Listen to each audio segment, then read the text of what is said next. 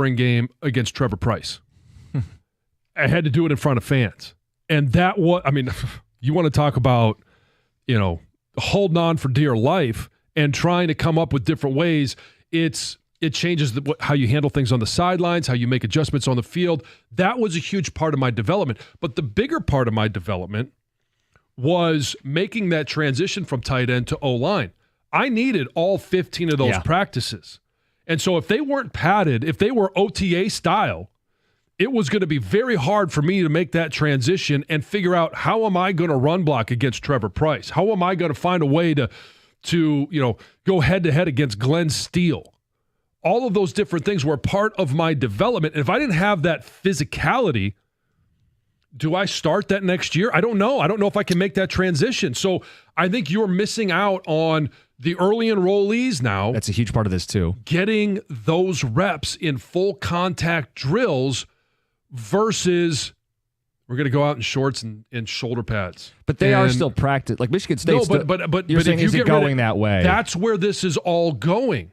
Which is tough because there's already a lack of continuity in college football, right? I mean, the portal, and I understand why it's there. Players have every right to transfer and better themselves, like coaches can leave and better themselves. But it's led to a lack of continuity in college sports, hoops and football, where the rosters turn over so much. Those spring practices, I'm sure coaches would tell you, we got to get to know everybody. We got to get acclimated. We got to build something to give them a summer workout plan so that when we get to the fall, we're not falling behind. The spring practices are critically important. The spring game, you guys tell us. Like, John, you bring the perspective of someone who played in the game and can say, yeah, I benefited from playing in a spring football game. As a fan, are you at all bummed that Michigan State says, we're just going to practice and keep it to ourselves? And they've said they have some renovations going, and Jonathan Smith did allude to the fact that, yes, poaching is maybe not the number one factor, but a factor. If you're a Spartan fan, did you like going to these games? If you're a Michigan fan, how would you feel if Michigan came out and said, stay home? You're not coming out and watching us play our spring game or even a scrimmage. But I always viewed it as kind of a little taste for the diehard sports fan. And I just feel like college football has done their fans a disservice in a number of ways.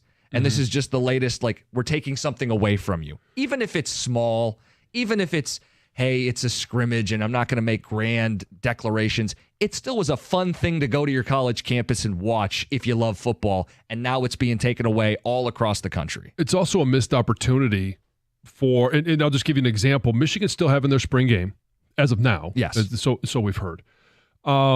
And then after that, when the fans do come in, and there will be there'll probably be more fans this year simply because they want to see what Underwood's going to be like. What does he look like in the maize and blue? So every year is going to be a little bit different. But after the spring game, and I just saw this, posted on social media, I don't know, was this yesterday or the day before, they're going to have a meet and greet with the entire roster after. Okay. I think it's Champion Circle that's putting it on. So if you don't have fans coming to watch the game, you're missing an opportunity for, quote unquote, you're going to pay $20 to come in and meet, Bryce Underwood, right? Well, and get an autograph. Some people will, but but that's my point. Is it's an NIL opportunity that schools are missing out on. So if we're not doing it because of the transfer portal, then could we possibly be doing it because one, it's an introduction to this team to your fans, but it's also an opportunity to raise some money for April 7th, house settlement. If we're going to have to pay $20 million, can we find a way to – but again, it's nickel and diming your fans. Yeah, well, cuts that way too. 248-539-9797. We got some people on hold. We got open lines if you want to hop in this morning. The question is the death of spring football games. It used to be a bigger deal, slowly dying. Michigan State, the latest to say, to hell with it. We're not playing a spring game. We'll practice, but we're not holding a game for everybody to come out and watch. It's 97.1. When it comes to managing your finances, you need a bank that gets you and is genuinely interested in your success. That's why I bank with First Merchants Bank. Whether it's your business banking or day-to-day personal banking, First Merchants Bank is 100% interested in helping you prosper. First Merchants bankers are attentive. They're going to sit down with you, ask you a bunch of questions, and then they're going to build a financial plan that fits you and your unique situation. When you make the switch to First Merchants Bank, you're also going to get access to their highly rated mobile banking app with innovative personal finance tools. Plus, they're deeply connected to the community's needs because it's their community as well, and they volunteer and donate to local causes to ensure that we all prosper together. This is the difference of a 100% interest in you.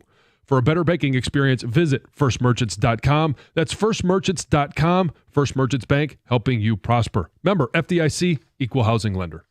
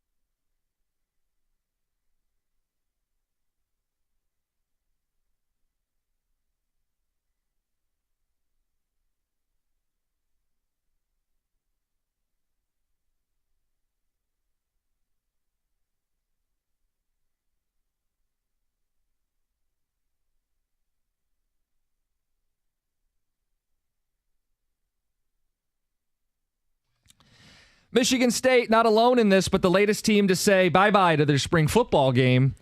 What's the value of that spring game? Evidently, not what it used to be. You guys let us know from a fan perspective, from a competition perspective. John, I know you spoke on that. Getting a chance to get out there and one more opportunity. Yeah. Let's get to Matt in Clarkston. You're on 97.1. Hey, good morning, guys. How you doing? Good.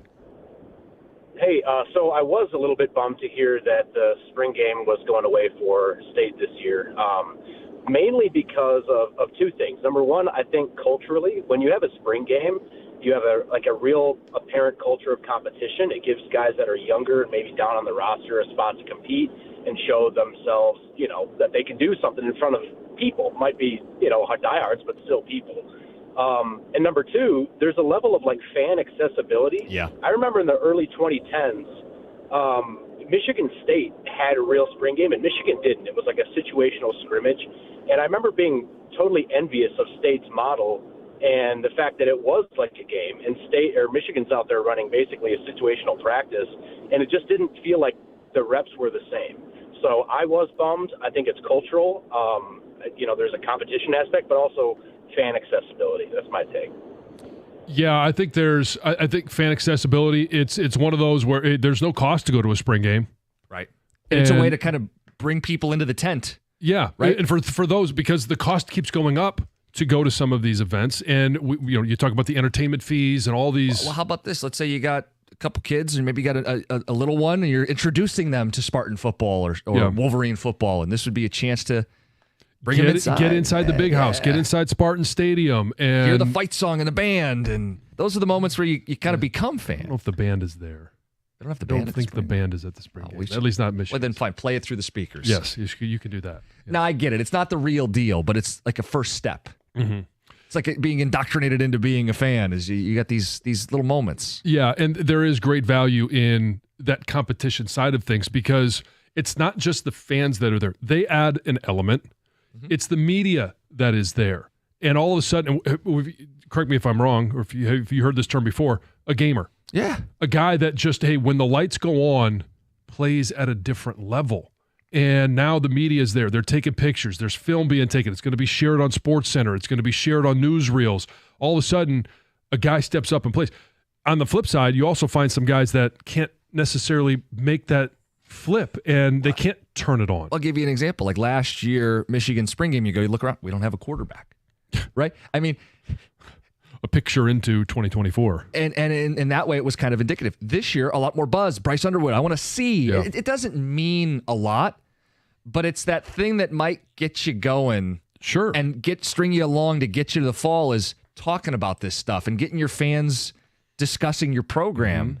I don't know. That's kind of how we view football. It's kind of a 365-day sport, and this was this is one of the tent poles of the college football season where these spring games.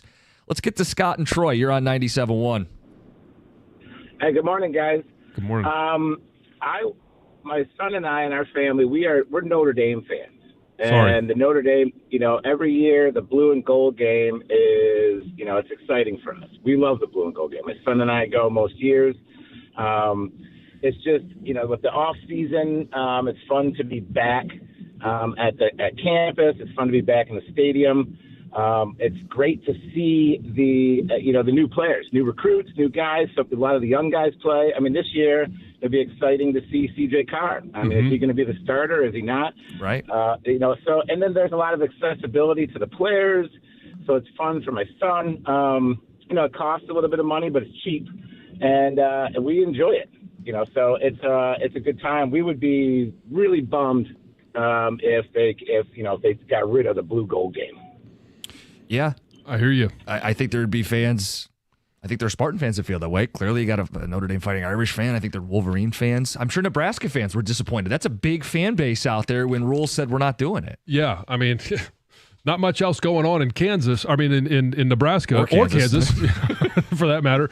And yeah, Nebraska is one of those spring games when you turn on, you're like, oh my God, where did all those people come from? These are maniacs. They packed that place. Jim has also said they're removing the spring game because then you could sell his tickets to the spring game. Right, those free tickets. Yeah. Nebraska spring game. Is never hesitate to make me the bad guy. Rob, you're next up. John's going. You do it to yourself. I know, yes. John. Rob, what's going on? Good morning, guys. Go Blue. Go Blue. Yeah, I was just on phone screen. Again, my in-laws just got into football, and they're 88 and 89 years old. And it's like, I'd like to take them to a spring game. That's why I was asking, when is the Michigan one? I believe it's the 19th. April 19th. Yep, it's the Saturday before Easter. Oh, okay. Yeah, I'll take them down there because my father-in-law can barely walk, so I know I need a wheelchair for him. But yeah, they just got into football, and then Michigan wins the national championship. They were all excited, more than me. I was like, what the hell's going on? Yeah. Yeah, better late than never. Bring them along. Exactly. Yep. Yes, sir. Go Blue. Yeah. Go Blue. Thanks for calling in, Rob. You can always listen to it. If you can't get there, you can always listen to it on the radio. There you go. Yes. All right, we're going to get to some college basketball, bottom of the hour. 7:35, our Cinderella picks. Our Final Four picks will crown a champion. And, yeah, we got to talk about the West Virginia governor going at the committee. All the big storylines of the Did you tournament. see the podium? Oh, my God. Yeah, I saw some of that. So awesome. Miscarriage of justice. But first, Heather with the news. An Oakland County youth hockey doctor accused of sexually assaulting players pleaded no contest to more than 24 charges. So the 68-year-old doctor spent more than 2 decades providing medical assistance to youth hockey teams in Michigan and Minnesota. And according to authorities, he sexually abused multiple teen boys. So on Tuesday, he pleaded no contest to 28 counts in 4 different cases. He's going to be sentenced on April 29th. Prosecutors say they plan to ask for a maximum sentence. And I'm sure he's going to get it based off of all of the details. Well, after 286 days in space, 2 American astronauts are finally back down on Earth. Butch Wilmore and Sonny Williams splashed down off the coast of Tallahassee Tuesday evening following a 19-hour journey in a SpaceX spacecraft. The astronauts were only supposed to spend maybe 8 days up in space, but that turned into obviously a whole lot longer, more than 9 months, because of some issues, which I'm sure they were happy to say, you know what, there's issues, I'll stay here. Yeah. You know, I'll be all right. They could have come home, I think in September, but they opted to stay because there wouldn't have been anybody replacing them. So they just said, you know what, we know we can.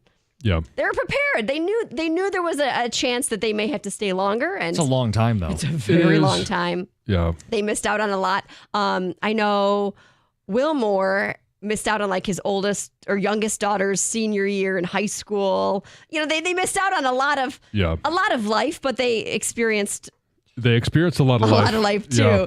Yeah. So while they were there, Williams, Sonny, she set a record for the most time spent spacewalking over a career among female astronauts. So good for her. They circled Earth 4,576 times and they traveled 121 million miles. Because I watched the, reappearance. Yeah. I watched the whole thing, and one of the fun facts that they were ranking, right? Oh, cool. The most, space walks for a female. Yep. She's number 1, but she only ranks number 6 overall.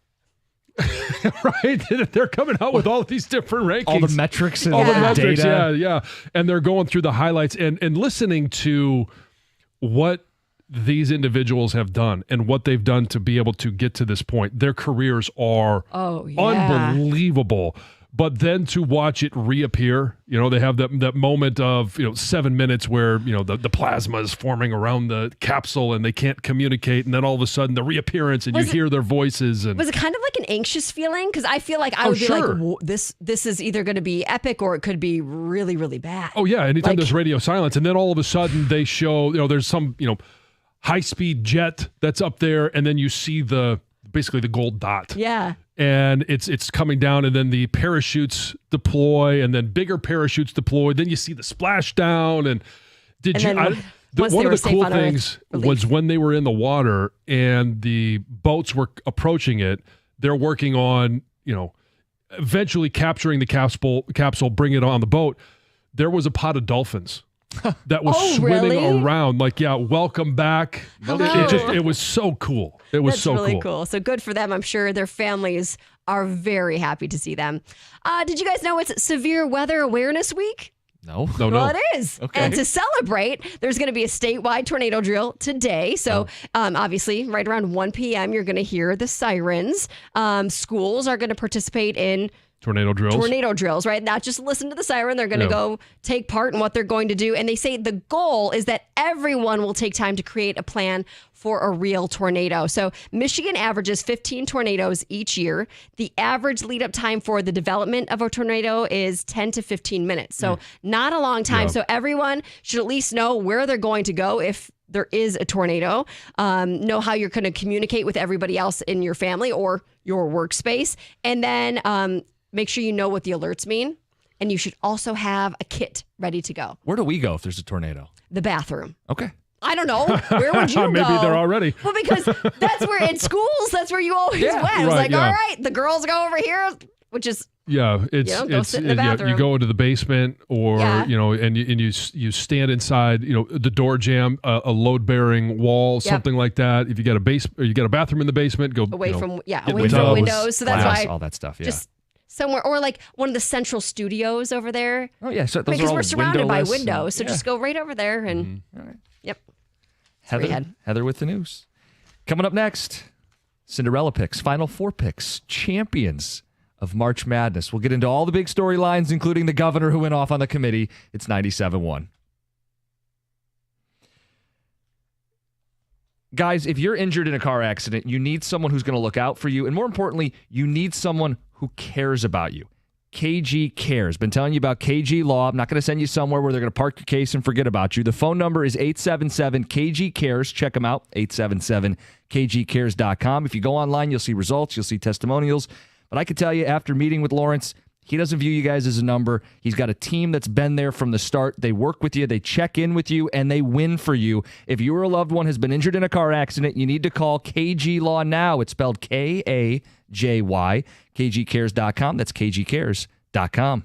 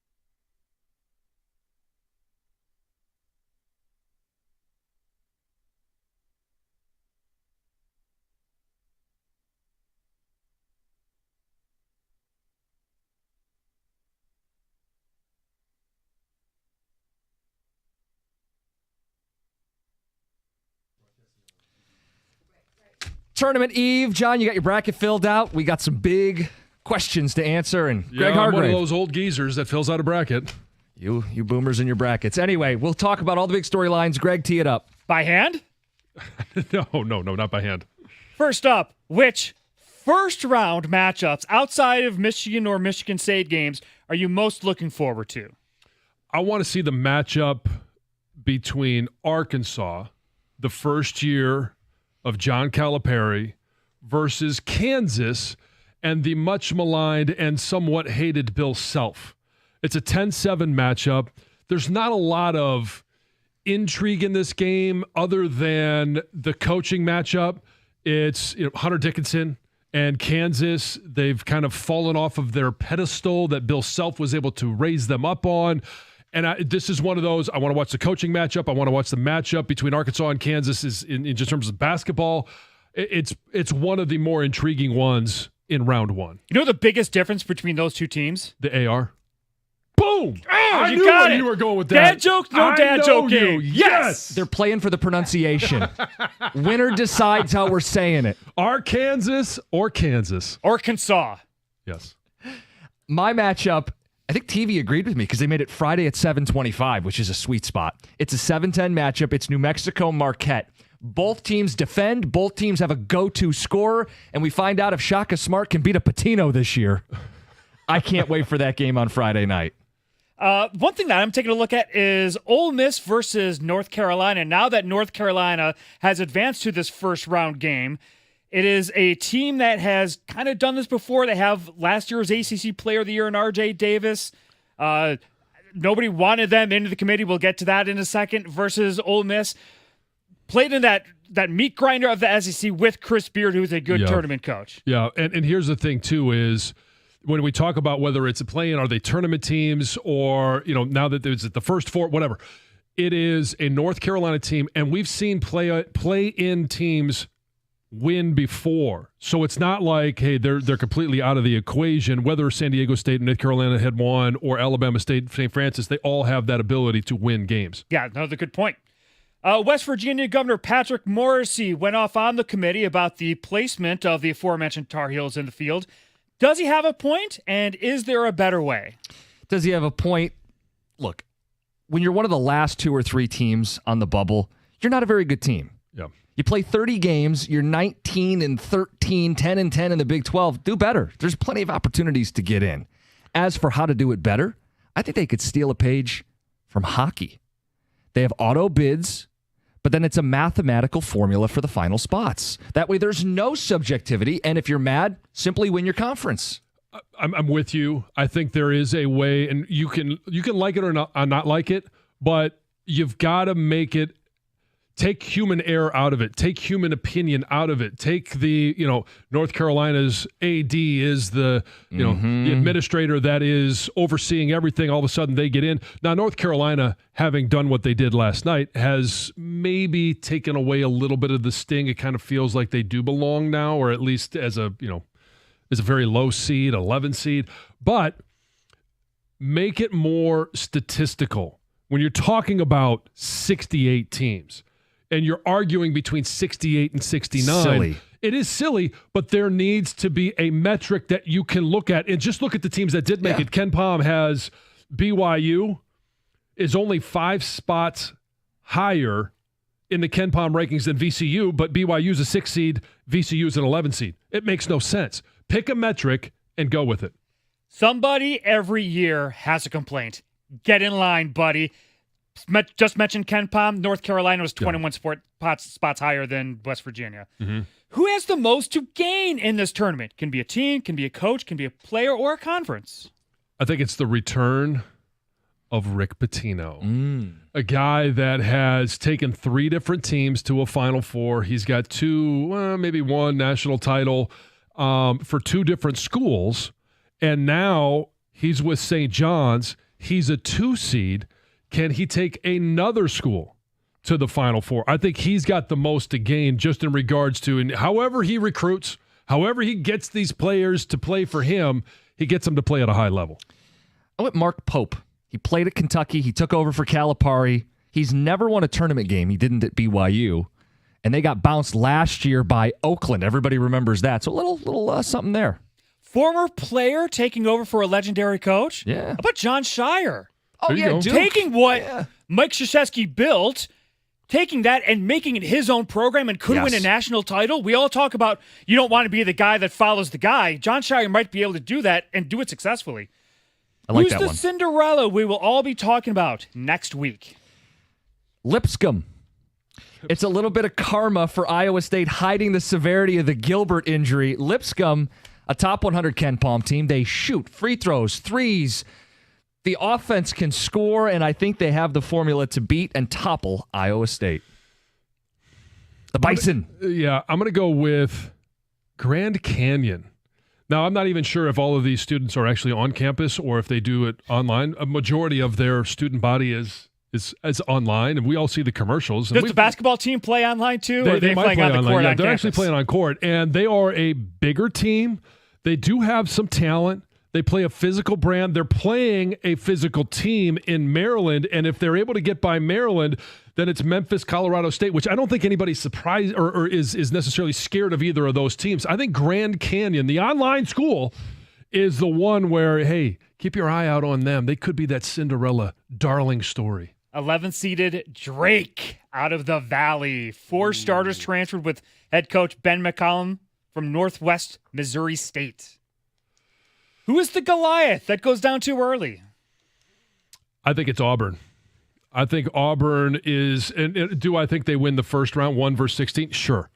But then they play Louisville, and they play them in Lexington. We talked about this, I think, yesterday, and I just don't know that Auburn right now, with Bruce Pearl, that they are playing at the same level. They are the number 1 overall seed, so if they go down in the round of 32, it is Goliath being taken down early. Now, Louisville, kind of a sneaky team. I think they're underseeded just a little bit. They've got some talent. You can argue that, whatever. But I think they're a team that could take down the number 1 overall seed. I don't hate it, right? Auburn lost 3 of 4. Louisville shoots. If you get hot, you're at home. Sure, I don't hate that one. I went to St. John's. And you could say they're not a Goliath, but they are a 30-win team. Oh, you're They're taking a shot at Pitino. 2 seed. Think about the second-round matchup where Pitino could go against Calipari or Bill Self. St. John's is a poor shooting team. 68% at the free throw line, and they don't shoot the 3. That's a recipe for letting someone hang in there, and one of these legendary coaches in the second round knocks him out. Ooh, Pitino versus Self. Dirtbag versus dirtbag. Tournament's built for it. 11 straight years, a 5th seed or worse has made it to the Final Four. There always seems to be an outlier. Pick a dark horse to do it this year. Gonzaga. Top 10 in the Ken Palm. They are an efficiency darling. They are an offense that I think could pull off an upset in round 2 against Houston. They've made 9 straight Sweet 16s. Make it 10. Make it another Final Four for Mark Few. There is, 7 years in a row? I believe that he's been in at least the Sweet 16. 9, yeah. This 9 would be years, 10. yeah. That Gonzaga's mine as well. Okay. And I look at them and go, I think that they're also a team that is underseeded. The Houston team, I mentioned it yesterday, they're the oldest team in the bracket. Average age is like 23 and a half years old. They're experienced, but I also think Gonzaga brings a different style. And in fact, Gonzaga beat Houston earlier in the season. I believe I saw that. I'm not sure. I'll have to check that, but fact check me on that one. Could be fake news. I just think that they're a team that could make that run, because if they do get past that, what are they worried about? Purdue?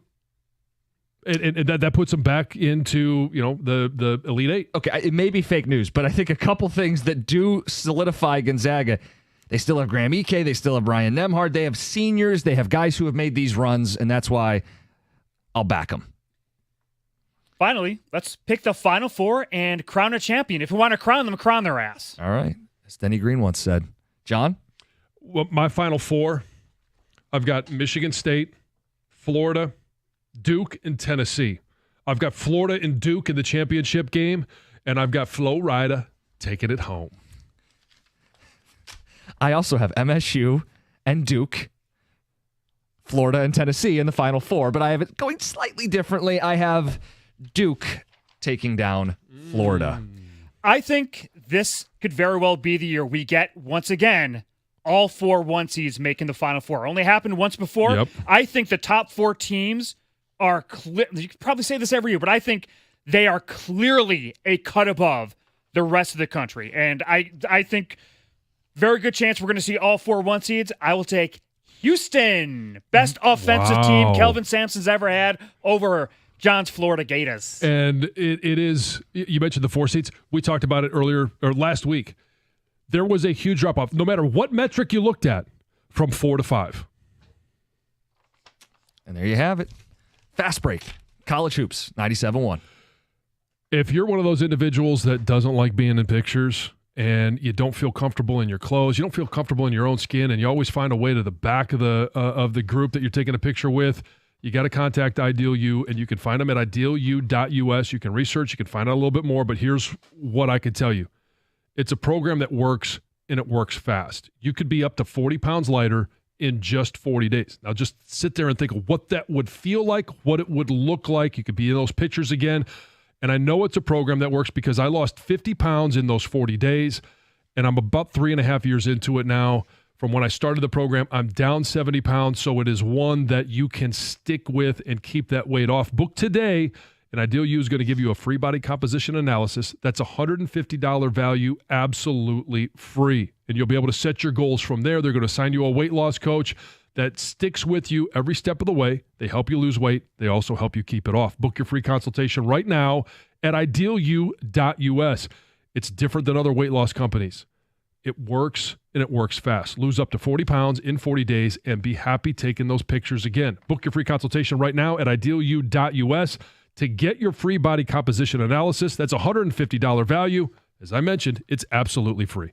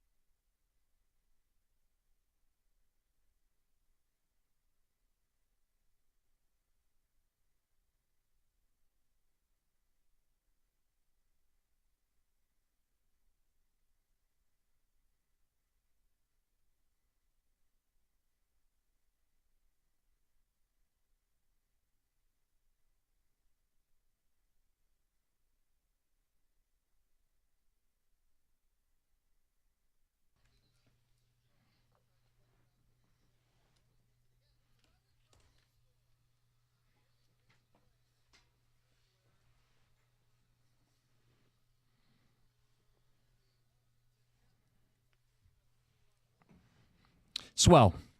Swell. Great. Yeah, and then we're done. Things are just fine. Yep. 4-1 loss to the Caps last night. Ken Cal on the call. Look, everything was going well for the Wings outside of their own game. Flames were beating the Rangers going to that third period. Ottawa was taking care of Montreal. All the Wings had to do was, win. That's proven to be an issue lately. Losses in 7 of the last 10 games. Larkin with the only goal. He looks deflated after the game. I think we're getting to a point, John, where we're not talking about a playoff race, right? We're a matter of days, not weeks, days from calling this thing over. Mathematically, yeah, we'll be there before you know it. I wonder, should we see Kosa before this season ends? Easy answer, yes. We've seen him already.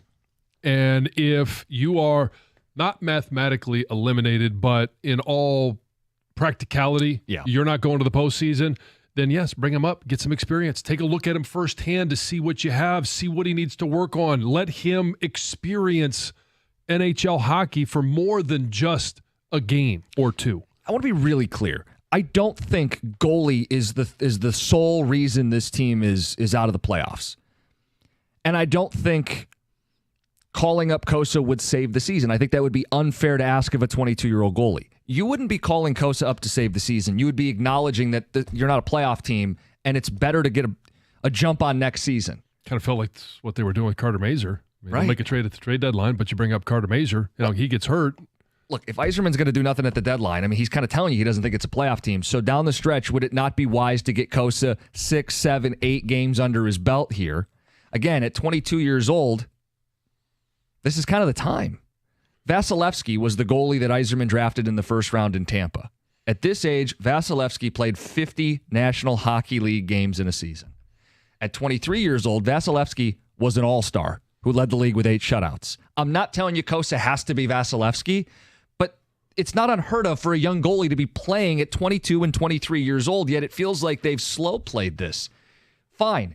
You're not throwing him into a playoff race. You're not in a playoff race. We should see Kosa before the year ends, but John, we're not going to because they traded for Peter Mrazek. They got 3 goalies already at the National Hockey League level. I don't get it because Kosa could still play a handful of games now and then the AHL playoffs and hit the ground running next season with the Wings. To me, it's about experience. It's about what does it look like, feel like, smell like at LCA, or if you're going to be on the road. Like all of those different things can be an experience that he can put in his mind and build on going into next year. Because I think we all believe, or we all expect, that Kosa will be one of the goalies, one of 2 next year. Yeah, probably one of 3: Talbot, Mrazek, and Kosa. Yeah, if you're going to carry 3. Well, we've seen what Yzerman's chosen to do in the last couple seasons here. But I think there's great value in the experience. And if this experience isn't going to be for the team now to get into the playoffs, then how can you build on experiences this year so that next year you're in a better position? Yeah, and the truth is, like, Lyon faded at the end of last year. Talbot's faded at the end of this year. Mrazek's just not very good. Like, Kosa at least has some upside. But the Wings are out today and likely out when the season's over. In St. Francis, PA, do they count as being in the tournament if you lose the play-in? That was a debate you heard Doug and Gator going off on yesterday, and you and I don't see it the same way. No, we don't. I see it as, let's just go back to yesterday's 2 Grand Slam. Do we have to correct the answer? Because Heather asked the question, how many teams are in the NCAA tournament? And the right answer was 68. You agreed that the right answer was 68.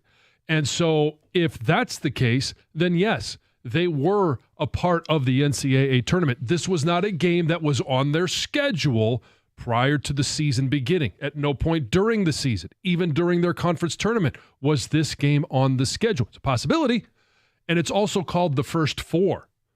So if the next 64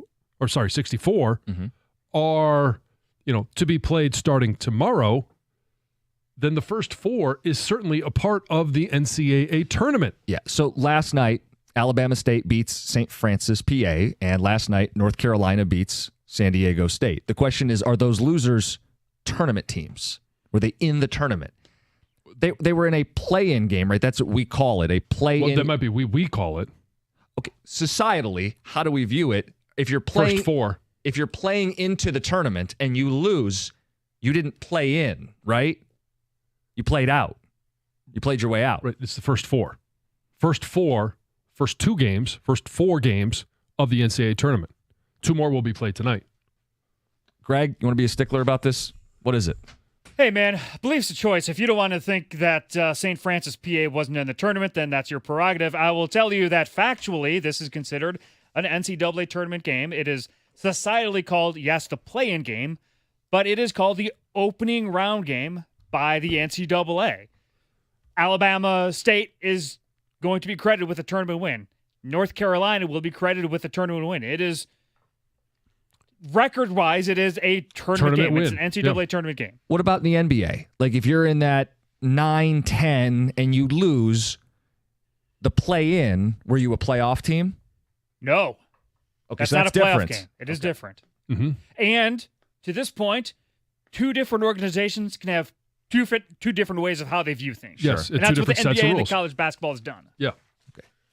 So they were in. Did we sway you? Probably not.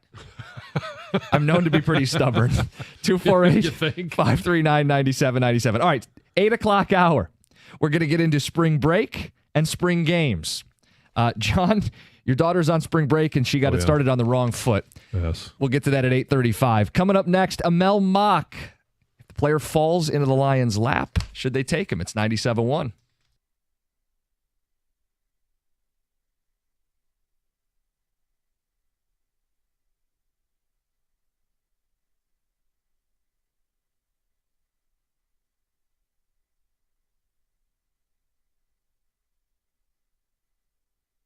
Brought to you by Precision Garage Door Service of Southeast Michigan. 3 unanswered goals by the Capitals, dooming the Red Wings in D.C. 4-1. Their 5th straight road loss and an opportunity to make up ground in the East goes by the wayside. It was a tie game with 12 minutes remaining, but it was all Caps from there.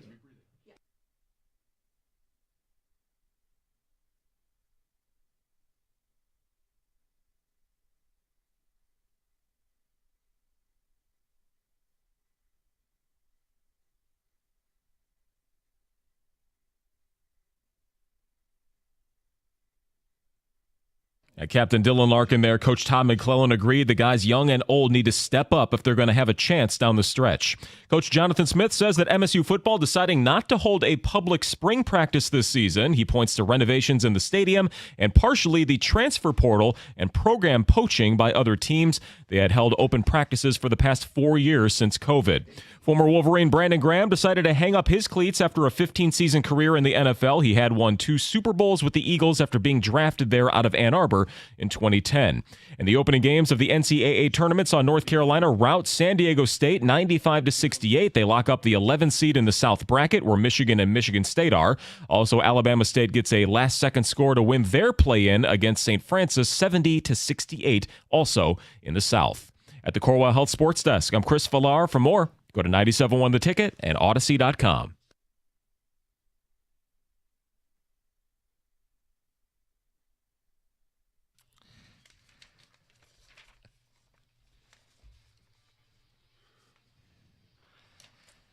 All right, as the show rolls on, we've got spring break and spring games. You heard the update on Michigan State from Chris Villar. The death of spring games are upon us.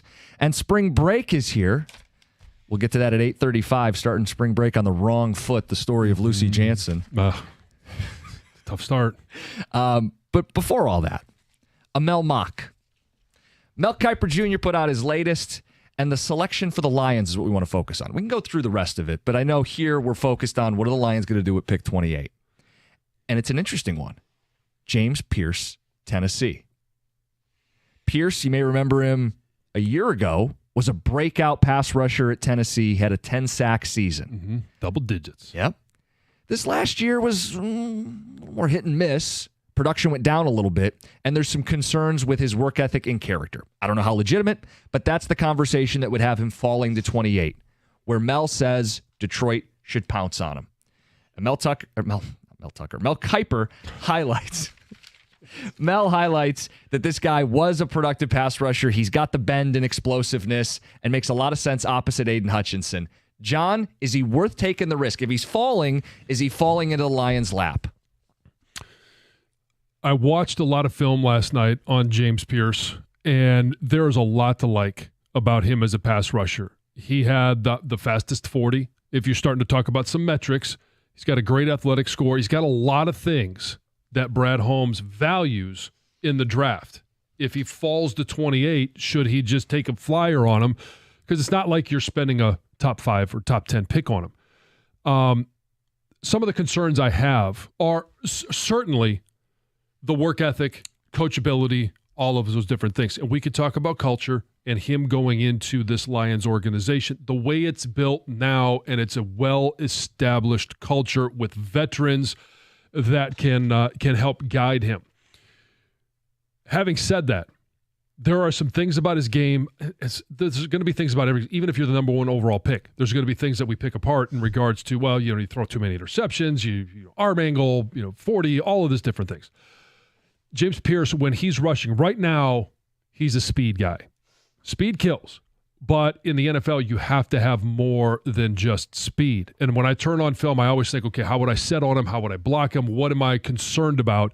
And if it's just simply speed, because he doesn't have necessarily the weight, the power yet to go from speed to power. He's got a little bit of that. There's some bull there, but it's going to have to be what's the inside move? How do you use your hands? I don't think right now he's as polished of a pass rusher. He's got a lot to like about the athletic ability, but there's a lot of work to be done in regards to how he uses his hands. What's the move off of the move? How are you setting guys up? The kind of the mental side of things. He can get there. But if there are questions about work ethic, about practice, about all of those things that take you from being a really good college player and having all these athletic traits to being a great pro, now I start to have even more concerns. And I don't know that the juice is worth the squeeze. So you lean no. Because I lean yes. I feel like Dan Campbell's built a hell of a culture here. If those things are true, I would lean more no. Okay. If he is a guy that needs to grow up a little bit and work a little harder, I think Dan Campbell has the best culture he could possibly be drafted into. Mm-hmm. Not the same situation, but J-Mo was someone who we had questions about immaturity, right? He had drops issues. Not at the draft. No, but I'm saying since then. J-Mo's a guy they've had to rein in and help and provide structure to. If J-Mo's drafted by the Raiders, I don't know if he's a 1,000-yard player last season. I think that's a nod to Campbell and the culture here. And if Pierce is someone who needs a little structure, needs someone to throw an arm around him, provide him an environment where he can go and thrive, he would make a lot of sense opposite Aiden Hutchinson, because at 6'5", with that explosive profile, that's a guy that you coach up and you unlock and you get more of. When Jalen Carter was the discussion, they stayed away. I was all in on that. And that was a riskier proposition picking in the top 10. This is the end of the first round, right? Someone's fallen because of a flaw. But if the physical profile is there and you just got to coach him up and put an arm around him, I'd take Pierce. Now, if they do their homework and they find out that he is a total problem, like a locker room cancer, that's a different story. But if it's just one of these, like, he needs to grow up, he needs someone who's going to push him to be his best, I mean, that's Dan Campbell to a T. Yes, it is. And the Lions may be the best fit for James Pierce. I'm not sure that James Pierce is the best fit for the Lions. Because, like you mentioned, J-Mo had some issues, injuries withstanding, suspensions, and if he is in any organization, as you mentioned, other than the Lions, maybe the structure, the culture isn't there for him to be able to recover. Maybe another franchise just says, you know what, we can't continue to deal with this, and we're just going to move on. And he's not as productive. Now, all of a sudden, you've been able to nurture him. And he is a productive part of this offense. He's an explosive player, all of those different things that we know about J-Mo. Yeah. And James Pierce, if you bring him into this culture, it doesn't mean maybe he doesn't have off-the-field issues, because I know a couple of years ago there was an actual off-the-field issue. Charges were dismissed. And it sounded like it wasn't necessarily a major issue. But if it's about practice, if it's about effort, if it's about putting the work to develop to be a pro, just because a guy is into that culture doesn't mean it sticks. Yeah, so what we have is a player with 17 and a half sacks, 28 TFLs over the last 2 seasons at Tennessee. Major college football, SEC, where Brad Holmes has found really good football players. The reports are he, quote, didn't interview well with teams at the combine. That's per Walter Football. Take it for what it's worth. He failed to quiet, quote, character concerns around his name, which stem from effort and coachability. Another report from Corey Kinnan, never heard of him, but he says Pierce is seen as undeniably uncoachable. 1 foot out the door last season. One scout said the worst character report of any player in the draft class. Look, if it's that bad, he won't be on your board. But if this is classic, like pre-draft posturing and guys putting out rumors so players fall, you vet them yourself, and Dan Campbell and Brad Holmes will vet them. And if it's just a matter of, hey, we got to get him to work a little harder, the talent's there, I'd take a flyer at 28. But you guys let us know, 248-539-9797. If he's falling, he may be falling for a reason, or he may be falling into your lap. Which camp are you in? If you are able to get him to master his craft, it's the perfect fit, because you're not asking him to come in at 245 and 6'5". He's got some physical freak ability. One of those is not going to be defending the run as a rookie. So you're not bringing him in to be a 3 or 4 down guy. You're not going to put him on the edge in short yardage or goal line and say, hey, let's make sure we get a stop here. You've got guys like Josh Paschal, Levi Onwuzurike, Marcus Davenport, if he's healthy, that can do that. So you can platoon him. You can bring him along. If you're simply looking for 13, 14, 15 plays a game where we need you to be special, we need you to go out there and apply pressure, and we don't even care if you get home. We just want that pass rush win rate, because we got a guy that can get home. Ticket texters. We pass on so many players to our detriment. We only draft nice guys. Signed, Brandon. I think the implication there is Jalen Carter.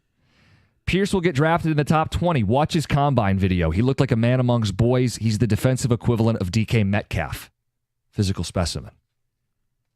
You gotta be careful judging based on how someone looks at the combine. I would say when you couple it with the fact that he's got the tape. Yeah, I mean, Jackson Dart looked good at the combine too. Yeah, be careful about that. But second most pressures last season in college football, and you're physically every bit the player you need to be at the NFL level. That's a guy I'm willing to roll the dice on. Texter says not taking a chance with character issues. Holmes would never do it, and rightfully so. I would just point out, Jamison Williams has been suspended by the league multiple times. Brad traded up to get him. He was injured at the time, has clearly been immature, and has clearly grown up in this culture. Why would you be afraid to take a risk on an edge rusher when all we've done for months is talk about pairing Aiden Hutchinson up with another premier pass rusher? Those two would be together for 5 years if you draft one in the first round. And now you say, we're hunting this thing down. You want to talk about bites at the apple? I could be sold on that philosophy. And you got to do your own research. Here's where, and you brought this up, where we don't know. I've never been in the same room with Pierce. I've never met him. I don't know. And I guarantee, I'm not going to guarantee you, I find it highly doubtful that Mel Kiper has ever been in a room with Trey Pierce. Now all of a sudden he's relying on sources. And then those sources are repeated, and then you pair it up with, well, we heard this from this guy. Well, have you ever heard of this individual? No. And so you've got to do your own background, which we believe Brad Holmes and Dan Campbell and that coaching staff will. What's their takeaway? Yeah. And is this a guy where they see a diamond in the rough in terms of his approach to the game? It may just need a little bit of, tender loving care. A lot of people bringing up Jalen Carter on the text. I could already see Lions passing on him. I've already done this before. I don't know that they'll even have the opportunity to pass on him. He'll be gone. I think he'll be off the board. But if he is there, it does raise the question. Yeah. Another one says you can't pass on a guy because of rumors. We went through this with Jalen Carter. We'll get some of your ticket texts. We've got open phone lines, and we'll hit on a couple other key players in Mel's mock just to give people kind of a sense of where things sit a month away. It's 97.1. FanDuel is turning the excitement up even higher for college basketball through the first 2 rounds of the tournament. Bet on the lowest winning seed of the day, and you're going to win a share of $1 million in bonus bets. Now, that's an upset that you don't have to be upset about. And you could take a 16 over a 1. It's happened. You could take a 15 over a 2. It's happened a little more frequently The lower you go, the more odds you get, or the higher you go. FanDuel is the best place to bet on in the tournament. You can bet on everything from spreads to money lines to team totals, and just download the app because there's so much to explore. Here's how you do it. Visit FanDuel.com/971Detroit. That's FanDuel.com/971Detroit. You can download America's #1 sportsbook today and back your dog of the day, because in March, anything can happen. Must be 21 or over and present. Michigan opt-in required. Winning pre-live moneyline wager on lowest seed required. Each $1 million jackpot to be split equally among all eligible winners. Bonus bets are non-withdrawal but expire 7 days after receipt. Restrictions apply. You can see all these terms and more at sportsbook.fanduel.com. If you have a gambling problem, call 1-800-GAMBLER.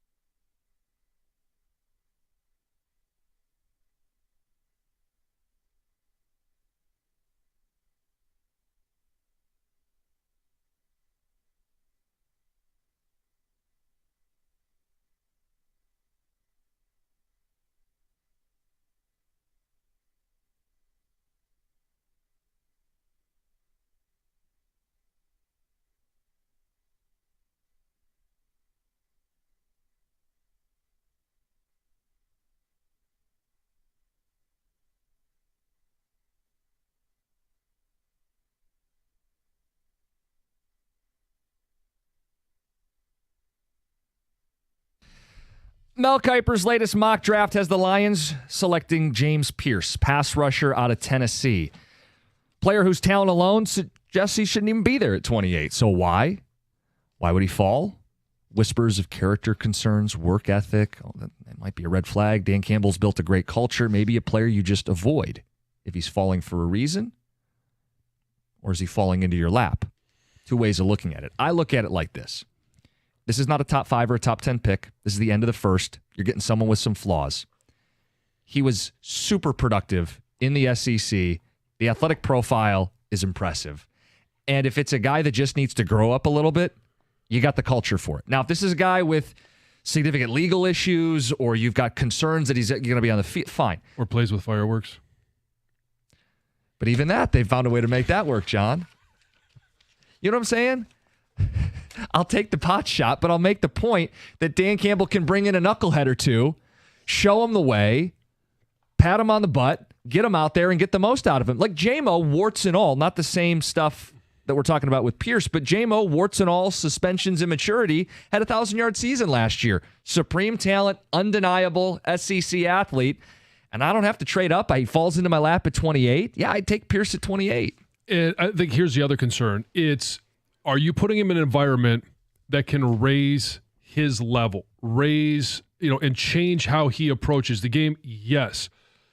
I think when you talk about putting a guy like this in the culture, that's the first thing you go to. The other side of the coin that you have to think about is if you bring in a guy that is going to be lazy at practice, not going to be in the weight room, is he going to affect other players that maybe have those tendencies? And is he going to have a negative effect? No, just listen to me. Is he going to have a negative effect on Aiden Hutchinson or Aleem McNeil? No. Or DJ Reader or Josh Paschal or Malcolm Rodriguez, Jack Campbell, Derek Barnes, Alexander, Brian Branch? No, I don't think. Right. That's not the concern from where they are in setting the culture, living in this culture, and continuing to develop this culture. Let's get to our friend Corin. You're on 97.1. What's going on? What's up, guys? What's up?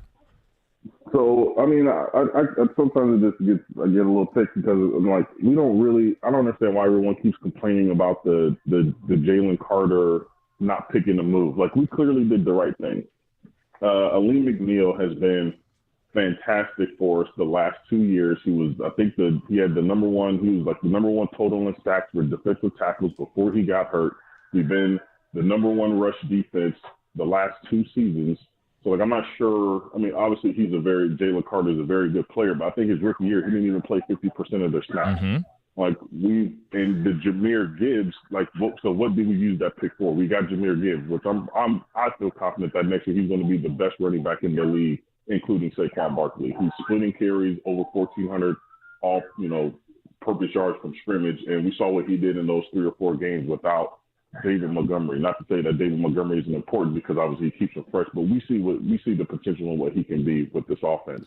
So to me, it's like if you don't see a guy that you love in this draft that's not in your top 10 or 14 guys that you have in the first round, which then you trade the pick, either go get someone else or go get some more picks to package to get someone else. There's a lot of really good pass rushers still in the league right now that we already know that we could package some picks for to go get rather than taking a flyer on someone.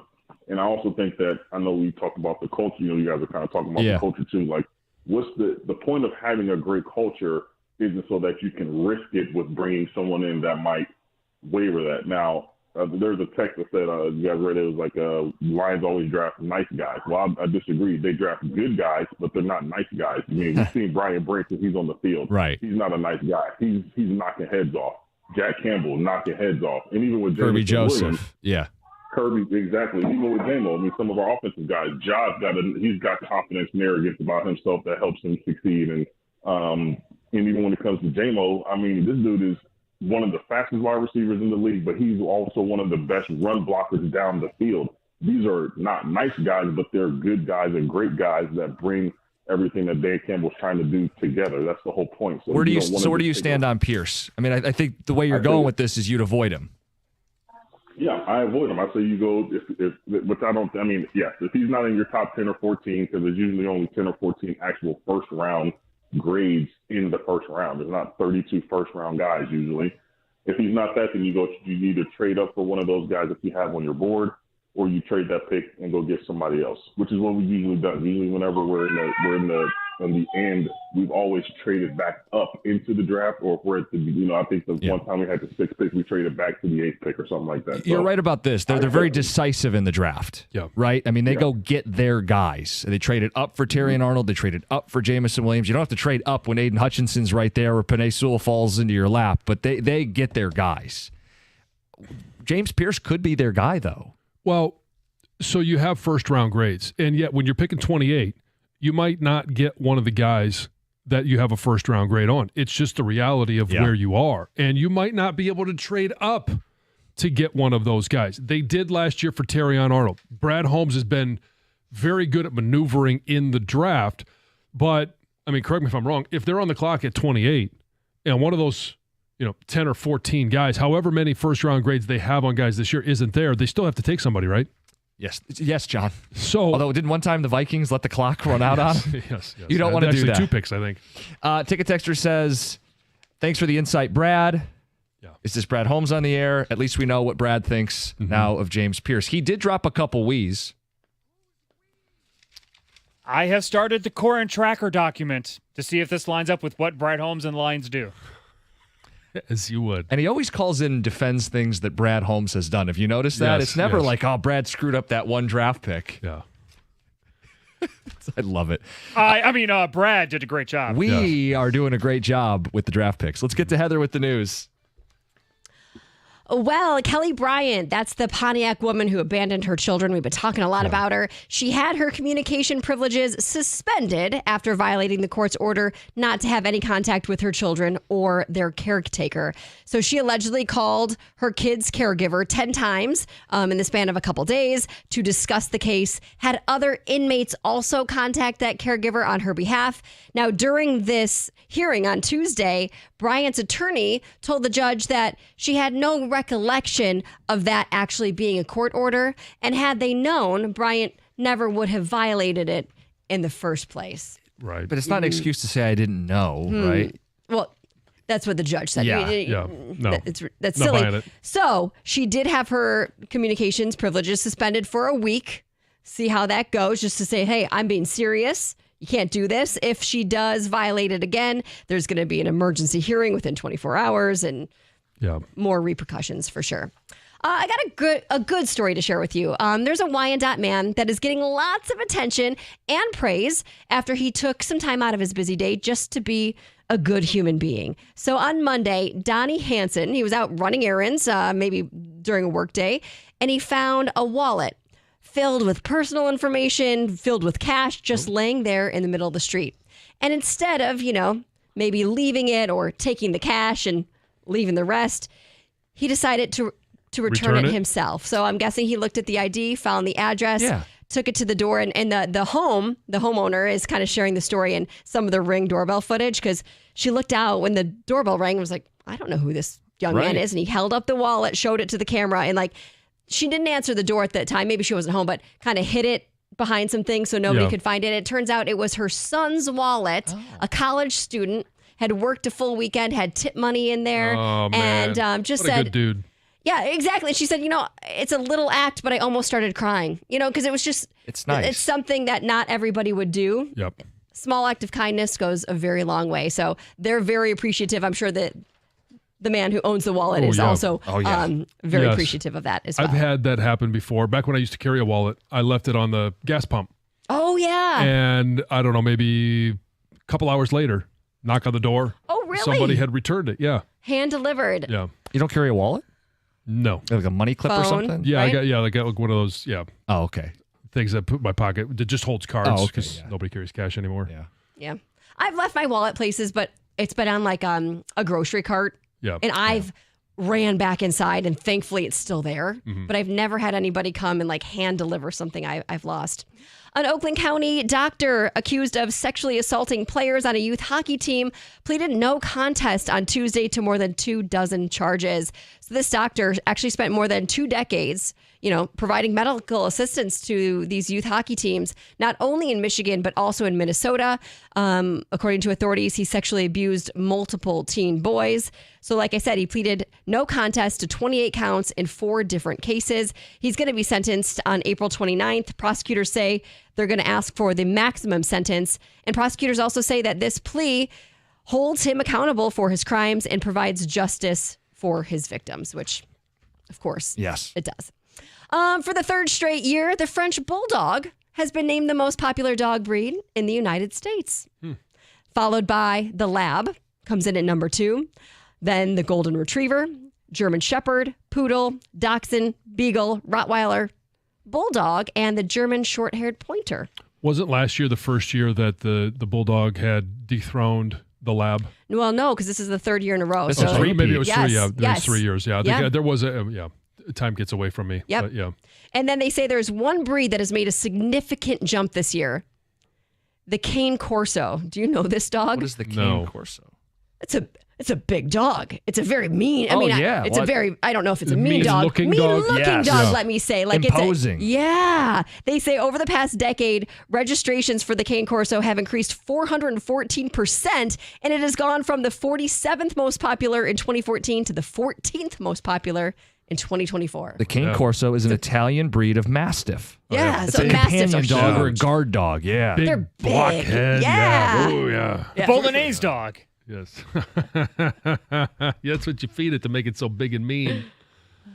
Heather with the news. All right, coming up next, John, you're going to tell us all about how spring break started yeah. on the wrong foot. Yikes. It's 97.1.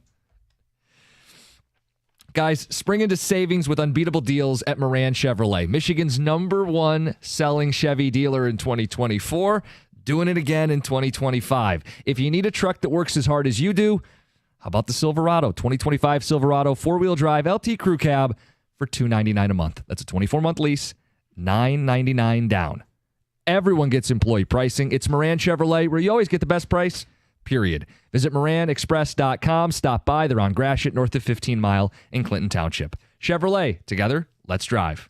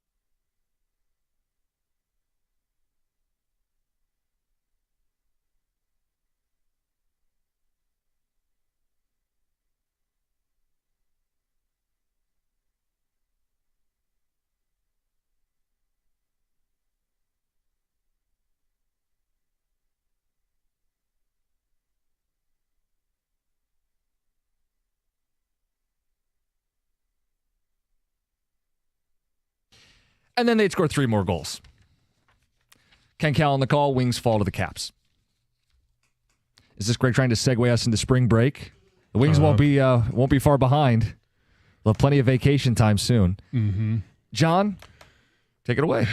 Yeah, I have been talking to Lucy. She went on spring break with some college roommates and college friends. First time she's been on a trip like this without mom and dad. And so there was a couple of times last week where I called up and I let her know my concerns. I'm excited that she's going. I hope she has lots of fun.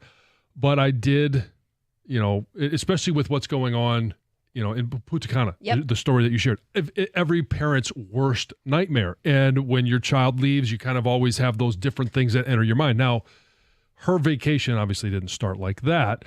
But I talked to her yesterday after the show. Hey, we're by the beach. Everything is great. We're having a great time. And then later I get a text from Lisa that says, hey, do you have time to talk? Oh, that's never good. That's never good. So I say, yeah, hold on a sec. I'll give you a call in 2 minutes. I give her a call and she says, Lucy called me and she didn't want to bother you. She knows you're busy. Oh, no. I said, oh, no. What happened? She got stung by a jellyfish. Oh, no. Yes. Right across her leg. And I've never been stung by a jellyfish, so I don't know what that feels like. Well, you avoid the ocean. I do. And so this is one of the things I told her. If you're going to go in the ocean, you better be careful. Swim at your own risk. Swim at your own risk. It's my rule. And so she, and I've never said to kids, you can't do this. So she's swimming in the ocean. She gets stung right across her leg. And she sends me a picture because I instantly hang up the phone and I call her. What's going on? Are you okay? And it's this huge welt across her leg, the whole on her thigh, and it's all red. You could see where the jellyfish tentacle was. Oh my gosh! Oh yeah, it was probably I don't know, maybe a 6 or 7 inch long welt, and that's no joke. No, and so she's like, yeah, okay. So Lisa told her, you go get some vinegar, pour it on there. Oh really? She knew the solution. Like she knew what to do? It. Yeah. Oh, she Googled it. Okay. Well, don't they tell you someone can pee on it? Yeah. Yeah, and if you Google that, they say, please, please, please don't do this. Oh, okay. Yeah. So use this vinegar solution. Vinegar and then get some Benadryl. Okay. And so she did both. And by the end of the day yesterday, it had gone down. It was much better. So it's not going to ruin her. Now, I'm sure she'll still go swimming. I'm sure she'll be a little bit more cautious. But it did bring up the question of, have you ever had that vacation that you have just been dying to go on? And on that first day, whether it's because this is the other thing I told her, wear sunscreen. You don't want to get that sunburn on the first day. Make sure you cover the tops of your feet. And your eyelids. What? I got burned in my eyelids once, and it was horrendous. Oh, probably just from laying out, trying to get as dark as I could back in the day, and then I could hardly go outside the rest of the trip. I've never heard of burned your eyelids. Yeah. Ooh. Yeah. I've burned the top of my feet before fishing. That's no fun either. That's terrible. Can't wear shoes. Anyway, keep going. So my question, so obviously you've had this happen. Yes. What has happened on the opening day of vacation that has just ruined the rest of your vacation? Have you had that moment? I've never had a full vacation ruined by anything. I've had bad starts to one. It was in high school, actually, my senior year spring break. Yeah. You're so excited. All your friends are there, right? And I got I don't know what happened, if it was food poisoning, but it was like I got off the plane and I was puking profusely. And it's like everyone, it's just like not what... You're with like a group of 20 people. I don't know everyone there. And oh my gosh, I'm over here behind a bus puking my brains out. And I wanted to be you want to be cool. And everyone had a beer on the bus. And you're like, oh, I got to keep high school? up. Yeah, John, I drank in high school. Yes. Yes. And we're Maybe in Mexico. That's why you were puking. No, I had not had any. No, this was just, we landed. Oh, this was pre-beer. Oh yeah. I did not partake, but I was very, very, very ill that whole day. I don't know what happened, but I sucked it up, still went out. Rallied and probably kept puking from the alcohol afterward as well. Well, John, I hate to tell you this. You don't think Lucy's going to have a beverage on spring break? She is in the States. So that she doesn't stop people. It doesn't stop people, but it's not as easy as in Mexico where they're like, here you go. But John has a daughter in college who's going somewhere warm for spring break. She will have a drink. I'm sure she will. Trust me, I'm not ignorant to that fact. Yeah. Yes, I'm sure she will. She will have a decision to make. Doesn't mean Dad likes it. That better not be the phone call I get. Right. I can tell you that now, because I will be on the way to the airport. I will be on my way down there to bring her butt back. And I think she knows that. Oh, she absolutely knows it. There are things, yeah. But I have also told her, no matter what it is, my initial reaction will always be, are you okay? Right. We'll deal with the consequences later, but there's never a situation where I don't want you to be afraid to call. You've put the call out for people, things that on day one of the vacation. Yeah. Because we all do it, right? Yeah. And I've had a couple of times where, one, this wasn't an injury to me, but went fishing up in Northwest Ontario. Took the boat up there, and I was so excited to have my own boat, fish in some of these lakes that some of them you can't even get the boat into. You've got to be able to hike in, and you're using somebody else's boat at that point. But there was a big lake. I was ready to go, and I had opened her up, thought I was at a spot because I'd fished this lake a number of times before, and hit a rock that was just under the water. And it damaged the motor so that I was only able to basically putz around at that point. Still fished, but it totally broke my heart. That would have been. I would have rather had a broken arm at that point than have my boat injured and it affect my fishing. It almost brought a tear. It's a tone setter the wrong way. Yeah. Yes.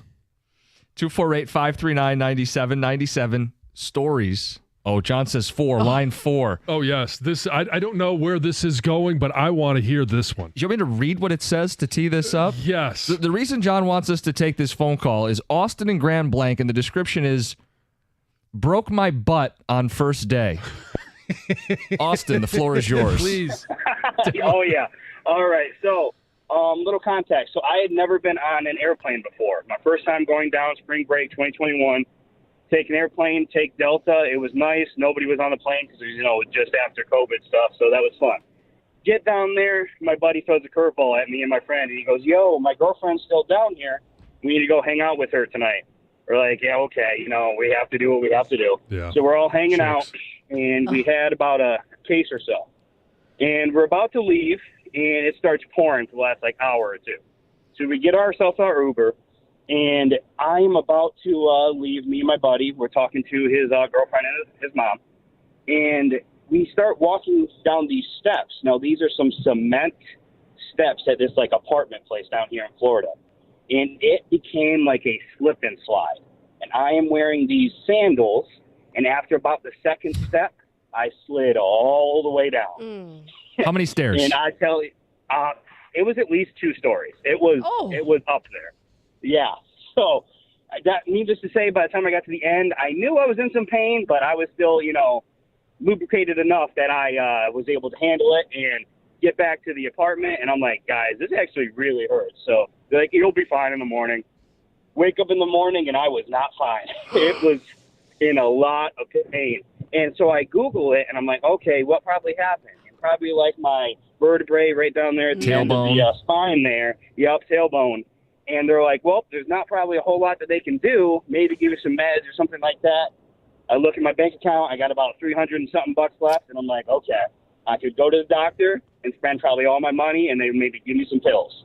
Or I can just save this money and have some more alcohol there and just enjoy myself for the rest of the week. And that's what I ended up doing. My flight back was not nearly as much fun. No. It was a packed flight on a Spirit Airlines. And let me tell you, it was not comfortable at all. Did you ever eventually go to the doc? I actually did not, because once I got back up, it hurt a little bit, but not nearly as bad. It only would hurt, and it was for a while. It was for months after that it would hurt, but it would only hurt after 3 or 4 hours of sitting down, and I would just have to get up and move around. Oh, man. But it sounds like they couldn't have done anything anyway, besides maybe some pain meds and a donut to sit on. I don't know. I mean, the doctor might have said, exactly. We could do this to relieve some discomfort. He might have passed on that too. Austin, this is a great. We can relieve some pressure. This is a great start. Depends what kind of doctor that was. Oh boy, this is a great start to the topic. We got a ton of calls, ton of perspective, ton of stories. That was the perfect first call. Getting your vacation off on the wrong foot. Oh, It's boy. 97.1. Hey, get green, stay green with Natural Way. As we all know, spring is here. We're going to have some warm days. We're still going to have some cold ones, but your grass is going to start growing. Crabgrass comes along with it, and you got to address it now. Natural Way Lawn and Tree Service, 888 Get Green is how you can get them on the phone. NaturalWayLawn.com is how you get them on the web.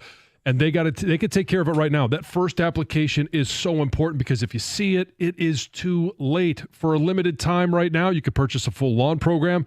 You're going to get free grub control, but you got to mention my name along with 97.1 the ticket. Here's the Natural Way difference. They're going to use fewer chemicals and environmentally sound practices. They're going to assign a specialist to your lawn, and they're going to custom tailor a solution specifically for your yard and your home. They also offer pest control services, and it's been locally owned and operated for over 3.5 decades. Keep your money local. Stay here with Natural Way. They're going to give you 100% satisfaction guarantee. So if you don't like it or if something happens, they're going to come out and fix it. Get green, stay green, and save some green when you prepay. Call by the end of the month. You're going to get the early bird discount. That number again, 888 Get Green, or on the web at naturalwaylawn.com. Natural Way Lawn and Tree Service. Get green, stay green with Natural Way.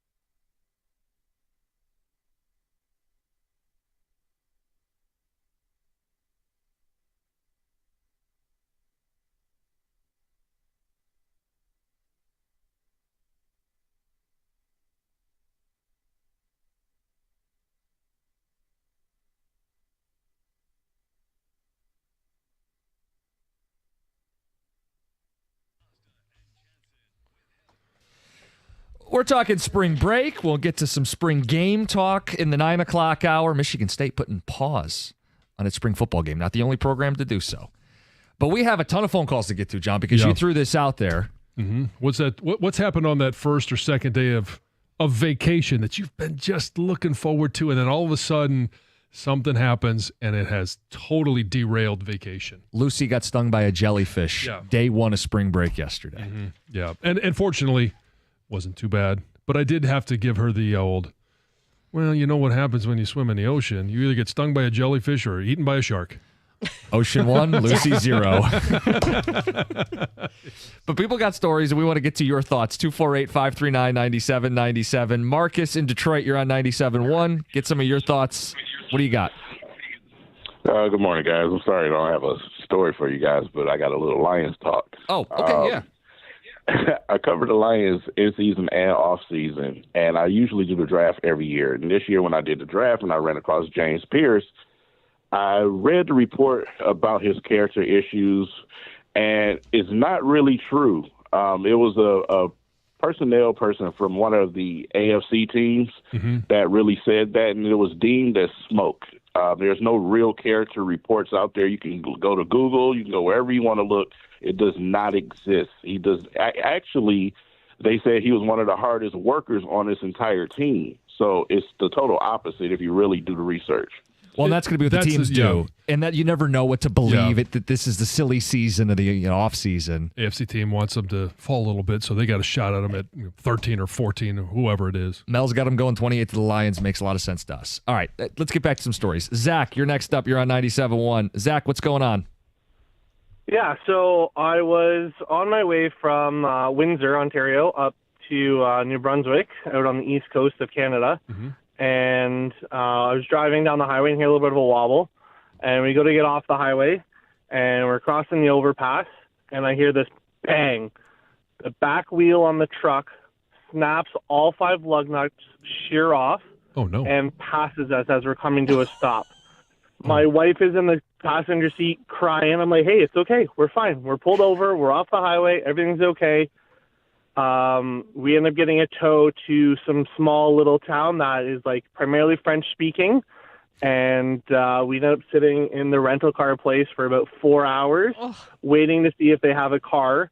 They're 20 minutes from closing, and the employee comes over. He's like, hey, the manager's going to let you take the truck he had rented for the weekend, and that way you guys can continue on your trip.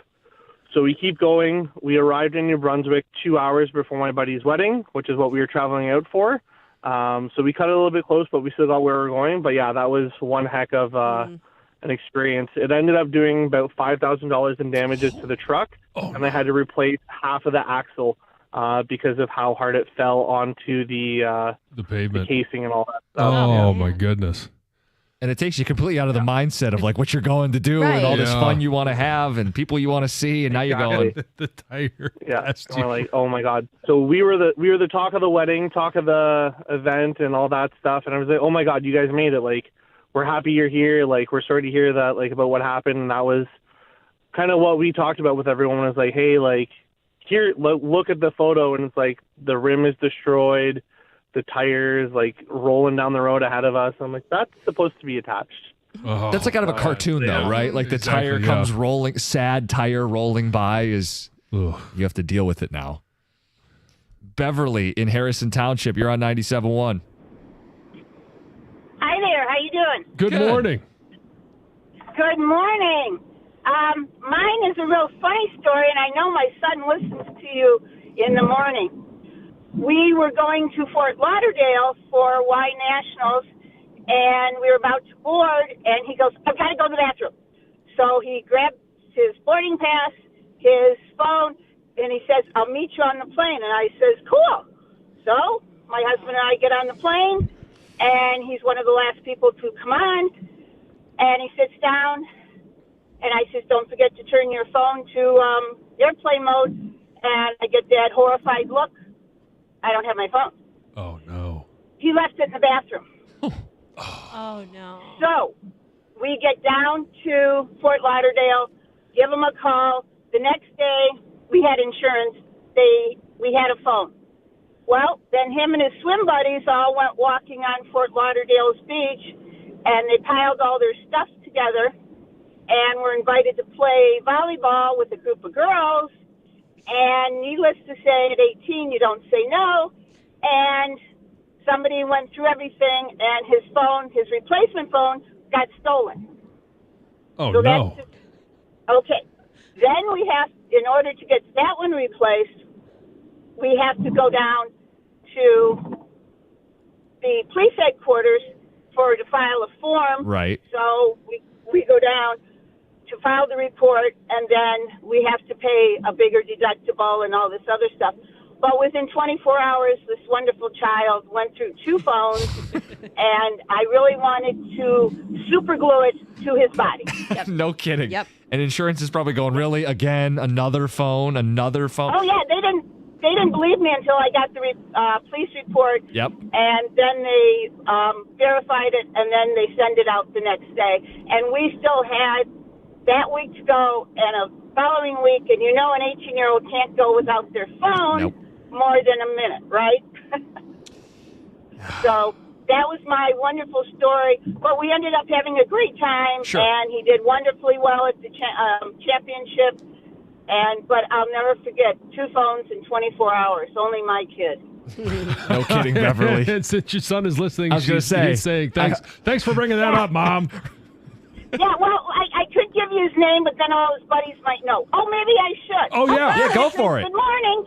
Good morning, Patrick. I'm on the way over to take care of your twins. I'll be there in a few minutes. Yes. And in future years, since he has twins, he'll be dealing with twice as much. Mm-hmm.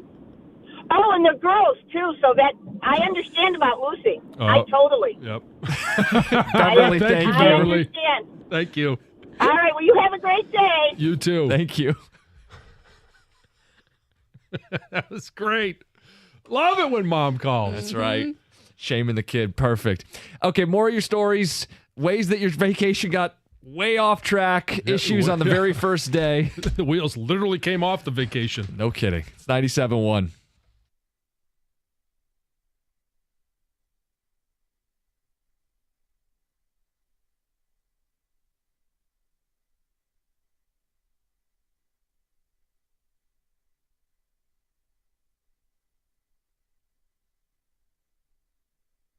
Brought to you by Northville Lumber. A report from the NFL Network this morning says the Vikings will move forward with former Michigan quarterback J.J. McCarthy as their quarterback one this offseason, and they are not pursuing Aaron Rodgers. Minnesota drafted McCarthy number 10 overall in 2024 before he suffered a season-ending injury in camp. The Wings fall a little further behind in their hopes for a playoff spot. Their first place Capitals, overwhelmed them again in Washington, scoring the final 3 goals of the game for a 4-1 final. The Islanders and Canadiens both gained 2 points on Detroit in the race. Tom Izzo continuing his little media tour ahead of the Spartans' Friday night matchup in Cleveland for the big dance. He jumped on Rich Eisen's show and said that he's making sure they don't get too cocky against a relatively unknown team in Bryant.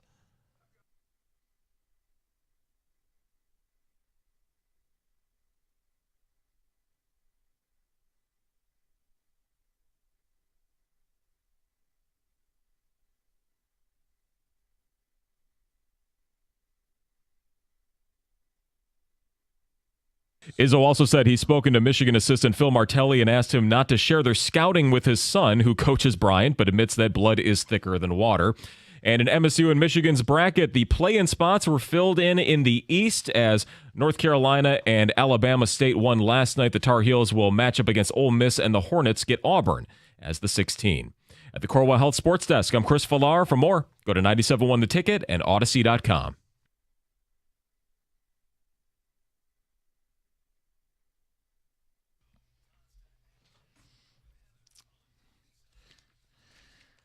Ticket Texture says, if you guys ever need a creative new segment in the offseason, have moms call in and shame regular listeners of the show. Yes, please do. Calling all moms. How did your kid ruin your vacation?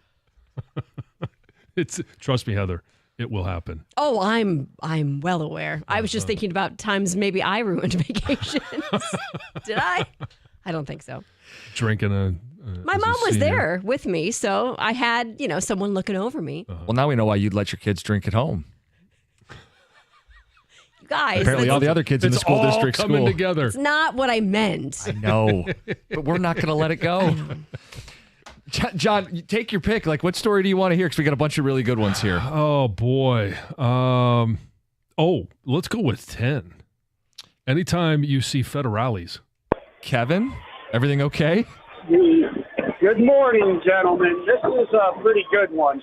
I have a brother that lives in Minnesota that we decided we're going down to Cabo San Lucas about 15 years ago. So, first class flight all the way down, get down here, obviously a few adult beverages on the train. Kevin? Go down to the Cabo Wabo. Yeah. We need you talking to the phone. Ah, crap. I'm at work, guys. Ah, damn it. Oh, darn it. That's all right. Hey, we appreciate you. Put me on the hold. Yeah, I'll put you on hold. We can circle back and hear about the federales in Cabo. Yes, I know. I want to hear that story. All right, 0 for 1. Let's try again. Let's get to Gary, who had a whole week go wrong. Gary, you're on 97.1. Hello. Good morning, Gary. How are you? You guys hear me? Yeah, we got you. Oh, okay. Hi, Heather. How you doing? Hey, good. I took a week off vacation. This is a week going into my wedding. On Monday, I picked my fiance up. We're going to go pay off the hall and do whatever else. Guy runs a stop sign going 60 miles an hour, T-bones my car. Oh. This spins us around. We hit an ambulance that just happened to be sitting there going to another call. So they had to call off and take care of my wife. While all this is going on, I get a little ambulance chaser popping up in front of me, trying to stick his card in my face. Now, every day this week, something catastrophic happened. Now, this is leading up to my wedding. On Tuesday, I got to take care of the insurance, blah, blah, blah, blah, blah. Wednesday, my uncle dies. Jeez. Thursday, I'm using my wife's car to do the rest of the errands because mine's totaled. I come out, the car's stolen. Oh, my gosh. What? Friday, I got to borrow a car to finish everything I'm doing. Go check on the hospital. They're not sure they're going to let my wife out for the wedding. She's like, no, I'm getting married on Saturday, and that's that. So Saturday, we have the wedding. She is they had to dope her up so badly. I had to hook my arm and hold her up and tell her, okay, this is your route. Because you're not sure, you can say you're so doped up. She does not remember to this day any of it. Oh my God. Wow. We had to go, we laugh now because we go through the wedding. To remember any of it, she has to go through our wedding album. So, but on the plus side, this is our 40th year. Hey, Congrats. there you go. The universe tried to conspire against you that week, but you guys found a way. Believe me, I was looking skyward like, is someone trying to tell me something? Oh, my gosh. Gary, that's a wild week. Yeah, congratulations on 40 years. Thank you, guys. I've never really shared it on the radio. Just that was my vacation. Wow. Yeah, no kidding. Well, appreciate the phone call. Appreciate you listening. Want to get back to Kevin and the federales? Yes. All right, Kev, we'll let you skip in line. We want to get the story, and you're on 97.1. All right, guys. Hopefully it's a little bit better. I'm working on the line. Yeah. All right. So we take the flight, have a few adult beverages on the way down to Cabo, go to see Sammy Hagar for his birthday week. And the first day we get down there, my brother can't find him. A couple people that we know said, Kevin, you better go find your brother. He just got picked up by the federales. I didn't know what the hell was going on. I'm sorry, I'll try and keep it PC. So I find out he's in the sub post. You get held in the sub post for a certain period of time, and if nobody comes to get you, you technically get put into jail. Well, I finally find out where the jail's at, or the sub post is at. He's in the van on his way to jail, and he starts yelling, "There's my brother, there's my brother." He gets out. They let him out. They grab me, take me to an ATM machine, make me pull out, the amount of money that I can get on my ATM card, throw me to the ground. I still have a scar on my elbow from that day, and luckily my brother didn't have to stay in the jail because you're there for at least 72 hours. After I got him out, went back to the hotel, and I said, the next 2 days is on you, buddy, because all the money I had to pull out just to get him, because he basically likes to indulge in the devil's lettuce. It was an undercover sting outside of the bar. That was going to be And my that's how question. he got Well, what busted. did he do? Right. Oh, boy. And I'm sure you don't hold that over his head for the rest of his life, not just 2 days. Oh, not at all. I made him get me a beta camera at the time. This was like 15, 20 years ago. So, yeah, it was pretty interesting the rest of the trip. So anytime he got angry with me, I'm like, you're lucky you're out of jail. So he was lucky. Yeah, Yes, he was. Sounds like you're both somewhat lucky. Yeah, because it was not fun. Oh, my goodness. No kidding. All right, gentlemen, thank you. Thanks, Kevin. Thank you.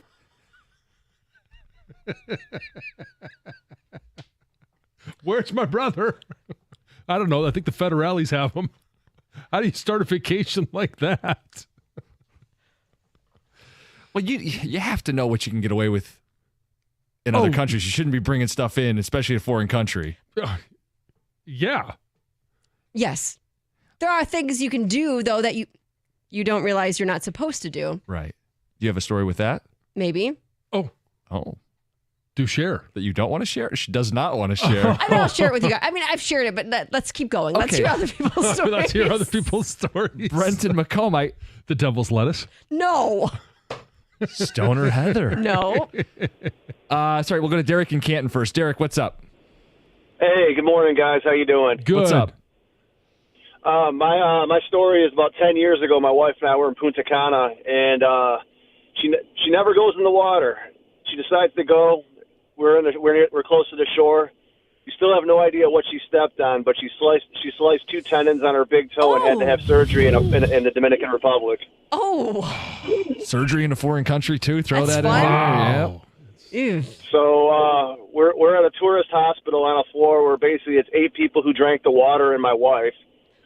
Oh. And there was a major language barrier until payment came into the picture. So about $5 or $6 grand on a credit card later, she had the surgery, and she's lucky she has her toe. But it went from paradise to hell in one step. Mm-hmm. Literally. You have no idea what it was. How much did you weigh the option between $5 grand and a toe? Like, how much is a toe really worth, John? That thing was hanging. It was. She's lucky she had it. It was. We had to do it. Mm. You're just fueling John's "don't go in the ocetion." Yeah. It adds one more to it. Yeah. Yeah. You never know what's going to happen. You go in the ocean and you could lose a toe, could lose an arm. Sure could. Brent in Macomb, you're on 97.1. Hey, good morning, guys. How's it going? Good. How you doing? Hey, I have one that relates to Heather's Mexico story. When I was in high school, 35 of us I graduated with 120. We all went to Cancun. And I could tell a lot of stories about this trip, but I organized it, so I had to keep everybody alive and everybody out of jail. Mm-hmm. And my best friend, we were playing pool volleyball, and he got sun poisoning so bad that it ruined the entire trip on the first day. Yeah. And then my friend Ryan, a girl, she ended up peeling sheets of skin off of his back. Like he's a lizard, right? Like, yeah, it's shedding. It was, but I like I said, I kept people alive. My buddy almost got hit by a bus. I pulled him back, so he didn't. And then my other buddy, I had to pull $50 out of my pocket so he didn't get arrested. But, What year were you there? I graduated in 2000. Okay, so we were there a couple years after you. I was there in 2002. It sounds like it was a very similar experience. Yeah, one of the girls, Kristen, I won't say her last name, she almost died the first night because we had a 24-hour bar across from our hotel. And she was trying to shut it down? Oh, man. Yeah, I mean, we all drank too much. And then Heather mentioned drinking the beer on the bus. It is amazing. I was 17 when I went. Yeah, me too. And it is amazing how they just force feed you alcohol. we were on the bus with other high school. They made you drink it. Kids too. Right. We emptied 3 coolers out before we even got to the hotel. Yes. we were there when Dateline was there, so we were all featured on Dateline. Oh, Girls Gone Wild? No, it was a story about spring breakers. This is the original version. I still have it on VHS. How about you go on vacation and your one goal is to keep everybody alive and out of jail? Mm-hmm. Everybody's got their goals in life. Mission accomplished. Some bumpy spots along the way, but they made it back in one piece. So Dateline made a documentary. Well, the group they were supposed to document backed out last minute. So there was other groups there, including us, and yes. Any chance we could see this version? We're not like the only group featured, but we were, we were on it. And I'm just thinking about what we were doing, and it was, I think we were like, no, never mind. I'm guessing it's probably more embarrassing for liking the pop culture things at the time than like what you did. Sure. It was. He's trying to throw you a life preserver. Yeah. Just take it.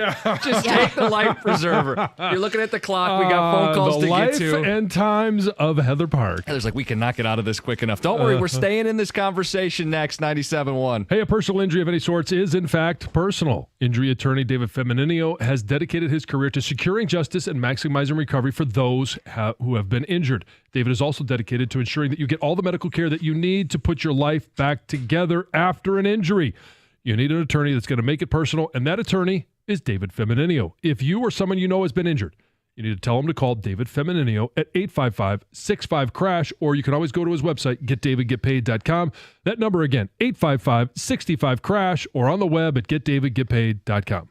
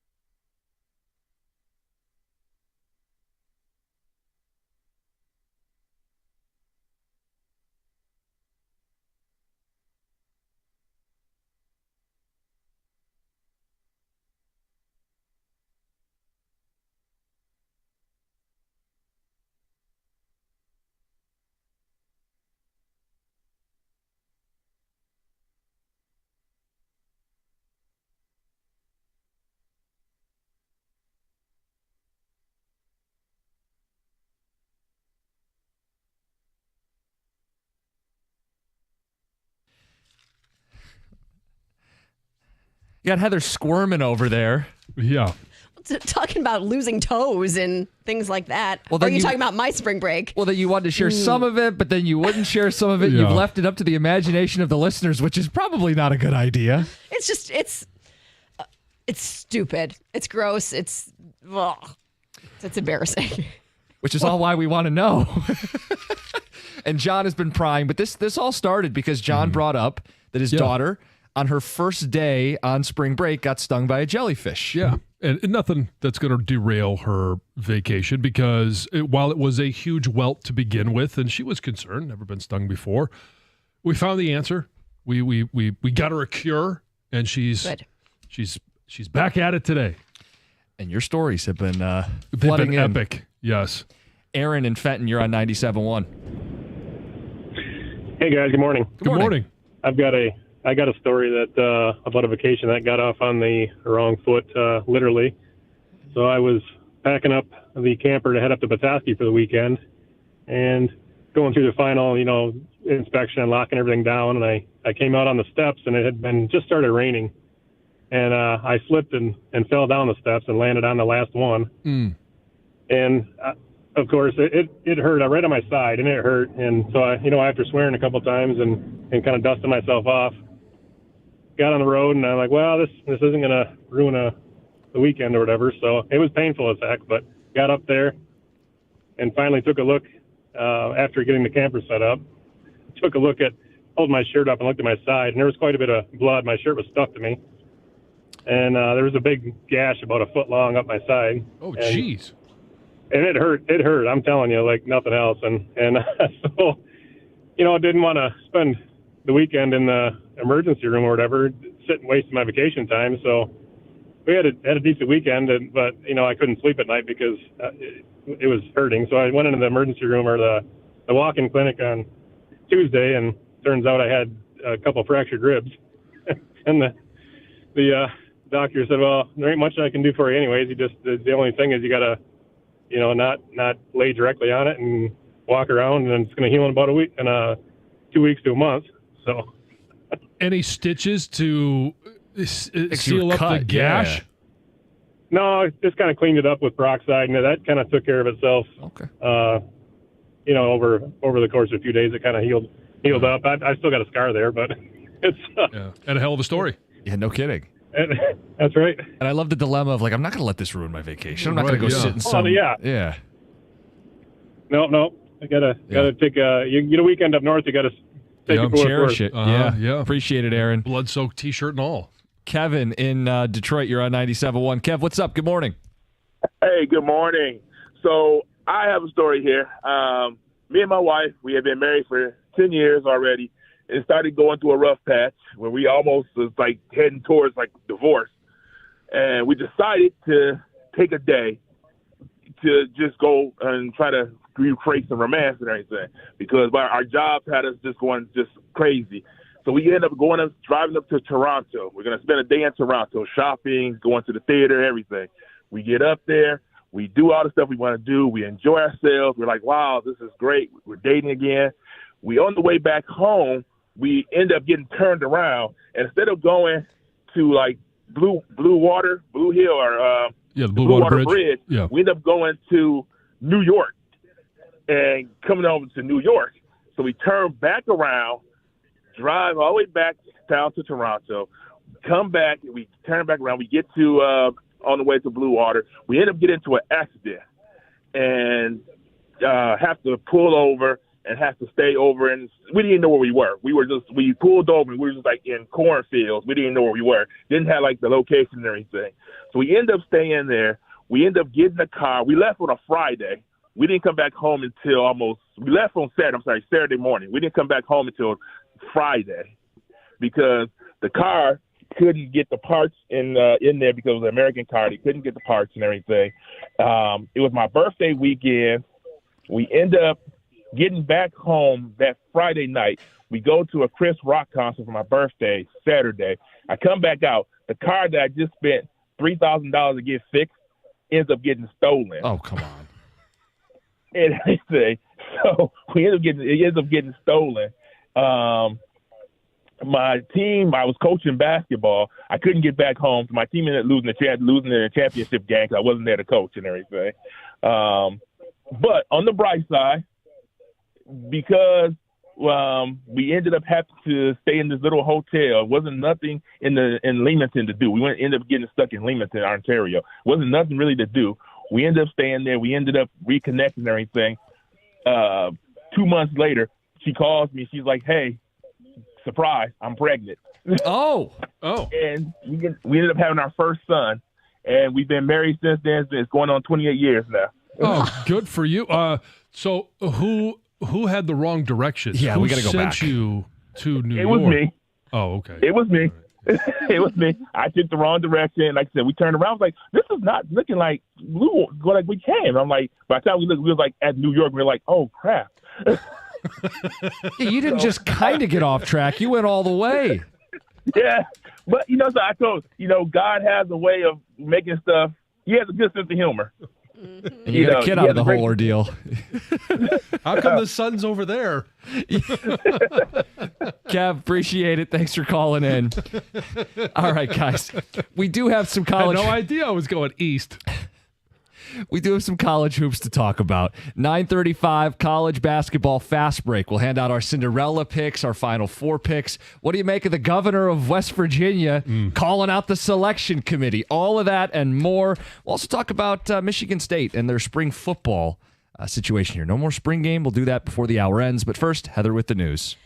Well, the final days of winter really bringing the heat. It's been really nice outside, but the first day of spring is going to bring snow. Because of course it is, we don't right? want it to warm up too fast, right? So today we're gonna see temperatures right around 70 degrees. So it's gonna warm up pretty quickly. A mix of sunshine and clouds sounds great, right? Rain showers will move in later this evening. Temps are still gonna remain pretty warm though. But then on Thursday, the rain is going to transition to some snow. Temps will fall into the 30s. So enjoy it while it's here, because it won't be here for long. I mean, of course it's gonna be back warm soon, but of course, like the first day of spring, hello, snow. Jimbo, did you turn the Not yet. AC on yet? Not yet. No? You want to make sure it's working, right? Probably if it stays 70 long enough, it'll be on one of these days. But Heather, no, I don't have to do it yet. Not yet. This is interesting. A John Doe case that just baffled investigators for decades has finally been solved. So skeletal remains found in Ohio back in 2001 have been identified as a Pontiac father of two. So 24-year-old Anthony Gully was reported missing on September 11th, 1994. After he didn't show up for work, right? The rest kind of remained a mystery for a long time. His remains weren't discovered until 7 years later.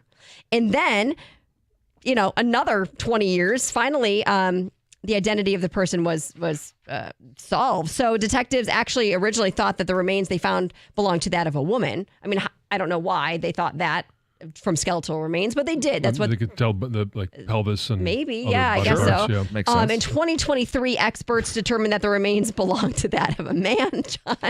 And then depends what bones you find. The DNA from the remains were sent to this DNA Doe project, and they were able to track down who they thought it could be. You've already lost John for this story. Just move on. Behold, they found out who it was. Family is now obviously, it says it's bittersweet to learn the whole story of what happened to him, but also there's clarity. Which is important. And closure. So Tracy Morgan doing A-OK, thank goodness, after just puking there at the Knicks games Monday night. Turns out he was suffering from food poisoning. That's it? That's what he said. It seemed like it was going to be a lot worse. Good for him. I thought so too. People were saying he could hardly stand up. He had to be wheeled out in a wheelchair. Blood, vomit. Yeah. He shared a picture of himself in the hospital and said, you know what? I'm fine. It's just food poisoning. I'm going to be okay. He appreciates everyone. Also, the people who had to clean up his puke. Yeah. And then he just kind of made a little joke at the end that said, most importantly, the Knicks are now 1-0 when I threw up on the court. So maybe I'll have to break it out again once the playoffs start. So go Knicks. Flex lanes on I-96 opened this morning. Oh. Yeah. There you go. So for drivers who have been looking at that big red X along 96 in Western Oakland County for months, are now going to see that green arrow if it's the right time of day, right? So the green arrow, if you don't know, indicates when the flex shoulder is open. Oh, that's when you yes. go. If it's X, it means it's not illegal. Do not use this fresh pavement that we just spent millions of dollars The extra lanes are expected to be available between 6 and 9 a.m. and then in the afternoon between 3:30 and 6 p.m. Okay. So they opened this morning. Still don't understand that concept, but what? Not being able to use the lane that's there because there's not enough traffic. Like I just why not? You're saying if it's open, just have Like it be open. if you took the time to build the lane, why can't we Use drive on it? Yeah, 24 hours a day versus 3 in the morning and 3 in the afternoon. I don't know. Yeah, I kind of feel you there. I get that.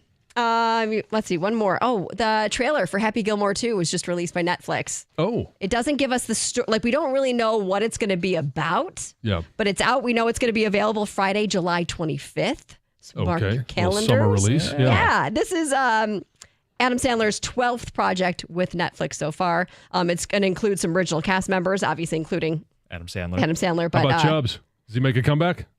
didn't he die? Yes. Okay. I was going to say, does John know this? Yes, the ghost of Chubbs? Don't make me question it, but I'm pretty sure he passed away. Yeah. Julie Bowen. In the movie Christopher and in real McDonald. life. Ben Stiller.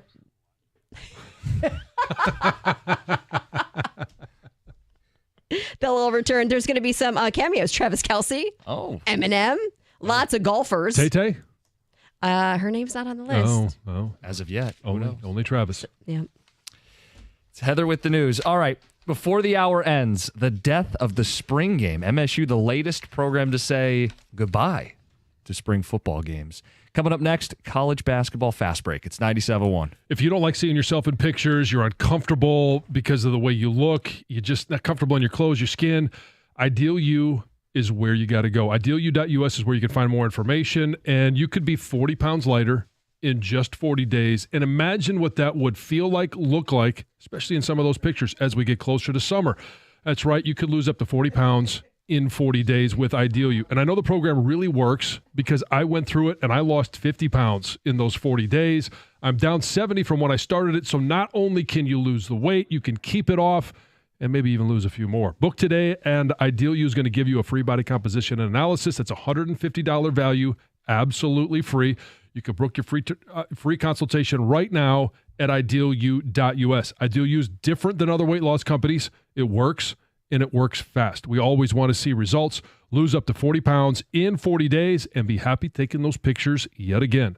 Book your free consultation right now at idealu.us to get your body composition analysis. $150 value, absolutely free.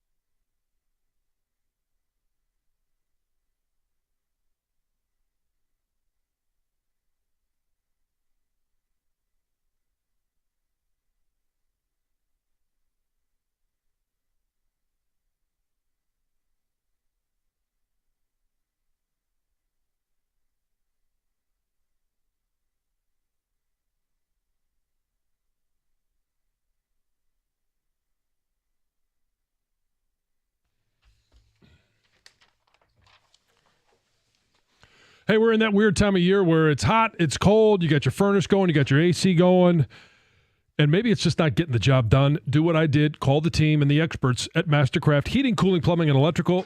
Mastercraft has 24/7 emergency service, so you don't have to be without, and they back their work with a 5-year warranty. Now through April the 15th. Buy a new furnace or AC, and you can get half off installation. It's a great deal, so give them a call.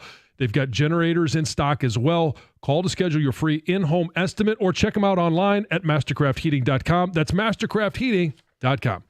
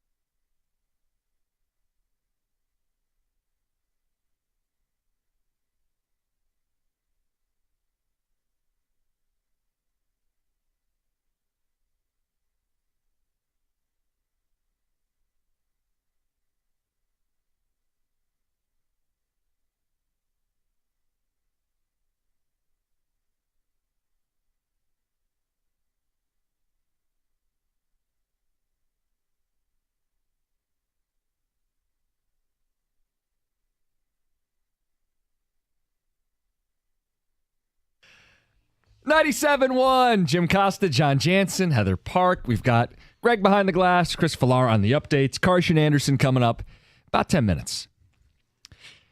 Michigan State football, the latest to say we're not doing a spring football game. Yeah. It's disappointing. Is that how you feel about it? It is, and I feel disappointed there's a lot of fans that sometimes that's the only game they go to, and it's not that it's a quote-unquote game, but it's a free ticket. You don't have to pay to go there. You could take your kids, and it's a low-cost, low reward, right? You're watching a lot of backups, but you're also watching a lot of the new guys that you just want to see, plus you're in the stadium. If you want to introduce your kids, if you're alumni, you don't get a chance to get back to the games, this is the one time. It's a chance to take the kids back to the campus, take them into Spartan Stadium. I know there's a lot of people that do that at Michigan as well. Yeah, and Michigan still has theirs. The question is, Nebraska's gotten rid of theirs, MSU. This is becoming more and more common now, and I just hate it because it's one more thing taken away from fans. And I think it appeals maybe to the biggest diehard fans and then the most casual, right? It's like the opposite ends of the spectrum because the most casual fan gets a taste. Yeah. The diehard fan gets a little bit of something to hold him over for the summertime. The weather breaks, it's your campus, it's football, kind of, but it's letting more people inside your ecosystem when you welcome them in the spring, and I hate that fans will lose that. Now, maybe it's not a big deal to a lot of you because the majority of fans don't go to the spring game, right? I think there's an easy solution for it. If your biggest concern is we don't want to feature our guys on the Big Ten Network or on the news because we don't want to lose them in the transfer portal. Transfer portal is open from the 16th to the 25th of April. Play the Michigan's 26th? got their spring game on the 19th. Just back it up 1 week to the 26th. Window's closed. Like that to me seems the easiest. If it's because of injury and it's because of roster management, I also understand that. And where I think this devolves is where the NCAA or whoever is the governing body in the coming years for college football, that they do implement an OTA sort of schedule, mirror what the NFL is doing. Those guys are professionals. They spend time, 100% of their time, mastering their craft. College athletes, while some of them are paid, they're still developing. And where I would hate it is if they take away those contact days. 15 practices. The first 3 are generally shorts and skirts. There's 12 that are full contact. And there's a lot of development. I think especially offensive and defensive lines. We don't have a situation where we can go 7-on-7 and get a lot of good work. Wide receivers, defensive backs, running backs, quarterbacks, you can all do that. Mm-hmm. O-line, D-line, the only way you get better at those positions is by physical contact. And if you remove those opportunities or you lessen those opportunities, now all of a sudden I think you're really going to struggle to develop good offensive and defensive linemen. So where we sit today, MSU is still going to use their 15 practices. Mm-hmm. And again, we can look at it however we want. It's continuity. It's trying to build a little bit of continuity going to the fall. College football has lost so much continuity with the transfer portal. Those practices are important, and Michigan State's still going to practice. But it's a missed opportunity and it's a missed experience. The value of having that experience of being in Spartan Stadium or the Big House or Ohio Stadium, just to use a couple of examples, it's different than practicing on State Street. And we always, Doug and I talk about this during the broadcast. It's, things change from State Street to Main Street. And now all of a sudden you got to perform in the Big House. You got to perform in front of fans. It's an opportunity and the value of that experience because it takes it up a notch. Not like it is on Saturdays in the fall. Not even close. Look, and if you're listening going, the spring game's not a big deal. I'm not trying to make it a huge deal because I don't think it's like the be-all, end-all. It's just another wearing away, eroding of what college football is. Yeah, and you lose access to your team. Mm-hmm. You lose a chance to go out and get excited and think about your football team. And the poaching thing, Jonathan Smith said it's not our number one reason, but it is a factor. He also brought up that they're doing some renovations. Other coaches have talked about the poaching. Why would we put these guys out for everybody to see only to have someone come in and outbid us on our own guys? And now we're scrambling in the summertime down a key guy. I understand that, which is why, John, I think you brought up play the spring game at the end of the portal window. Yeah. And in terms of the portal, that's a part of it. Renovations can certainly be a part of it.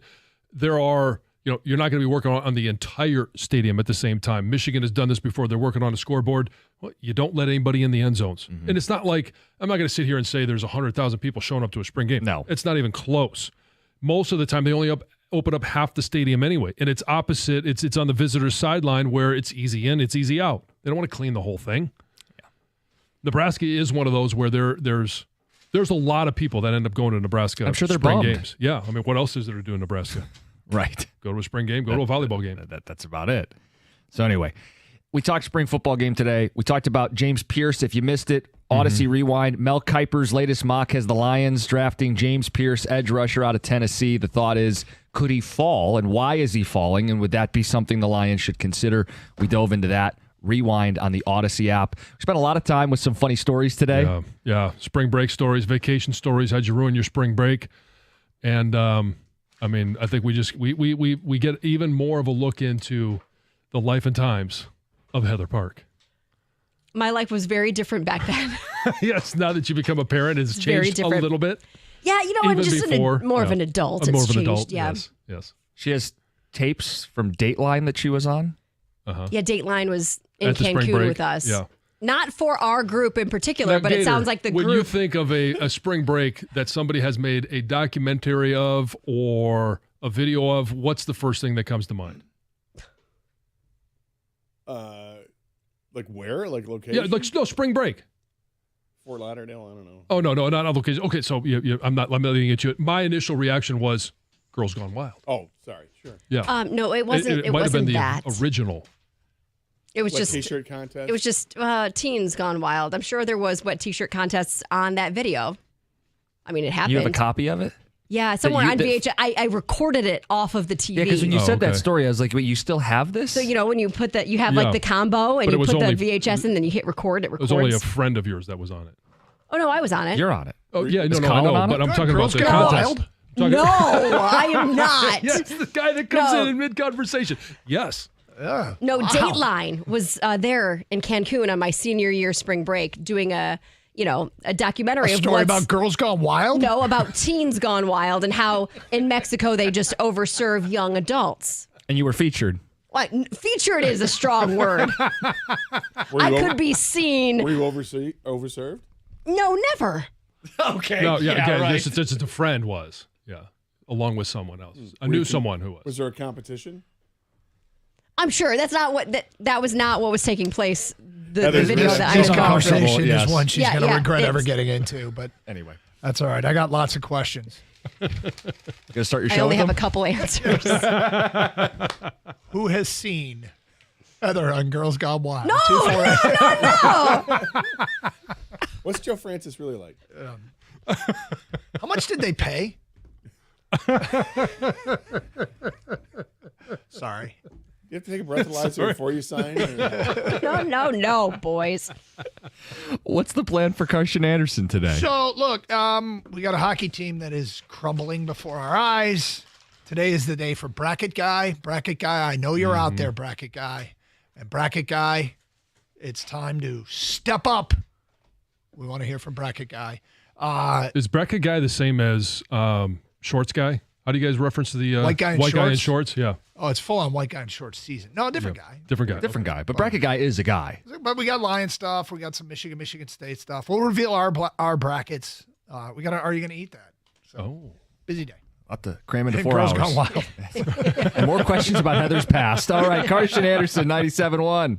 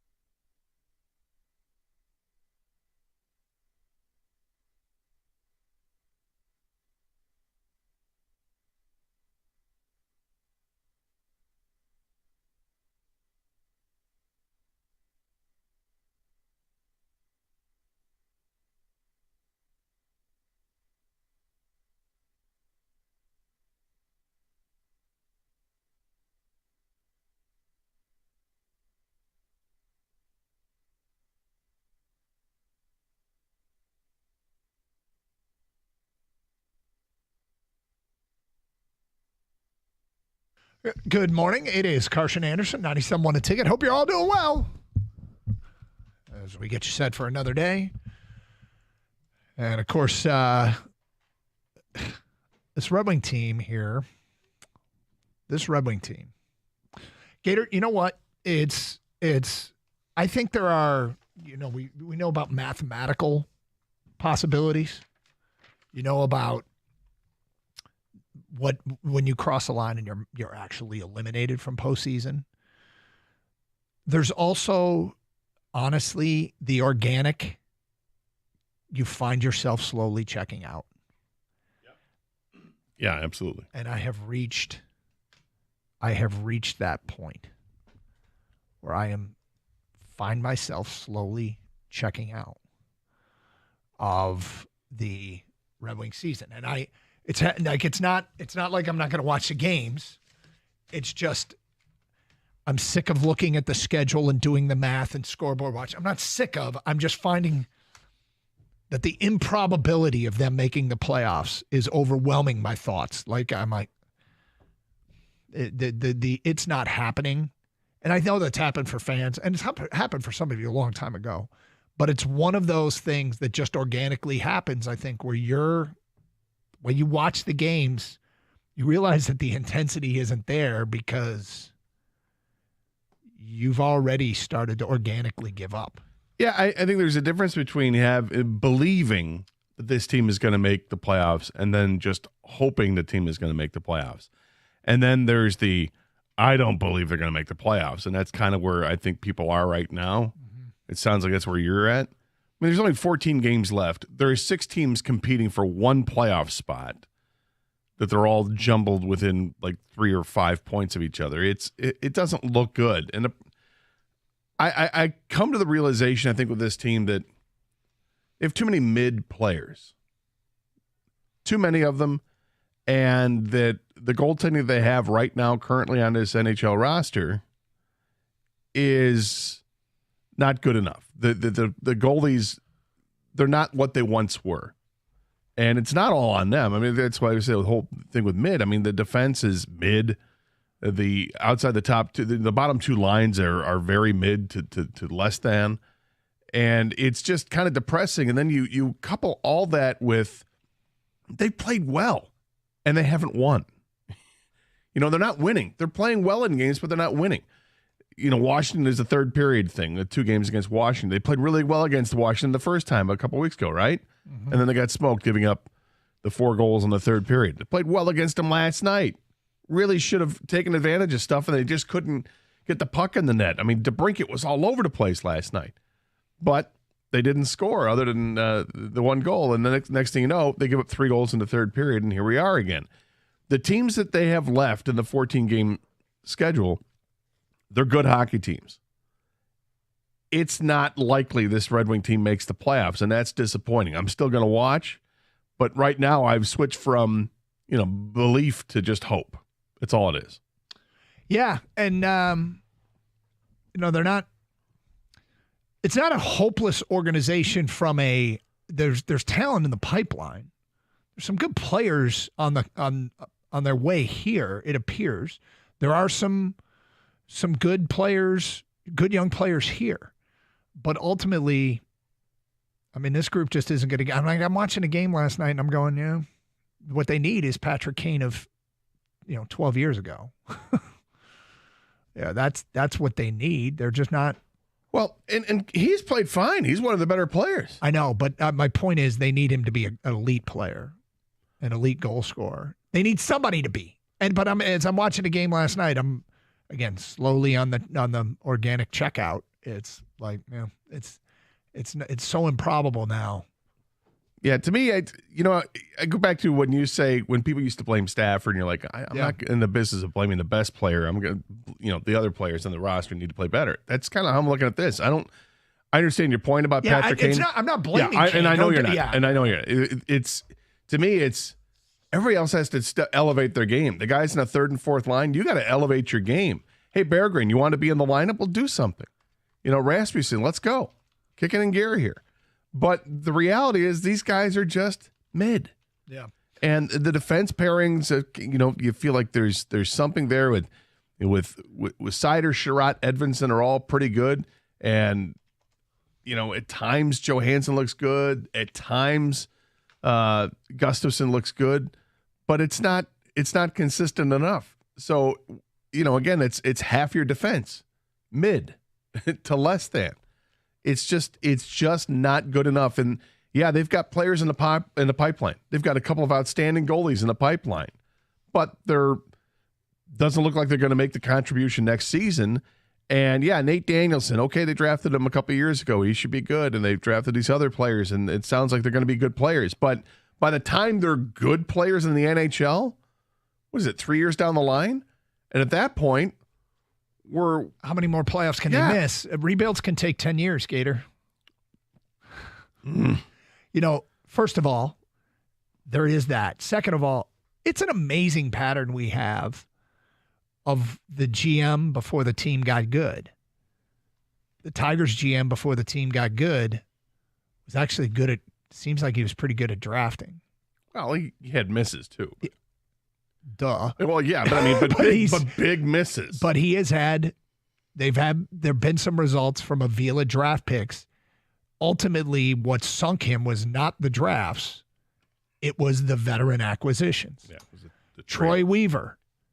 Actually, you could give him some props for his drafts. But what ultimately sunk him was his veteran acquisitions. And now Steve Yzerman. The drafts get praised. The organization, is clear. Is always ranking near the top in the organizational rankings in terms of, prospects.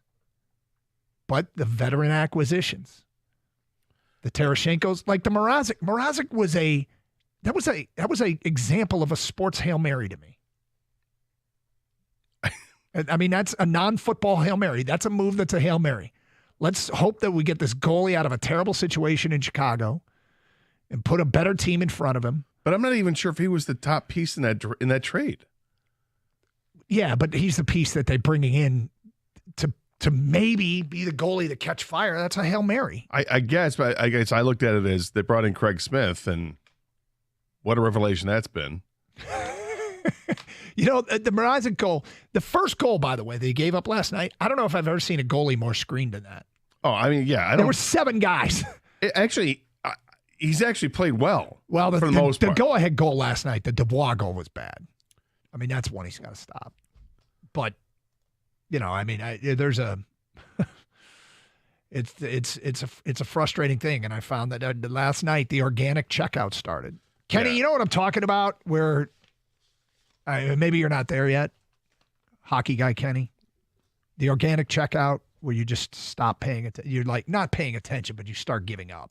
I started to give up halfway through the game last night. I'm not full give up yet because I woke up this morning, the rational human being that I pretend to be, and I looked at the standings and I saw, all right, we're 3 points out of a playoff spot with plenty of games left. Rationally, you believe there is still a chance because of the numbers.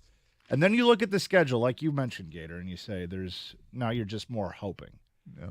I feel like I'm starting to get to the I'm more hoping phase of this. Well, yeah, because now there's only 14 games left. You have one against Utah. You have one against Vegas. You have a whole bunch of real tough games coming up.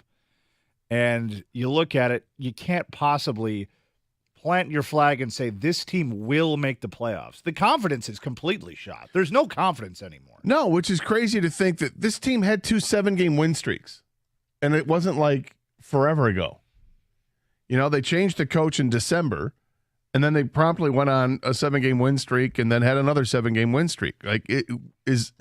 How far away is this team from that team? And I hate to re-adjudicate it, and I'm going to do it once, and I'm going to leave it there.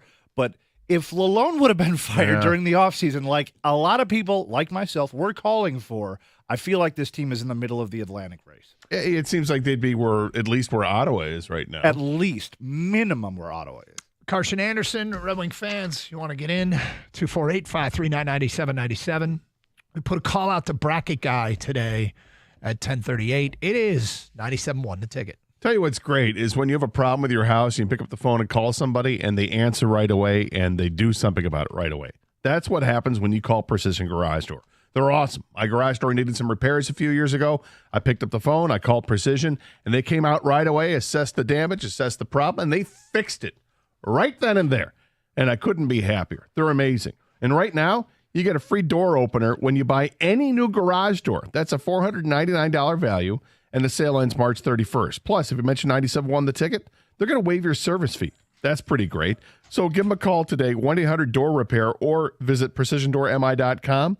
And listen, they're available weekends at no extra charge. They offer the industry's leading warranty. And the best part is, if you want to schedule an appointment online, well, go ahead and do it, and you can do it at your convenience. They'll come out on your schedule, on your time. That's what's great about them. They're willing to work with you. Call 1-800-DOOR-REPAIR or visit precisiondoormi.com and schedule that appointment.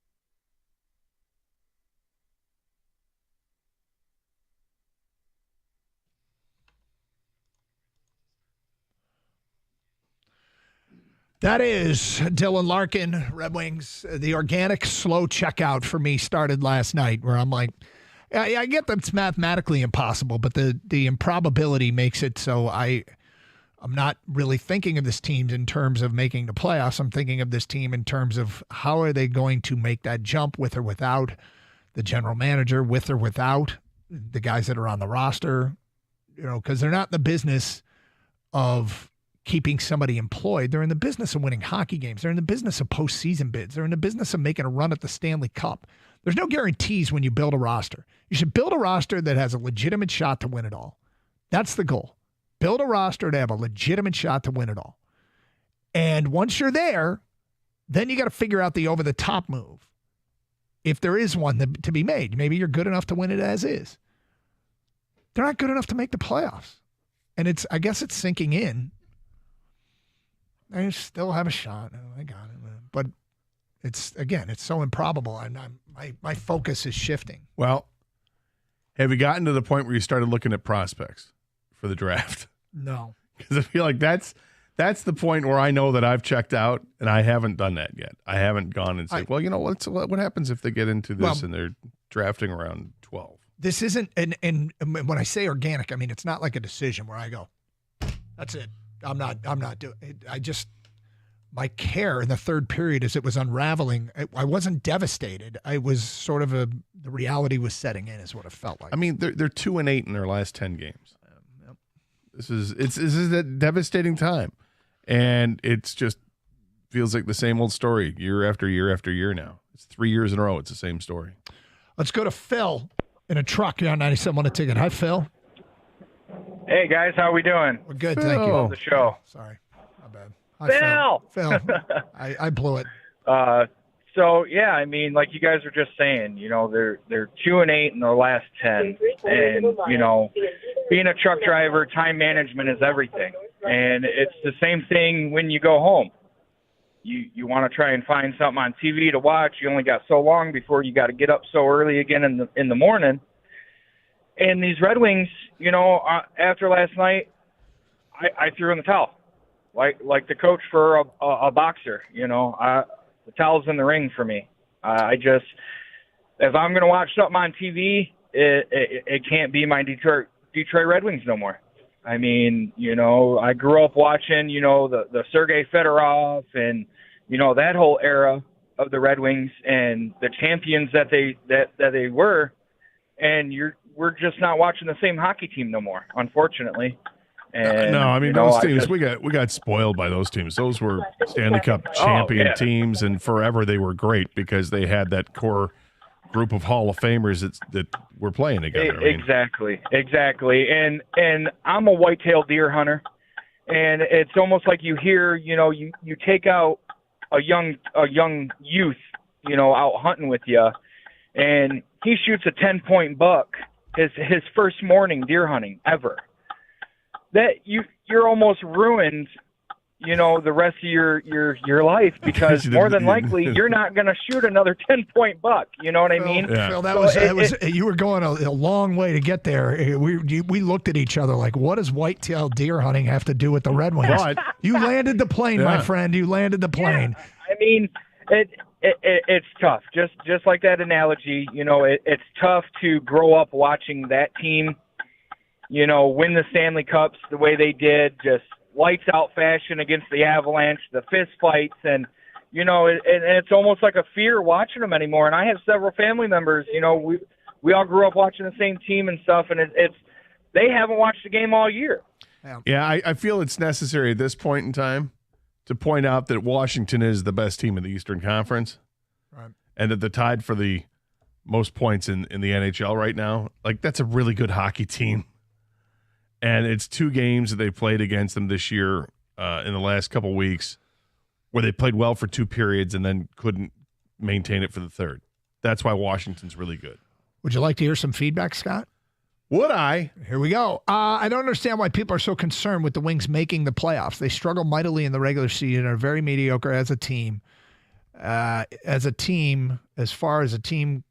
Very mediocre as far as a team is concerned, and definitely does not translate to playoff hockey. They're very uninspired, so I wouldn't hold out any hope for the playoffs.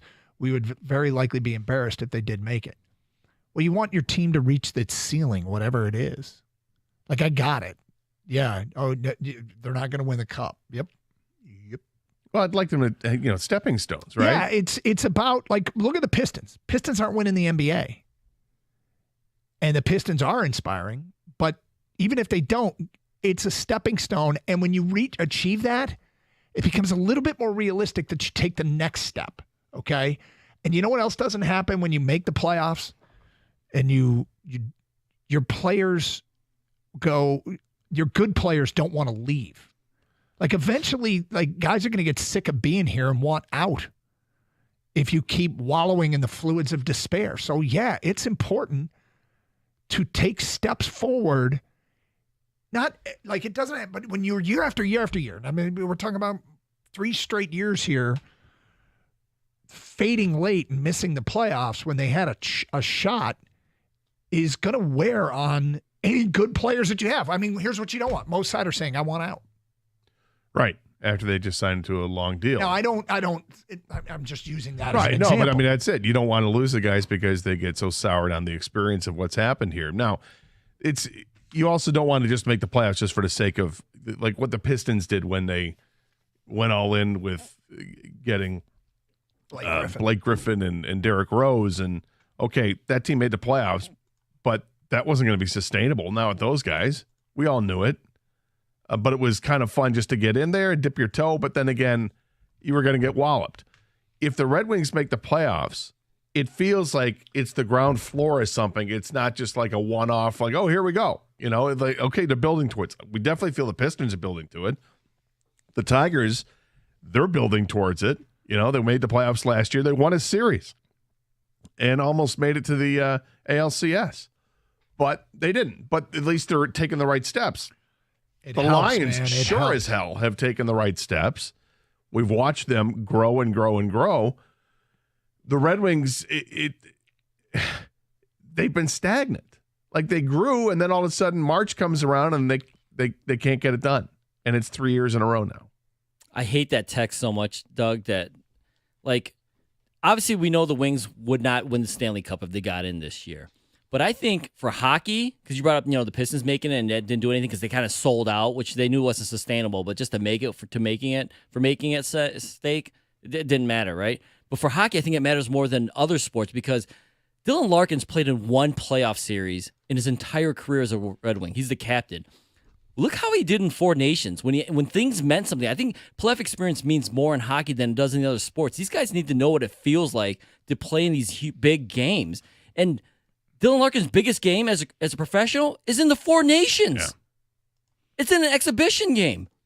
He was out to prove himself. But look how well he played, I right? know. I'm saying he was like it was as if he was out there saying, "All right, I made this team. I'm relegated to the fourth line, but I don't care. I'm going to go out there and I'm going to bust my ass out there in the ice and earn more ice time." And he did, and he was outstanding in the tournament. Did he hurt himself in a tournament? He may have. Because he doesn't look like the same player. We've seen some flashes here since then, but it hasn't been consistent. I think we collectively boo that text. 248-539-9797. It's Carson Anderson, 97.1. Here's what I'm not going to boo. Thinking about summer and the grass being green, but it's not going to be green if you don't call Natural Way Lawn and Tree Service. Get green and stay green with Natural Way. 888-GET-GREEN is the telephone number. NaturalWayLawn.com, that's the website. And for a limited time, you purchase a full lawn program. You're going to get free grub control, but you have to mention my name, Gator, and the station's 97.1 the ticket. You don't want to see crabgrass. If you see it in the summer, it's too late to treat it. You got to take care of it right now. That first application is the most important for crabgrass control. Make sure you get on that schedule early. Get green and stay green and save some green.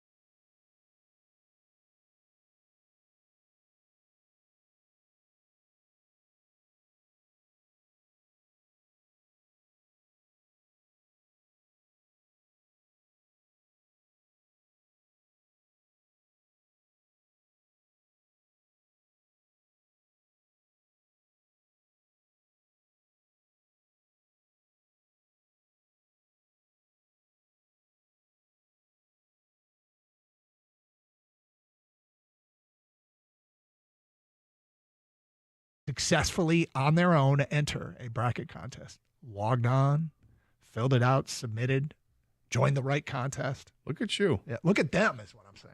Yeah. Well, I'm saying look at you too. You sent them the link properly. Yeah. Just click on it, Mom. There you go. Now Nice job. I got to open up my dad's FanDuel account. Anyway, very proud of them. Of the two, who is more likely to win the family bracket challenge? Mom is. But that was quick. The other thing is they are watching Severance, which is what blows my mind, and they like it. They watch every episode twice because there's a lot to check out. And anyway, here we go. Unnamed texter. The Wings played well for 2.5 periods until Dubois scored to make it 2-1, and then the wheels came off. What happened? Same 5 guys contributing night after night. Yeah, I call it 1.5 lines. I got 1.5 good lines, and yeah, the Dubois goal was unfortunate because I'm going to guess that that's one that Mrazek really wants back, and then it did open the floodgates. Unnamed texter, very frustrating. The Wings are struggling to even make the wild card after not making the playoff last year. Stevie should have gotten rid of Lalonde then. Well, that's a common theme. And look, can't change it. No, you can't. A, you can't. And B, the McClellan thing, as Ken called it, new coach smell wore off a little bit. And it might have made a difference. I suspect it would have made a difference. I mean, the truth is, I guess I would have, if you were doing when should it have been done, you do that. Well, he probably never should have been hired. I mean, if McClellan was a coach last year, would they have earned another point? I would think so. But that's, I mean, I hear hindsight's a wonderful thing, and you're never wrong. But was McClellan available last year? I don't remember. Look, there are a couple things that are going to bother Red Wing fans. One is not firing Lalonde sooner. And the one thing that's going to bother me is that we never got the look at Kosa, really. Yeah. He was brought up, thrown in an emergency situation halfway through a game. The team rallied around him, and they won the game. And he stayed with the team for like the next 2 or 3 games and wasn't used. And that was, when he was with Derek Lalonde. Would McClellan handle it differently? Would he have given him a start? And just to see. Just a little taste, little check, little heat check. What do we got? I mean, I don't know if he could have. Would you have? I mean, it feels like another Hail Mary. Okay, well, yeah, it does. Except that this is a guy who's at the embryonic stages of his NHL career. Well, McClellan who could has a high probably upside. he can probably tell Steve, "I want him up here now." Well, but he's not. I hope he's not, because Todd McClellan does. He can't pay attention to what's happening in Grand Rapids. He's got to pay attention to this team. He needs people from Grand Rapids have to say, "Hey, this kid's ready to go," or whatever. And at this point, it's probably too late. But I'm just saying that's one that bothered me.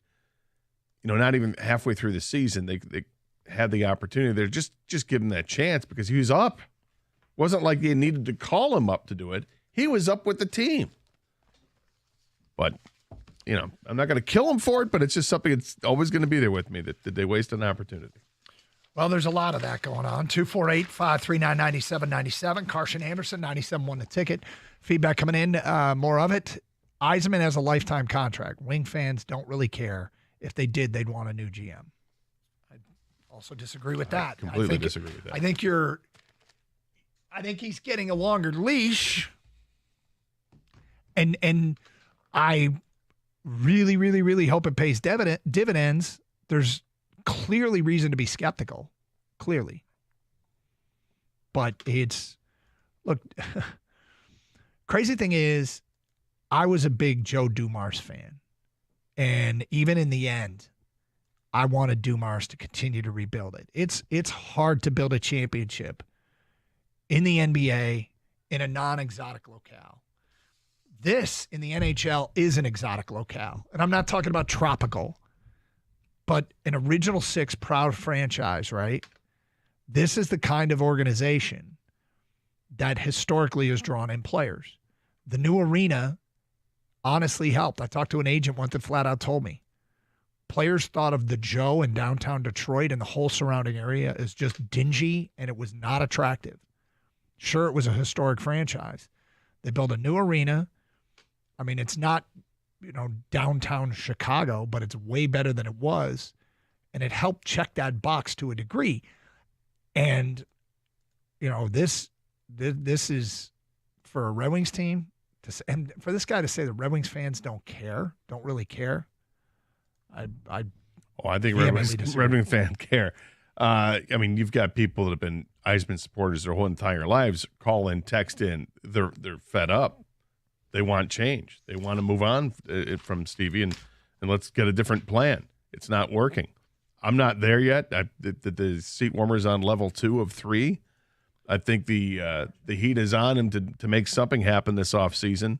If this team doesn't make the playoffs, I think they really have to get aggressive and take advantage of cap space that they have and try to lure some big-time free agent player to come here or make a trade to get somebody to come here. And you've got young prospects that are just knocking on the door waiting to come in and contribute next year that could make a big contribution. All right, Gator, we said we're going to do it. Let's do it.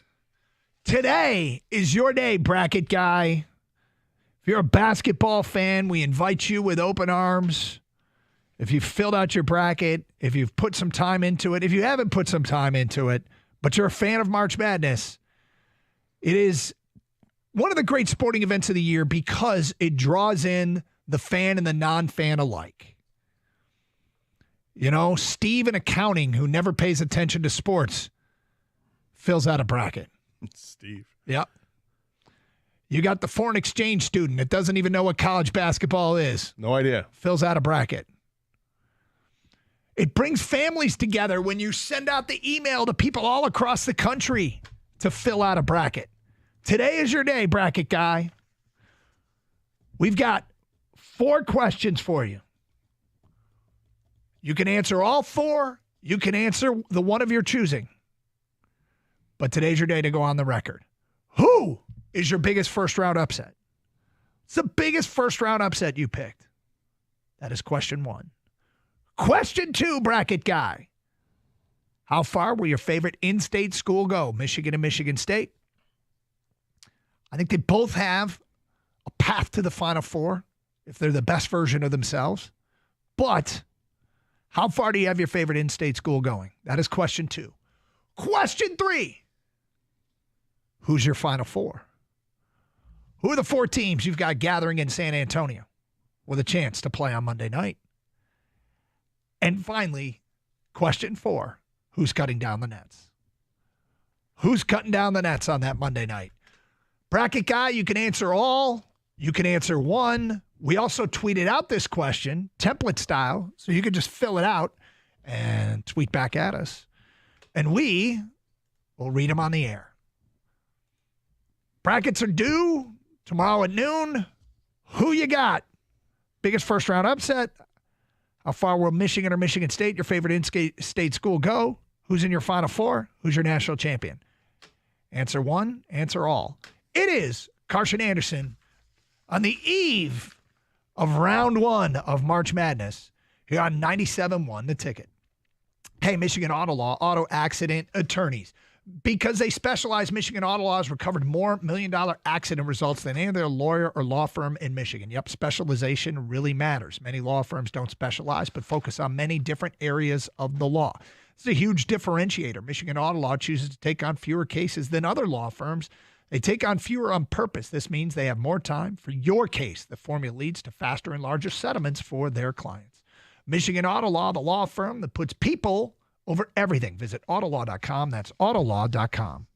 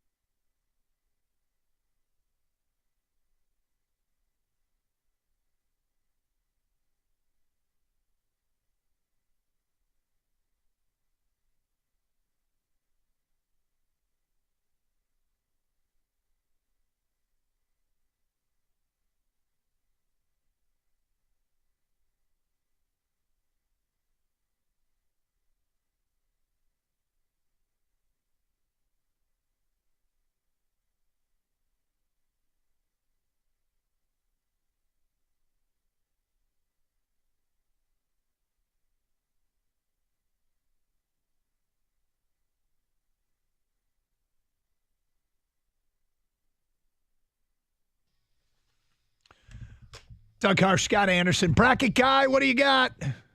Who's your big upset? Who's your Final Four? How far you got Michigan and Michigan State going? Who cuts down nets on Monday night? Get them in, 248-539-9797. Gator, what is your biggest first-round upset? Well, I thought that maybe I might have a 12 over a 5. I do not. No? Alas? Alas, I do not. So the best I have is 11s over a 6. Mm-hmm. I have North Carolina over Ole Miss. Well done. And I also have, there's one other that I have, 11 over a 6. Virginia Commonwealth over BYU. Those are my two 11s over a 6. I got BYU in the Elite 8. And it's because they got a pro, a guard, the freshman kid Denham. They got an elite shooting team. But hey, man, like we say, anything can happen in March. You know how Michigan State looks better from 3-point land? Like they look lately, lately. They can knock down some shots. And that's the kind of thing that you can ride, or if it disappears on you, you could be in trouble. I'll give you a team that's gotten crazy hot from the perimeter. It just so happens, Montana. I'm taking the 14, the Grizz over Wisconsin in the first round. That is my big long shot pick. That is my biggest first round upset. The Grizz over the Badgers. All right. If they can continue to shoot it the way they've been shooting it, it's helped them to a 14-1 record down the stretch. They have gotten white hot inside the arc, outside the arc. So I'm riding the Grizzlies if they can stay hot. Kang, do you got any mammoth first round upsets? I'm unlike your 80-year-old parents. I'm efforting my bracket right now. Okay, gotcha. Can they help me log in? You got their number? Mom, Dad. I happen to have their number. I'll share it. Yeah, so as soon as I get this brought up here, I'll fax it over to you. Thank you very much. Fax it. Or you can mail it. I'll accept a letter as well, yeah. Feedback coming in. Aaron writes in, Michigan and Michigan State both lose in round 1. Oh. All the 1 seeds and Marquette make the Final Four. Duke wins. So you got 1 seeds except for Marquette would be, so you've got Houston, Duke, Florida, and Marquette. And Duke winning it all. Tom writes in, Doug, what people really want to know is who did your parents pick to win? That's a good question. I can't access what they picked. I just saw that they have entered. Sounds like they need to teach you something. Actually, well, the way it works is you can't look at other people's brackets until the game starts. So, I see. Yeah, I could just see that they've entered. I got UC San Diego beating Michigan. I have MSU going to the Final Four. I have St. John's cutting down the nets. Matt on a mower. St. John's is a popular 2 seed. The 2 most popular 2 seeds picked to win it all are St. John's and Michigan State. If you look at ESPN has percentage of brackets with the winners. So as you'd expect, the 4 number 1s are your 4 most popular picks. Duke is picked to win it all in 25% of the brackets. Florida is picked it all to win it all in 21.2% of the brackets. Auburn jumps all the way down to 10.9%. Houston, 8.9%. The next most likely team is St. John's at 4.9% of the brackets. Michigan State, 4.5% of the brackets. From TT and Jack, I have Alabama beating Iowa State in the championship game. So Alabama is one of the best offensive teams in the country. Iowa State just lost a key player, but they've had others step up and play well. What sunk Iowa State in the Big 12 title game was a BYU team that went, I think, 18 for 36 from 3, which bounced them. Iowa State still has their leading scorer. Iowa State is a chaos team defensively, so they can be a hard matchup because they play a style of defense that you don't see a lot of. Years ago, Temple was like that. They played that matchup zone, and everybody who faced them in March struggled with them. Iowa State can be that team. They can be a problem. They'd be a lot stronger pick if they were fully healthy, but they're still not a bad pick. Michigan and Michigan State both lose in round 1. There's another one of those from an unnamed texter. Who you got? What is your big bracket surprise, your Final Four? How far you got the local teams going? Got some tweets coming in here as well. And we do appreciate all the ways that people get through to us. You can follow us on Twitter at Doug and Gator 971. Brendan writes in, my biggest upset is High Point over Purdue. Purdue has thought they had 3 scores they can rely upon. Lawyer got banged up in the Big Ten semifinal. He's been hit or miss. They certainly have Trey Kaufman-Renn and Braden Smith, but if they don't have Lawyer. No more Zach Edey? No. How far will Michigan go? Final Four losing to Florida. That's from Brendan. Final Four is Michigan, Florida, Duke, and Houston, and his champion is Florida. Miles responds with his Final Four. Michigan State, Missouri, Duke, and Tennessee. Raymond tweets us, biggest first-round upset, Lipscomb over Iowa State. Well, there you go. UMC Wilmington over Texas Tech. Texas Tech is an intriguing team because they have one of the better pro prospects in, I think it's JT Toppin. I can't remember his first name. The Toppin little brother, Obi Toppin's little brother, is the horse for Texas Tech. And sometimes if you got an elite pro, they can take you deep. Raymond writes in on this. How far are your favorite in-state schools go? Michigan State to the Sweet 16, MSU to the Elite 8. Final Four, Auburn, Florida, Duke, and Clemson. So obviously he's got Michigan losing to Auburn and Michigan State losing to Auburn. His national champion is Florida. Chris writes in, I've got Lipscomb over Iowa State. Michigan to the Sweet 16. My Final Four is Duke, St. John's, Tennessee, Auburn. Duke cuts down nets. I could see a lot of people, if they're going to have an upset, it would be Lipscomb over Iowa State because of the injury. Yep. And people just completely dismissing what you've said. Yeah, I mean, look, it's fine. There's you can have an out-of-body experience. You can catch lightning in a bottle. You can, somebody steps up and carries the day for you. A lot can happen. But, yes, it's Keyshawn Gilbert is the player that's hurt. I'm kind of wavering on this. On what? Well, I'm looking at my bracket and I see that I had Iowa State beating Lipscomb, which I still believe will happen, but it's that next round matchup against Carolina. And I had Iowa State getting past Carolina. Well, if Carolina is going to shoot 50% from 3, they're going to be a problem. Well, Carolina, is much maligned as they were from getting into this tournament, or at least getting into the play-in game, and now that they're in the tournament, and I get it. People are upset because other teams they thought were better than the 1-12 record in quad 1 games looks awful. They were 8-2 down the stretch.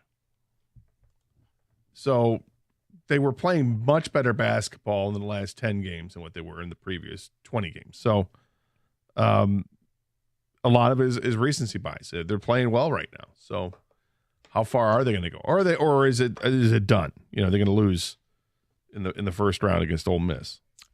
Shaky writes in, I got Yale over Texas A&M, Michigan losing in the second round, which means Michigan loses to Yale because Michigan plays the winner of Yale and Texas A&M. This is true. Final Four, Michigan State, Duke, Houston, and St. John's with MSU winning it all. That is from Shaky on Twitter. Get your picks in, 248-539-9797. Who's your biggest first-round upset? How far will your favorite in-state school go? Who's your Final Four, and who's your national champion? I will say my Monday night game is Houston versus Florida. Houston's the best shooting team from 3 of any team in the tournament. They are balanced scoring-wise. They have great role players. The defensive 2 guys, other guys are on the defensive team. 2 guys on their roster, defensive conference defensive players, all-conference defensive team, excuse me. They got a Ken Pom rating of number 2 in the country defensively. So you've got an elite defensive team that can shoot it. And they're not filled with pros, which is a bit of a concern. Like usually you got to have some guys that are NBA quality, but it's about what you do in college. That's right. I mean, you're not there to breed NBA players. You're there to try and win March Madness. Kelvin Sampson is, and I think he's got the team to do it. Florida has got 7 guys that can hit threes. They are relentless. They come at you with a bunch of different shooters, barrage of shooters, if you will. And they do have a pro. The point guard Clayton is a pro. So I got actually Houston winning it all, beating Florida on Monday night. Filling out brackets for probably 30 years. I've probably done like 30 brackets sporadically throughout some of those earlier years. Out of those 30 brackets or so that I filled out, I feel like... Can I guess what you're going to say? Yeah? You picked Duke to win it all more than half the time. Well, that's not where I was going to go, but that's probably true. What I was going to say is I probably picked Duke to be in the Final Four. Okay. Probably 90% of the time. Yep. That has not changed. I have Duke making the Final Four, getting to the final game, and then this is something I haven't done in a long time, and that's I have Michigan State beating Duke for the national championship. I don't normally pick Michigan State to go that far. Sometimes they're going to go in the Final Four, but I don't know how many times I've ever had them going all the way. I think this is a tricky Michigan State team that with the defensive pressure, they can turn it on and kind of suffocate teams. And because they have kind of this balance of inside and outside and an emerging superstar, all this could be a perfect storm. And for my own entertainment, I thought, why not use that perfect storm to say that they're going to win it all? 248-539-9797. You want to get your calls in at March Madness. Those 4 questions we have out there. In the meantime, we got an edition of Are You Going to Eat That coming up today at 12:35. Oh. Carson Anderson, 97.1 The Ticket.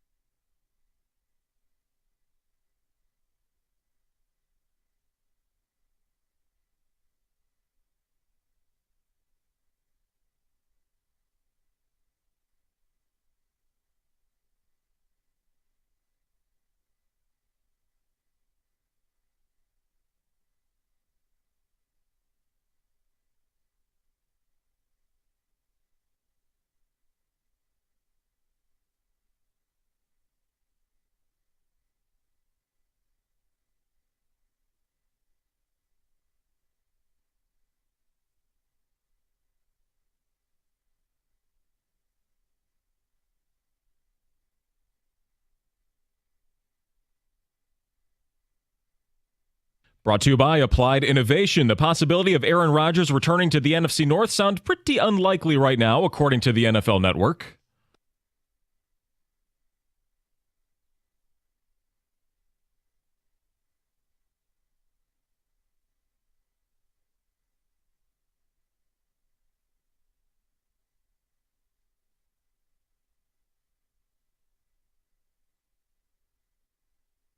That's Tom Pelissero. McCarthy suffered a season-ending injury in camp last year, and Sam Darnold took $100 million to defect to the Seahawks. Michigan State announcing an open practice for their basketball team tomorrow in Cleveland. Fans can watch them at Rocket Arena at 4:15 p.m. tomorrow. Down in Florida, Casey Mize will try to continue his remarkable spring as the Tigers take on the Red Sox. Mize has yet to give up a run in 4 outings and has struck out 14 batters in just over 11 innings of work. Javi Baez back at third base today. Torkelson playing first while Colt Keith DHs, and Gleyber Torres leading off with an 1133 OPS this spring and a team-high 10 RBIs. And the Pistons seeking an encore for their Monday blowout of the Pelicans. They'll take their southern road trip to Miami tonight for their final game against the Heat. Detroit won their last 2 games against Miami in overtime, but that was back in December when Jimmy Butler was still on the team. And the Heat have lost 8 in a row. Mark Champion's call at 7:30. I'll have your pregame right here on 97.1 at 7:05. At the Corwell Health Sports Desk, I'm Chris Villar. For more, go to 97.1 The Ticket and Odyssey.com.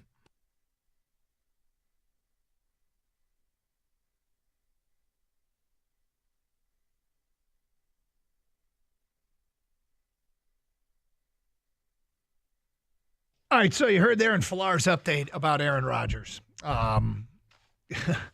This obviously impacts us, and that it's Aaron Rodgers going to the Vikings. Gator is something that you were really concerned about, your reasoning is solid. At the end of last year, you talk about erosion of faith in a player. Nobody finished the season on more of a flop than Sam Darnold. Darnold, the most of his career, has been at best average. Went out last year. They put him in charge of a team with a lot of offensive weapons, and he was pretty damn effective for much of that season. And you think, we could debate it. I don't know if it's even really worth it, but do you think Aaron Rodgers, I understand why you feel this way. Aaron Rodgers is scarier to you in Minnesota than Sam Darnold is in Minnesota.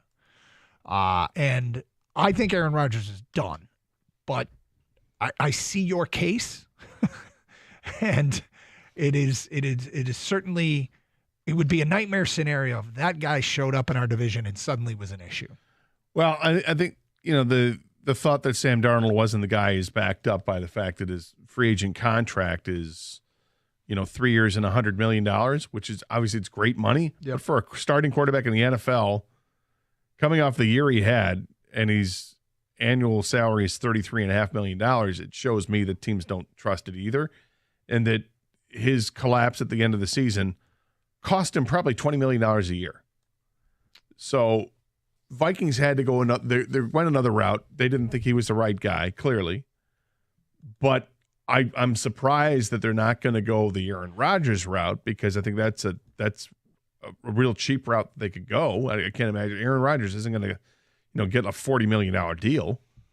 I can't imagine that the Giants or the Steelers are talking like that. So I think it's good for the Lions. J.J. McCarthy may end up being a great quarterback. I just can't see it in the first year. I think that's going to be difficult for him, so I'm not worried about the Vikings. I'm kind of dismissive of the Vikings at this point, much like we were of the Bears last year. Mm-hmm. But where does he go now? Does he go to the Giants? Does he go to Steelers? I don't know where he goes. I don't really care now. I mean, go wherever. Hey, and I hope that you implode wherever you go. Sure. I was just worried about, because it was a ready-made offense in Minnesota. Not so much in either of these places, and particularly with the Giants. So I wanted Rodgers to go to Minnesota because I wanted to beat him 2 more times. And I felt very confident that the Lions would do that, because I think it's a fading skill set that will only get worse every single year. Now, the personal side of this is not, it's another topic.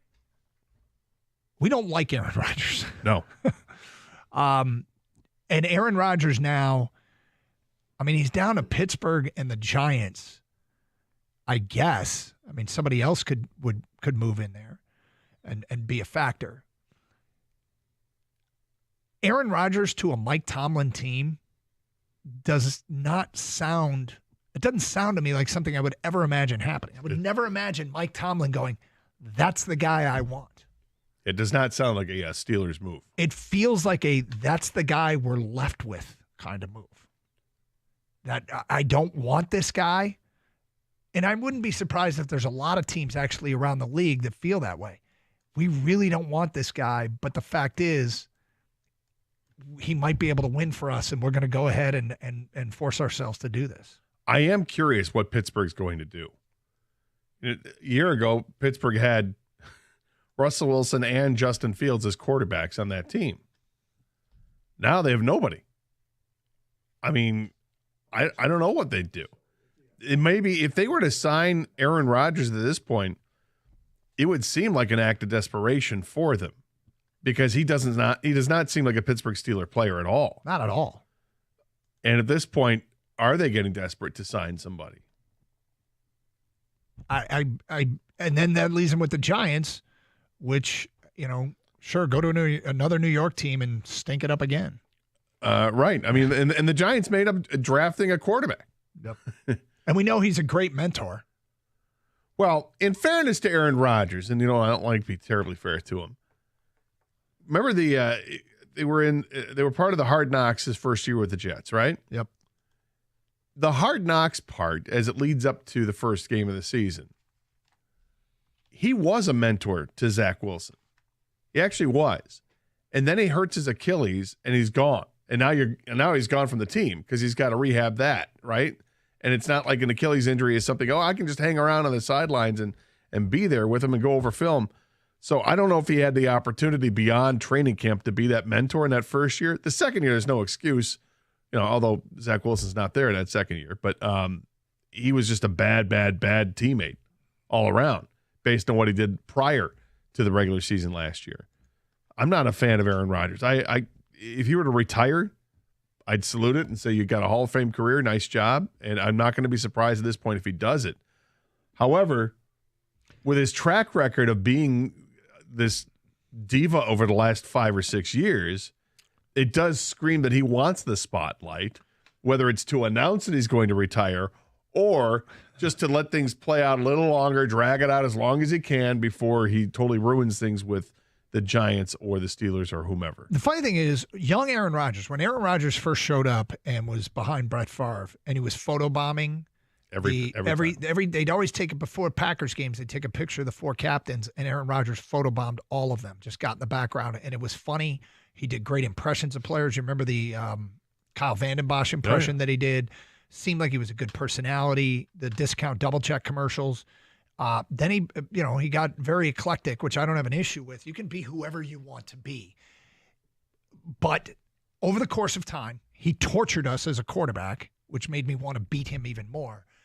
Then he stopped being a true pro, not showing up for stuff and blaming his teammates. And that's where I was like, this is the worst kind of teammate there is, when you aren't participating, but you're blaming everybody else. Kang, what do you make of the Aaron Rodgers saga and where we're at?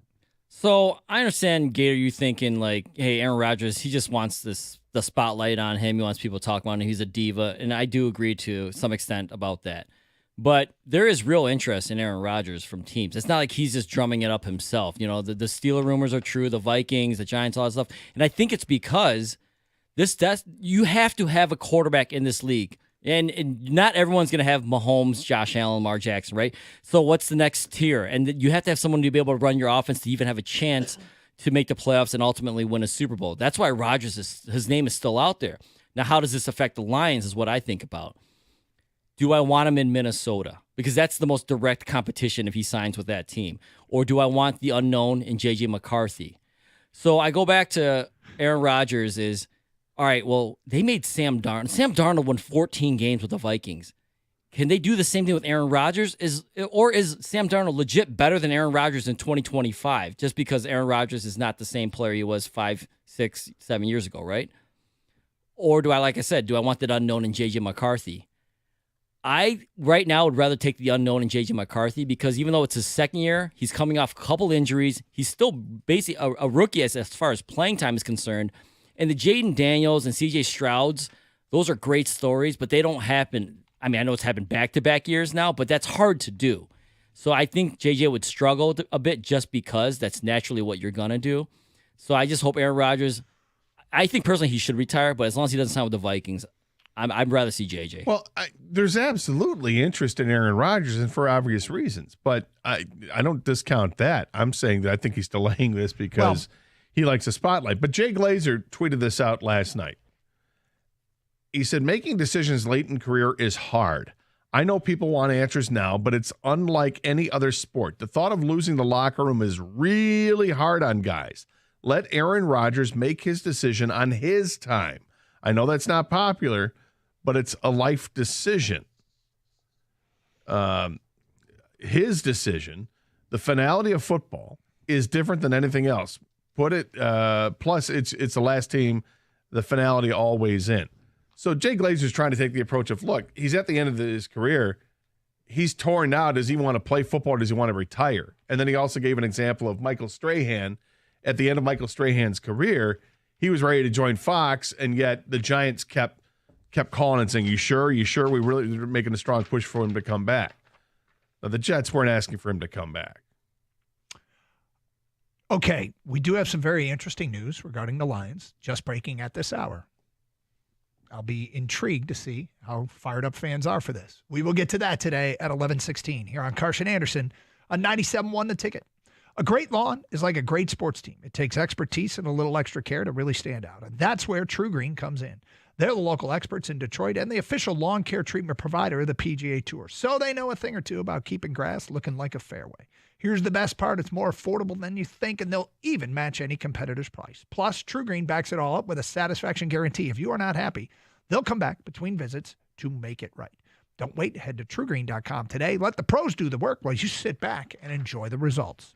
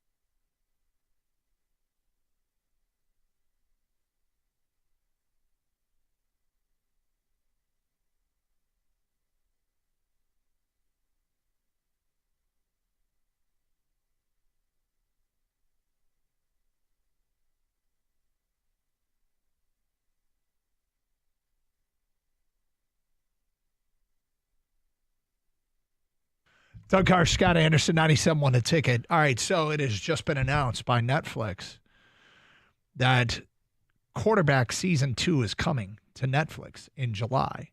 Netflix has done a behind-the-scenes. They do a really good job with their behind-the-scenes sports stuff. I'm not sure if the first foray Netflix had into that was Drive to Survive with F1. They have since come out with behind-the-scenes with professional tennis players. They've done behind-the-scenes with the PGA pros. Then a couple of years ago, they debuted Quarterback, which at the time was Marcus Mariota, Patrick Mahomes, and Kirk Cousins. And those it was really, really interesting to see these quarterbacks' journeys throughout the season. You see them in their home life, in the locker room. They're driving to and from the facility, what's going on. The cameras, the cool part is, and I always think this is what the media can be really good at, is taking fans places they can't get. You're not allowed to hang out in, I'll just randomly choose something like a quarterback's backyard next to their fire pit. You're not allowed to hang out with them as much as you might like to do so. But Quarterback took you there for Kirk Cousins.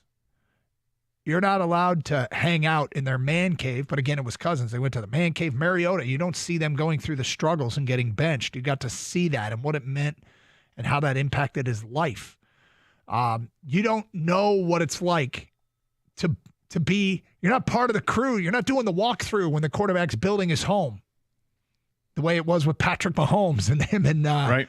What's her face choosing countertops and all that. So Netflix is really good at it. They have announced Quarterback Season 2 is coming, and the 3 quarterbacks are Joe Burrow of the Cincinnati Bengals, Kirk Cousins of the Atlanta Falcons, and Jared Goff of the Detroit Lions. Well, I think this is great to get the quarterbacks back involved. I think it's hysterical that they're doubling down on Kirk Cousins. I feel like they'd listened to our show and heard how giddy you were about Kirk Cousins' fire pit. God, it was like the perfect and his man cave, really was but really the fire pit is what you went. I had a yard crush. I had a yard crush on an NFL quarterback. Doug, you obsessed over this over multiple weeks. I'm just happy for you. Are you? That now you get to see Kirk Cousins in a brand new environment in Atlanta. Backyard. Did he upgrade the backyard situation? Exactly. In suburban Atlanta. What does it look like there? Yeah. Could be nice. Could be really, really nice. Could be fantastic. There's some really cool areas. There's great areas down there. Yep. I mean, it's not like the lakes we have up north, but I mean, it's still some pretty great areas. Cool. Down like there. I want to see, but we'll get to see Goff behind this now. So all this stuff's already been filmed. Yeah, and Goff didn't tell us. No, he didn't tell us. But cool here's what's cool. We're gonna have to take it. We're gonna have to take it up. We'll take it up with him. Yeah. Sure. But what's cool with Jared Goff when you think about the last year of his life, I imagine that they're going to go through. Let's reword that. What's happened in the last 365 days? What? The way you said that. The last year of his life. I'm like, wait, whoa. Oh, sorry. Yeah, I didn't realize that. During the course of the last 365, yes. During the course of last year, you go through the heartbreak of losing in the NFC Championship game, going through the offseason, getting the contract, seeing his teammates get the contracts. Then you go into he got married. Yeah. And then there's the season that happens. They go 15-2 during the season. He finds out that his wife is pregnant. There's a lot going on in his life. He's got a dog. Well, definitely. Yeah, we get to see the dog. Yeah. And do you think they'll have the cameras with him when he's doing any of his interviews with us? Are we going to see him hang up the phone and go, idiots? Maybe. I didn't even think of that. I think maybe because we had some issues with the phone last year. We did have some issues and with the phone. And I wonder if is that him driving in the car doing it? And if so, is there a camera with him? So there's that. And was it last year that Goff had the Skip Bayless roast? Was that during last year? We said, do you react to stuff people in the media say? And he goes, I don't know. What do you got? And we're like, Skip Bayless. And he said, yeah, no, I don't react. As soon as you heard it was Skip Bayless, it'd be fun to hear. See about that side of the conversation. Yeah. But I mean, I think people in Detroit want with any of our athletes, we want to get a closer look and behind the scenes stuff. And with Amon-Ra St. Brown, with receiver, that was cool. Yep. And you get to see him at different locales throughout Metro Detroit. Like, I've been there, I was there, and his dad, awesome dad. So this is going to be cool. I'm very much looking forward to it on all fronts. I'm a Joe Burrow fan too, so kind of take a look at that in the season that he went through, and good God, they just had no defense there whatsoever, and still don't really. The question I have, and I wonder about this now with Goff, and I get no, it's not true with St. Brown. I was like, okay, are we going to know the whole Goff story? Is it all going to be sort of old hat to us, or are there going to be any big reveals? I think there'd be a lot of reveals. Yeah, because it's showing a personal side to him. We try to get into that personal side, and he lets us in sometimes. I mean, he's not terribly revealing with it, but now the cameras are around him. So yeah, there's going to be lots of that stuff. Yeah, it could be fun, and it is wild that it's already done. Yeah, and he's got the personality. I think that'll show up too, and I think we're going to see. I think Lions fans. My guess is we're going to come away being very impressed because, he's kind of quiet and soft spoken. He's got this dry sense of humor. He's witty and he's quick as hell. Dude, I was about to say, you have no idea. Like I'm going to make a confession here on the air, and I don't know if you feel the same way. Every week, it's hard to interview somebody that is off the charts lapping you in terms of intelligence. Right. But the other thing is, he's also the unquestioned leader of this team, and we get just a glimpse of that when they do the victory after the game. They do the whole victory celebration, and then he might say something here and there, and then you can see the team loves him. We're going to get a bigger insight into why he is such a great leader with this team. We're also, I wonder if they will carry it all the way through to see Ben Johnson leaving. Yeah, I don't know. I don't know how far it would go. I mean, we sort of the default position in Detroit is Ben Johnson and Jared Goff made each other better. Ben Johnson and Jared Goff had an elite working relationship. When Ben Johnson left, how did that play out? Are we going to get to see those guys with their goodbyes and all that, and get some insight on that? Mm-hmm. The post-Washington game, I think losing in the NFC title game 2 years ago, if it, I don't know if they had the cameras with them then, but losing in that game, they had them with Amon-Ra, so maybe they'll have some golf stuff like in the can that they never used. But if they have, there's a different feel, a way different feel. Losing to San Francisco in the NFC title game was, okay, made it this far, probably should have won this game, but they'll be back, to this year's massive disappointment. Like, did the cameras follow him into the locker room? Were the cameras with him after they lost to Washington? Because as bad as we all felt, he felt 10 times worse. I don't even know if I want to watch that again. Because last year I struggled with receiver building up to the NFC title game. Reliving that, so. All right, 248-539-9797. There's some other Lions news. It's kind of interesting. According to Ari Marav, who covers the NFL for a couple of different blogs, has almost 800,000 followers on Twitter, says the Lions have proposed a rule change to remove the automatic first down for defensive holding and illegal contact penalties. Huh. Interesting. Have you ever thought illegal contact and defensive holding shouldn't be an automatic first down? Yes, because offensive holding is 10 yards. And I actually think that might be too punitive, but it is what it is, and it's been there forever. So why is defensive holding automatic first down? Why isn't it just 10 yards? Dave Burkett has added to that. They apparently proposed a format change to the postseason. In his most recent tweet at this hour, he said also a proposal to change playoff seedings to allow wildcard teams to be seeded higher than division champs.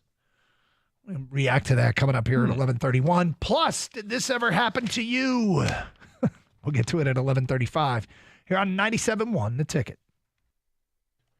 So if you're looking to upgrade your outdoor space, one place to call, Builders First Source. They've got you covered with everything. With 4 Metro Detroit locations, they specialize in top quality composite decking. Brands that you trust like Trex, TimberTech, and AZEK.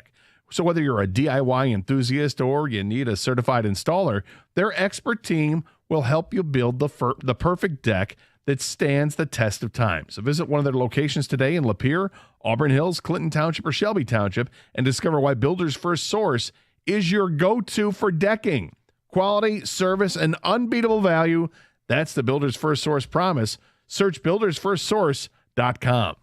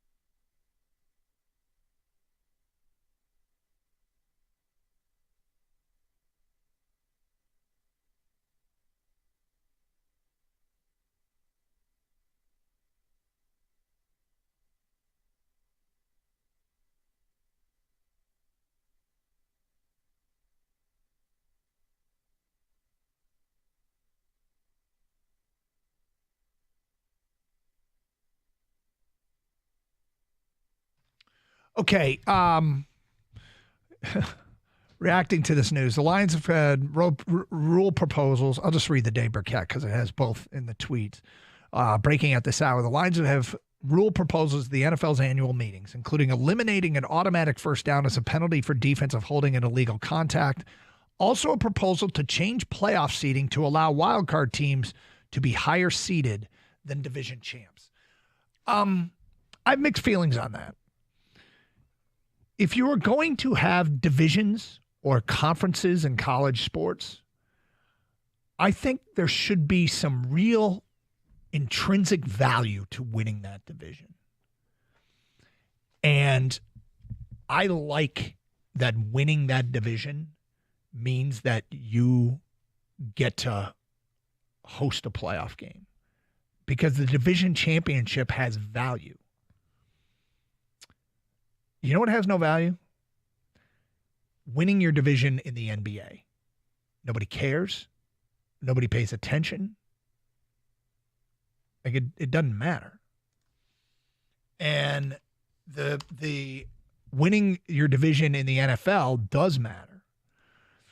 If you're going to have them and you're going to play 3 teams twice each, yeah, I think winning the division, I think it increases the intensity of those games. Look, Detroit, Minnesota at the end of last year was one of the greatest regular season NFL finales ever. By record, it was. Mm-hmm. And what was at stake, Minnesota had to go on the road. And it sucks. I get it. But why are we even doing divisions if there's no intrinsic value to winning them? Well, I don't have data in front of me. And the question I would ask if I were to support this, and I'd lean towards agreeing with this because I think there are those years, and it doesn't happen often. I don't think it happens often. In years that I watch, Doug, I don't think it happens often. I don't know if it does. That's why I asked for the data on this. But if you have such a disparity between a runner-up in a division and a division champion in another division, then I think this needs to be looked at. Like when you've got a 14-3 team in Minnesota last year. They traveled to a 10-7 team and played them at the that's home of an 8-9 team. That's a massive disparity, right?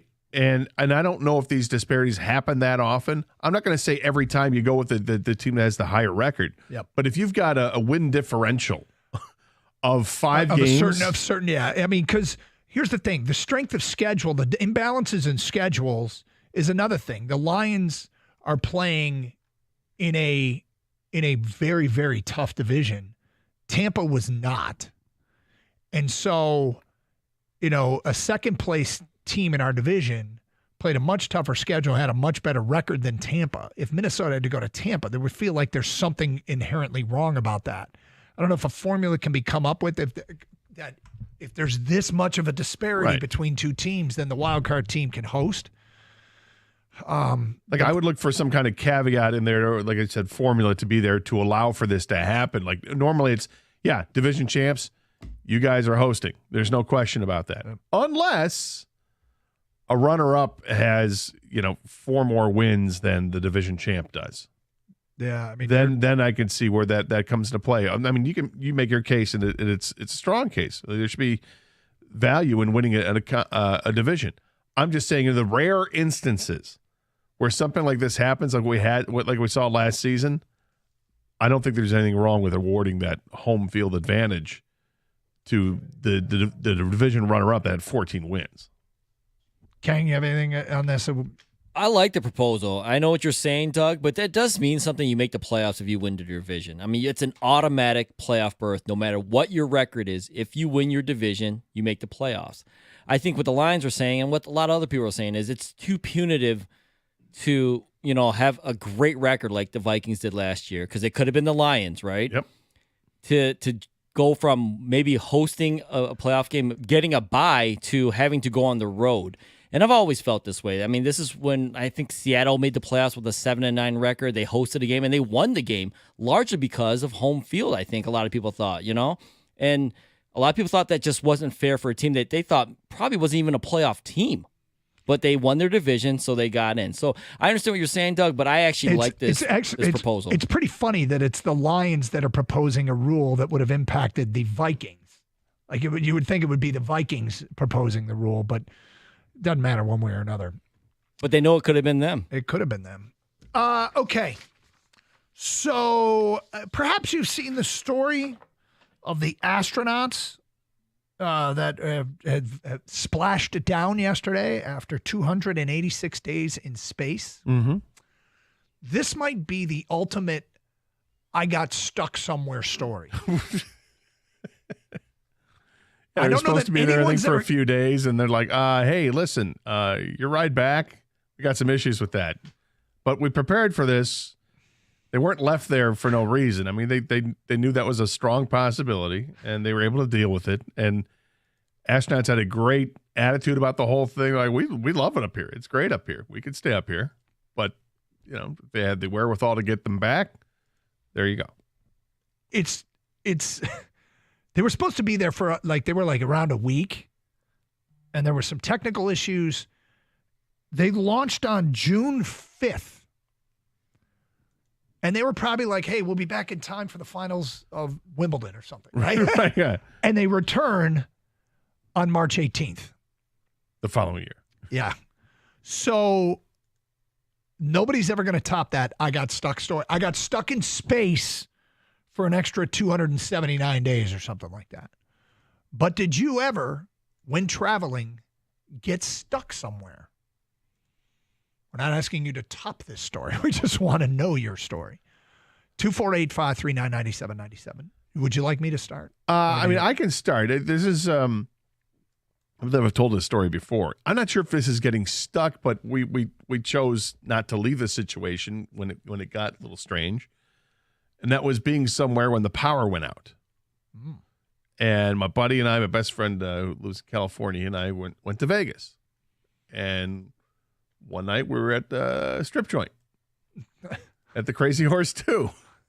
All right. And we're sitting at in a lounge area, and the power goes out after we'd been there for a little bit. Power goes out, and they only have like a couple of emergency lights. It's really dark in the place, and it's interesting, and yet, there's nothing. There's no dancing going on because there's no music, and apparently there are rules and whatnot.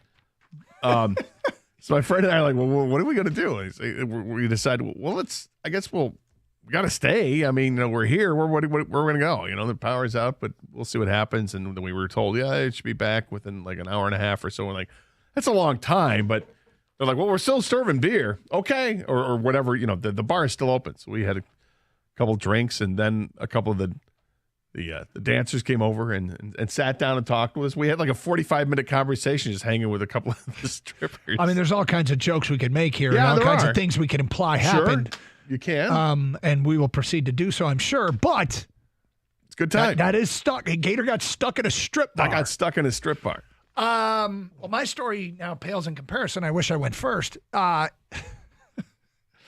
I was a kid, the family drove cross country. Actually, we did it a couple times.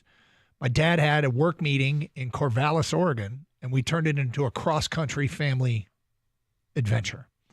We went north to the UP, camped in the Upper Peninsula on Koosinau Lake or Lake Koosinau for a few days, and then US 2. We took US 2 all the way across the country. Our car broke down. The details I think they're a little fuzzy in my mind, but here's what I remember. Our car broke down in Bemidji, Minnesota. We had an old Volvo station wagon. We got it to a garage. At the garage, they found the part that was needed in Duluth. My dad and the mechanic together drove 2 hours to Duluth to pick up the part and drove 2 hours back. Well, my mom entertained my sister and I in Bemidji, Minnesota, where we had to stay the night unexpectedly. Why did your dad have to go? I have no idea. Things were different back then, man. He probably said, I got to go get this part. My dad probably said, I'll ride with you. Who knows? I don't know. He rode with him, though. Were you anywhere near Brainerd?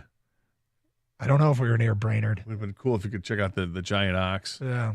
But I mean, we got stuck in Bemidji, Minnesota. Home of Bemidji State. How ironic is that? Huh? I mean, well, it's a hockey program, right?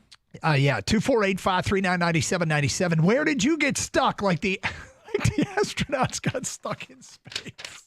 So far, I think the astronauts had it better and I had it better than getting stuck in Bemidji. Yeah, but I think my story's the worst of all of them. FanDuel is turning up the excitement even higher for college basketball. Through the first 2 rounds of the tournament, bet on the lowest winning seed of the day and you'll win your share of $1 million in bonus bets. And that's an upset you will not be upset about. The lowest bet you can make here is 9 cents. You can do it for 9 cents, but maybe win a share of $1 million in bonus bets. If your seed line is the lowest, that wins. Like I got Montana as a 14. If a 14 is the lowest seed line, I get in on the $1 million in bonus bets. FanDuel is a place to bet on the tournament.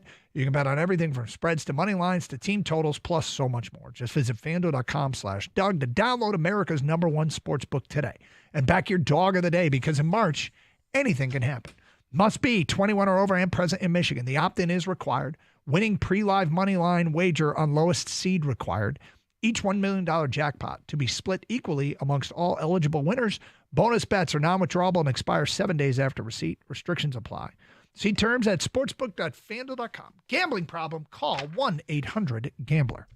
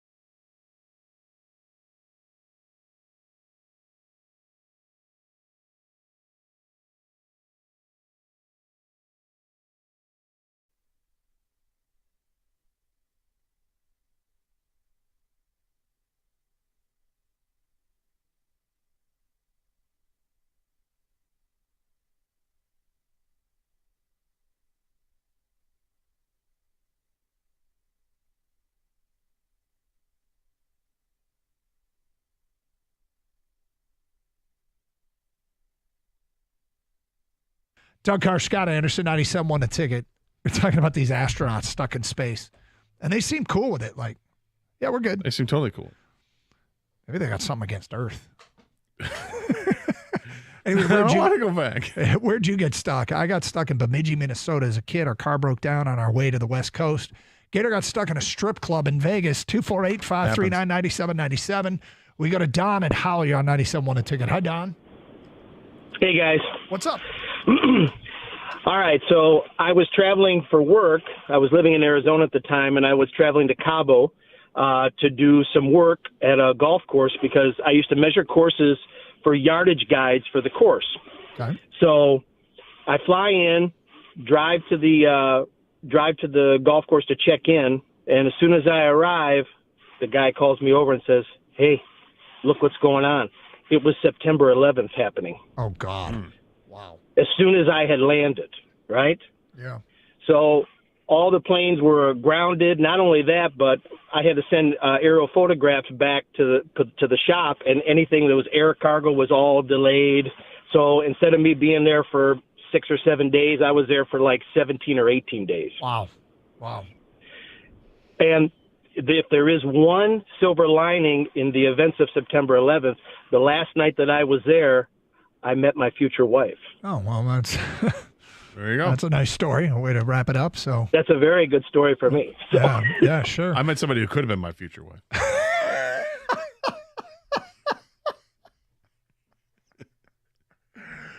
We just got this one. My friend who was a professor was on vacation in Hawaii. Anyway, he went on a charter boat for 3 hours. The weather started getting rough.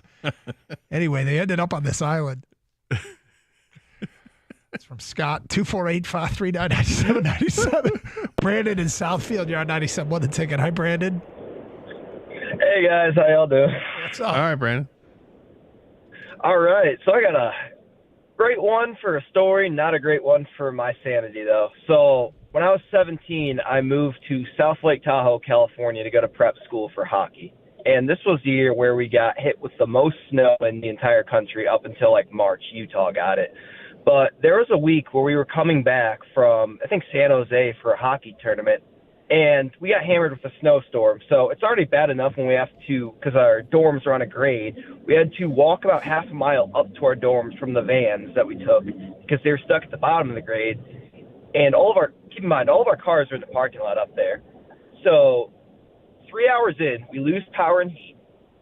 And then, so we're already stuck for 3 days in the dorms at that point to the day where it finally is like 40 out. So we're thinking, oh, cool, it'll probably melt. We can probably drive to school. Then we get hit with by the morning it was like 5 degrees out. So all that snow that was starting to melt turned into an ice wall. Oh, God.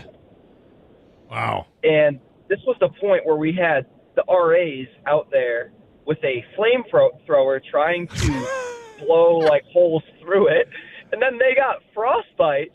So now we had to actually go out and take turns. Wow. We're sitting with a flamethrower trying to break open a hole so we can at least go to school and be in AC and like heat. Wow. But that didn't even work. So we were stuck with no food. For how long? People had to walk a week. People had to literally walk down the grade to a pizza place. And we were stuck eating pretty much cold pizza by that point because we had like no heat at all or no electricity for about 4 or 5 days. I think I might have become pre-diabetic because all I had in my room was Oreos. That's a rough story. No, I mean the rough part there is no heat. Yeah. You can handle it for like a day or two, and then you're like, wait a minute, okay, it's compounding because the weather's not getting warmer. The house is only getting colder. The dorms are only getting colder. I mean, I'm not eating. Yeah, and then you're not eating. Well, I'm eating Oreos. 248-539-9797. Where did you get stuck? Roy, you're next on 97 on the ticket. Hi, Roy. How's it going, guys? What's up? So mine actually happened this weekend. We were up north, me, a group of buddies, my girlfriend, and a couple brothers. We went to the Beaver Island out in the middle of Lake Michigan. So it's like a 2-hour ferry ride from Charlevoix. Yep. Wintertime, you have to take a plane over, though, so a little 6-seater plane. So we get up there for St. Patty's Day. They do a big celebration every year. Plan on leaving on Sunday, wake up, and it's 35-mile-an-hour winds, and we can't fly off the plane. So needless to say, we're there an extra day. It all worked out, but great place to stay for an extra day, I will say. I wasn't complaining. Interesting and aggressive St. Patrick's Day to go on a 6-seater plane to Beaver Island in the middle of Lake Michigan is an aggressive St. Patrick's Day. I've been going since I was a kid, so I actually have family that grew up there and still live on the island year-round, so kind of used to it, but it's a fun trip. If you've never been, highly, highly recommend it. All right, go ahead, Gator. Just go ahead. What? Go ahead. Just saying, Beaver Island's great. Who doesn't love Beaver Island? He couldn't contain himself. He couldn't contain himself during that call. No, you weren't going to be fine. I was trying not to say something that got me in trouble. Beaver Island, His demeanor completely changed. I don't know if that soundbite's appropriate. He stifled laughter. He wasn't making it easy, Doug. Just saying. You know? Ever been to Beaver Island? No, but I see the ferry leave for Beaver Island all the time. Yeah? Yep. Always pulling out? I see it leaving harbor, yes. Okay. Yeah. The drawbridge goes up. Yeah, you waved in? Yeah. There's that little canal. All of this is true. I know. I'm saying. That is aggressive, taking a plane over there. Yeah, what is the... How do you feel about the 6-seater plane? Not a chance in hell. He didn't say 6-seater plane. I'm like, well, that's never going to be me. What's the smallest plane you've ever been on? I had an Air Canada flight from St. John, New Brunswick to Montreal. That was, like one of those little cigars with one seat, maybe two seats on one side, one on the other. Same thing. I did a flight from Denver to Kalispell. We were going to Whitefish. Whitefish. Anyway, smaller plane. Probably like 30 seats or something. Yeah, something like that. I was on a flight, Minneapolis to Duluth. Twice Duluth's been brought up today. It was like a puddle jumper. And it was, I think it maybe sat 10 people. It was a prop plane. But I was too young to really be scared about it. I was, like 9 years old or something like that. They got those, you know what, now that you mention it, they got those, I think they're called the Dash 8 that goes out of Windsor to Toronto. I've flown on that a few times. Where the wings are above the fuselage and the props hang down below it. Oh. It feels like you're stepping into a time machine. I'm like, I've seen this plane in Raiders of the Lost Ark. 248-539-9797. Tom's in Canada. I'm sorry, Tom is next. He got stuck in Canada. Sorry, Tom. I didn't mean to steal your thunder.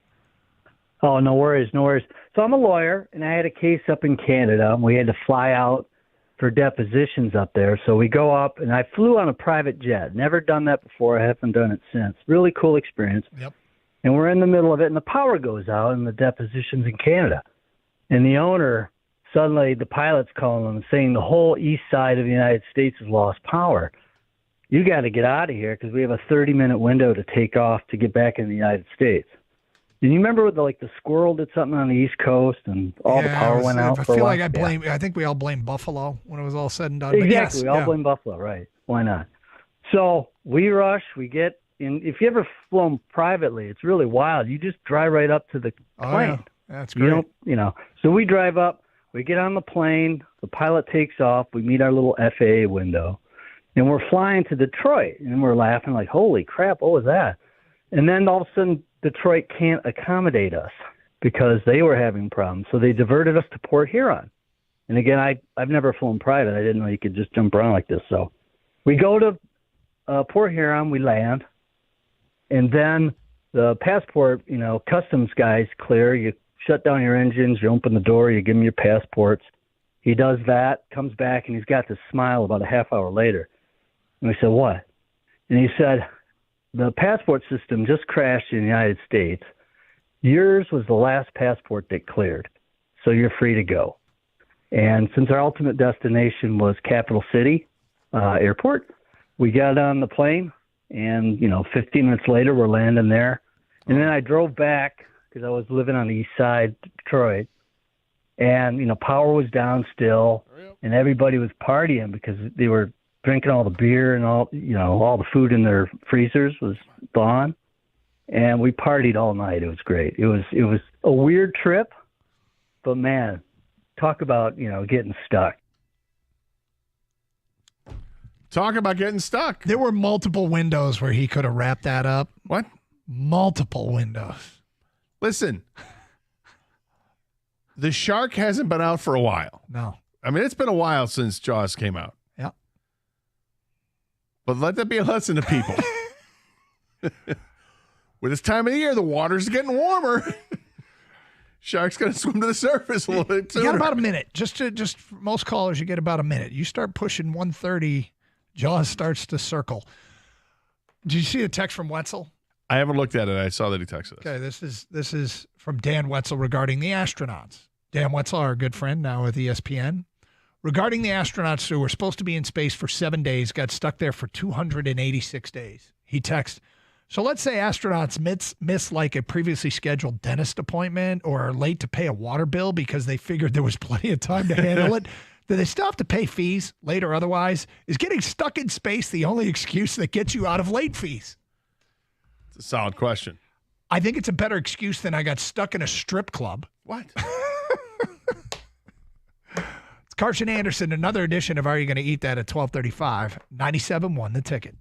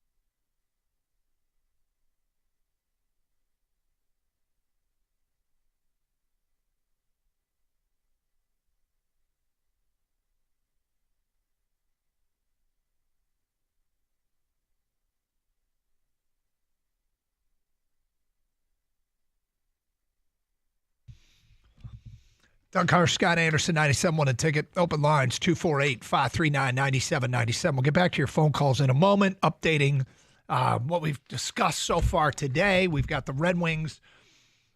Look, last night I realized I know it's mathematically possible for them to make the postseason, but I've organically started to not get disappointed in the loss and realize how improbable it is for this team to make the playoffs. There's just too much hanging on, waiting for things to turn around. And Gator, I don't know how else to put it. It wasn't a decision I made. I just realized that emotionally I've started to check out from I'm watching this to see if they can make the playoffs place. Now the game is on, and I'm thinking about things like the future. Is that fair? No, unfortunately, it's where I am. Right? I understand where you're at, and there's reasons why Red Wing fans are starting to check out. And it's if you look at the schedule, I mean, look, if you're going to check out, you're probably not a diehard Wings fan. You're probably not. Are you saying I'm not a diehard Wings fan? I'm saying that I'm probably not. I'm not saying you aren't. I'm saying most of the people that are checking out right now, I think, were the casual fan that looks, all right, well, they're not going to be there. The people that pay attention to it, here's reasons why these people are checking out, which would include you. Because you're looking at it closely and saying, my God, there's 14 games left. They're playing most of them are on the road. The schedule is damn near impossible. And they only play 2 of those 14 games against teams that they're competing with for that final spot in the wild card. It doesn't look good. No. They're 2-8 in their last 10 games. I guess it's the faith. What has gotten me, it's the faith that anything's going to change. That's what I've lost. I've lost the faith that anything's going to change, which isn't like me. I hang on, man. I hang on to dreams and hopes, but I'm losing faith that anything's going to change. 248-539-9797. March Madness, bracket guy. We've invited you with open arms. The 4 questions for you, bracket guy. 1, what's your biggest first-round upset? 2, how far will your favorite in-state school go, Michigan or Michigan State? 3, who's in your Final Four? And 4, who cuts down the nets on Monday night? 248-539-9797. Talked a little bit about the news out of the division. Kevin Seifert was the first to report, the ESPN Vikings writer. He tweeted out this morning, I'm told the Vikings are not pursuing quarterback Aaron Rodgers and don't consider him an option as they move into the next phase of the offseason. As Tom Pelissero reports, leaving J.J. McCarthy atop the quarterback depth chart. Again, Rodgers, Vikings was never likely, but it has been discussed. So that impacts us here in the division. Probably makes people less fearful of the Vikings, although I wanted Aaron Rodgers in Minnesota because I wanted to beat him 2 more times. The torture over the years, and now I don't like the guy. But you, Gator, were concerned that Aaron Rodgers could actually be an upgrade for them at the quarterback spot. Yeah, I think he would have been. That offense is ready to go. They've got tons of weapons there, and as a veteran quarterback, he can step right in and lead that team. I think he still has some football in him. But at this point, the Vikings have moved on. Okay, interesting choice. They want to get the ball rolling with J.J. McCarthy, see what he's got. They obviously used a first-round pick on him, so get him ready to go, and we'll see where he takes them. But now it's about the other teams. The Giants, the Steelers, they're still involved. And what is Aaron Rodgers really thinking? Who knows? And I don't want to even waste too much more of my brain power thinking about this because he could very waste any of that. No, done enough of that. But I mean, he could retire and call it a Hall of Fame career, which would be fine. But the longer this thing plays out, it just it looks like he's just living for the spotlight. 248-539-9797. And we got the story of people getting stuck. That's right. The astronauts got stuck in space. They were supposed to be there 7, 8, 9 days. Well, they left in June. They returned yesterday after 286 days. Where have you been stuck? Let's go to Greg. What line's Greg on? Sorry. My bad. 3? All right. Let's go to Greg. You're on 97.1 The Ticket. Hi, Greg. Hello. How you doing? What's up? Hey, I got stuck. This was 1993, spring of 93. I was coming back home from Atlanta, Georgia, driving. I had spent the weekend driving. I left Saturday morning to Columbus, Ohio. Then I went to Charlotte, North Carolina, then over to Atlanta. And finally, Sunday evening at 7:30, I left coming back home. And since I hadn't got a lot of sleep, I said, okay, I pulled in, filled up with gas, bought the largest coffee that they had and one of those packs of those no-dose tablets. Oh, boy. You know what I'm talking about? Yeah. Okay, so I took the no-dose, washed it down with the coffee. I put, a James Brown CD in the car, and I hit the highway coming north. And I got to Tennessee. It's 9:15, and all of a sudden I see brake lights in front of me on I-75. So I slammed on the brakes. I stopped about 10 feet from hitting this other car, and nobody's moving. And then I hear tires squealing behind me. So I sat there for about 10 or 15 minutes, and people start shutting their car off and getting out to walk up and see what's going on. It's dark. The road bends up ahead. So what was happening?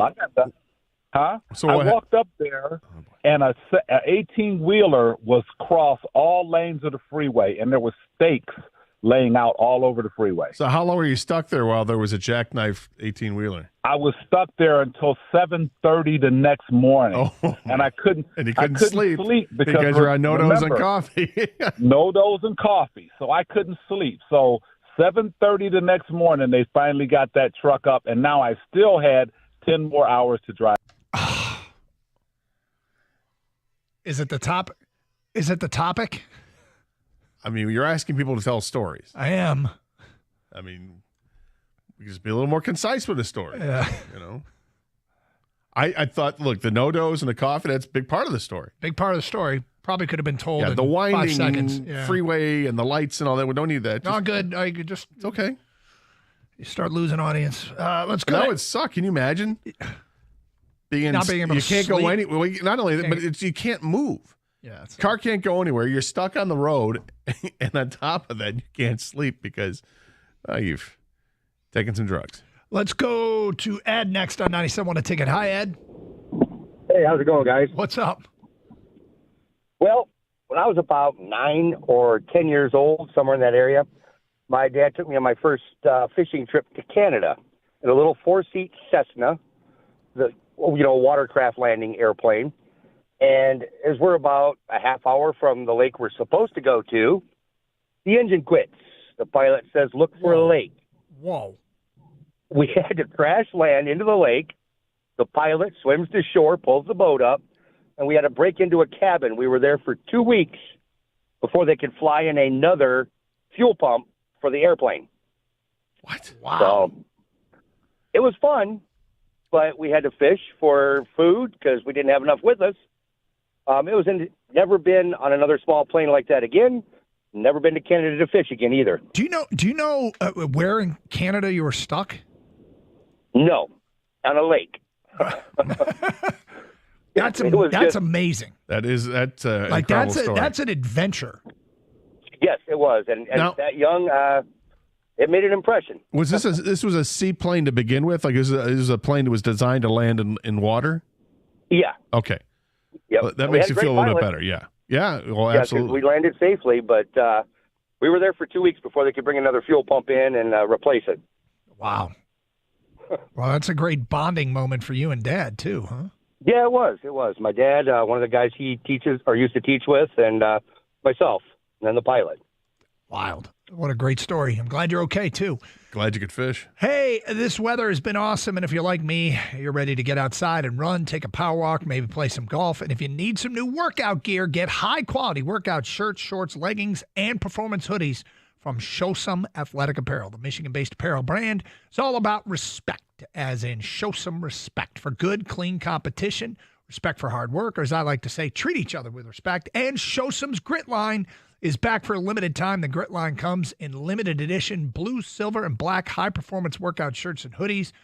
Don't forget the discount code GRIT at checkout. That discount code will go away. So if you've been thinking about it, hustle. Discount code GRIT at checkout. Go to showsome.com. That's SHOSUM.com.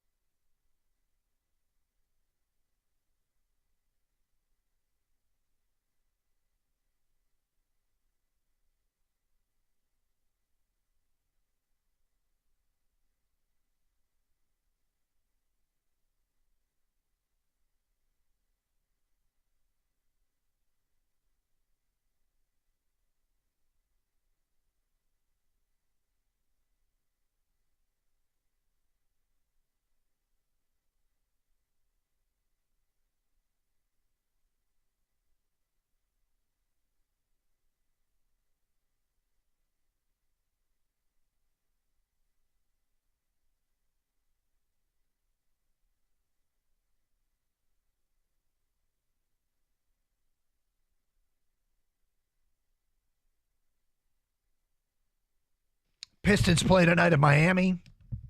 Half game behind Milwaukee. Full game behind Indiana. By the way, rough week to be a West Virginia fan. You get left out of March Madness, and then their coach gets poached by Indiana. That is tough. Yep. Tough to be a Mountaineer. Tough to be a near. 248-539-9797. Ashley's on line 3 and next. Hi, Ashley. Hello. Hi, how are you? Doing great. I got a story about one time getting stuck in Tennessee. Okay.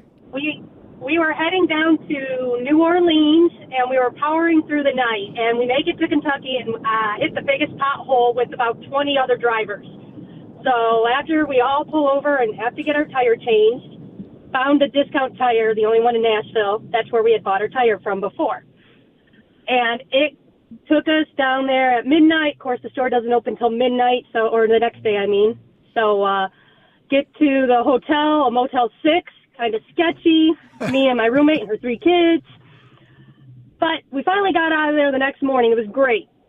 But it saved our lives. It was a day of tornadoes ripping through the South. And we finally make it to Alabama, and everything was shut down. The tornadoes had done so much damage. We couldn't even get to a gas station until like an hour waiting in line. Wow. Well, that's that's fortunate for you, I guess, when it was all said and done. We were grateful after we realized how bad it was. I mean, we drove by Tuscaloosa, and it was like the one that went through their practice football fields and everything at Alabama. And it was a lot of fun explaining to the kids the power of storms and how dangerous they really were. A teaching moment. That was a parenting teaching moment. Look at that. And Was sounds a like we parenting. got some parenting that's going to have to happen right now. Yep. Feedback coming into the Carson Anderson inbox. Ronnie in Ann Arbor says, my biggest upset is Akron over Arizona. Colorado State is the biggest upset. Home team MSU will make the Elite Eight. U of M goes to the Sweet 16. My Final Four is Auburn, St. John, Duke, and Houston, with Houston taking the chip. I like Houston. St. John is dangerous, for sure. Lou in Ann Arbor says, biggest upset is Drake. Michigan State in the national championship. The Final Four is Michigan State, Memphis, Duke, and Kentucky. My champion, unfortunately, is Duke. Okay, so let's see here. Akron over Arizona. That is a 13-4 in the East. We had Colorado State winning. Where's Colorado State in the bracket? They didn't say who they were playing. Oh, over Memphis. That's a 12-5. Here's somebody takes Drake in an upset. Where is Drake in the bracket? Drake is beating Missouri, he has, in the West. Interesting. 248-539-9797. It's Carson Anderson, 97 a ticket. Where have you been stuck? What if Drake was taking on Lamar? Well, we know who Doug likes in that matchup. He just doesn't get Lamar. I don't get Lamar at all. Not at all. He's tried. Don't get Lamar. I've tried to get He's Lamar. tried. Don't get Lamar. Gets I Shabuzi. I don't like everything about Drake, but I like some of Drake. Some of Drake's lineup. Yeah.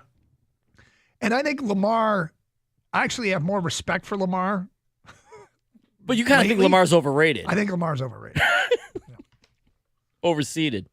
Let's go to that might be the edgiest, most modern reference you have ever made, Gator. Oh, I don't know about that. I think it might be. Kang, where does that rank in That's terms up of there, man. Gators, like, culturally speaking, that might be your best reference. That's ever. 2025, my friend. That's nice. I mean, I couldn't tell you a single Drake song or Kendrick Lamar song, but there we go.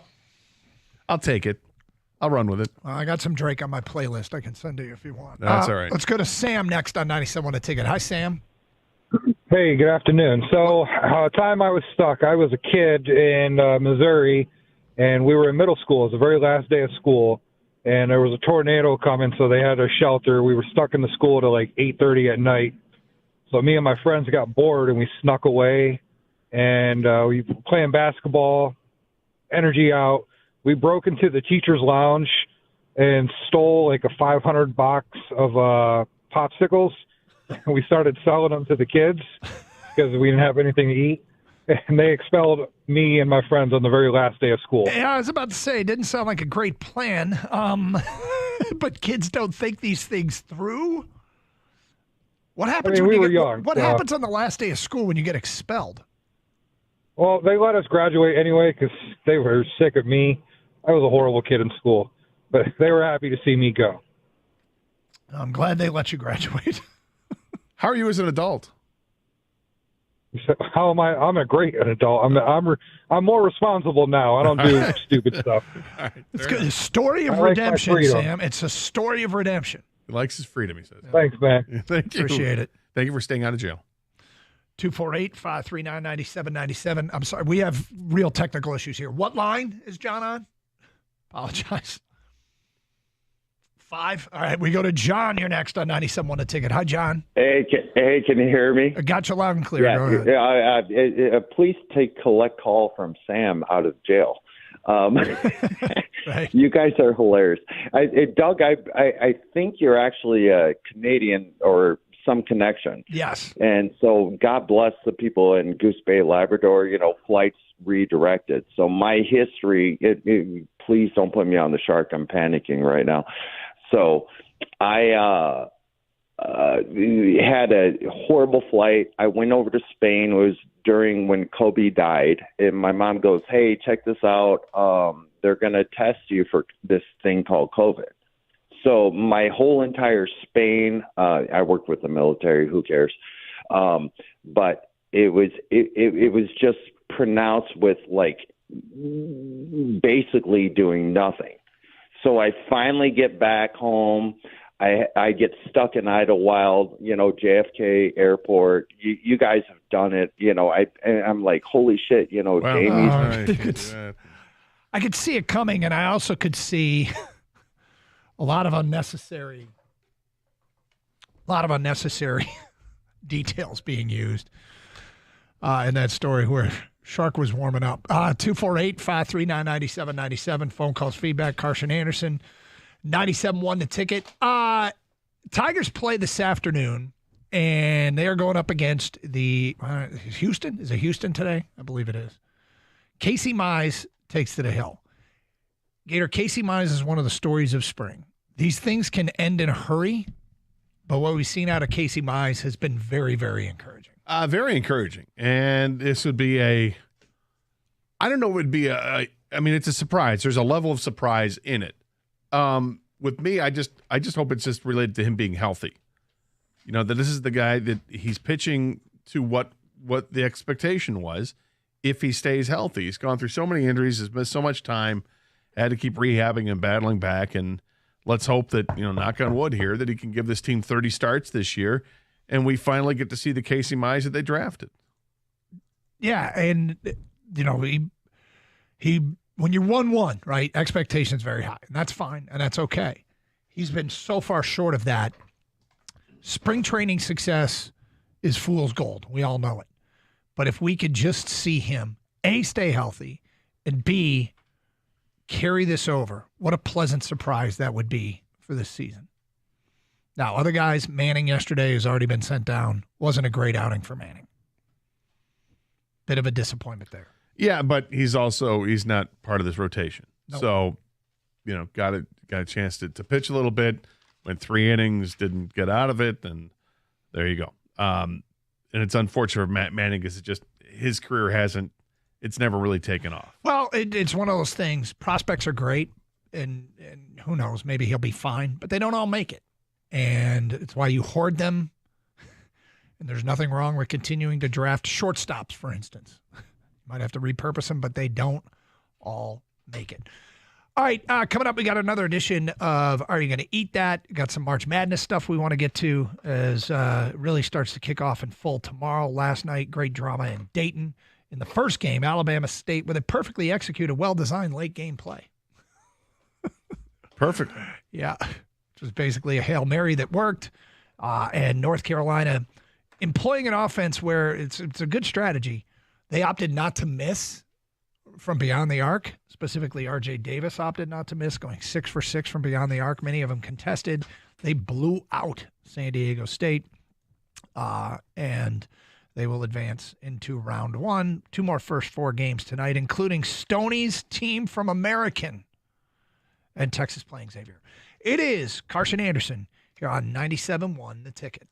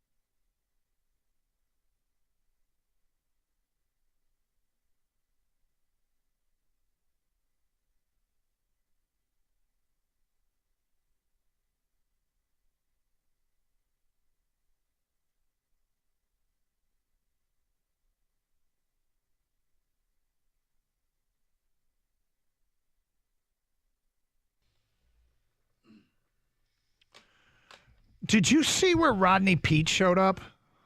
I did. And I don't think Max Muncy was too happy about it. Yeah, we watched that again. If people missed it, I don't know if that was today or yesterday, but it was one of these major league games in Japan. Dodgers are playing the Chicago Cubs, and there was a foul ball down the left field line, and Max Muncy of the Dodgers chased it over and reached into the stands to try and catch it. It was caught by a fan who had a glove. And a Dodgers sweatshirt. That fan was Rodney Peete, former Lions quarterback Rodney Peete. Hanging out in Japan. Yep, going to the game. Now, correct me if I'm wrong. When one packs for vacation, yes, even if you are going to a game, one has to make the decision to pack the baseball glove. This is true. So I think about how I pack, and I, for instance, am going to be at a baseball game on vacation soon. I have never once considered taking the glove. Now, I'm not a take a glove to the game guy anyway. At some point in my life, Probably should have been. I probably should have been. I have dropped more than one, which is weird and very disappointing. I'm very disappointed in myself. All the ridicule I've taken has been justified. I want to authentically catch one with my bare hands someday, and I'm going to. I'm determined to. But he made the decision to take a baseball glove, halfway around the world. Yeah, he did. That's that's commitment. I think if you're going to sit in an area that could be frequented by foul balls hit or home run balls, nothing wrong with bringing a glove with you. Okay, you're cool with it? I'm totally cool with it. Yeah, because what people don't realize until you're in that situation, a pop-up is one thing, but line drives, you got to have a quick reaction time. That thing comes in hot. When you start seeing, we talk about Bryce Rayner and his 114-mile exit velocity.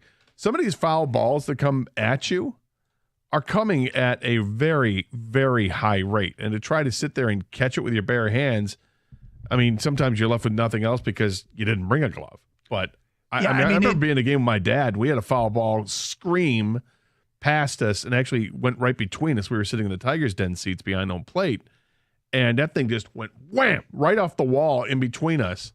And I looked at him like, wow, I'm glad you weren't sitting, a foot to the right there because you would have been drilled right in the chest. Obviously, the netting now changes a lot of that. Well, the netting was there for that one. Yeah, but yes, it does. The fly balls, like if you're in the outfield and you're going to catch a home run ball, that doesn't come in soft. No. The exit velocity on a home run is usually 90 miles an hour plus. Yes. Yeah, but the thing about this is, I'm not against anyone bringing a mitt to a game in general, but this is in Tokyo. Okay, yep. So this is odd. They took a flight, an international flight, and for Rodney Peete it doesn't matter, but I'm just talking for me. If I were to fly to another country, baggage space is key. Yep. I don't know if I could be like, well, I'm bringing the mitt, for something I might not even there's a small percentage chance I use this thing. And I'm taking up space in my luggage or carry-on or whatever. Yes, obviously he made the right choice. Well, but I'm saying in general, if I go, all right, wife, we're packing. Wife. She's going to be like, you're not bringing the mitt. Let's go my carry-on. Lay off. Yeah, I'm going to bring my skates, too. Yeah, what if there's a chance to skate somewhere? I bring my skates. You never know. Maybe he was going to visit the Mizuno factory, and he bought the mitt in Japan. You don't know. I have no idea. I'm pretty sure that's not it. Yeah.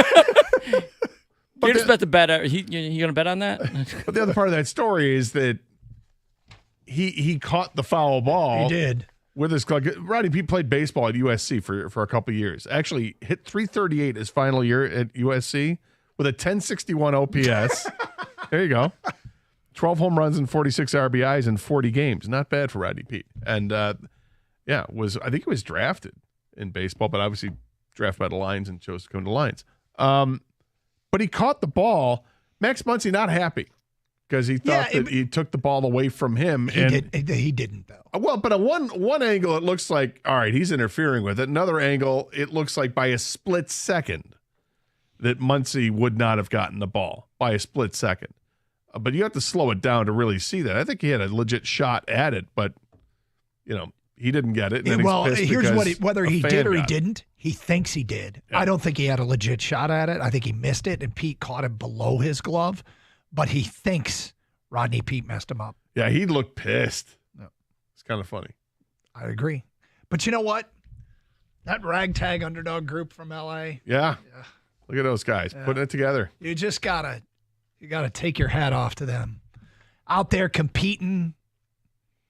Just what a underdog and inspirational group that group of Dodgers is. The old 110. Yep. And they managed to win their first two. It's a nice sweep for them to start the season. It's really not. It's really good for them. God, just so inspirational. I hope our Tigers can take some inspiration from that feisty little engine that could, known as the Dodgers. I just hope that those were two games that were road games originally for the Cubs, because I certainly wouldn't want the Cubs to lose any home games. Oh, you don't want to take away from the Wrigley Field experience? Don't want people to. All right, you ready for another edition of Are You Going to Eat That? Sure. Here we go.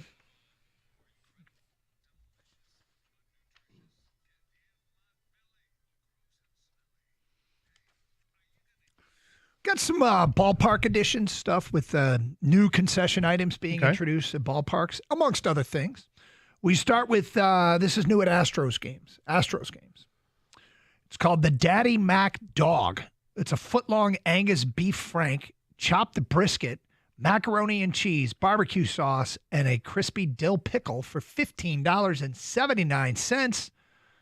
Foot-long dog, brisket, mac and cheese, and barbecue sauce. Gator, would you eat that? I would not. It's too much. All this, too much. The hot dog, I'm a big fan of the hot dog. You start throwing everything on it, like adding brisket to it, I don't need it. You throw the mac and cheese on it, absolutely not. The fried pickle adornment, that's fine. I can take that off, but the rest of the stuff doesn't belong there for me. The most I want to see in a hot dog, Coney dogs are great. I can even have a bacon-wrapped hot dog, but I don't need brisket and mac and cheese and all this other crap. That's too much. And it's a foot long. Yeah, I was about to say, is the mess factor? Because you definitely don't. No, it's not about the mess. It's just too much. All right. Kang. You see, I would try this because I'm not looking at it as a hot dog. This is no longer a hot dog once you added like the brisket, the mac and cheese, all that stuff. To me, this is fork and knife now. And if with fork and knife territory, I definitely want to eat this. Okay, so Kang is a but yes. you're at a ballpark. Well, I'm still gonna use a fork and knife for it comes on something. I'm sure, like a plate of something. It's a foot long. I know. I'm just saying. Who knows? I don't know. It's Houston. They do things differently there. I'm obviously a no with all the. Maybe they give it to me on a trash can thing. I don't know. Lapping beer out of a dog dish. Yep. Next up at Royals games, the Z-Man sandwich. This is a smoked beef brisket, slow smoked beef brisket, smoked provolone, topped with 2 crispy onion rings on a toasted Kaiser roll. Gator, are you going to eat that? Yeah. I mean, I'm not the biggest brisket fan, but no, I don't. I love Kaiser rolls. First of all, you're going to throw some cheese on there. Yep, it sounds pretty good. I'll try that. Kang? Yeah, this is like the same as up on a Kaiser roll for me. So I'm gonna fork and knife this thing too, and they'll serve it on a plate. All right, I am obviously out again. Red meat. Next up, also at Royals games, they are offering a dessert at the concession stand called the Blue Velvet Whoopie Pie. Whoopie, like newlywed game whoopie? No. The description of the Blue Velvet Whoopie Pie is simple enough. These are 2 blue velvet cakes with a layer of vanilla fluff in between. I mean, it looks like a moon pie type thing. Yeah, I hear you. Yeah, I'd try it. I mean, I've never had blue velvet cake. I've had red velvet cake, which I think is a little overrated. It's fine. I'd still eat it. And this being blue, like a Cookie Monster thing, I'd give it a shot. Kang, you? Yeah, I'm guessing this is red velvet cake, but just with blue dye. Yeah, blue dye, coloring, exactly. So yeah, I'm in, and I enjoy the fluff. I feel like this is the kind of thing that if I got my... I do too. Like the fluff? I'm not even going to say what I was going to say. I might take a bite if someone in my family were to order one, but I would never buy it on my own. Okay. Next up, Sprite just released a brand new strawberry kiwi flavor exclusively at Walmart. Strawberry kiwi, a refreshing and fruity blend of sweet strawberries combined with the tangy flavor of kiwi, exclusively sold at Walmart. 12 packs, 12-ounce cans, and 20-ounce bottles. Gator, the strawberry kiwi Sprite. Are you going to eat that? I'm not. No. If it was 0 sugar, I'd consider it. But even then, I'm not a fan of the strawberry kiwi combo. How about Sprite? Sprite's good. You like just Sprite flavor. I like Sprite. Sprite flavored Sprite works for Gator. There have been some flavorings I've liked when they've thrown like a cherry lime Sprite. I think they have. I like that, but I don't need to go too much further from that. It's a great mixer, by the way, with tequila. Kang, what about you? When it comes to this stuff, I prefer it just be non-carbonated, to be honest with you. Like a strawberry kiwi drink instead, like a juice. You know, that. But pop, I like traditional flavors. Cola, Mountain Dew. That's a flavor. I think this sounds awful. It is a flavor. I have no interest in this whatsoever. And finally, KFC drops new mashed potato poppers. Now, I thought I read these were only available in Australia for now. Oh. Called Mashies. KFC just added a crunchy new mashed potato popper to the menu. It's everything our comfort food dreams. Described as crunchy on the outside with a filling of classic KFC potatoes, these golden brown goodies, unlike anything we've previously seen in the United States, the newest menu item will hit drive-thru starting today in Australia. Crikey. Yeah, Fed income. Yeah, dude, I'd be all over this. This sounds delicious. The mashed potatoes at KFC there's something special about it. I like them a lot. I'm all about it. Yeah. Kang? Oh, I think this is a fantastic idea. Is there a gravy dipping sauce or anything like that? Yeah, now you're talking. Right? Yeah. How can there not be? Yeah, there should be. Let's see here. It doesn't appear to be, although I guess people are getting the chicken regular tenders gravy? dipping sauces and using those. Oh, that'd be interesting. Yeah. I mean, it screams to be dipped. Yeah, would you? I actually would. This is Oh, an authentic my. yes. I do like mashed potatoes, and this looks like a good, like instead, okay, fries are this. I'll try these. Two other things real quick. One, the menu that Scotty Scheffler has put forth for the Masters is out. The appetizers, cheeseburger sliders, and firecracker shrimp. I think you'd be split on those. I don't think you're going for the cheeseburger slider, Doug. You are correct. But the firecracker shrimp, the Hell sweet yes. Thai chili and sriracha mayo. I love it. Yeah, I'm in for both. Papa Chef's meatball and ravioli bites, pecorino cheese, tomato basil sauce. Okay. Yeah, I'm out. But You're out? on the meatball? Oh, sorry. Yeah, Yeah. right. And ravioli bites. Maybe you want ravioli bite with no meat. It's, if there's no meat, I'd give it a shot. Okay. First course, Texas-style chili with cheddar cheese, jalapenos, and corn chips. I think you're out. Yeah. Chili. Are you in on all of this? Yeah. Can you in? Oh, yeah, I'm in. All right. All you got to do is qualify for the Masters. Right. Main course. Oh, I got to win the Masters. Choice of wood-fired cowboy ribeye or blackened redfish. I'll take the fish. Thank you. Okay. Would you go with the redfish or would you go for the ribeye? Ribeye all day, man. I'd probably go with the redfish. You know me. I love a ribeye. You know me. I Is this menu so I know. good? You're going to go to the range after the show? And Yeah. Yeah. And then for dessert, a warm chocolate chip skillet cookie with vanilla bean ice cream. okay, that sounds better than a DQ Blizzard. So I try that. Yeah. If it sounds better than a Blizzard, I'll get it. All right. And the other thing I will reveal in 5 minutes. Another thing to reveal in 5 minutes. There's a are you going to eat that I will give you in 5 minutes. Oh, is this like a taste test? Yes. Oh, sweet. All right, Twin Peaks fans, it's hump day, and you know what that means. Bourbon and Brews is back at Twin Peaks. Every Wednesday, your favorite Twin Peaks girls dressed to impress in their finest black lingerie, serving up samples of special bourbons and beers. Get there between 5 and 7 for sampling opportunities of these high-end bourbons and whiskeys and some of the famous craft cocktails. Enjoy them with a beer of the month, Coors Light. We're in the middle of one of the best sports weeks of the year. Starting tomorrow, your favorite radio show. Oh, is that us? Yes, we will be taking our talents.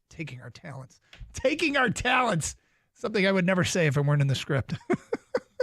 We're going to be at the Twin Peaks in Madison Heights. Yes, broadcasting live Thursday and Friday for basketball, opening the doors early at 10 a.m. Start the party off right. Wall-to-wall TV, scratch food, the coldest beer in the state. Again, Twin Peaks, Madison Heights for that Thursday and Friday.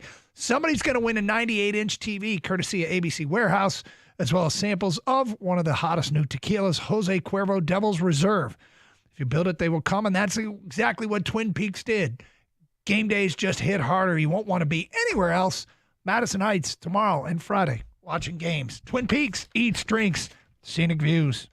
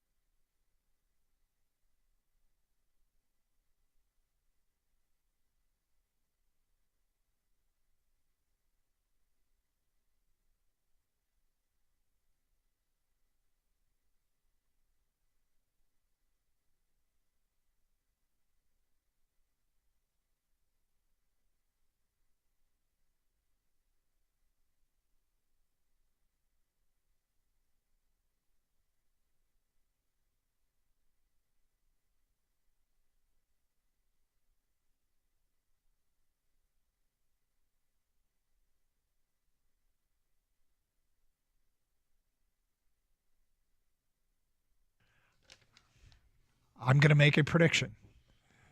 And I've wrote the prediction down inside this piece of paper. Prediction. That's what it says on the outside. Something is going to happen here on the show soon. Okay? Okay. Prediction.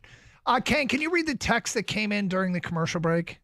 Yeah, from an unnamed ticket texter. Yep. What is wrong with Doug's taste for food? You know, like, I try to get my daughters to eat, like, vegetables. Sure.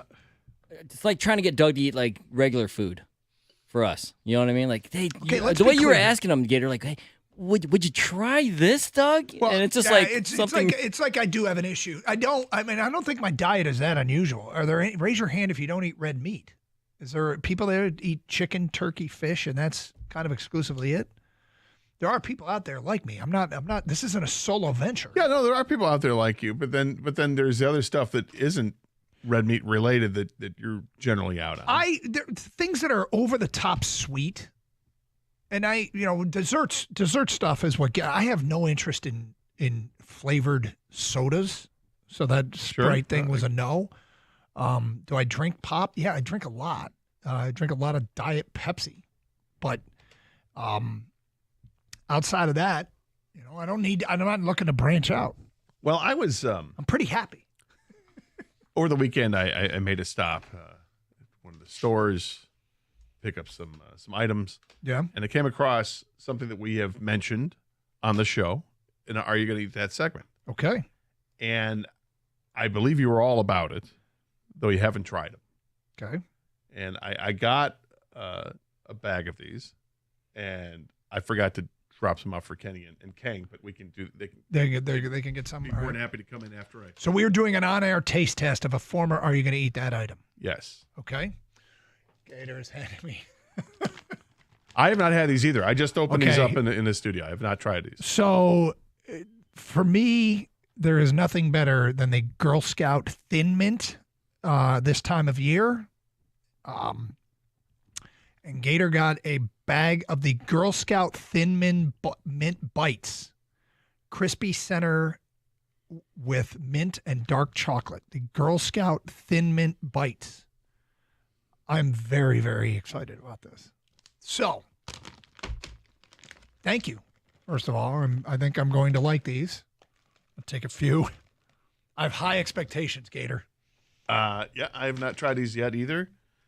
Kenny, if you want to come and grab the bag of Thin Mint Bites, please do. And that way you and Kang may sample this as well. They're kind of shaped like Whoppers.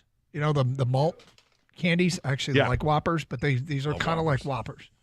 All right, so I'm going to give these a shot. Girl Scout Thin Mint Bites. Yeah. Thank you, Gator. All right. So I'm going to pop a couple of these in my mouth.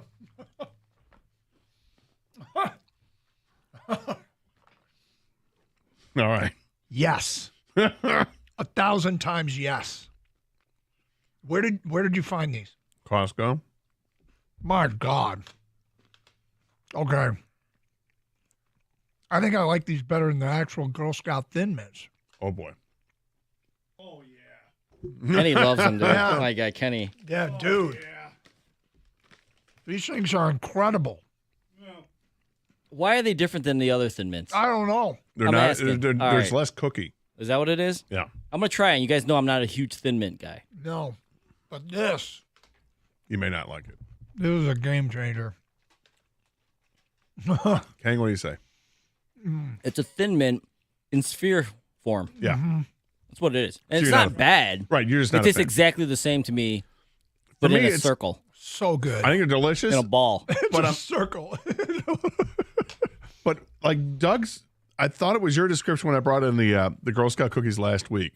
The Yeah, you brought the other one, the new ones I like. I can't think. Adventurefuls. The He brought Adventurefuls. in Adventurefuls. Kang, I don't think you were in that day. It was out that day. Yeah. And you tried it, and I think you said it was too chocolate. It was it was over the top. Which I'm surprised because I think these are fantastic, and Yes. and freeze these up or throw them in the refrigerator, they're going to be even better. But I would have thought that you would have said maybe this was too chocolatey. Because there's not much of that cookie crunch. It is so freaking good. That is.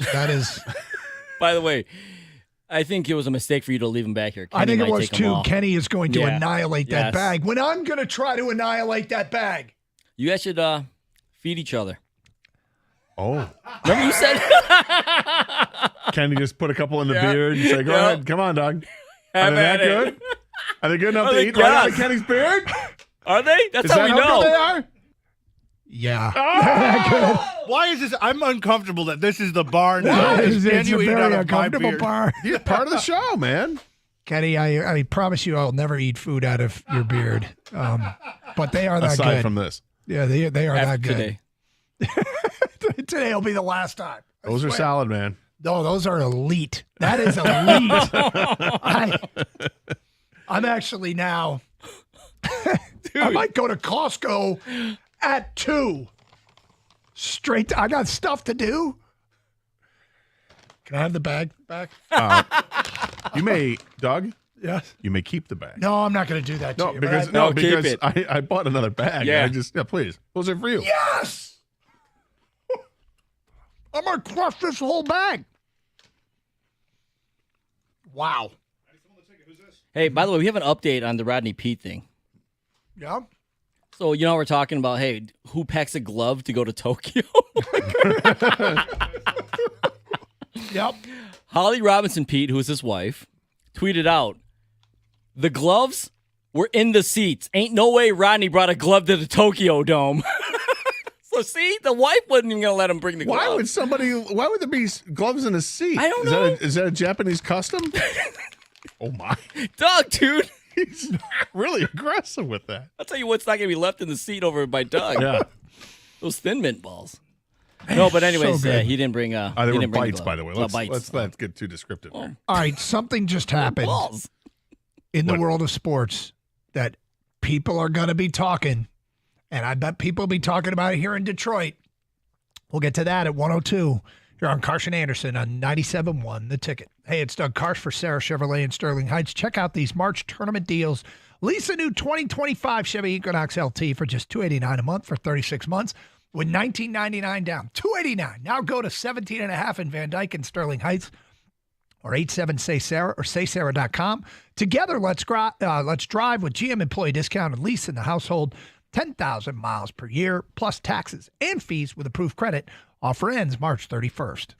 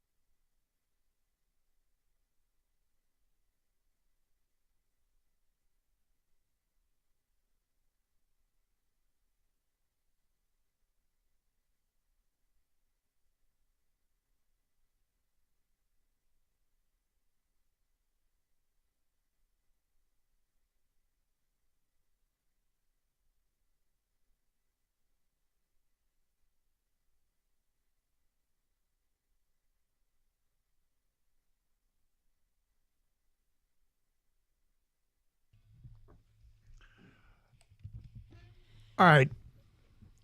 Something just happened. Alabama's holding their pro day. Jalen Milroe ran a blazing 40 that was reported to be a 4.46. Then he ran a second 40 that they said was 4.4. They just announced that apparently officially laser timed, it was 4.37. Wow. And if that is confirmed, that will be behind only two quarterbacks, just behind Michael Vick and Lamar Jackson. So, the Lions pick at 28 of the first round. They pick at number 60 overall. That's 28 in the second round. They have a compensatory pick at 102. That's in the third round. They have a fourth round pick at 130. They have no fifth round pick. They have a sixth round pick at 196. And they have two seventh round picks at 228 and 244. What round would we have to be in before you said, I will, yes, take this athletic freak and either A, find a way to get him on the field regardless of position, or B, say, yeah, I'll take the flyer that he can be in the Vic Lamar category as a running standpoint, and we will try to develop him as a passer. What round would we have to be in? Where understanding there's other needs, but if you could fulfill those needs in the offseason. So 4.37, third fastest time by a quarterback ever. Jalen Milroe won a ton of games at Alabama. Not as developed as a passer, they say. But he's just getting going. You could develop him maybe. Gator, what round would we have to be in? This is tough for me because, I'm a Hendon Hooker guy. Yep. And I think Hendon Hooker is probably leap years developed further than Milroe is. But you cannot deny the raw talent that Jalen Milroe has. And I think he's a better passer than people probably give him credit for. He did complete 65% of his passes the last two seasons at Alabama. There's work to be done there, but you can't ignore a 4.37 for a guy who is 6'2" and 217 pounds, which is what he measured at the combine. These aren't like inflated numbers by Alabama. That's what he measured at the combine. He's definitely a specimen, but knowing that it is a work in progress, is he open to being that Swiss Army knife? Let me be clear about this question, too. I'm sorry to interrupt, but I want to clarify. This isn't when you think he's going to be there. No, it's what would I do as the Lions. Because there's always guys who drop. I mean, there were years ago, who was the quarterback the Lions got in the seventh round? Was Brad Kaya? Yeah. He was supposed to be a first-round pick way before the draft. Then he had the season, and he ended up going to the Lions in the seventh round. Stuff happens. And right now, there's very few mocks that have him in the first round. So anything could happen here. So it's not what round but what round would we have to be in, and how far would he have to drop before you said, I'll take that guy? I mean, for me, it's going to be later in the draft. It's probably the third day. Okay, for me. So that's not round one or round two. Or round three. Yeah, that's right. Round three is on day two. My apologies. So they have a fourth round pick at 140. They have a sixth round pick at 196, and they have the two seventh rounders at 228 and 244. I would tell you this. I would consider it at 4 if he's still there, though I doubt he will be. I'd consider it. If he's there in a 6, I'm doing it. But I don't think that's the case. Again, he's incredibly talented. You've seen him run with the football. He's been very good at that. He also is a guy who's taken a lot of losses because he stays in the pocket and he's taken a bunch of sacks. He was sacked 23 times last year, 44 times the previous year. That's a lot of sack yardage just lost. And yet he still ran for 726 yards last year. Over 1,200 yards the last 2 years, including 32 touchdowns in the last 2 years. is this a guy, like, I don't think, when you look at him, I don't think he's Jalen Hurts yet. But is he a guy who can comp to Jalen Hurts? You know, I wish that he played another year of college football to develop like Jalen Hurts did. Hurts left Alabama, to go to Oklahoma and then, got better. And as a result was more prepared to enter the NFL. I don't know if Jalen Milroe is ready to enter the NFL, but I can't ignore that talent and where that ceiling is. It's so high. That's why I say, if you want to get him on the field early, is he open to working out to be, one of those extra players that can line up as a wing or as a tight end or, whatever the case is, because you want to take advantage of the skill set, which is speed and strength. Okay, so you would consider it in the 4th. But I would do it in the 6th. Do it in the 6th. So only if Jalen Milroe was still on the board in the 6th round. For sure, I would do it in the 6th. I'd consider it in the 4th. I would only do it in the 6th round. And it's mostly on the flyer that he can either, look, you know why. It's either you develop him as a passer, you get him a field another way. And I have 4 picks then prior to that to make more logical picks for this team.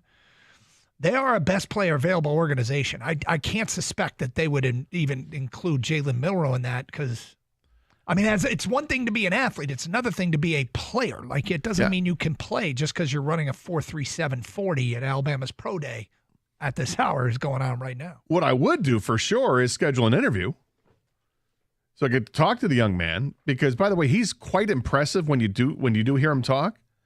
I think he's a leader beyond belief. This guy says all the right things. You want to play for a guy like that. But is he willing to look at other things? Is he's like, look, I'm a quarterback, period? Or is he like, I just want to see the field, Obviously, I think I'm a quarterback. I want to be developed as a quarterback, but, I'm willing to do what's best for the team. And I don't know what he's going to say in response to that.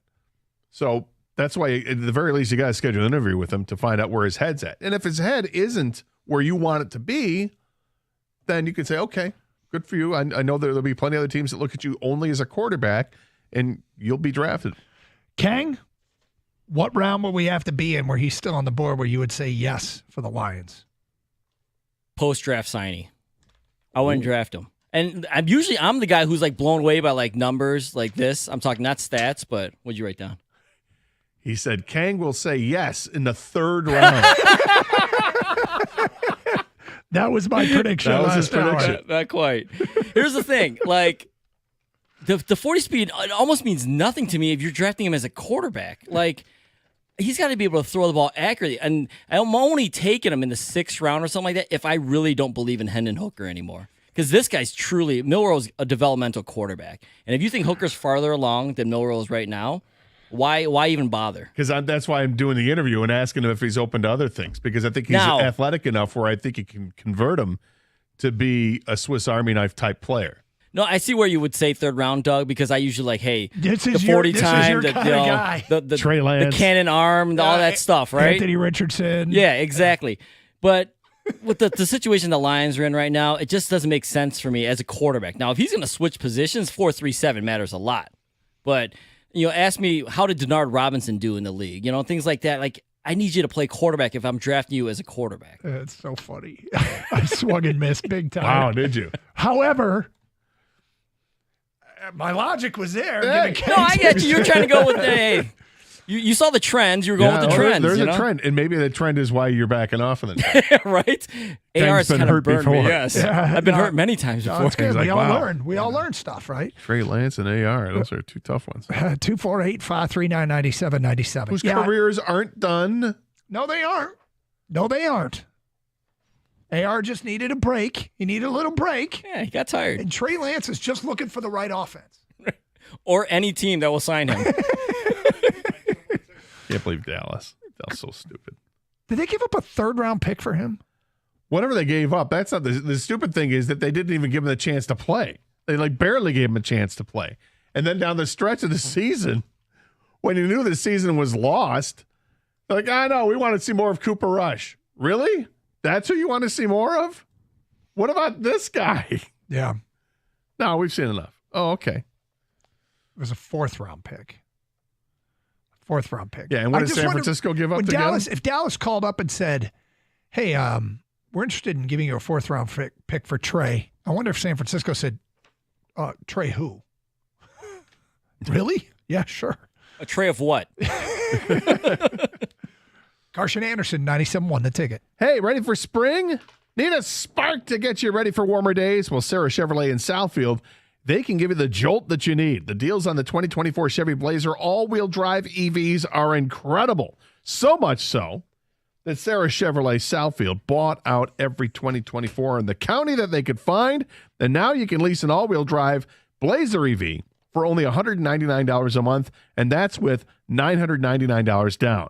Taxes and fees included, my friends. Now, these are shockingly low payments. And the 2024 Chevy Blazer EV, it comes standard with comfort features and all-wheel drive. Perfect for any adventure.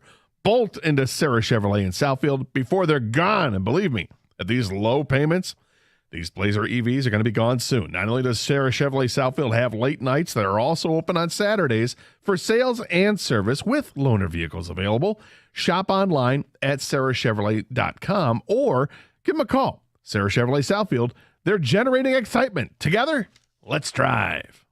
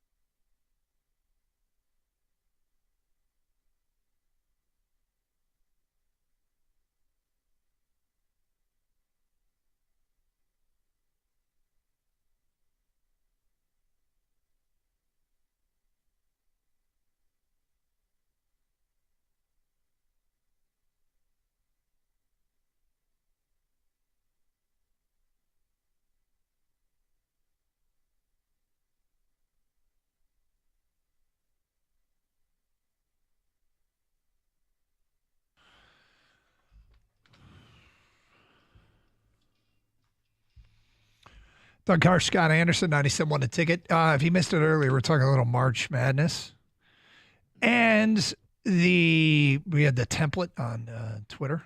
People can answer. You can still go do it. We'll read many of them on the air. And that is, who's your biggest first-round upset? How far will your favorite in-state school go? Who's in your Final Four? And who's your national champion? You can answer one. You can answer all of the questions. You can answer two of the questions. Whatever you want to do. Biggest first-round upset, how far will your favorite in-state school go? Final Four and national champion. 248-539-9797. Kang, did you finish yours? Did you finally finish your bracket? Oh, I found it, yeah. Okay. All right. I was able to log in thanks with the help of your parents. Good, yes. Biggest first-round upset. Do you remember who your biggest first-round upset was? High Point. High Point. Sorry, Purdue, Doug. I'm fine. Who's your Final Four? My Final Four is coming out of the South, Michigan State. Okay. Coming out of the West, St. John's. Coming out of the East, Alabama. Coming out of the Midwest, Houston. Wow. You got Bama Advances Bama, who eliminates Duke? Yes. Yep. Okay. It's an Elite Eight matchup right there.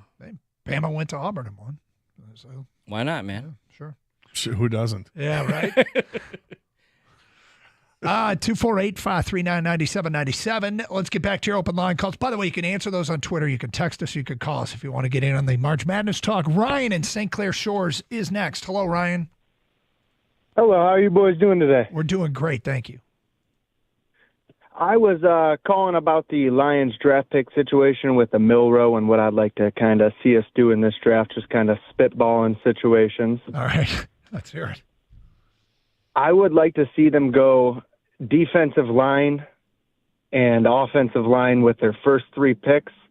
And with the Milrow situation, it would be interesting. I think 3, maybe even round 3, 4 might be too high to reach on him, but I would like to see maybe even trade him back that 4th round pick we have, getting a 5th and an extra 6th, and maybe taking a flyer on Milrow with that 2nd, 6th round pick or something like that. Yeah, I mean, look, just so people are clear here, too, we're not saying we think he's even going to be on the board. The question is, what round would we have to be in if he were still on the board? And you'd say, I'd take him. And he ran a 4.37 today, which is the 3rd fastest time by a quarterback ever. Your thought at the top of the draft is one that makes sense from a position of need standpoint. I do wonder a little bit if Brad Holmes, he went big on the first day of free agency, which kind of shocked us when he got DJ Reed. He has never been a draft for need guy. Does he change a little bit given the context of where this team is? Because he did in free agency, so maybe he will with the draft as well. I would like to see the Lions. I mean, it's a reach to try to say we could do it, but I would like the Lions to try to find their Jared Verse, their outside guy that is on the opposite side of Hutch, someone that we can rely on consistently. And if it's the 1st or 2nd round, I think you have a better chance taking 2 guys with the first 3 picks for the outside edge rusher. Obviously, we've seen injuries could handicap us, so you can never have enough edge rushers or corners. You know what's funny? I was reading something, Ryan, today about kind of evaluating what NFL teams have done so far this offseason.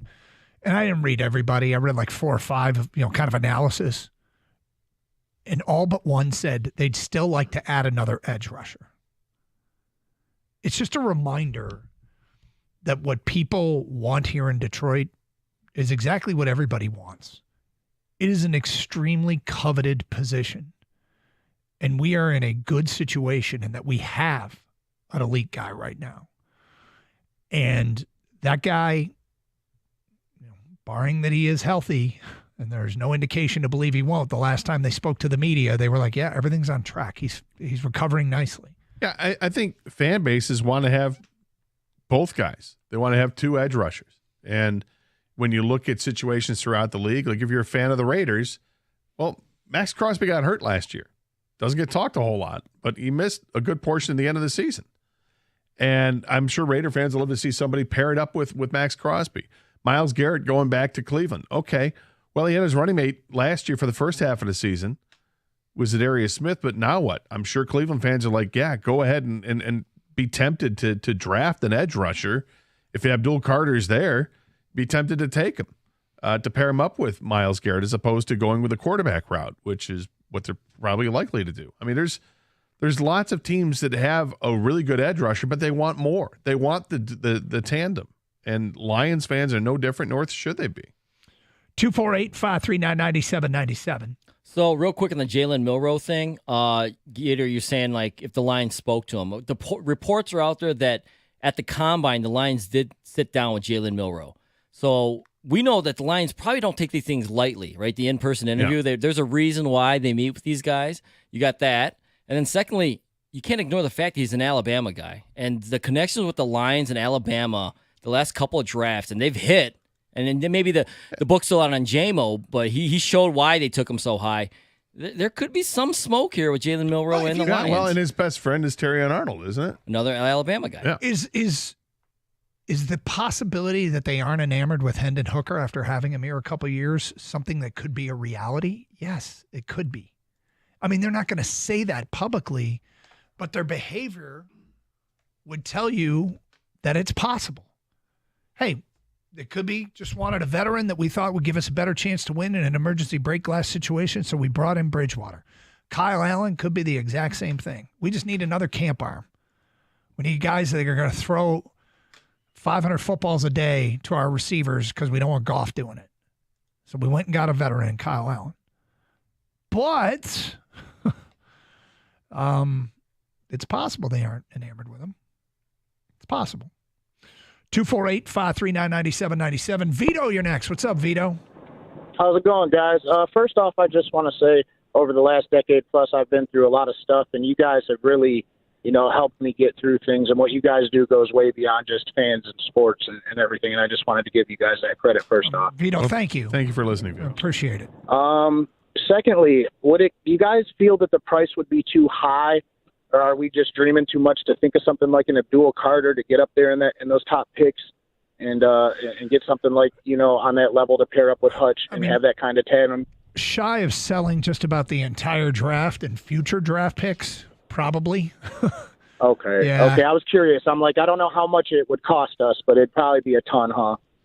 I would say going from late first round to pick 1 or 2 is about as costly as it can be. Yeah, that's then a my lot. second half And to for that a year, question, guys. let me just say this: and for a year, Vito, where I don't think any team has 2 first-round picks this year, it's awful tough to move up there. I mean, if you're offering first-round picks, you're offering multiple first-round picks from different drafts. So the price isn't worth it. Yeah, it's just a big price. I mean, and you'd have to offer probably a player to make up for the difference, the fact that your first-round pick's at the end of the first round. Well, then my second half of the question, even if Hutch comes back at 80%, do you guys feel that there's someone that we can get later, that this edge class is deep enough that we can get someone, on Hutch's level to pair up with him later in the draft? On Hutch's level is a big ask. Can you get somebody that can help you at 28 or in a later round? Without question. First of all, there's somebody right now that's going to be a good edge rusher that's going to go in a middle round. It happens every year. The guys go in middle rounds, turn out to make plays for them. But if Mike Green's on the board at 28, and some mocks he is, sure. James Pierce, I bet, is going to impress people with his physicality, and where there's so much reporting out there about his attitude and his work ethic and his commitment to football. I hate that stuff because I don't know if it's true or if you're like impugning the person here. He's got a nice highlight reel. Yep. Is Donovan Ezeraku from Boston College, that guy. There's a number of players. Who's the one from Ole Miss with the great name? Scorton? It's Texas. No, it's Texas A&M. It's Oman Mielen. Yeah. Obadeo, is that the one from UCLA? All right, here we go. Princely Oman Mielen is the one from Mississippi, and Oluwafemi Oladejo from UCLA. There's a lot. But his first part of the question was, is there someone that's like on Hutch's level? No, there's not. I mean, maybe Abdul Carter that you would say in the draft, there you go. But he's likely to go second or third overall, so maybe even first overall, depending on what's going to happen there, right? So not his level. However, really good players are available. This is a deep draft for the linemen. If you look at offensive and defensive linemen and defensive ends, defensive tackles, I think there's a lot of talent there. And the Lions can still do something in free agency. There's a trio of edge rushers that haven't signed yet that you might get at a bargain basement price, whether it's Matthew Judon or Von Miller or maybe even Zadarius Smith coming back. I mean, there's still some really quality guys out there. So we'll see what happens in free agency if the Lions just pass on that and say, no, we're going to go with the draft. And okay. Gator, there is an unsigned free agent that you would be in favor of and you think I would be in favor of. Under the radar guy, huh? Yeah. He's an under the radar guy. A guy that you and I both like a lot. We'll get to that today at 1:34 here on Carson Anderson. Open lines, 97.1 The Ticket. Hey, your family deserves the best water. Contact CGC Water and save $1,000 or more when you bundle a Connecticut Premier Softener with a Connecticut K5 drinking water system. Call 855-339-4242 or visit cgcwater.com. If you're not filtering your water, you are the filter. Do not be the filter. With warmer weather and melting snow, make sure your basement is dry. Save 10% now on a new Zoller sump pump from CGC Water, Treatment and Plumbing. Your authorized independent Connecticut dealer, 855-339-4242.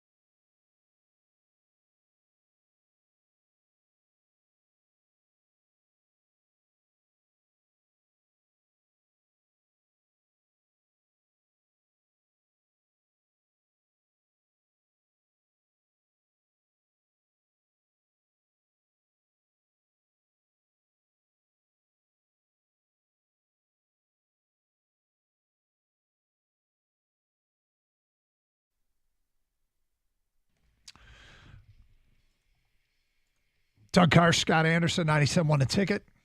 Open lines, 248-539-9797. All right, so you got this under-the-radar free agent that you would like to see Detroit go get. You haven't told me who. No, I haven't. And I saw this story, and I recognize that the Lions have they've signed some wide receivers, right? Mm-hmm. But I think you could always look for room for more. There are some higher name free agent wide receivers out there still, like a Stephon Diggs or a Amari Cooper, that kind of type player. But one that I saw that caught my eye this morning, Mike Garafolo tweeted this out.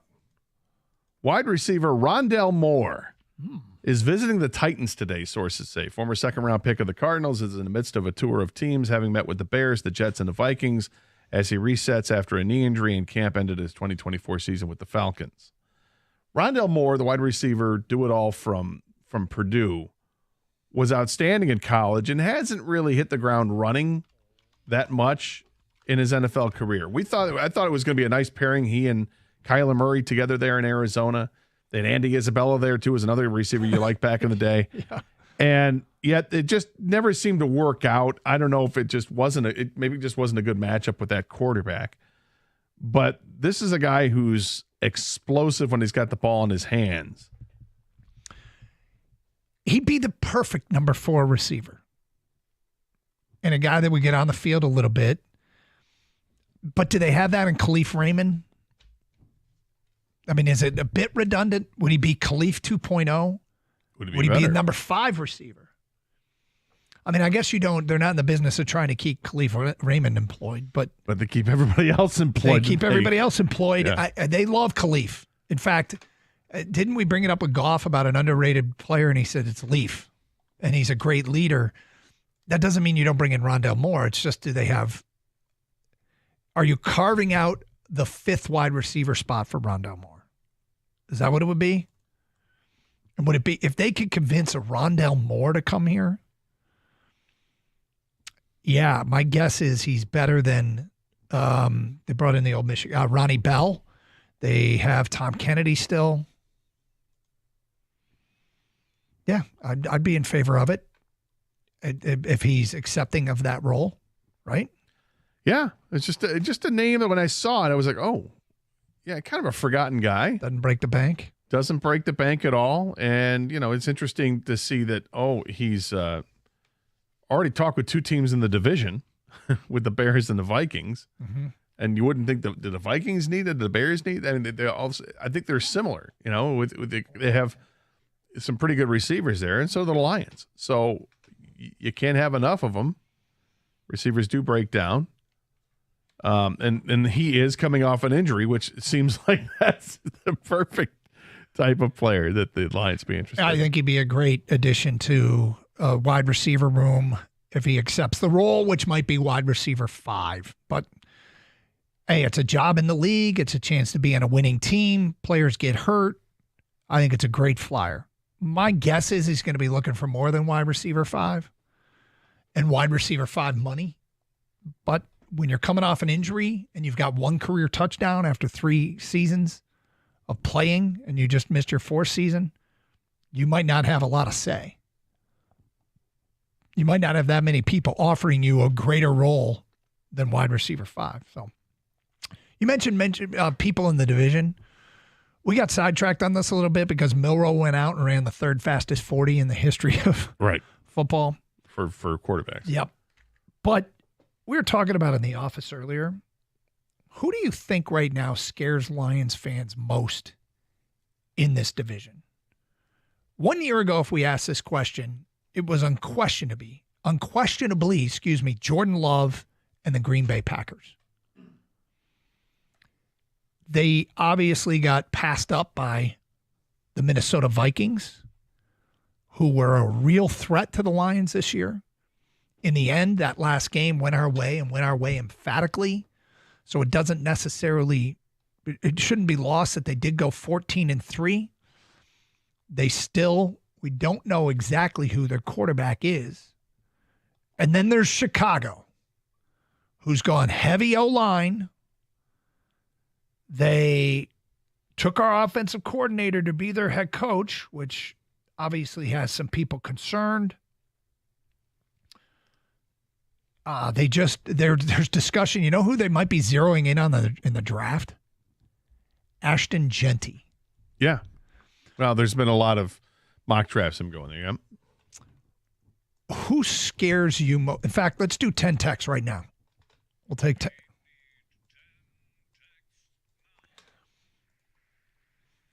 I have a feeling I know which way this is going to go, but 10 texts right now.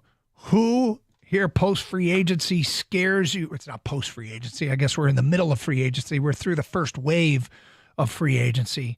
Who in the division scares you the most? The Packers, by the way, added Mecole Hardman, if that is part of the – they also got a starting guard, a starting corner in free agency. The Vikings still got to sort out their quarterback situation, but they were on the Lions' heels last year. And then there's lots of additions in Chicago, including Ben Johnson. Who in this division scares you most? Remember to sign your text and tell us why. Gator, who scares you most? I think for me, it's still Green Bay right now. I think the Bears are going to be a team to be reckoned with, and it might happen as soon as next season. I always look at the growth of a player, and you should be better the second half of the season than you are in the first half of the season when you're this early in your career. He's going to be learning a new system with some new players, some new protections and all that. And I think Caleb Williams could be really good. But it's still Jordan Love right now. The Packers have a really good offense. They run it with Josh Jacobs. They've got more than just a couple receivers there. It's a wealth of riches with receivers. They have all different types of skill sets. They have two very young tight ends who are outstanding, in Tucker Kraft and Luke Musgrove as well. And their defense has some guys that can get after you too. So for me, it's still the Green Bay Packers right now. I think that the Vikings are an afterthought right now because they have no quarterback. And I do think it's going to take the Bears a little bit to develop. It would have been intriguing if Rodgers hadn't been ruled out. And it sounds like Rodgers in Minnesota, that whole flirtation is done.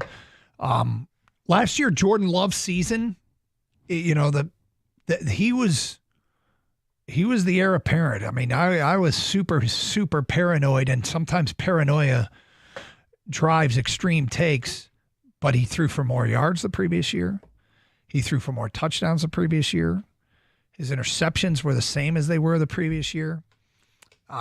He didn't take a big step forward. He got banged up now and missed a couple games, but he threw 11 interceptions in 15 games. The year before, he threw 11 interceptions in 17 games. But there was a lot of Love paranoia, and I have to admit I was probably fueling much of it. I'm going to be intrigued to see what wins on the 10 text, because right now I think Love paranoia has shifted to Bear paranoia. Bears have really done a lot. They have. I mean, rebuilding that offensive line like they did is the smartest thing you can do in football. Get a more than competent offensive line, particularly when you have to protect a young quarterback.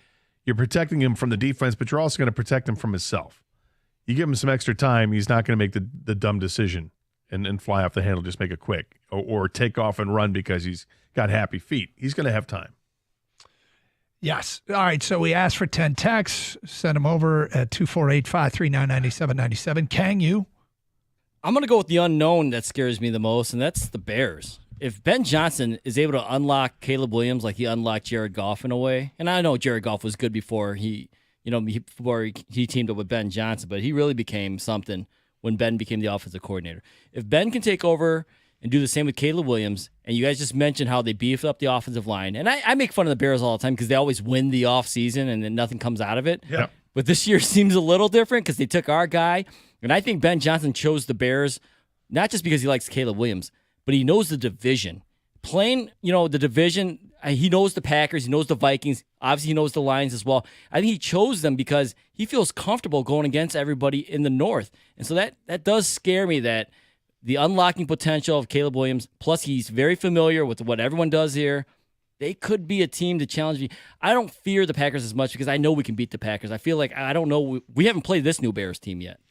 Doug, you said something that does it does add some more fear to the Bears' fire, and that is the Ashton Genty possibility. Yeah. Yep. And where the Bears taking and drafting 10th this year? Are they going to take him there, or is this something that they follow a page out of the Lions playbook, trade back a few spots, and still get their guy, and add more draft assets? It's an unknown of what they would do and where they would spend that draft pick. But I mean, the talent of Ashton Genty is clearly there, and that would be concerning if you add another capable running back to that team that already has, DeAndre Swift and Travis Homer. We will get to your 10 texts. Interesting to see what comes in of who scares you in the division the most now. That is at 146 here on Carson Anderson on 97.1 The Ticket. Hey, best place to go if you want to watch sports, and we got lots of sports to watch this week. 24 Seconds Bar and Grill in Berkeley. It's the best place for great food, great atmosphere, and great specials. They also have the best wings in town. College basketball, we got it starting on Thursday. They have great specials throughout the tournament and more great specials during the Michigan State games. And reserve your spot on the 24-second shuttle for opening day baseball right now. This way you save the hassle of parking and driving to the game.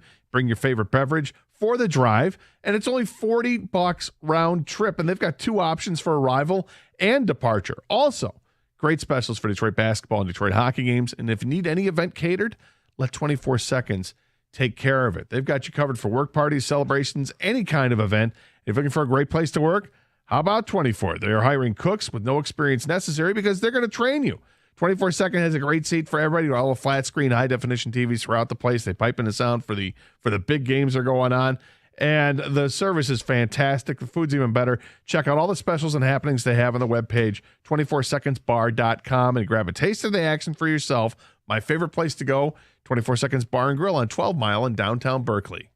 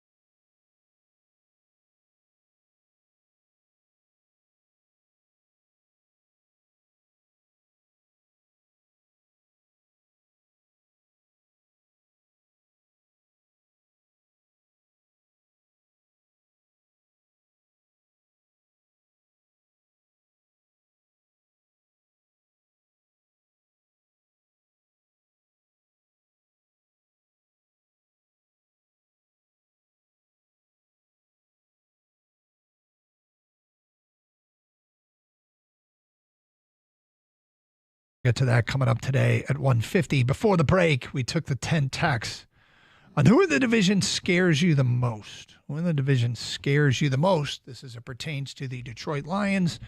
Dan and Ipsy says, Jordan Love still scares me the most. He was hurt all last season. I think he'll come back stronger than ever this year in Green Bay.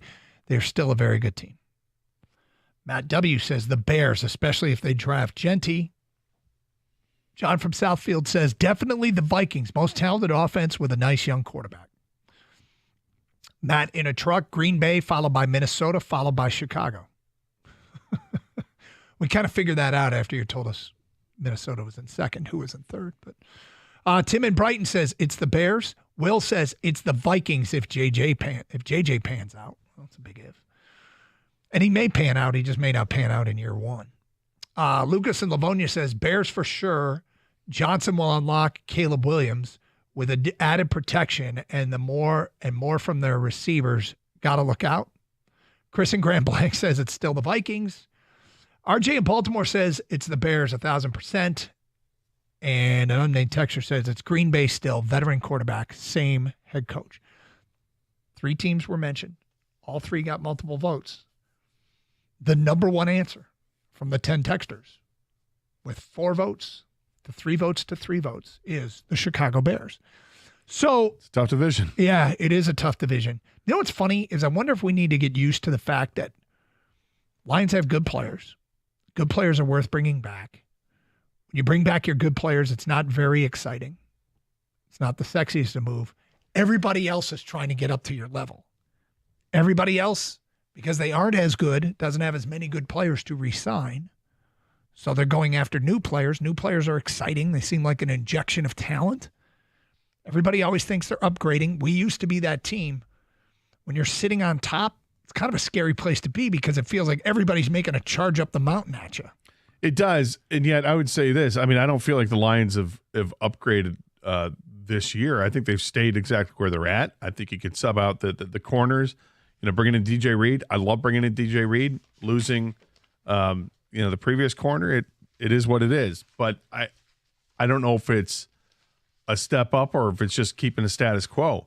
The step up for the Lions is it comes in the form of health. If the guys can stay healthy, then they're going to be better than they were last year defensively, even though the record may not reflect it. It's a very tough schedule.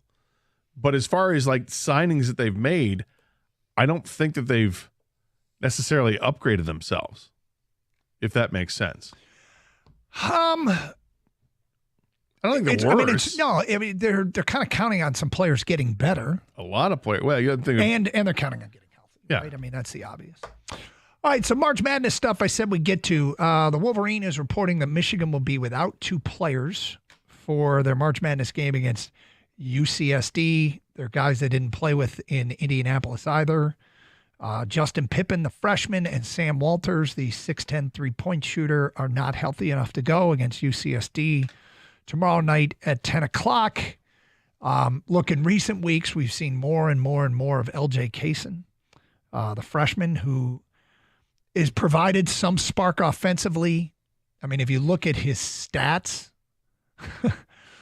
he's getting shots up. He's making some, but, it's 1 for 7, 2 for 6, 2 for 6, 1 for 4, 1 for 4, 2 for 8, 0 for 3, 2 for 6. These aren't That's not a very good shooting percentage. No, but then there are games where he had 5 rebounds in 15 minutes from the guard spot, 5 assists in 22 minutes against Purdue. So maybe not shoot as much. So sometimes the ball's in your hand as a guard. He hit the back-to-back threes against Wisconsin in the Big Ten title game at a big point in that game.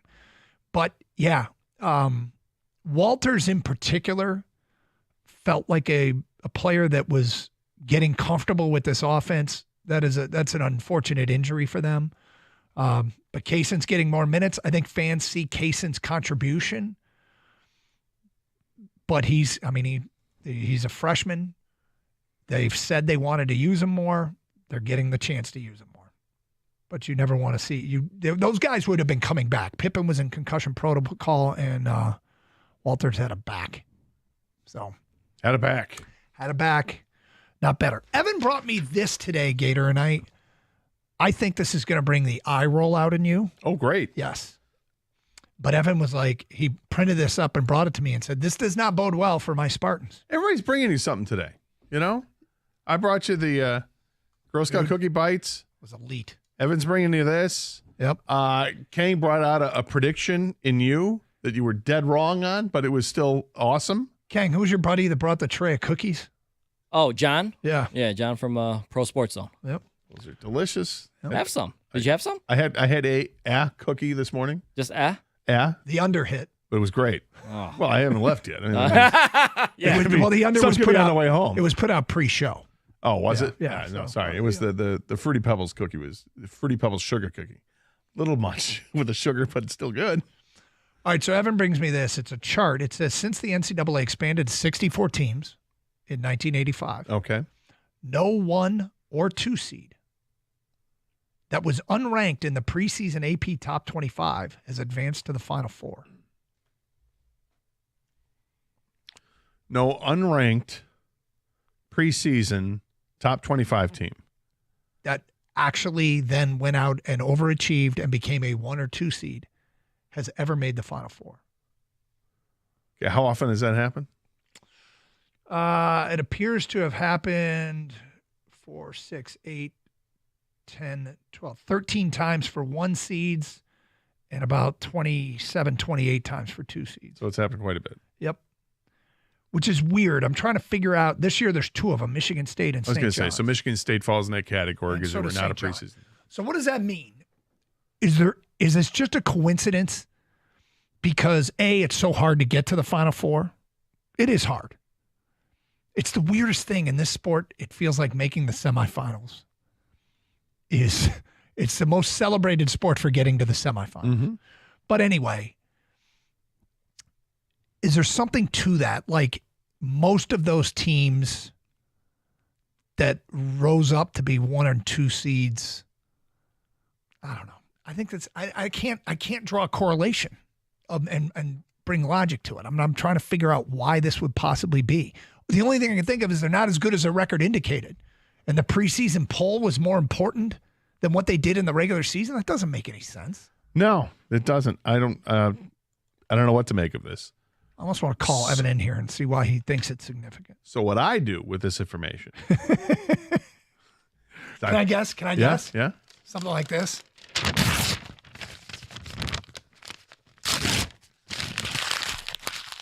That something part. like that? I mean, I don't think I would rip it up in the first place. I would ball it up and no good. I threw the ball of paper towards the recycle bin, and it missed. As Gator said, it was So I would probably ball that up and not worry about it. It is data, and you love data, and I love data. It is data, but I can't come up with a reason why this data.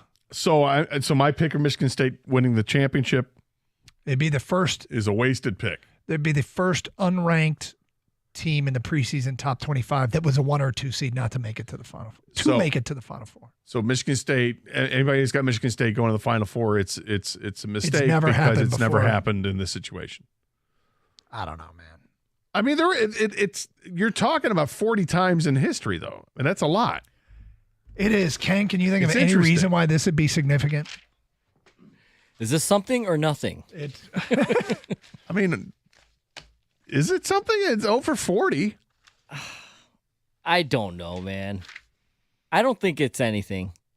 Even though 40 is a big number, I feel right? Like that's a long streak. Did you have Michigan State get in the Final Four? Yeah. Yeah, so do I. Doug, you? No. No. It's 39 times, I believe. 39? Yeah. I don't have St. John's making the Final Four either. Yep. That's I think it is interesting. You're not getting the eye roll. You're not getting the eye roll because if it didn't happen like 6 times, I'd be like, all right, whatever. You know, hook them. But 39. I can't think of any logical reason other than it's just really hard to make it to the Final Four. It's extremely hard, and so most teams, but they're all 1 and 2 seeds. They all had great. Right. You can't, you're talking about top 10 basketball teams when everything's all said and done. I can't figure it out. We'll be watching games tomorrow from Twin Peaks and Madison Heights. Making his way in studio is Rico Beard. Hello, sir. Hey. How are you? Good. We were actually talking. That's on our show sheet.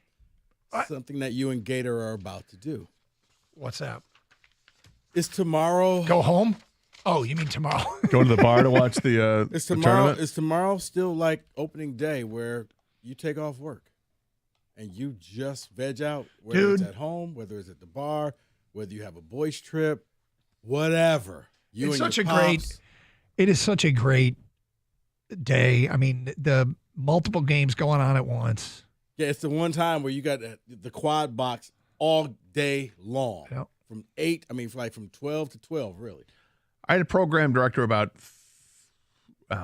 30 years ago almost that on the first day of the tournament took me and one of the other producers out. He says, let's go watch some games for a little bit. And left for lunch to go watch the tournament for like a full hour. And then we came back See, I to wonder finish working. I wonder if people are going to be taking lunch in the very loosest of terms. Yeah, well, we actually came back. But no, I hear you. Yeah, Stuck in traffic, boss. Oh, I don't know what happened. Got a flat tire. You know, it's that damn I-75 North thing. 696 we is got just. stuck. Yeah, we got off at the wrong exit. What am I going to do? I'm stuck. Locusts, terrible flood. Yeah. Right? Have a great show, Rico. Thanks, man. All right, there it is. Those guys are on deck. Have a great day, everyone. Stay safe. Treat each other with respect. 97.1.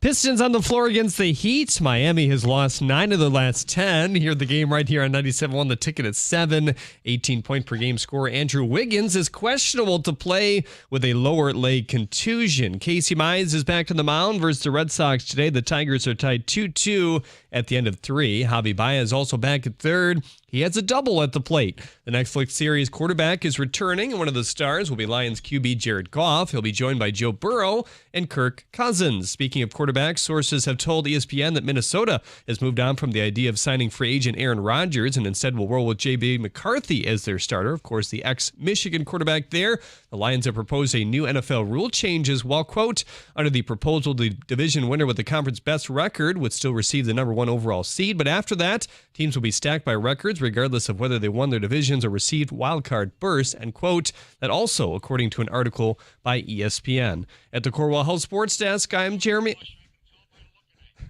That's new. At the Cornwall Health Sports Desk, I'm Jeremy Otto from Oregon at 97.1 The Ticket or Odyssey.com.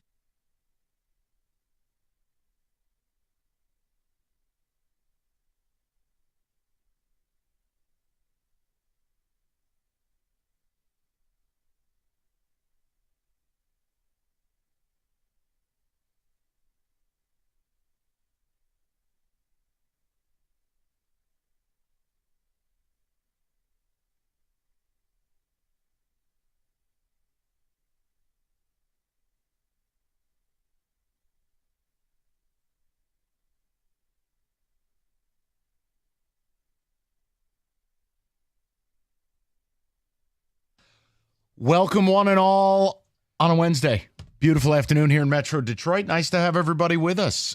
We are 22 hours to be specific, from the start of the tournament.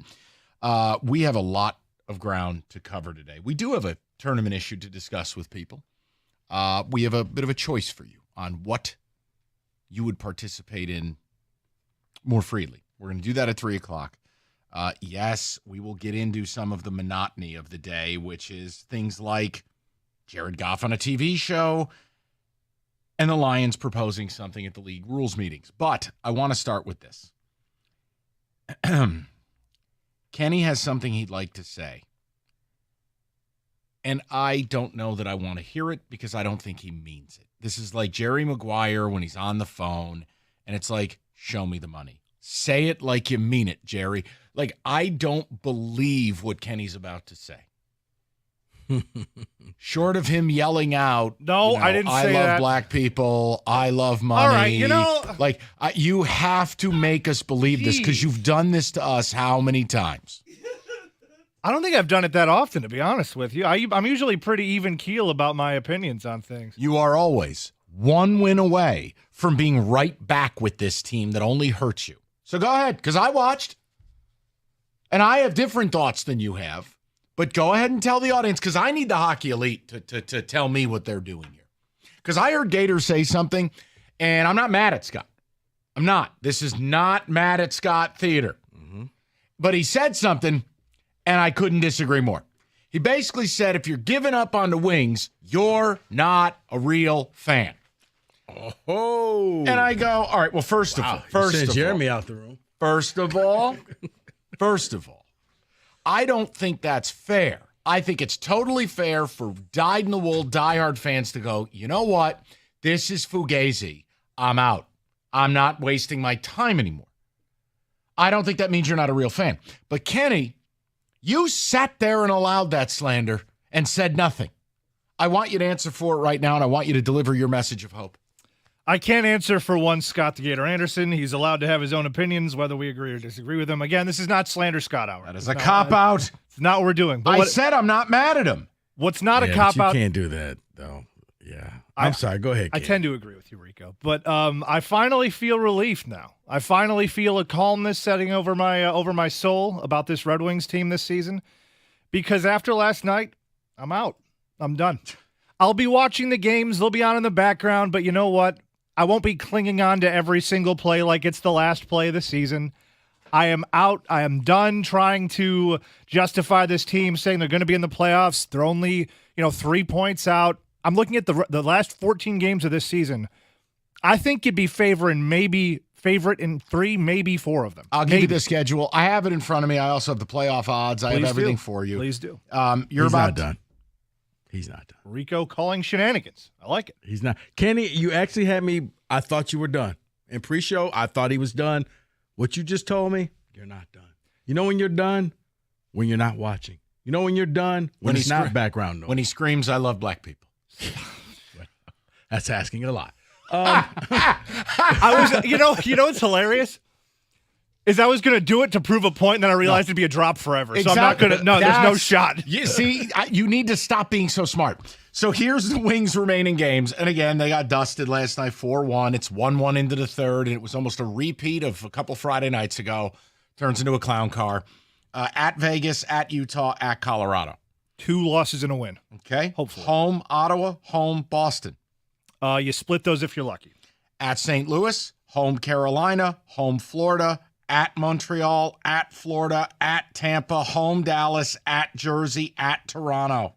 You maybe win 2 or 3 of those. The point is, their playoff odds right now are the second lowest in the East. You're only ahead of the Boston Bruins amongst listed teams.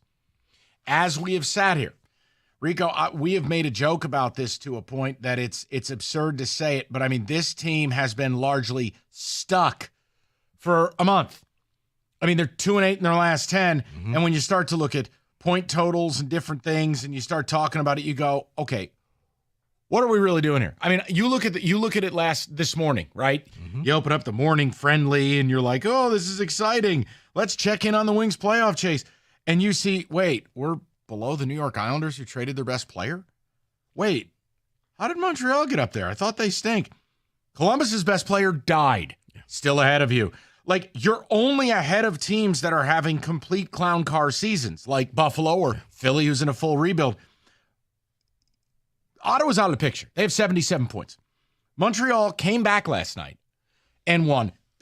They have 73 and a game in hand on you. And then there's Columbus with a game in hand. There's the Islanders with a game in hand. And then whatever the Rangers are. The point is, I watching last night, Kenny, it was the same thing. It was the same Russian oak tree that Washington has, this Potas kid or whatever his name is. Another couple amazing plays by him. It's terrible defensive play where 2 of the goals are basically in the crease, which is unforgivable. A couple of goals could be considered soft, but this is Peter Mrazek. I mean, it's who am I supposed to be mad at? Right. Here's what I am mad at, and I want to throw the number out. And I need Kenny to answer for this, and I need the fans. You know what made me more upset than anything?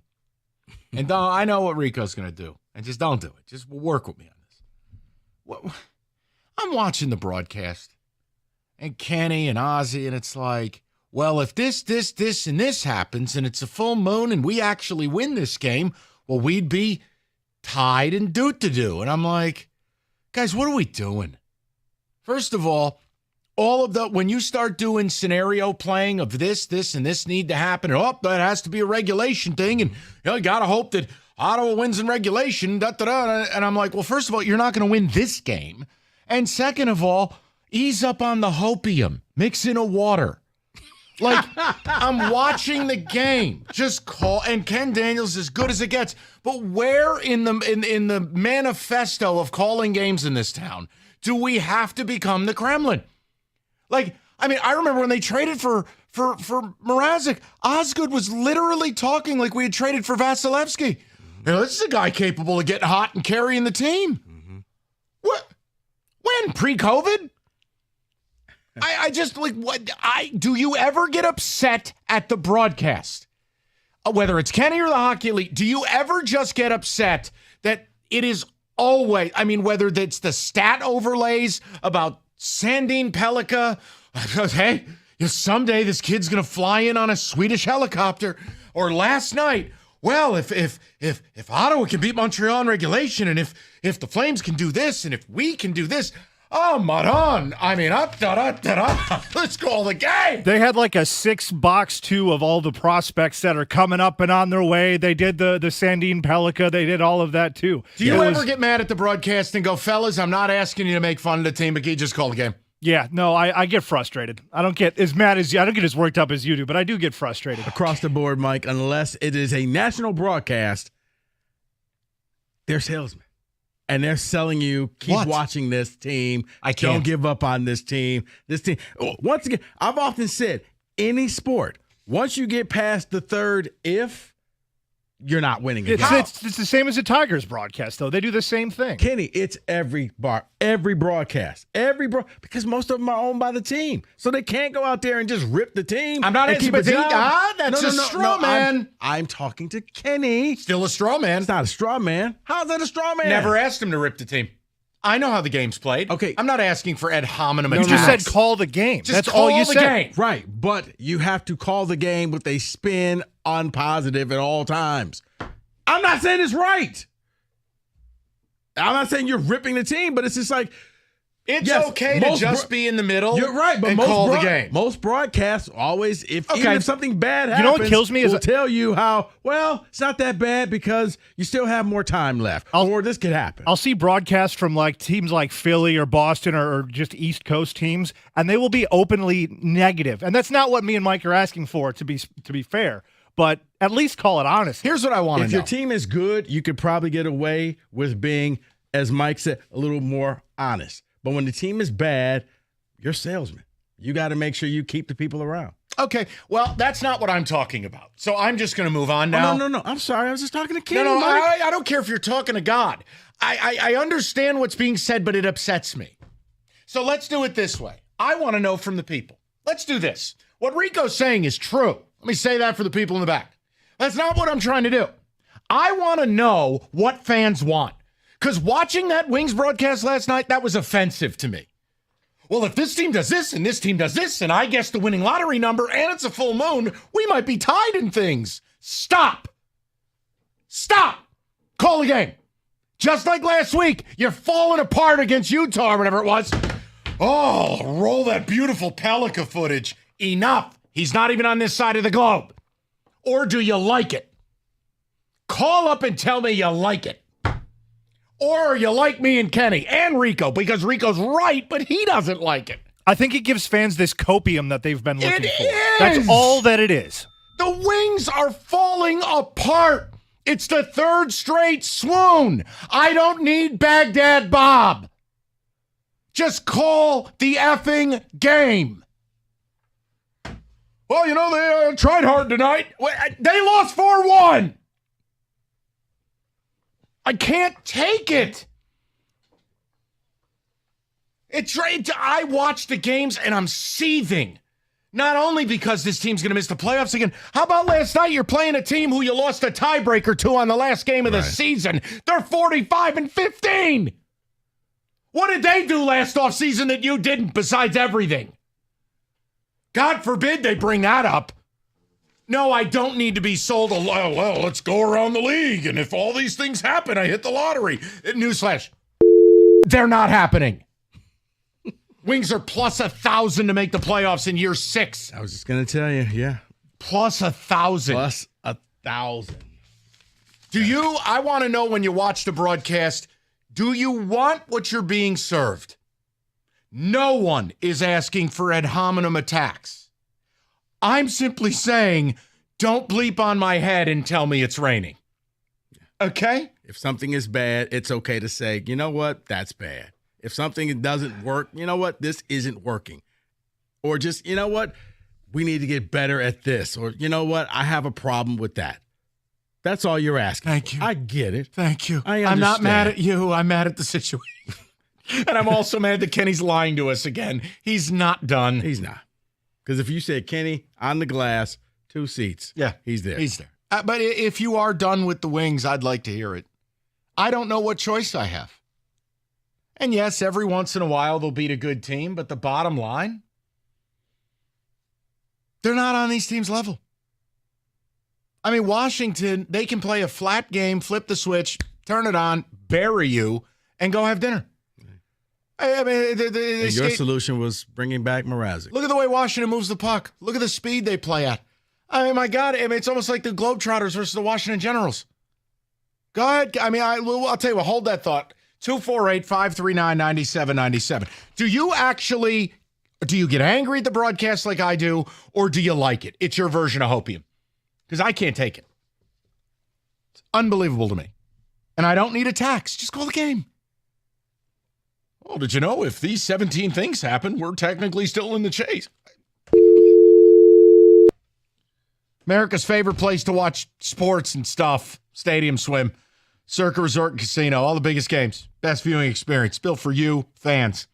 6 pools, 3 levels. Perfect view with a big screen.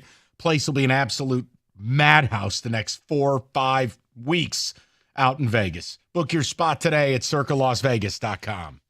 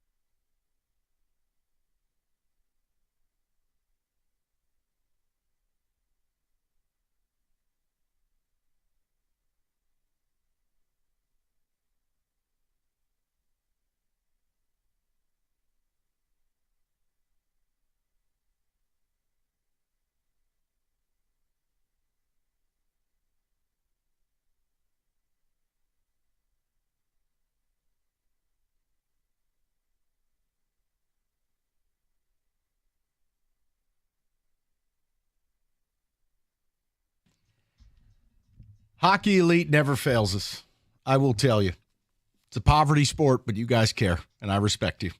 We're going to go right to the people. And we wanted to get this out of the way to start the day. A, we're all annoyed because, again, the Wings collapse continues. The third period, you lock in, it's 1-1. Larkin could have made it 2-1. Incredible save. Bottom line, Washington just flips the switch, and it's a deluge. They just begin. It's like Super Mario Brothers, and you get the magic star. You could faintly hear the music in the background playing in the arena. It just, all of a sudden, it's the Flying Tanzinis, and they're skating circles around people. Like this, what's the kid's name? Not Potas. What is it? The Russian kid. Protas. Protas basically puts his hand out. And he's got his hand on like Lucas Raymond's face, and he's skating around dancing. I mean, it's just. It was like, all right, guys, enough of this. Let's just go ahead and win this game. So that's annoying. But then I got to be honest. Kenny says he's done. And Gator said, if you're done, you're not a real fan. So we need to sort through that. And then it's a legitimate question. I'm asking the customer base about the broadcast. And Rico is right in everything he said. And he's right that it's not just the Wings or just the Tigers or just the Pistons. Across the board. It's damn near every broadcast. Yeah. I'm sorry. I'm a 44-year-old man. Like I said, don't bleep on my head and tell me it's raining, because it sure doesn't smell like rain. Okay? Last night, again, they were doing it. Well, if Ottawa beats them in regulation, and then if the Flames can still do this in MSG, and then this and that, and bibbity-boo, we're tied. Tied for what? You don't even have the tiebreaker over the Rangers, and there's 15 games to go, not to mention you have the hardest strength of schedule left.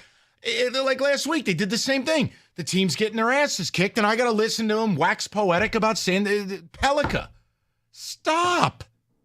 We're too intelligent for this. It's okay. We're not asking Ozzy to make fun of the team. I'm not asking Ken Daniels to call the game with a paper bag on his head. Just call the game. No, you're right, Mike. You're right. But you know what? You are too intelligent for this. We are. Fans are. Come on. Give the people. Some fans are, and some fans need this. Because some fans are diehard. I'm not just specifically saying Wings fans, because it's all across the board, okay? I know it is. But we're talking Wings right now. So don't attack me and say you're picking on us.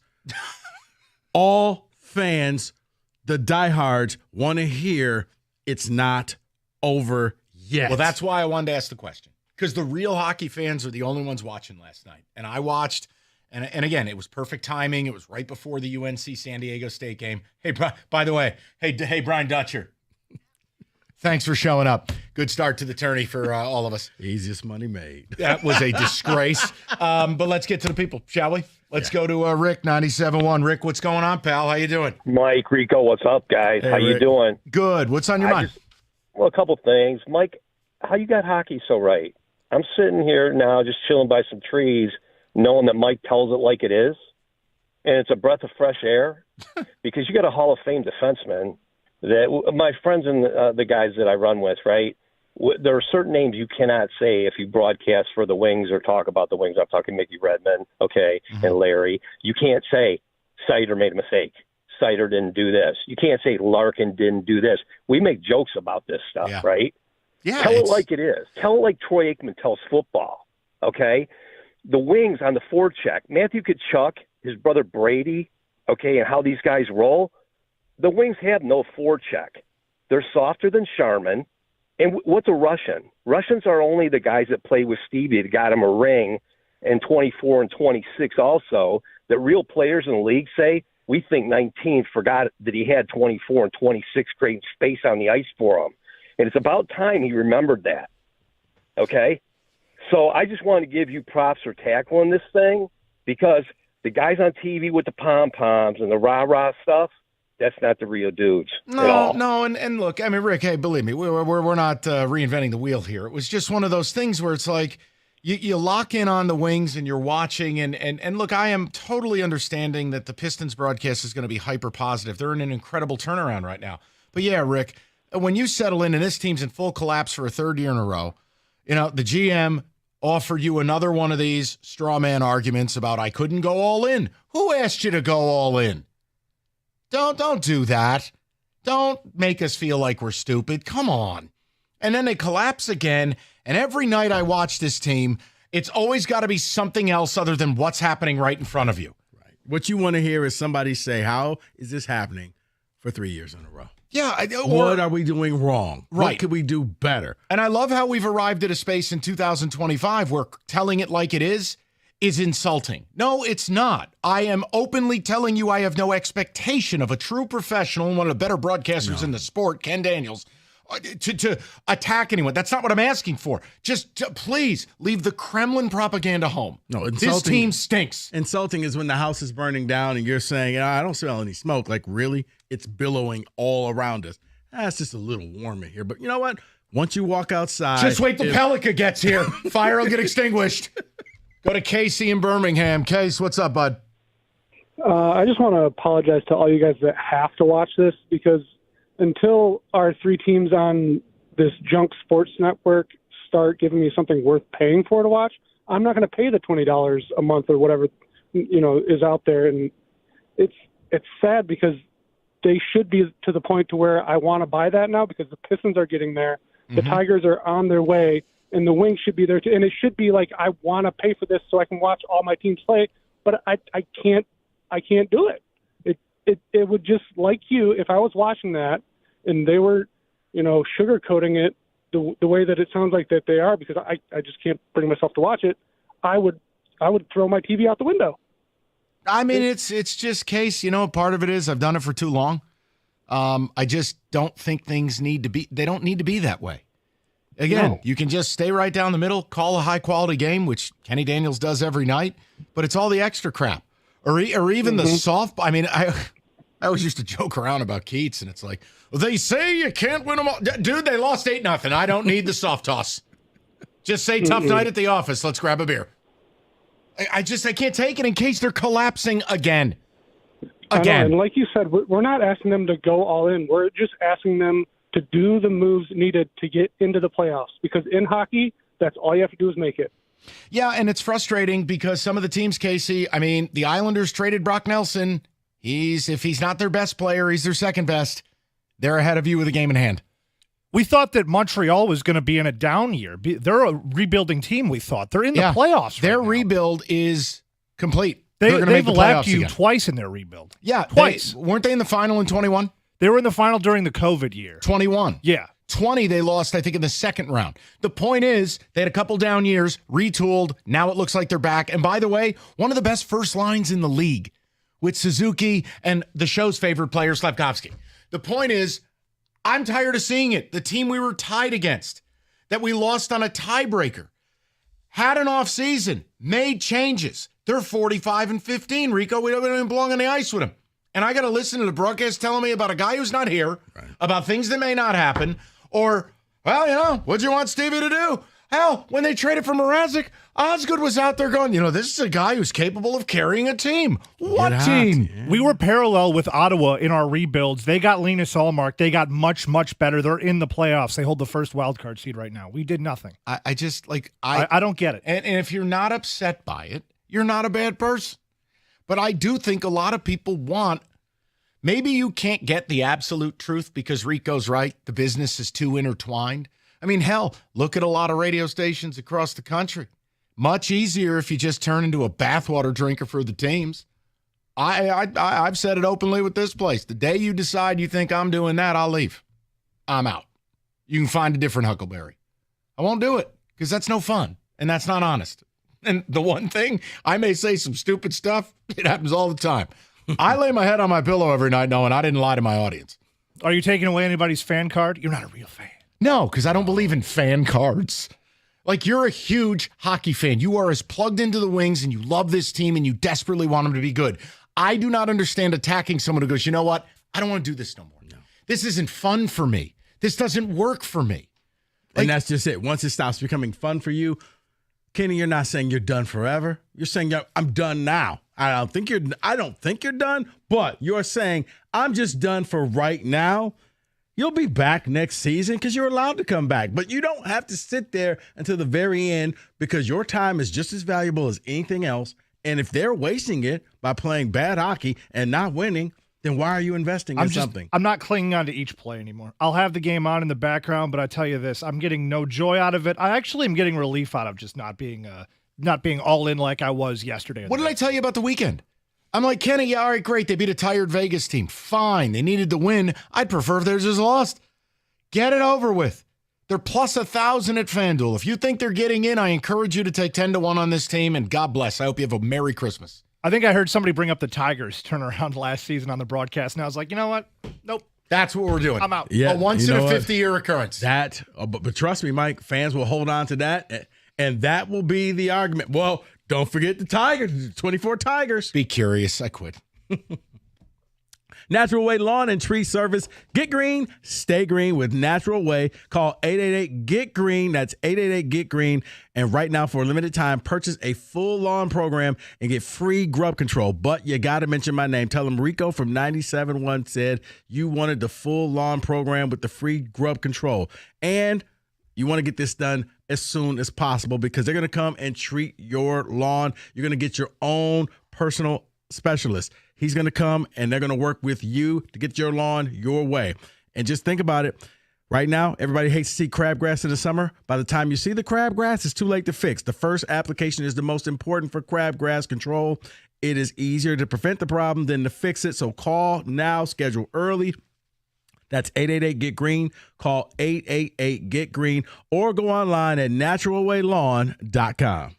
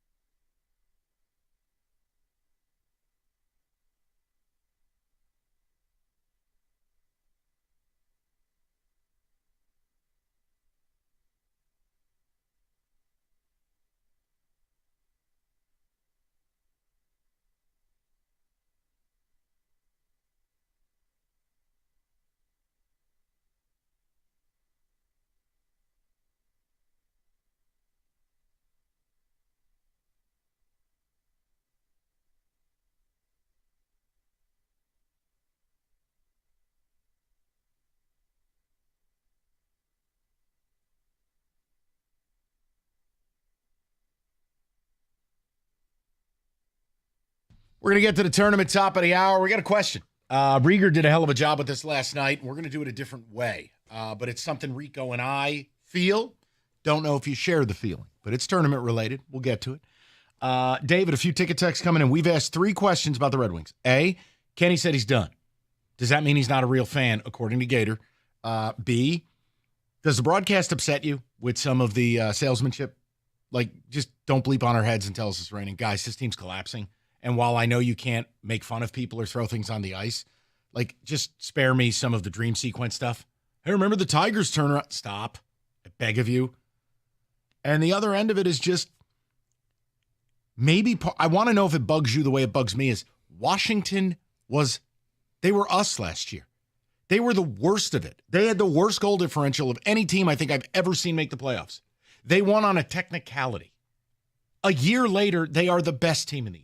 They are 45-15, and we are sitting here and being made to feel stupid that we want more.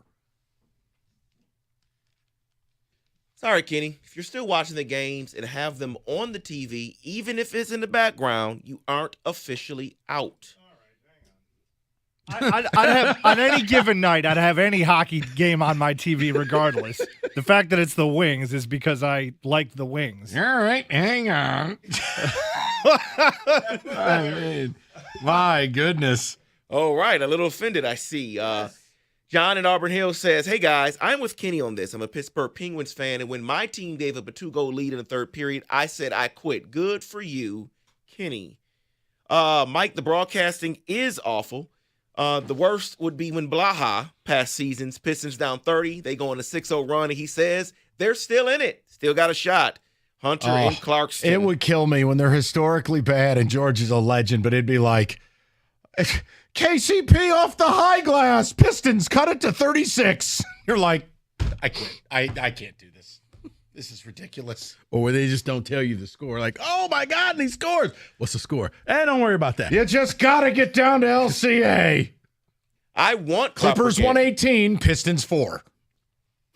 I want propaganda. I need the hope. It's all I have. That's okay. Listen, and that's why, because if they're your team, it's hard to say, wow, we just don't have it this year. Or if you have to say that, Mike, that's when you have to hear about, well, watch out for this guy, or he's coming soon. Yeah, okay. I was 1 foot out of the door after the first Washington collapse. Now the door is fully shut. I'm not even tuning in anymore. That is Nick in Berkeley. Ooh, it sounds like Kenny.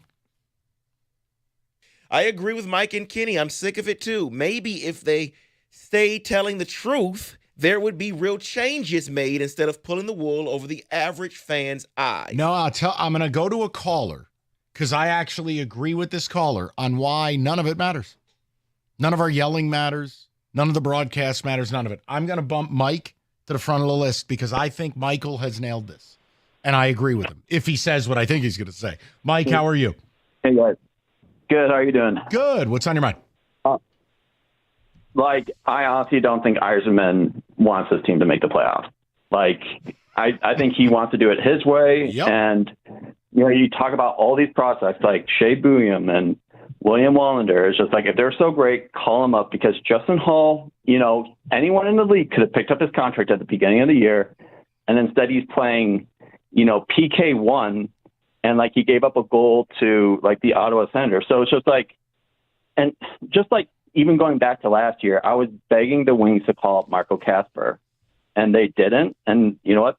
They were a point away. I just don't think Yzerman really cares if the Wings make the playoffs or not at this point. Because his actions don't indicate that he cares about I agree with you completely.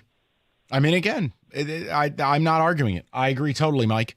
And it's terrible because honestly, I can't imagine a situation where in year 6 you get to operate that way. But Rico said it. Half this town still run arounds in their jams. Sure looks like, feels like, seems like, doesn't it? I know. And just kind of one more point I want to bring up. I am terrified of free agency coming up because I think Yzerman's best 3 moves fell into his lap. Alex DeBrincat said he wasn't going to play with Ottawa, so they were in a tough position, had to trade him, and luckily he's a hometown kid, so he went to Detroit. Mm-hmm. Patrick Kane wanted to play with DeBrincat. We got that advantage because it fell into her lap. And then, I know Jeff Petrie isn't a fan favorite, but he's so much better than Justin Hall. He's so much better than so many other defensemen. He forced his way here, and all these other moves that he makes, they don't make sense, and they're awful. Tarasenko is terrible. I brought up around the trade deadline, Mike. The problem really resides with pro scouting department. Their pro scouting department and their ability to identify and procure NHL level talent it's one of the worst in the league right now. When you look at in totality what Yzerman has brought here, not from prospects, not from drafting, the actual NHL scouting department. Yeah, Mike, it's terrible. Yeah, but that's Yzerman's job. He's in charge of pro scouting. He decides who he hires and who he doesn't. I agree with you. He's failing. And just one more thing. Sure. Chris Illich, his mom is 92. They built this huge stadium. I would like if I was in his position, I would do anything to try to get a playoff appearance. Like, I don't know, man. Like, yeah, but I mean, Mike, I hear you loud and clear, and I wish all owners cared that way and participated that way. But if you think that's going to be this owner, I'm sorry, you're going to be continually disappointed. You'll be just as disappointed as the people who thought there'd be affordable housing down there. It's coming later. Just wait for the rendering.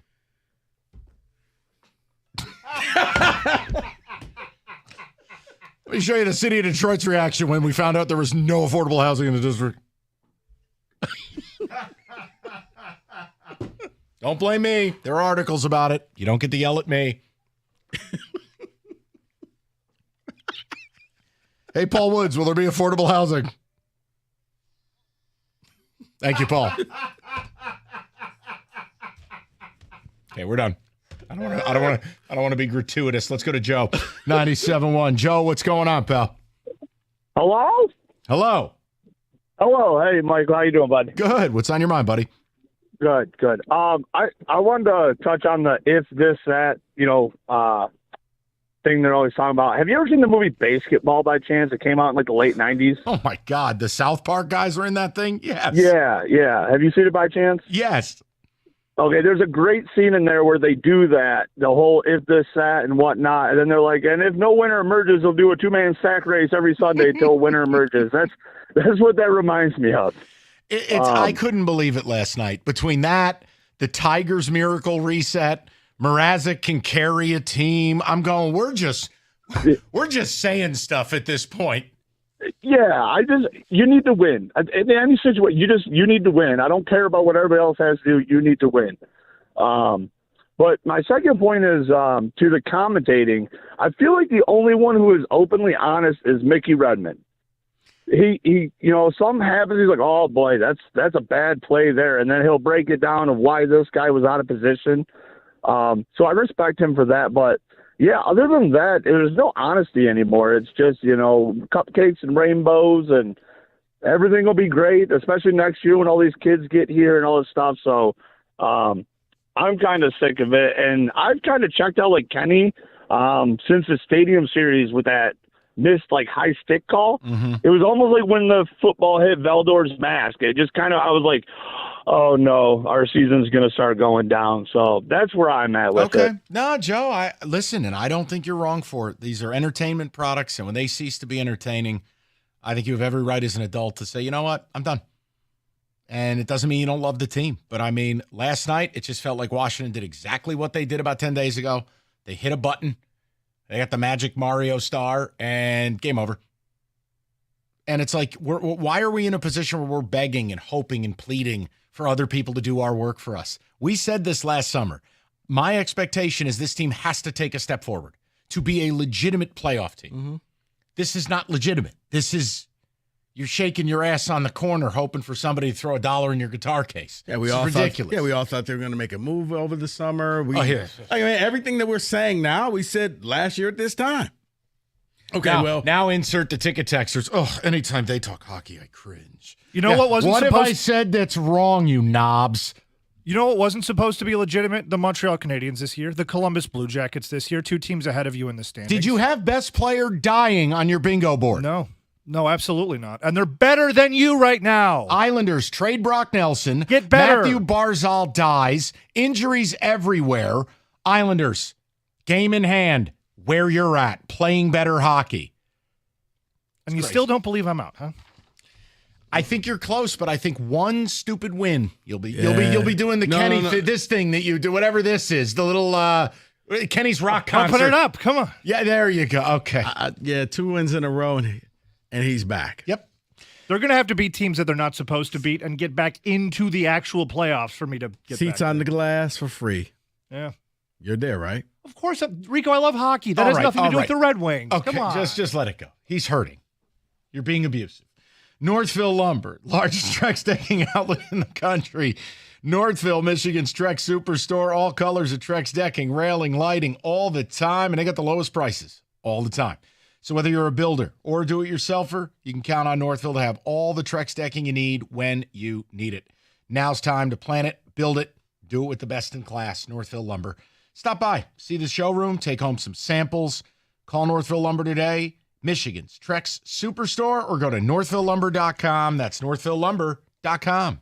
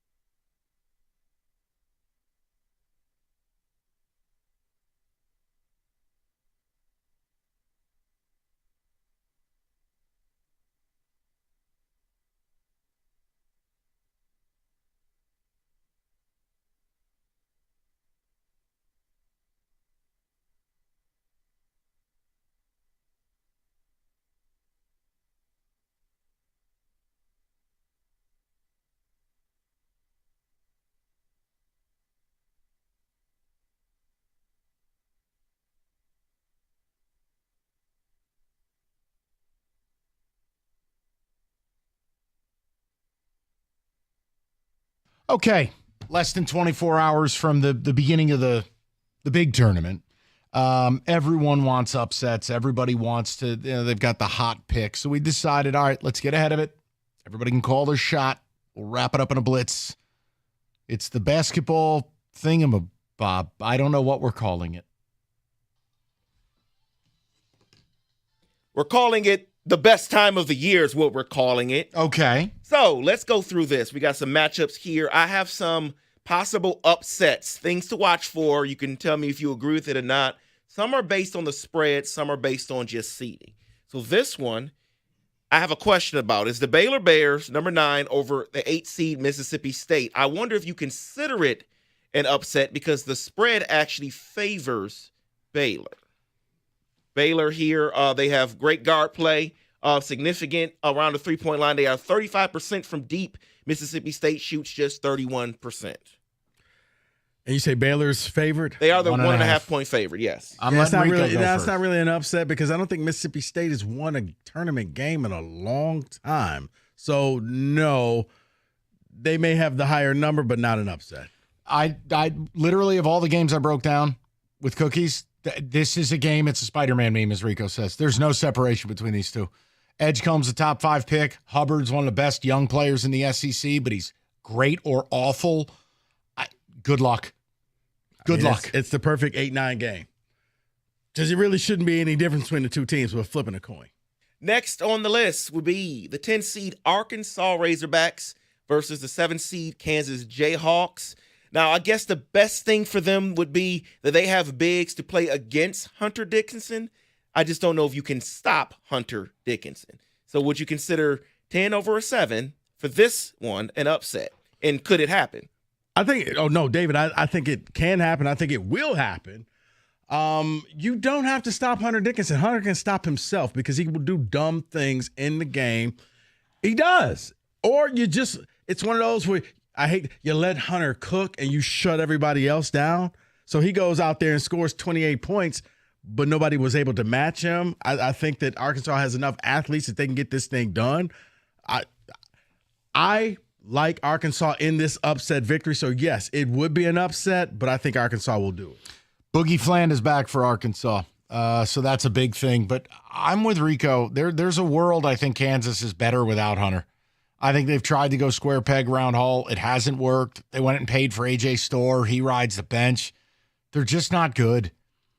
And look, maybe it'll be like last night. They'll turn into Leviathan like UNC did. But that was the ultimate in spite.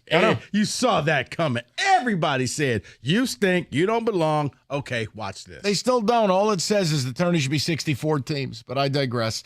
No, David, I wouldn't consider it much of an upset. 7-10, 8-9, throw them in a hat. Hell, there's 6-11s. If the spread's 2.5 points, that's not an upset.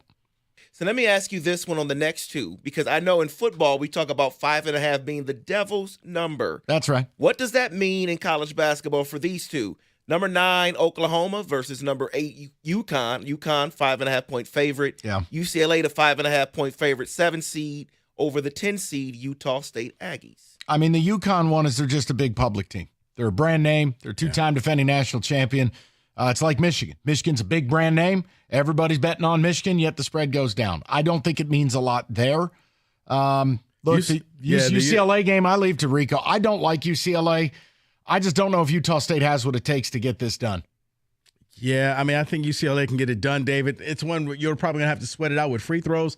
Mike, this is a game where the first one to 50 is going to win. Possible. I mean, the pace for both teams are like each, I think, like 250. Like, it's going to be a rock fight. It's going to be ugly basketball. It's not going to be one up in the quad box. If you bet it, just bet it and forget it.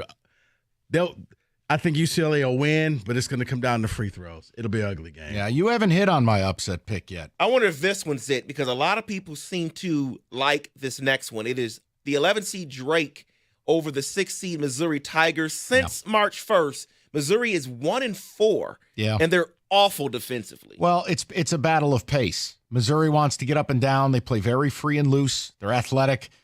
Drake is going to crawl it. They're going to slow the pace down. They're going to run their offense. They're going to run their sets. They're going to rebound the basketball. That's just conflicting styles. No, I don't think Drake wins.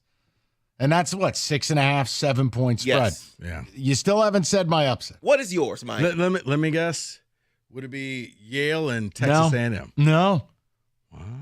2 words. High Point. Purdue. But it's because High Point isn't some poverty school. Like, they have money. They got transfers from Texas Tech and from Mississippi State and from Kansas. Pettiford, the sixth man. They have players. They shoot the 3 at 40%. They're I think they're borderline top 15 in offensive efficiency. And I don't trust Purdue. Braden Smith is really good, all Amish jokes aside, but the turnovers. No. You know what happened, Mike? And we talked about this on the 5-Star Zone. Make sure you download it. Michigan broke Purdue.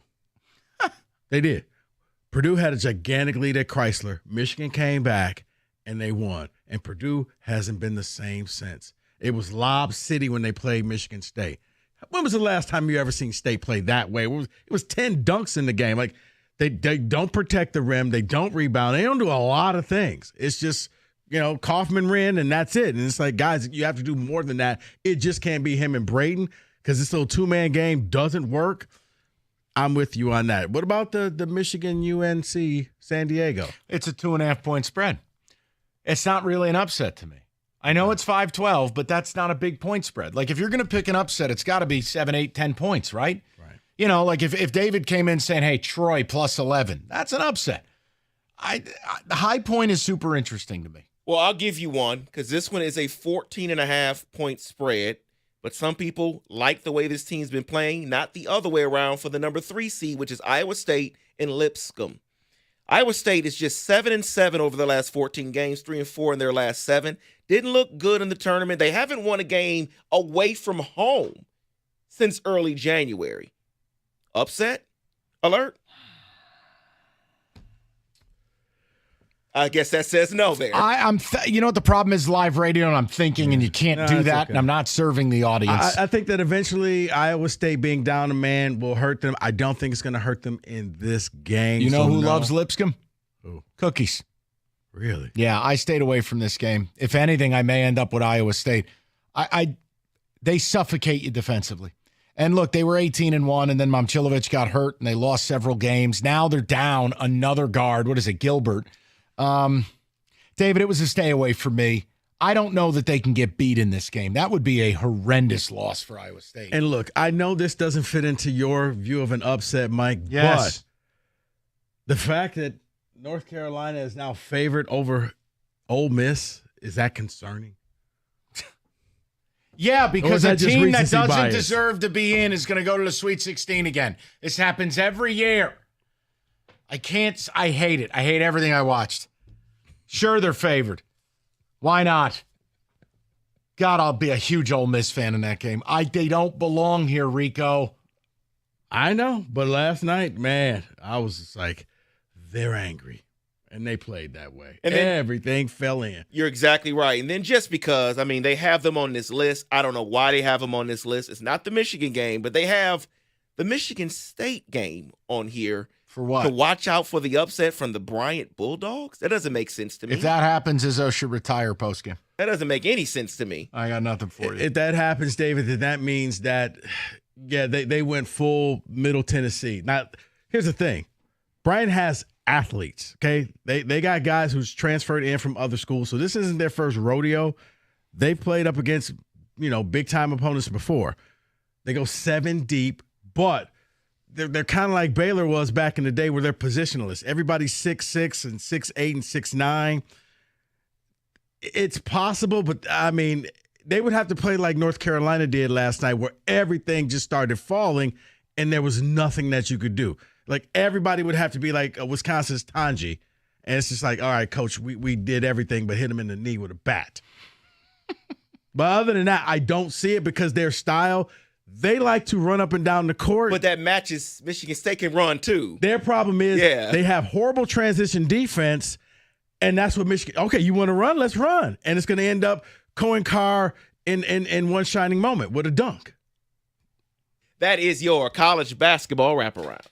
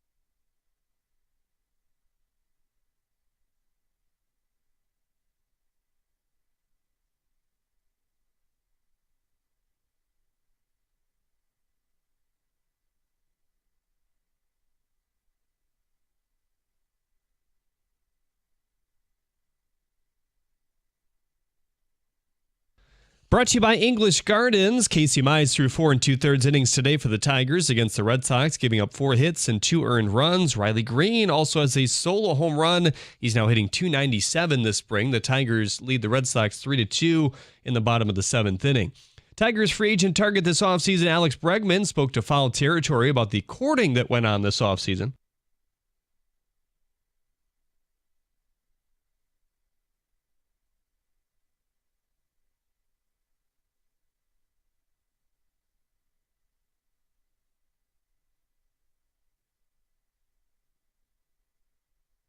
Bregman says that it came down to the last 30 minutes. The Pistons and Heat battle it out in Miami tonight. Hear the pregame at 7:05 right here on 97.1 The Ticket. Andrew Wiggins is questionable with a leg contusion.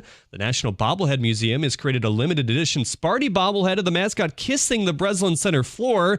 This following the incident in the game between Michigan and Michigan State at the end of the regular season. The United Soccer League, which Detroit City FC plays in, has announced their plan to follow the global model of regulating teams based off performance. The USL has 3 levels: Division 1, USL Championship, and USL League 1. DCFC currently plays in the middle tier, USL Championship. At the Corwell Health Sports Desk, I'm Jeremy Otto. For more, go to 97.1 The Ticket or Odyssey.com.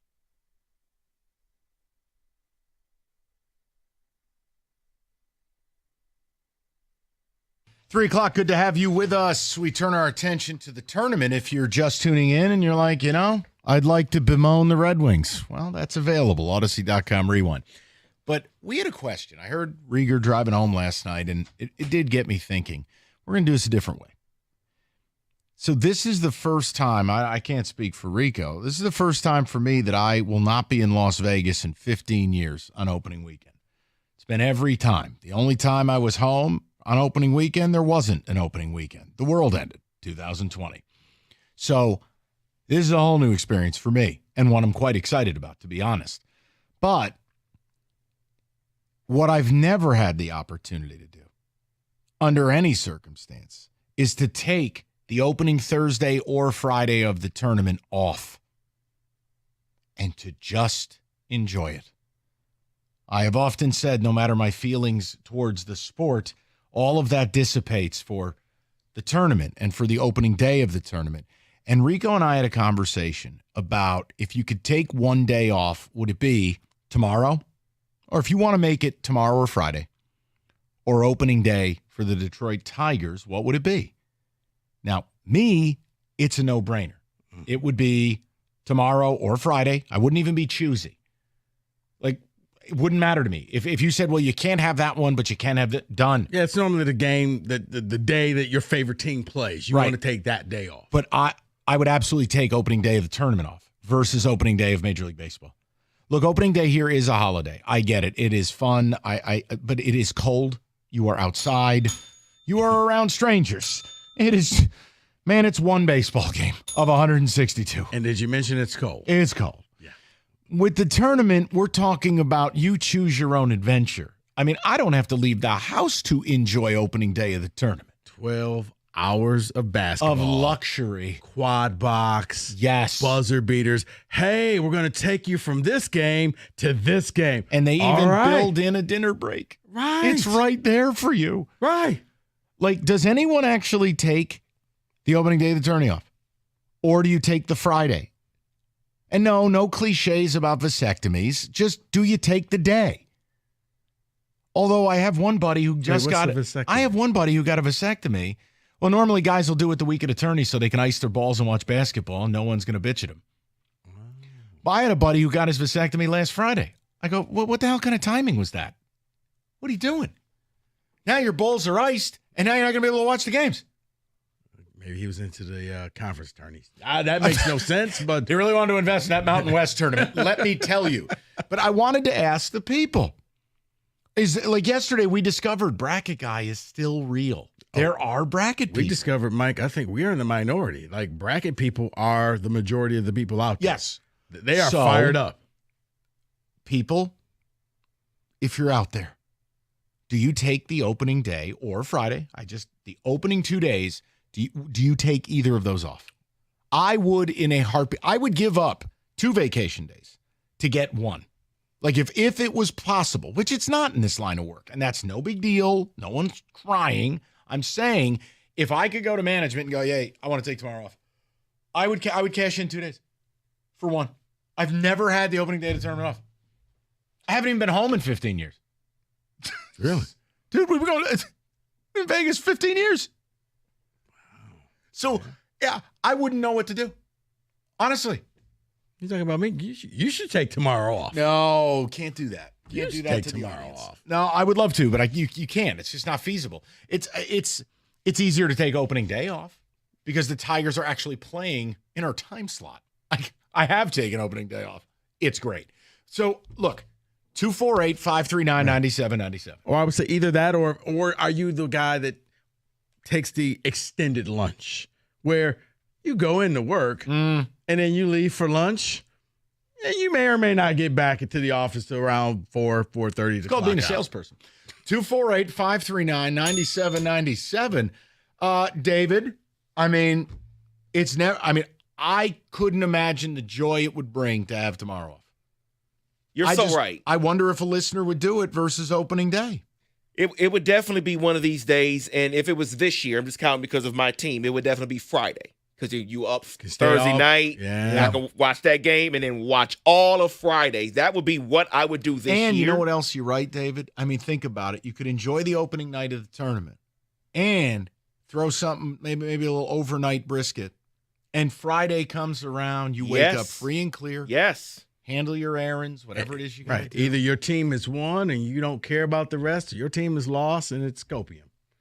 And the sky is wafting with the scent of brisket. Yep, I have the brisket. My team lost. I'll just drown myself in brisket all day. Instead, I'll be here watching Kenny chew with his mouth open. You just said it. Because of what we do, and I told Kenny, I haven't either. I've been in Vegas with you guys or I've been here. So I haven't been able to actually enjoy the games in so long. So taking that day would be magical. Do you think any listeners take the day off? Yes, I do. I'd love to hear from you if you are. What do you have planned? How did you manage to do it? And the vasectomy thing is real. Guys plan it out. I didn't know that. Yeah, they plan it out for this weekend. I don't know what my one friend was doing. Very bizarre. 248-539-9797. 24-hour, 48-hour recovery time? I can't speak to that. What are you talking for? Even if you had one, you'd just be a regular Cromartie. You'd knock that wall down. Right. Tear down this wall. Not regular soldiers. You got Green Berets. David's got straight up SEALs. Delta Force. Right. He's got Navy SEALs. Buds training. David's got that night vision.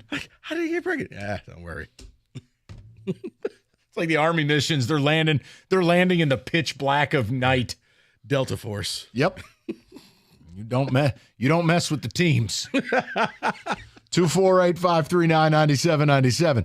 David, what's coming in on Ticket Text real quick? Because I am hoping you get to do it. I just want to hear what it's like. Because there won't come a day I get to do it until I'm done with radio. No, it's Mike, it's fun. It's fun. Thank you. Before my life here, yes. I'm shocked. I thought for sure you weren't going to be here Friday. I thought for sure you were going to do MSU Double Dip. And I would happily cover for you. You know what? I thought about it until it was a 10 o'clock game. And I'm like, why? How was that? Why? I want to sit here and work with you? No, you don't. You could be in C-Town having an executive dinner with all your fancy pants friends. You know what? No. Why does it always have to be about that? Because he's got Delta Force working for him. Okay. No, if they win, I can still head out to C-Town. Okay. So, that'll be a Sunday excursion. The Sabbath. Yes. The little virtual church on the ride down, huh? There you go. You would, wouldn't you? Yeah. Unbelievable. On a nice podcast on the way down. Get yourself satellite set. radio, yeah. Is that how it works? Does it still count as church?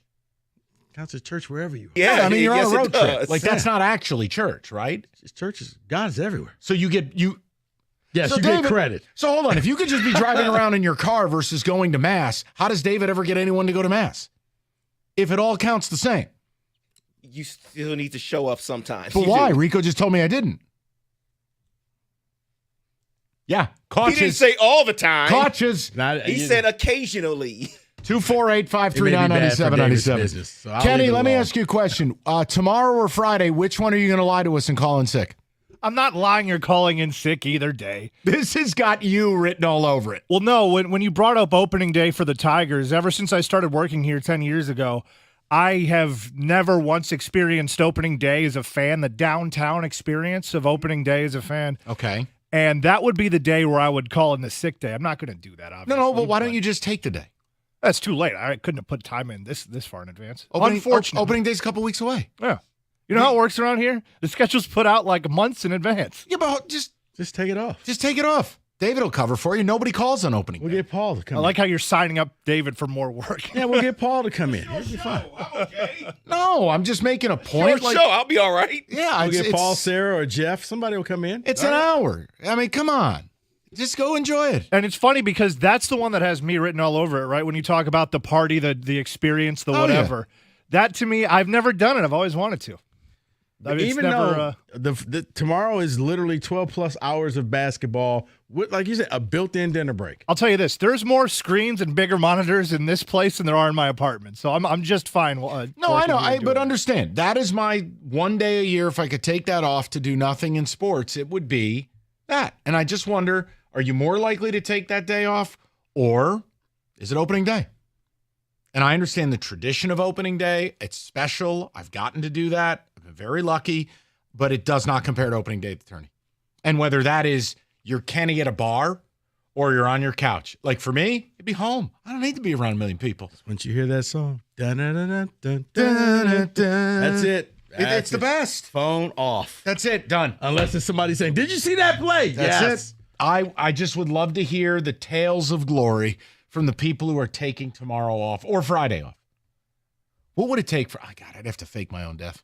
For Friday? Yeah. I'd have to be like the guy who moved to Uzbekistan. Just take it. You can't. It doesn't work that way. So how am I taking it? Because it's different. You love MSU still. I'm still here to cover. It means something to you. You would be doing it to go to the games. I've known you for 15 years. It's a friend helping a friend. Right. If I take it off, it's vapid. I'm not anywhere. I'm home. So it's not a friend helping a friend? Yeah, but it doesn't. You've never done it before. No, but it doesn't have the value that it would have for you to be able to enjoy two games. Nobody enjoys going to games more than you. Nobody. You're one step from the dancing usher at the Palace. You love being at games. You are, instead of Mini Hooper, you're Maxi Hooper. You love it. So it would mean something different. It's Rico's birthday. Dude, no one loves going to games. Rico, what do you got going on today? And you hear noise in the background. He's on like a trolley train. Oh, I'm in Lubbock, Texas. I just decided to go to Texas Tech and Okie State. Okay. Nothing will ever beat the day trip across the country. 24 hours. I'm going to UW with no luggage. What? Alrighty then, with the weather warming up, it's time to start thinking about home improvements. The two most important yet overlooked ones are your roof and the seal around your windows. Now, Victor's Home Solutions is going to make this real simple for you. They have a 21-point inspection. They will inspect your roof and the seals around your windows. Because when you live in a place like Michigan, freezing and thawing, right at 70 today, it'll be 12 tomorrow, it wreaks havoc on your home. They'll go over every square inch of the roof and windows. And the key is, if you catch a problem early, you're likely to fix it with an inexpensive repair. So, before you wait and let more madness of spring happen, get with Victor's Home Solutions today, 734-773-1100. That's 734-773-1100 or online anytime at victors.com.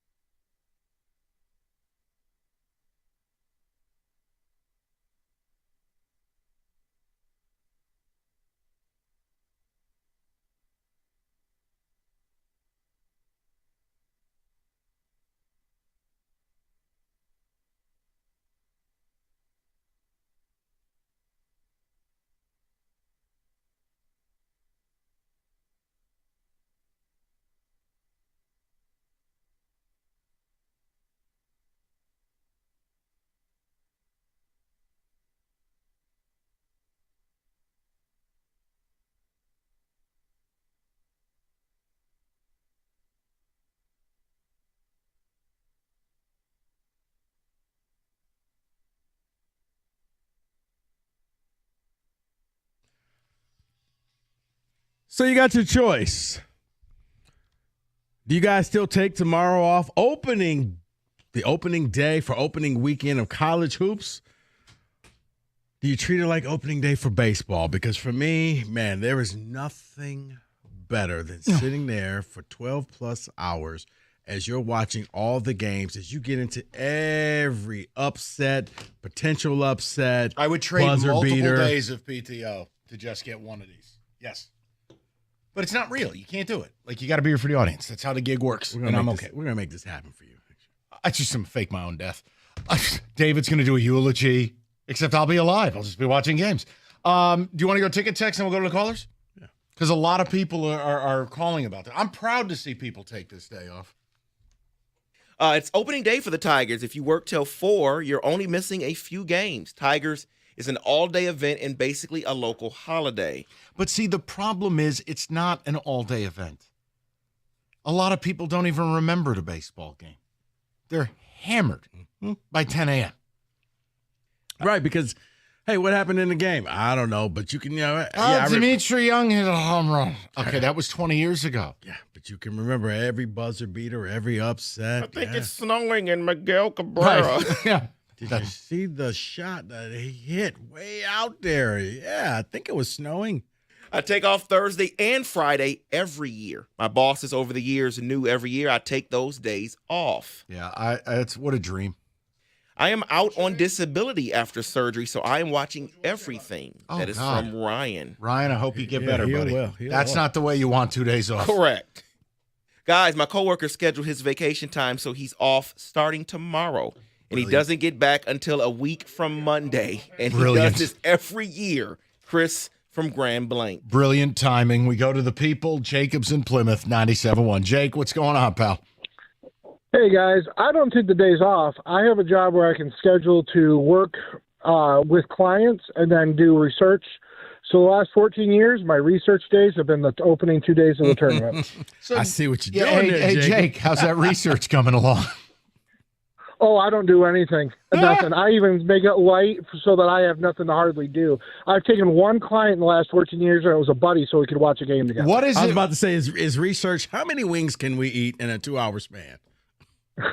It was a lot of bourbon that day, actually. But what? So, Jake, if you could just you're talking. I will never have this day off.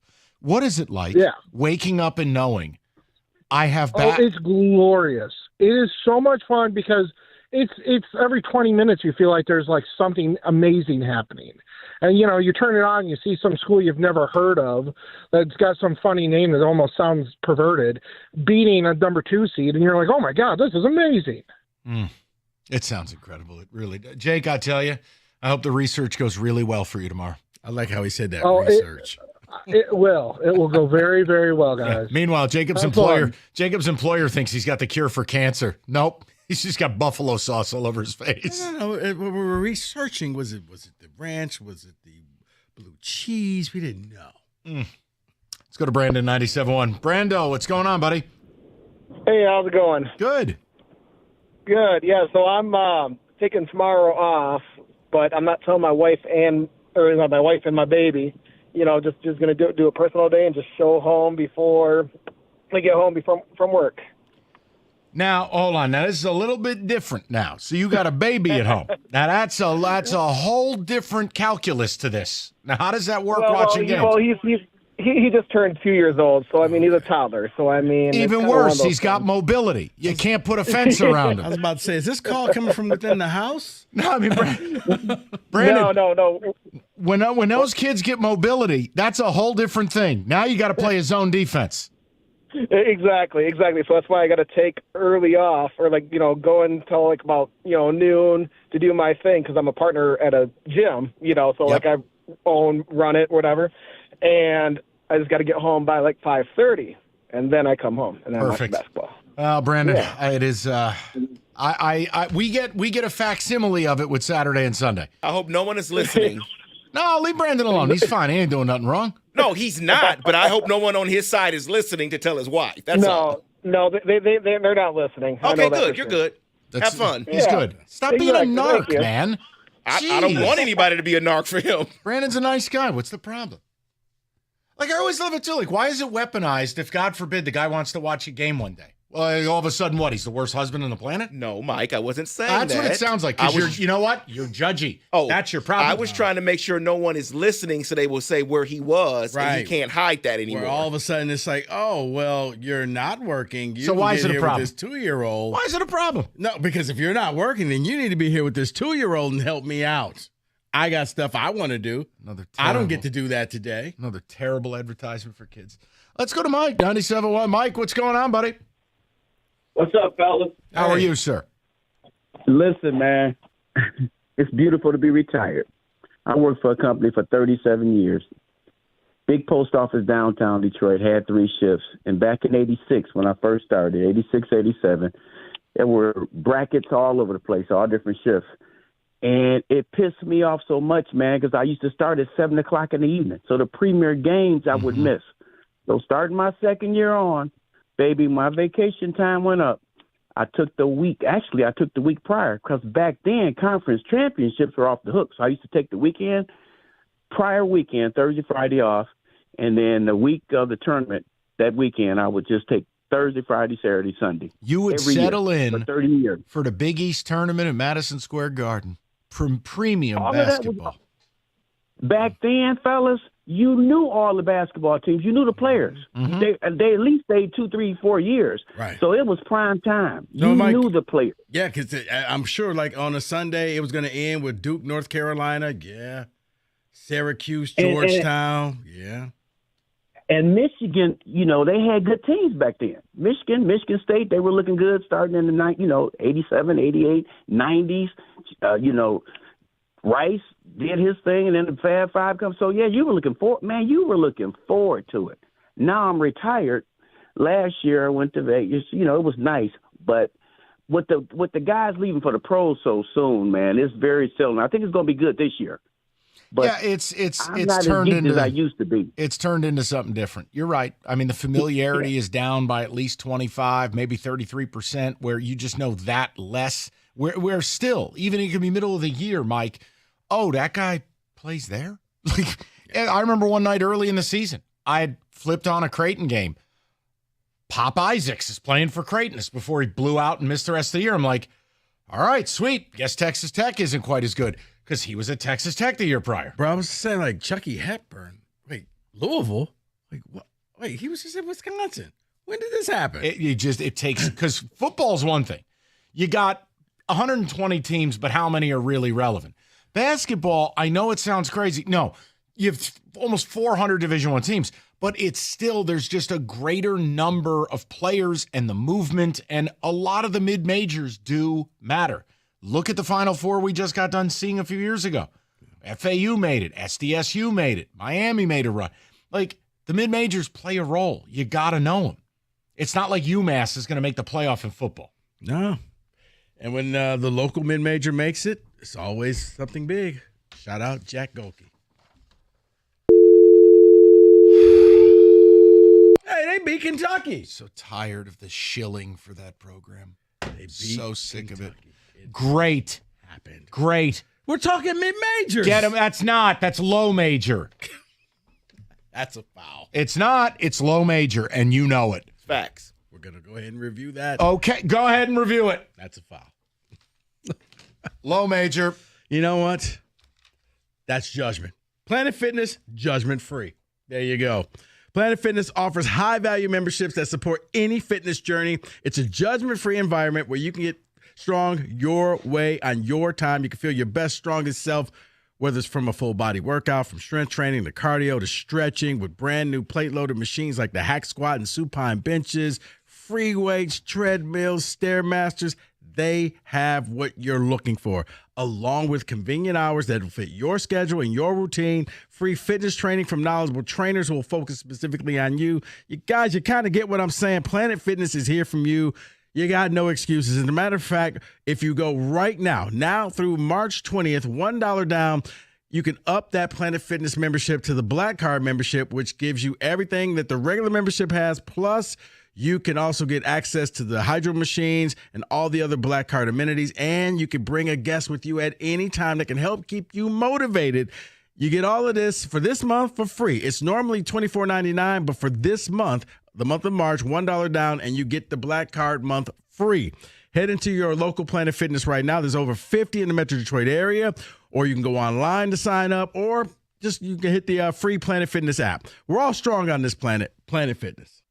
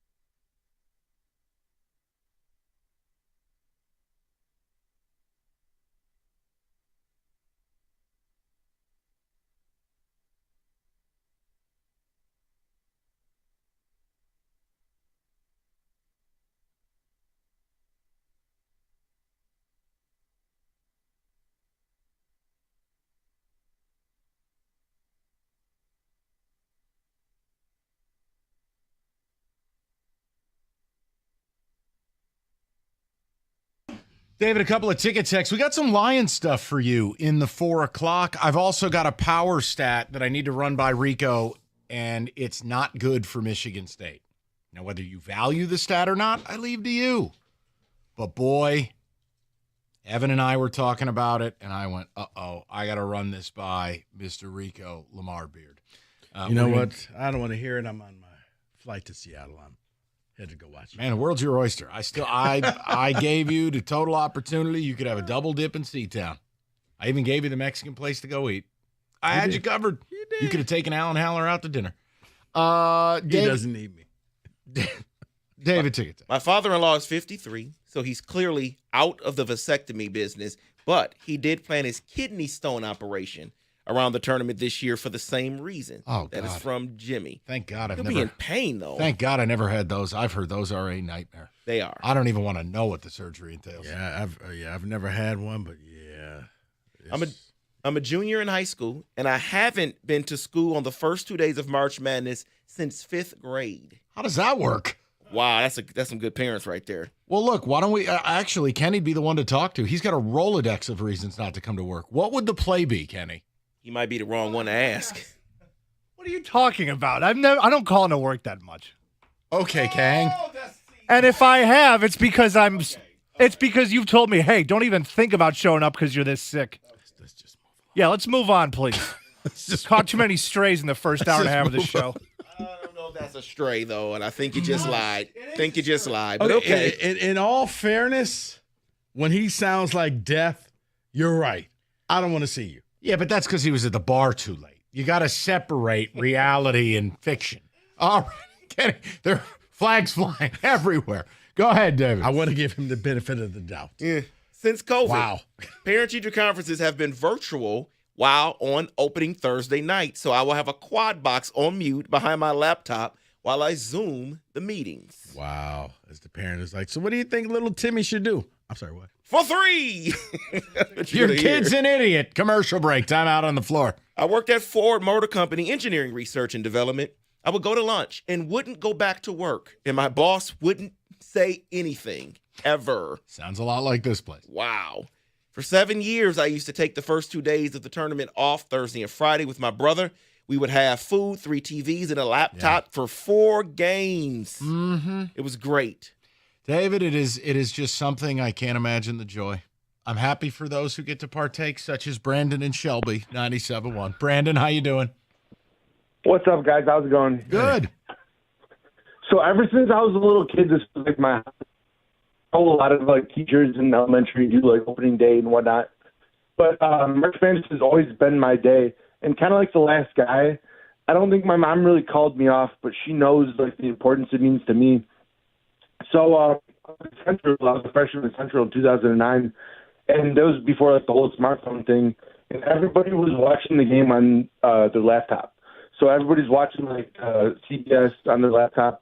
And so I can't remember who it was, but they hit a buzzer beater, and the entire class just lost it because it was like a 12 versus a 5, or there was a huge upset that meant a lot to a lot of people. It's always funny when you sit back and you watch these games because by the end of it, like now, it never used to be this way, but it used to be your bracket, or now it might be your bet. But man, the whole place just wants the upset. I mean, we were in Vegas a couple of years ago, the St. Peter's game. Yes. Now that's the one where Rieger was overserved and kept trying to cash his ticket with like 8 minutes left in the game. And I'm like, Jeff, you can't do that. The guy keeps saying, sir, when the game is over, you'll be the first one. He's another one of those liabilities, man. You get him away from his kid, he turns into a totally different. I got the winning ticket. Yeah, Yes, okay. We know, sir. Yes. Game's not They're going to over. escort you out. You won't be able to cash it. Hey, will you go up here and get this rigor? There's 7 minutes left in the game. Jeff. Sit down. David, go ahead. That was a classic moment. I was lucky enough to get tomorrow and Friday off. Much more enjoyable than opening day. Can't wait. Go Blue. See, I'm there with you too. Opening day, it's a baseball game. Now, if you want to be at a bar drinking at 7 a.m, that's your business. I'm not judging you. It's not for me. And you're sitting outside for that whole thing. Yeah. Versus opening day of the tourney. Either you're at a bar or you're just at home. Kenny, would you watch at home or the bar? If you had tomorrow off? I'd probably watch at home. More accessibility, easier. I could just buy my own, food. Okay, and I food just- and I had to whatever. ask. I would have picked you as a bar guy. Nah, for the bar, I'd probably do if it was one of my teams involved, maybe. Like last year? Yeah, like last year I would have watched at a bar. Just to watch everybody cry, you know?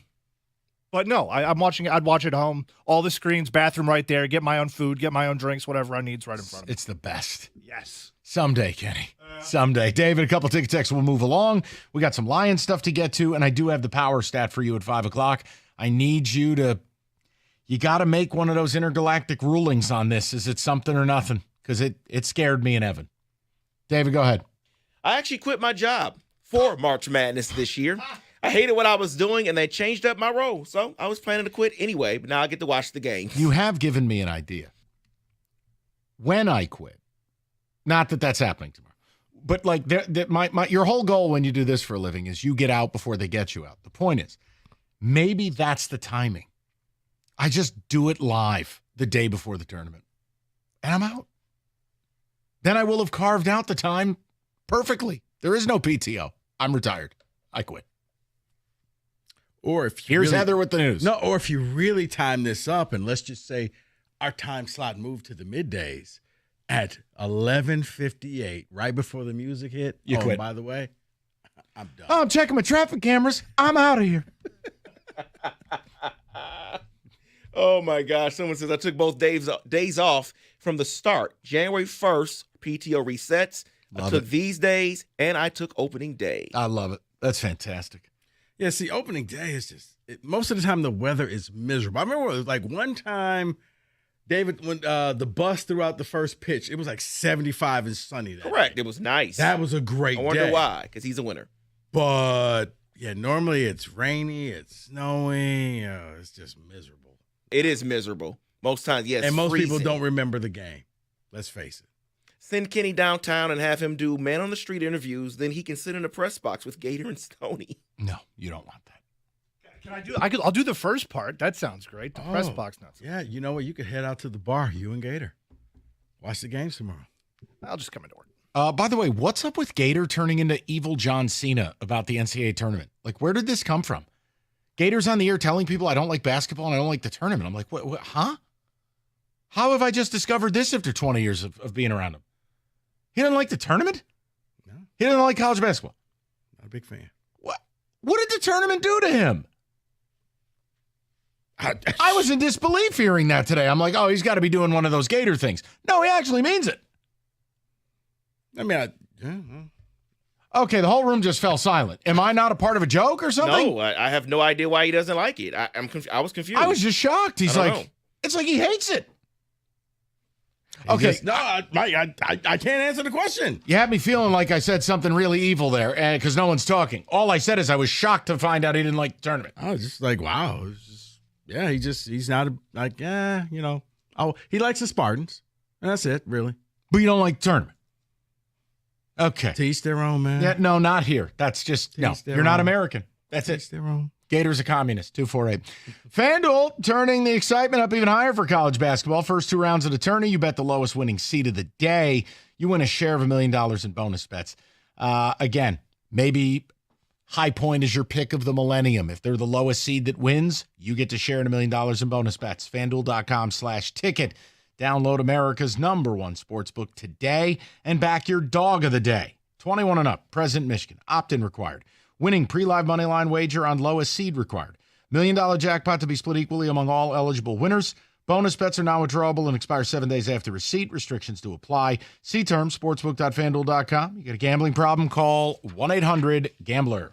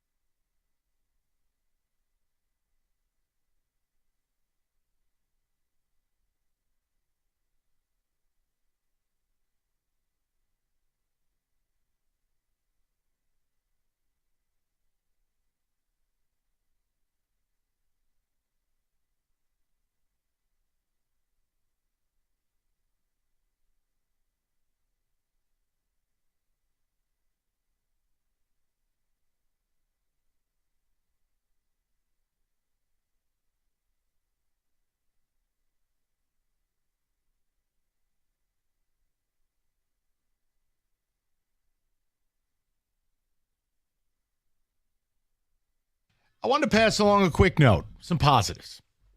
Just something very, very simple. And we'll get to a blitz here momentarily, and we got some Lions stuff to cover, and I do have a riveting power stat that may ruin Rico's life as it pertains to Michigan State basketball. We'll do that at 5. But hear ye, hear ye. Lions fans, we've been given a reprieve. Today, it's been reported by NFL media insiders. The Minnesota Vikings are taking themselves out of the Aaron Rodgers sweepstakes. They are no longer considering Aaron Rodgers, and they are fully committed to J.J. McSizzle. This is a good thing. I stand with John Jansen on this. I don't know if Jim Costa's begun usage of meth or what's going on, but Jim, actually with a straight face, thought Rodgers would be terrible with Minnesota. To which John put him in a body bag and zipped it up. He wasn't terrible with the Jets. It was like 30 touchdowns, 11 picks. The Jets had no infrastructure. They had fired a coach. They had fired the OC. Minnesota indoors with these weapons, spending the second or third most money in free agency this year to further insulate, and you drop Aaron Rodgers into that situation. A ginger pumpkin idiot got that team to 14-3. Aaron Rodgers would have thrown for 4,000 yards, 40 touchdowns. I mean, you're kidding me. So we dodged a bullet. I think that is a major plus because guess what? No, I don't believe JJ off a blown knee with no reps is going to walk into league and be CJ Stroud. That's a win for Lions fans. Am I overstating it? No, I think it is a win for Lions fan. When I first heard the news, I was wondering, is this really how they feel, or is this part of the game to maybe get Rodgers to come down off the money or something? Like, we're fine with JJ. But I was shocked. I mean, it's a win for the Lions fans because I do think, if he would have went to Minnesota, it would have been very problematic for you. You were not going to like what was going to happen. I like Rico's nuance there. You are not going to like what's going to happen. Because, right, I mean, Sam Darnold revived his career. Sam Darnold got paid. Seattle is paying this man a ton of money because of what he did last year. He was a journeyman throughout the NFL, but he had a ton of weapons. And Aaron Rodgers, and even people are like, well, you know what, he's not the same. Aaron, you know what, and that's okay. Because 80% of Aaron Rodgers is still better than 100% of a lot of quarterbacks that are out there right now. Let's just be real about it. That's the whole point in it. Like, if you could sign, what other quarterback would you write? Like, if I offered you Aaron Rodgers for 1 year or Sam Darnold for 3 and hundreds of millions of dollars, I'm taking Aaron Rodgers. Do I like him? No. Right. Would I want him on my team? Is he No. weird? Yes. But this is all about, that was a high-level lottery ticket that if Minnesota took him and he was terrible, guess what? They have JJ insurance. What they're doing now is if JJ's bad, their year is sunk. Mm-hmm. This is a very good thing for Lions fans. I think you're deluded if you think Aaron Rodgers going there was not a big deal. Yeah, because right now, Kevin McConnell, because I think he was like the deciding factor. Man, you better be right on JJ. You better be right because we talk about the Lions window being right now. The Minnesota Vikings made a ton of moves. And they set themselves up, and now you're handing it over to a rookie quarterback, and you better get everything out of this because if not, it's going to be because people are going to remember, oh, wait, you tanked at the end of the year before, and now look at what he did. You chose JJ over going out and getting an established quarterback. It better work for them, but I think for Lions fans, take a deep breath and know that JJ will probably play like a rookie. And that's not a slander on him. It's just it's what rookie quarterbacks do. No one comes out of the gate. Even Jaden Daniels didn't look that great in the first couple of games. It took some time for him to become that person that you saw in the playoffs. I love that. Look, I like when coaches call their shot because you're right. If this is O'Connell's move, you better be right. Yeah, he's a hell of a good coach, but this is on you. I think it's very risky what they're doing. Mm-hmm. It helps the Lions, so I'm good with it. But that kid did not practice last year. That can't be overstated. When you miss the whole season, forget about game reps. You didn't get the reps in practice. And he already came in at a deficit. No slander. basically throwing 15 balls a week. That's a problem. I think it's a hell of a gamble they're taking. So I wanted to just pass it along. We don't have to be in fear of it anymore. It is a huge gamble they're taking because of what they've done in investing in JJ. Like, yes, he's getting paid. Sure, he's happy to get his money, but he also wants to win. You're going to waste another year by taking a shot. If JJ doesn't work out, you're wasting another year, so you have to be right on this. But Lions fans shouldn't care about that because they should be happy right now. Aaron Rodgers isn't coming to this town. Another quarterback that would have made this division that much more difficult and tough. Yeah, Lions fans should be ecstatic right now. Yeah, I mean, now you just got to worry about the Packers and maybe the Bears. How quickly can the Bears mature? But the Vikings were a ready-made team. They were ready to go. They're now going to give it to JJ, and we'll see what he can do. Good news. I'll take it. David, a couple ticket texts, and we will get to a blitz. Someone says, it'll be funny when the Vikings bring back Cousins. Not happening. No, that's not happening. It is going to be JJ's show, win or lose. Says Mike, you could fake your own death, come back Monday and say, Jesus, that Jesus guy did it. Jake from Linden. Oh, boy. No. Not going to do that. That's bad karma. I'm leaving for Florida over this beautiful March Madness weekend. Can't wait to watch all of the games. Someone else, Mike in St. Clair Shore, says, taking Friday off this weekend is great. Start Thursday after work, roll into the long weekend. Nothing better. Someday. You guys should pull straws. That's what you need to do. One needs to take the day off tomorrow. Just get the straws right now. I have openly said I want Rico to go to Cleveland. This would be a Rico thing. This doesn't mean enough to me. You've never done it before. Laying on my couch versus you hobnobbing in C-Town with royalty. You, John Garavaglia, Damon Bethea. You and the dogs, man. You could be hanging out. Invite Rip. Get Rip over. It's fine. You could teach Minnie Servina some new words. You just absolutely butchered Paul Sorvino's name. I said Minnie Sorvino. Minnie Sorvino. You did not say that. Yeah. You did not. It's okay. It's all right. Someone says, hope is not lost for Minnesota. Favre didn't sign until August. I'm still afraid Rodgers will hold out and still sign with them come July. Wow. After it has come out today that they are out of the Aaron Rodgers business, that's very hard for me to be like, but wait, I'm not going to live in fear of it. I honestly think the retirement thing is coming into the fold for Rodgers. Like, why would you join a 3-win Giants team? It would be Steelers or retire, wouldn't it? And I don't even know if it's enough motivation for the Steelers. No offense, David. I think that. No offense, David, but everything's about to say is going to be offensive. No. I would say I think that maybe it's Minnesota. You see what you have in the summer. You can kind of gauge if JJ is just if he's Jace Young and he's like, you know what, he wasn't good from the start. After the OTAs in June, he wasn't good from the start. We saw that coming. I love how Rico is now labeling it. You hope he's not Jace Young. Oh, come on. No, I mean the way they made it sound. Yeah, we just knew. We just knew. We still got to have some hope here, but yeah, I'm disappointed he's not going to break camp, but he was lousy in spring training. And what AJ said about him, my God. So, the summer OTAs, you look at JJ, and maybe Minnesota comes back and says, hey, Aaron, let's try this again. Because Aaron's got nothing to lose. I hope you're wrong. That's all I can say.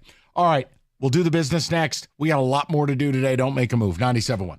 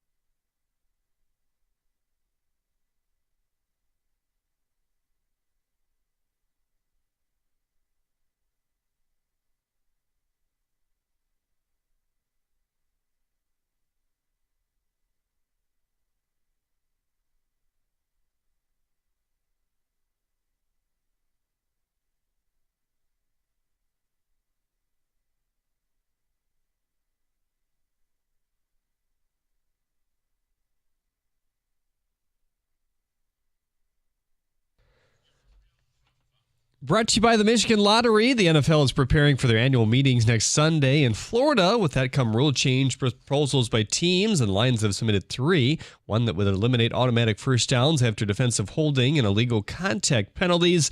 The other would allow wildcard teams to be seated higher than division champions if they have a better regular season record. The Netflix series quarterback is returning, and one of the stars will be Lions QB Jared Goff. He'll be joined by Joe Burrow and Kirk Cousins. The Pistons are in Miami to face the Heat. You can hear Mark Champion's call right here on 97.1 The Ticket. Ron Holland on one key to the team's playoff trajectory.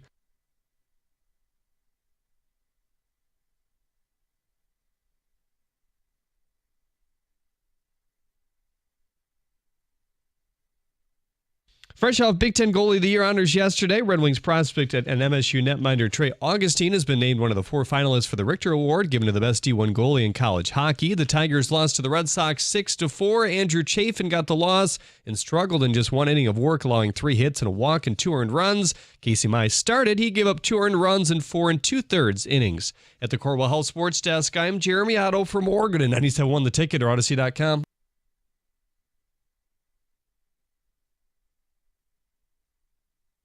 All right, we want to have a little fun here. We do this every year, and the articles are everywhere. We can get Evan Jenkins for this if you like to. Every year, these ballparks, spring training wraps up, and you see all the teams start rolling out all these ridiculous things they're going to serve to you, the people at the park. Well, who's the ultimate bleacher creature? Kenny Cott. Who's the man who has a bidet? Factually, Kenny Cott. We have new ballpark treats, and Kenny ranks it on a scale of 1 to 5 flushes.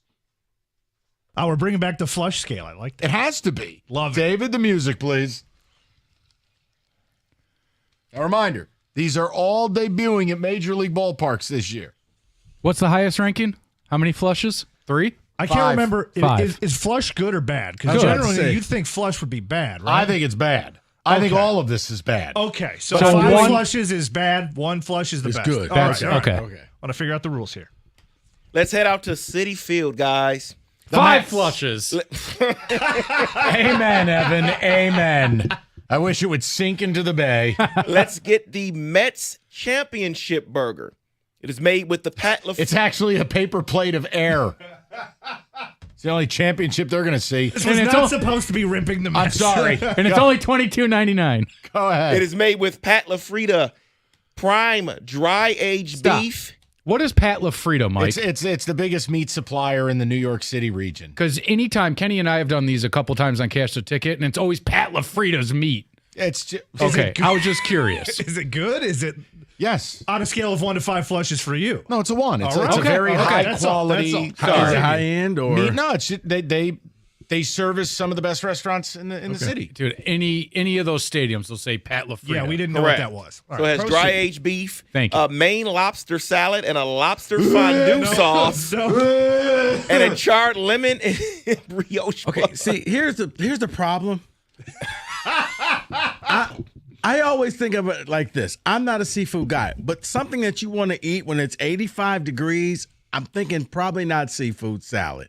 Not on top of a burger. Why would you eat any of this at a baseball game if you plan on watching said baseball game? 5 flushes, not in this lifetime or the next. I'm thinking if it's just a regular burger, fine. But like, why are you adding seafood and it's hot outside? They put charred lemons on the damn thing. Correct. What? This is awful. Correct. I'm 5 going flushes. 4. 4? 4 flushes. 5. If there was more than 5, I'd give it more than 5. Imagine a 90-degree day, the humidity on Long Island. Right. Planes buzzing over your head from LaGuardia. Hey, Kenny, here's some room temperature lobster salad on your Whoopee cushion drop, whoopee cushion drop. That's exactly what that turns next. into me. And by the way, $23.99. Oh, is that actually the price? Oh, I thought you were being serious. No, that's what I was saying. It's for the probably more expensive at Citi Field. the plate of air is $22.99. Let's get over to Dodger Stadium. They are getting rid of the Dodger dog. What? And replacing it with the new carne asada torta. What? It's a Mexican-style sandwich full of seasoned carne asada and a fluffy bread, topped with pinto beans, grilled onions, grilled jalapenos, tomatoes, shredded lettuce, and avocado puree. You may as well just pack your own wet wipes. I don't even understand. It's like a sandwich. How do you get rid of the hot dog at a baseball game for that? That's what it says. I cannot believe they're really getting rid of the dog. They can't, man. I vote this 4 flushes, only because it doesn't feature lukewarm crustaceans. I give it 5 flushes because they replaced the staple of American baseball of hot dogs with this. I agree. 5 flushes. My issue is if you're not even even in an office, it is a liability to eat such things. The idea of going to a ball game and we're going to rifle meat that's been under a warmer, ample amount of beans. I mean, do your own math. I mean, what are we doing? Nobody wants to do that at a stadium, by the way. 4 flushes. The only place worse you could have to take a duty is an airplane. You got to think about these things. I'd rather do people. it on the airplane than a stadium. Oh, honest no to way. goodness. No way. Okay, maybe you would like this. There are some clean gas stations. Most aren't. Okay, but time out. Does it have a door? Are you folded up like a ball? You can't go. I don't know how anyone I'm goes talking to the about the bathroom. gas station that has like 1 stall. Look, it's not optimal, but anything's better than a plane. Really? Dude, no, that's nightmare fuel. I think it's peaceful. On an airplane? Hey, you're by yourself. Who's interrupting? You are not by yourself. You are in a theater of 200 people. But there's a door. Listen, people are waiting for you to come out. This is nightmare. Like this, A nightmare fuel. This is the stuff you wake up in a cold sweat. Yeah, like I'd rather vomit all over myself than have to use the plane. So you're Tracy Morgan. Oh yeah, jeez. If I could choose, yeah, I'd rather just do that and wheel me out. Put me in the Paul Pierce wheelchair. The people that poop on a plane are sociopaths. All right, does He's all anybody coming out of his mind, though, when that's happening. does anybody want any food? I mean, we. Right. David, I'm 4 sorry. flushes. I did not realize this. Like, Oh no! wow. Oh no! Like, What do you people- care? some Your people like- eyeballs are bouncing off the back of your skull by the time they're taxiing. Hey Rico, how's the flight? God. Do you want some dessert? Yeah. If you do, let's head over to Guaranteed Rate Field and let's get the Celebration Cake Shake. They are celebrating 125 years, and you can get the birthday cake ice cream, confetti cake, a pinwheel cookie, and a cherry. And they'll amputate your foot for you, just for the diabetes that you're going to eventually have. Here's the thing, though. If you're going to have that, let's hope that the roof is closed because guaranteed. That's Phoenix, right? No, Guaranteed Rate is Chicago. Oh, okay. Okay. They ought to White just Sox. serve you cyanide at that point. You're there watching the White Sox. Serve melatonin milkshakes. Will you? Put people out. I'm Put going me to out of say my misery. this is 5 flushes. I don't like super sugary stuff like that anyways, and that's got stomachache written all Yeah, over that's it. a lot. I'm out on that. Same reasoning, 4 flushes for me. One flush. I'm drinking that thing, and I wish I had it right now. I could have called that from the start of this thing, Evan. That sounds like something you get if you're out on a date and you two can just share that. I and ain't that's sharing it. that. That's all me. Other than that, nah. That thing sounds Yeah, great. the cup actually has a picture of Wilford Brimley on it. Diabetes. Diabetes supplies. 125 years on one side, Brimley on the other side. Diabetes on the other. Let's head over to Houston if you want the Pennant Pickle Dog. Already It in. has Texas chili on a foot-long hot dog, jalapeno slaw, fried pickles chips, dill aioli, and green onions. Yes, 1 flush, all in. Yeah, I'm all in. of that I like. 5. I'll do that one. God bless. Dude, fried pickle chips on a dog? Yes, please. Fried pickle chips, period. Pickle aioli. What is that? I want to try that. You're eating a hot dog at a ballpark in Houston, okay? Translation, pig lips and ass. Second of all, you're hitting it with canned chili. Then we're throwing jalapenos in the mix. No. If Jalapeno it's in slaw. Houston, everything is beef in Texas. Are So- you sure? Pretty sure. I don't think they know what a pig is in Fine, Texas. beef nards, whatever it is. Sounds It's awesome. still a hot dog, though, guys. I Yeah, mean, come on. Hot I'm dog's out. a hot dog, man. I'm I don't care. out on that. 5 flushes. 1. 1. Rico? All in. I'm in. Okay. All right, here you go. You said Phoenix. Let's head over to Chase Field, Rico. The Corbin Carroll Sunday. And let's get the Millionaire Steak Sandwich.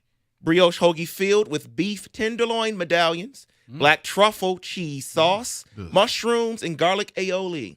If I can take the nasty Truffle? the truffle, Yeah, I don't me like the too. flavor of that crap. Everything else sounds delicious, and it's a steak. That does not upset your stomach. I'm in. I would do this. Well, if you don't want that, let's try dessert there. Apple pie chimichanga. No. Yeah. No. Yes. No. Frozen sounds good. yogurt, caramel sauce, whipped cream, Cracker Jackson strawberries. Yes. And they amputate your You know, toes. I'm No. good. No strawberries, but I'm good. I'll take the steak sandwich, No 1 flush. strawberries? What?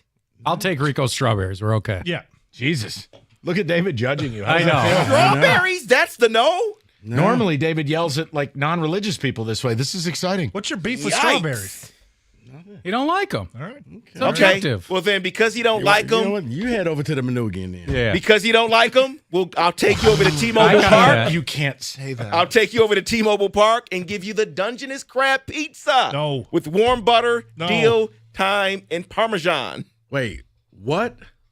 It's a pizza. No. That's With crab. It's crab pizza. Now, Oh my God. We've had crab once again- pizza before, haven't we? Once again, but at can a you- ballpark. Right, can you imagine You what have to that think- smells like in 90-degree heat? 90 degrees. No. It's hot. And Roof's it's been closed. sitting out. It's going to smell Oh. even worse after. I got Evan, bad you're news go for you. ahead. You're in on one? I'm going to try it. I'm going to No. say 2 flushes. 5 flushes. No shot. That's a 5 for me. And then we can close it out with a simple dog from Oriole Park at Camden Yards. They have the warehouse dog. I said simple? No, it's not. It is a foot-long, all-beef dog topped with horseradish infused brick sauce, Ooh, you crispy love sauce. onions, and pit beef queso. No. Horseradish is Served terrible. on a pretzel bun. Yes. All in. 5 flushes. No flush. You're not going to be watching a game in the bottom of the 7th. You're going to be bleeping The at horseradish. an MLB stadium with queso. And the horseradish. Like certain things aren't meant to be mixed together. Take the horseradish away. I'm at 1 flush, but I'm at 5 for that. Hey, Mike, how about this, David, real quick? How about a good sausage and pepper sandwich like Mama V's? The roll made the difference, crusty outside, soft inside. Yeah, that's normal food. 5 flushes. No. That's just that won't upset your stomach. It's very nice. In, all It's a in. very nice sandwich. That's from Big G's Ballpark. It is. Yeah, my dad would also be serving like galamad. I mean, come on. You imagine my dad's ballpark? Oh, here you go. I've got provolone white anchovies and crusty bread. Okay, Dad, put it away. Merlot on tap. All I know is if he walk, hey, I got those sliders you like. In. Done. Yeah, guys, here's the deal. We've lost our minds. And by the way, all these things are probably $30 a piece. Right. At least. If not more, Because here's yeah. the thing, I'm back with Evan. Just give me a Dodger dog. That's it. And leave me alone. Good old Fenway Frank just soaking in that water And for by the way, 4 hours. Fenway does a great sausage and pepper sandwich. They do. Not Do that they? anybody cares, but they do. Okay. They're scumbags otherwise, but great sausage and peppers. But yeah, all that other stuff. Yeah, find a bathroom near It's you. hot. Like all the ice cream melts, the yogurt melts. Diabetes. Yeah. It's hot and I was hungry. So you're not a sweets guy. No. Okay. Coming to a local bathroom near you. Yeah, it's Exactly. That is your ballpark food list. Personal injury is personal. David Femininio has dedicated his career to securing justice and maximizing recovery for those who've been injured.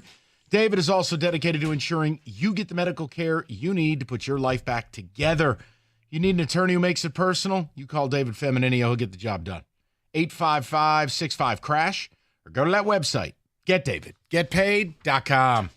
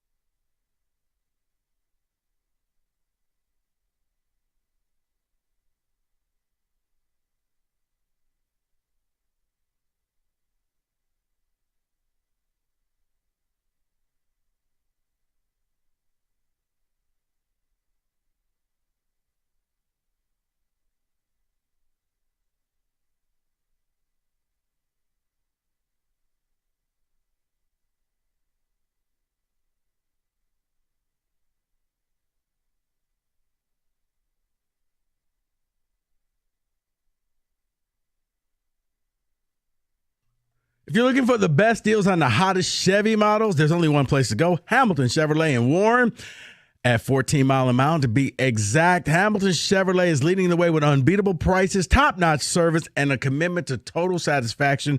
Andrew and his sales staff want to be your Chevy dealer. Whether you're looking for a sleek sedan, tough truck, or spacious SUV, Hamilton Chevrolet has the inventory of brand new 2025 Chevys, and the selection is best right now. No more waiting for your dream car. Hamilton is stocked up and ready for you to hit the road in a Chevy that fits your lifestyle and budget, including the March Rico deal. A new 2025 Chevy Blazer LT, $279 a month for 24 months. You walk in with $995 down, and you'll drive away with 10,000 miles in a year. You know what I say. The best deals are found at 14 Mile and Mound. Go see my guys at Hamilton Chevrolet for details and find out why Hamilton is leading the way. Tell them Rico sent you. More at HamiltonChevy.com. Chevrolet together. Let's drive.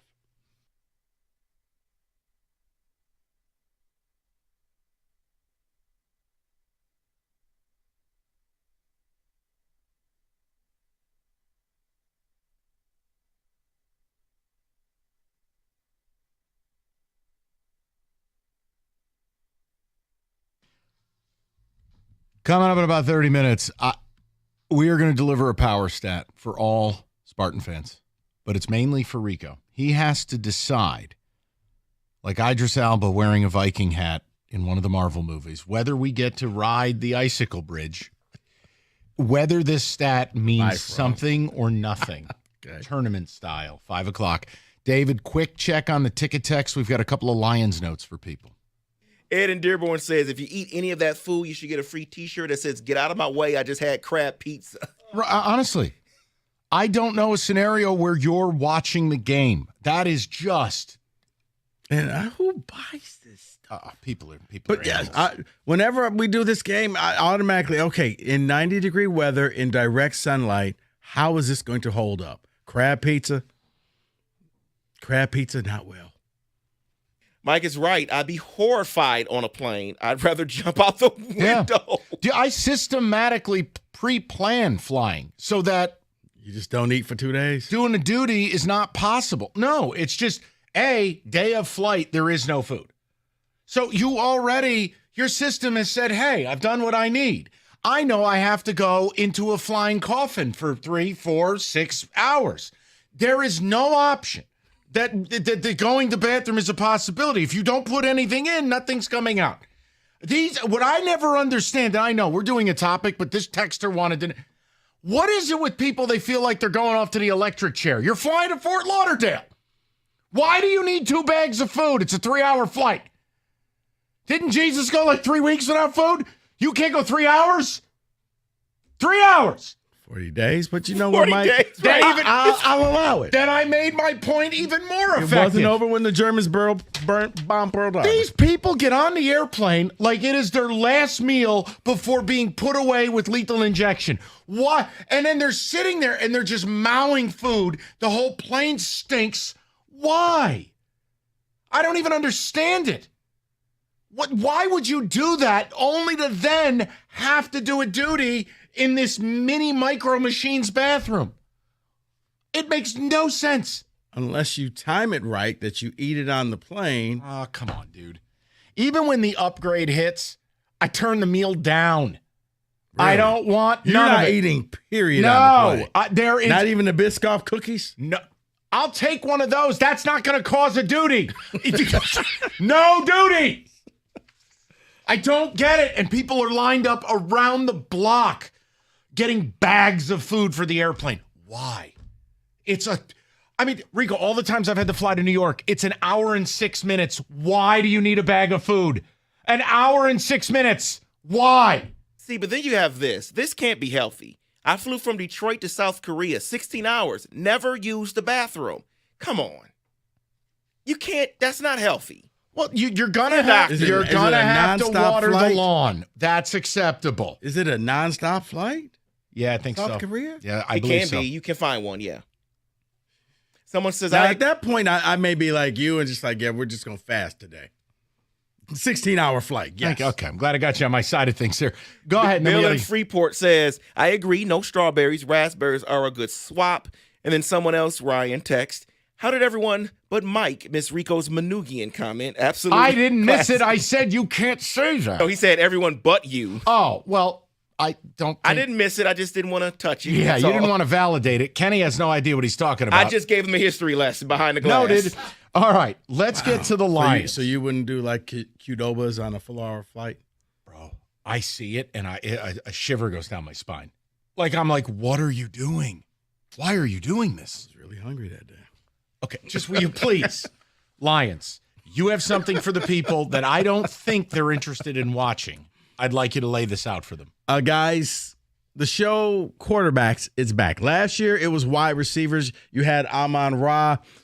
This year, Quarterbacks is back. Mike, your guy, Ned Flanders, is one of the 3 quarterbacks. Oh, Kirk Cousins? Kirk Cousins is back. Oh, good. I lost a home playoff game to Danny Dimes. Here's me reading a Bible story to my kid. Joe Burrow and Jared Goff. Nope. No, thank you. Jared Goff is going to be on quarterbacks, which means, kind of like with Amon-Ra, Lions fans, you get to relive your entire season. Nope.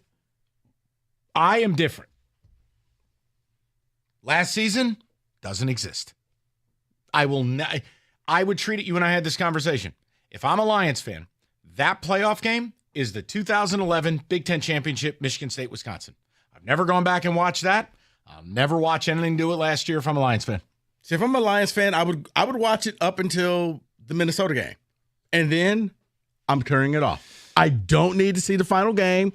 Just like for that Big Ten Championship game, I'll watch it all the way up until the 4th down play. And then I'm done. TV's not working. Right. I'm turning it off. I'm different. But for Lions fans, are you excited about this? Jared Goff, you're going to be hearing all the chanting of Jared Goff, and you get to relive the entire 2024 season. Are you like me? That is dead and gone. Nona is gone. I would want nothing to do with last season if I'm a Lions fan. It's over. I'm never looking back at it. It was a complete waste of my time. Go ahead. Kenny, go ahead, please. Yeah, no, I burned the tapes. I don't want any part of that season. I don't want to relive it. I don't want to re-adjudicate it. I don't even want Jared Goff chance anymore. I don't want Jared Goff Can chance. it and come up with something new. Why? Because it reminds me of last year. Exactly. And you know what's going to happen because of that? We're eventually going to have a topic that spawns from that show, and we're going to have to re-adjudicate things about last season. I don't want anything to do with it. Burn the tapes. I'd love to know. Our Lion fans, are you going to dial in for this? Look, for a long time, we wished our players were on shows like this. But this is one particular one I don't think I'd watch. Because they're going to show highlights of all the season. And up until the Commanders game, 15-2. Life was great. Just, you know what? Probably wouldn't watch that Buffalo game again. Even if you watched the Texas game and it was his worst game ever against Houston, they still won. So you can be like, okay, I know the ending of this movie. But in the end, you're going to see that final game, just like you saw the ball bouncing off of Vildor's face mask, and you saw everything that happened in San Francisco at the end of the Amon-Ra wide receivers. No player has caught more strays than Vildor. The guy is a backup. And even if the ball doesn't bounce off his face, there was a penalty on the play. I'm just saying, the poor guy. Jeez. But every low light that happened in the Commanders game, yes, you're going to see. Yes. So 248-539-9797. Yeah, if anything, I want less of the Lions. They're out there too much. Too much talk, not enough walk. Correct, because to me, it's even more than just seeing that game again. It's everything leading up to it. At some point on quarterback, you'll probably hear a Dan Campbell speech about season goals, all of this stuff, what they want to accomplish, and in the back of your mind, it'll go back to it and say, well, we didn't do it, so why? Remember the quote, we're preparing ourselves for 20 games this year? No, just 18. Look, the whole point is you know how it ends. I won't watch that. Now, Kenny's right. There might be something that happens on that show, and it'll require us to do a topic. That's fine. I'm not watching that. I can't speak for Lions fans, but I want nothing to do with last year. It's over. It's dead. It's gone. It meant nothing. You won as many playoff games as the New York Giants. You're here meant nothing. Now, if you want to sell me, well, it was lots of great memory. Cool. How did it end? Chair to the spine. Because you know how it ends, and that's just it. You're going to. It's the catch-22 because you're going to relive the best Lions season ever, regular season. I don't think it'll ever get duplicated that you went 15-2. Think about that, Kenny. That doesn't entice you? No, that makes me upset. I don't want to hear that at all. I don't want to hear any of that. I don't want to rethink about it. I don't want to relive it. That sounds awful. But I mean, think Just about hearing you say 15-2 makes me angry. The undressing of the Cowboys? Great. What did it get you? Nothing. I don't want to hear it. 248-539-9797. Are you like Kenny and you're like Mike and you're just going to pass on this, Lions fans? Or are you excited? Because the preview came out today and there's Joe Burrow. I know. There's your boy Kirk Cousins, Ned Flanders, and Jared Goff. Part of me gets upset because it'll be filled with hubris, arrogance, bravado, and I know how it ended. It would only upset me to watch it. They were hyper confident. They had the countdown clock in the facility. It was all about the Super Bowl. I'll end up being twice as angry if I watch that. I know it's weird, but I'm out. Okay. But if people are in, why? All right, if you're ordering some pizza the next couple of days, tournament is here. Hungry Howie's has got you covered. The You Choose special, $8.99 each. You choose a large one-topping pizza, a large oven-baked sub, or one of three regular salads, $8.99 each, and you are ready to go. Maybe you're one of the lucky people. You got tomorrow or Friday off. You're going to relax for the tourney. You choose. You don't need to leave the house. Now, for this, it is online carry-out, but $8.99 each. It's a deal you can't miss, and it's limited time only. 8 different flavored crusts, the best ingredients. It's Hungry Howie's Pizza, limited time only on the You Choose special.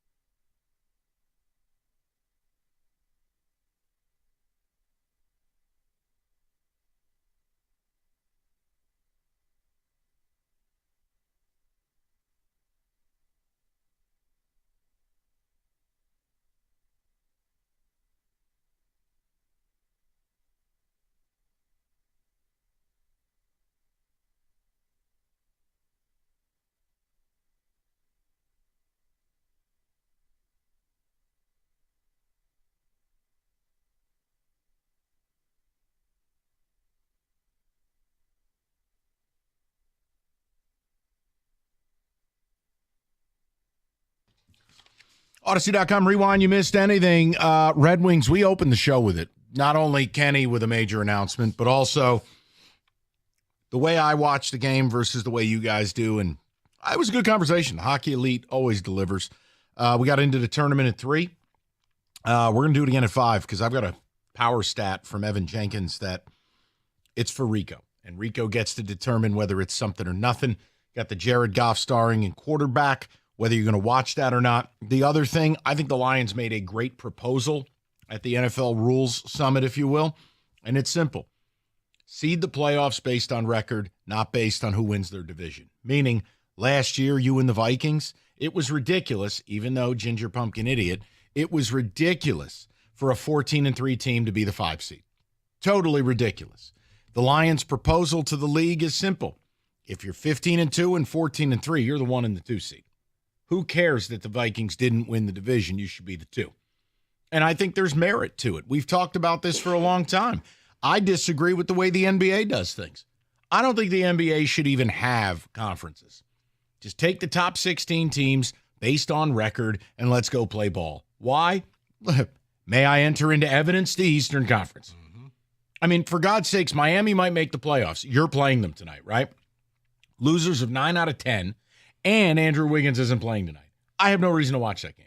And Miami should not be in the playoffs. The Chicago Bulls are 12 games under 500. They're the last team in the East. They're getting in. If you go 1 through 16, regardless of conference, these teams are not in. Football, it's the same thing. Why would a 9-8 division winner have a better seeding than an 11-6 non-division winner? I think the Lions made a good proposal. Will it get approved? No, because people are going to value and say, well, you won your conference. You won your division. But who remembers that? Being serious with you. Who remembers winning a division? Right. I can't tell you when the Giants have won their division. I can just tell you when they've won the Super Bowl. And that's just it. If you've never won the Super Bowl, you like divisions. That's why you look and see Lions division banners hanging at Ford Field. Well, that's probably because it took 30 years for them to win one. No, but David, I'm saying it means, because here's the flip side to that. It sounds great until all of a sudden, let's just say Detroit goes 10-7 and they win a division, but some other team bumps them out of the number 2 spot or 3 spot because, well, they had a better record than you. I understand. If you don't value the division at all, I'm for this, but doing this as just being reactionary, be careful what you wish for. Ticket Text here says, I enjoyed the season, but obviously hated the playoffs. I'm afraid 23 and 24 was our year. No big expectations this year. It's over. Window closed, but I'm not rewatching the QB show because I don't want to do that. I'm with Mike completely. All I want to see the Lions is free agency moves. The draft, week 1 of 2025 last year, is over. Watching the QB show is like watching the dash cam footage of your dog getting hit by a car. Oh, wow. No, thank you on that. Good God. Very graphic. Yeah, that's a little much. Mike Rico, I've moved on from last year, but it was a historic season, so yes, I will watch. But no way I'm watching the Commanders game. Love the show, guys. Still do a paper bracket at work. And see, LOL. And I think a lot of people will opt out. Like for me, it's that Big Ten championship game. I don't know what happened after that. That game just, yeah. By the way, this Hard Knocks thing, do you know the reason the NFL is going to struggle to ever get a team on there again? My team. Your Giants, yeah. Because I told y'all last year, my God, the Giants look like a complete clown show. Well, come to find out, other teams saw this and are like, oh, dear Jesus. That's why they had to go to Belichick in North Carolina. No one wants to ever look like Joe Shane and the Giants again. Maybe you're just not that honest. Maybe it's called coach speak for a reason. Let's just stick to the script and yeah. I'll never be able to respect John Mara again. Oh, geez, I'm not going to sleep too well if Saquon goes to the Eagles and he's in his stupid little vest. You're inside. Who thought that entire scene was a good idea? Because they have to have some say-so on I don't think you do. We're going to go ahead and cut that out. You don't, and that's the problem. You're that's an why owner. no one wants to do it anymore. David, you're an owner. You call up Rod. No say-so. You call up Raj, I made a mistake, okay? Gotcha. I'm with Rico. Or what you can do now, I get it, and I do. I get it on surface. But now what you could do now is just say no. That's how you take control. And that's what's going to happen. Hard Knocks will be college teams from here on out. Except Bill Belichick, because they have a beef against him. Yeah, that was weird. Not anybody else, not any of the 32, but not you either. Go out on the beach with your girlfriend. Okay. Do yoga. We'll go to Shannon, 97.1. Shannon, how you doing? Guys. Yes. Look, I watched the receiver show. Yes, there is football, there is highlights, but it's only 20% of the content is the actual game. The other 80% is about the players' lives and their families and things they go through on a week-to-week basis. Okay. And then, oh, by the way, there's this game on Sunday. So I enjoy it because I like to, follow Devontae Adams going to daycare and all that crap, right? But you're making way too much about it. Not even 20% of it is actually about the game, and they don't even show all the games. They might just show 4 or 5 games per person. They show enough. Well, listen, here's the other thing. Out of it. Yeah, and Shannon, listen, and I respect that you enjoy that stuff. I'm going to be upfront with you. I don't give a damn about what these players are doing. Okay, you know what? Whatever problems You're not into the behind the whatever scenes problems stuff. Jared Goff has, they're pretty easily fixed by about $50 million a year. I don't care. I don't. So that's not for me. And you just said it. Well, a quarter of the show, a third of the show is still football. I don't want to see nothing about last year. I don't. Now, if I'm a Lions fan, I want nothing to do with that. And again, why? I'm not one of these people. I don't need to know about these players. You mentioned the Tracy Morgan thing. We were talking about it before. I don't need to know. I don't think Tracy Morgan should have to explain what happened. The man had a medical emergency at a game. You know what I don't need? Cell phone videos of it. And then the guy in a hospital bed feeling like he needs to tell you what's going on. It's private. Right, because right now, he's drugged out. He's on this. Guys, I just had some food poisoning. And right, you shouldn't have to. But then again, you're right. Maybe somebody go help the poor man instead of 10,000 cameras all on him. So no, I don't need. Again, if I were a player, I'd never agree to do this. But Mike, I think this is how they're drawing in more fans because what was the biggest story in the NFL was Taylor Swift. She didn't play it down in the league. That one. Well, hold on. Now you're coming to my side of things with that. That's an industry plant. There is something in a mahogany office where that deal was brokered, and Taylor Swift is bringing a ton of new fans to the NFL. Right. So I'm sure in this you'll learn, like you found out about, Cousins in that gigantic fire pit that he has in the backyard, or his hidden trophy room, or whatever he still has. Empty. You're gonna find out something about Jared Goff, and you're gonna be like, it's that human story. But it'll only make me angry. I don't want to. So if at the end of the Commanders game he went off and visited an orphanage, I'd be upset. I'm not the person to. It's not for me. It's for Shannon, our last caller. It's for guys like Shannon who are interested in that. I'd be upset. Nothing in that show is going to make me feel better about it. Nothing. So he loses the game. Yeah, that's okay. You know what? Let's go visit the kids. I would. I saw it on the cameras. Yeah. Yeah, well, if he checked his traffic cameras, he wouldn't have turned it over 5 times, okay? David, any ticket text, and we'll move on. We got a little March Madness Blitz, and then I've got the power stat of the day. It should send a shiver up the collective spine of Spartan Nation. We're going to find out if it means anything at 5 o'clock. Anything, David? Yeah, the only golf I want to see is him leading the Lions to a playoff victory and to a Super Bowl. I don't want to relive last year. I don't care about a date night with his wife and lamb chops. I don't care. Throw football. I'm sorry. Nah, but Mike, it's the human interest story. It's I watched one episode of that Starting Five, the show everybody on Netflix freaked out about. Click. Couldn't take it. Wait, was it quarterbacks where it was like Brittany and Mahomes at the apple orchard, or? Only saw the preview, knew I'd shoot my TV. Out. Spring into savings. Unbeatable deals at Brand segue. Chevrolet, Michigan's #1 selling Chevy dealer for 24. You need a truck, they got you covered. Silverado 4-wheel drive LT, lease at $299 a month, $19.99 down. Priced right. Go green this spring as well. All-electric 25 Blazer EV, $199 a month, $14.95 down. Both 24 months. And the best part, everyone's getting employee pricing on both the Silverado and Blazer EV. No gimmicks, just deals. It's Moran Chevrolet, where you always get the best price, period. Visit Chevrolet.com or stop by on Gratiot, north of 15 Mile in Clinton Township. Chevrolet, together, let's drive.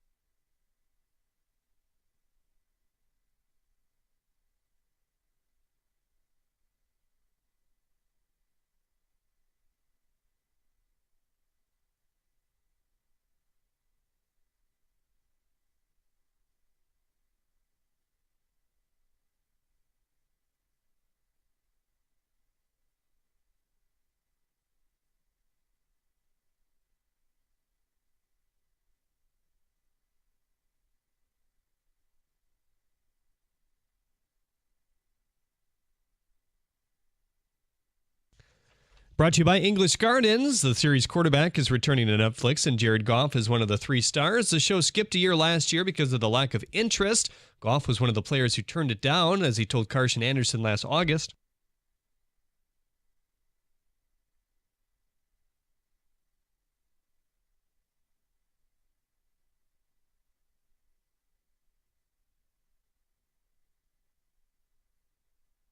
Sources have told ESPN that Minnesota has moved on from the idea of signing free agent Aaron Rodgers and instead will roll with ex-Michigan national champ J.J. McCarthy as their starting QB. Casey Mize threw 4 2/3 innings today for the Tigers against the Red Sox, giving up 4 hits and 2 earned runs. Riley Green also had a solo home run. He's now hitting right around 300 so far this spring. It was a 6-4 win for the Sox. Pistons are 5-point favorites over the Heat tonight. Hear the game in Miami right here on 97.1 The Ticket at 7:30. One of Detroit Mercy's basketball's best players, Mac Mansell, has announced he's entering the transfer portal. He averaged 11 points and shot 42% from 3 in an injury-limited year.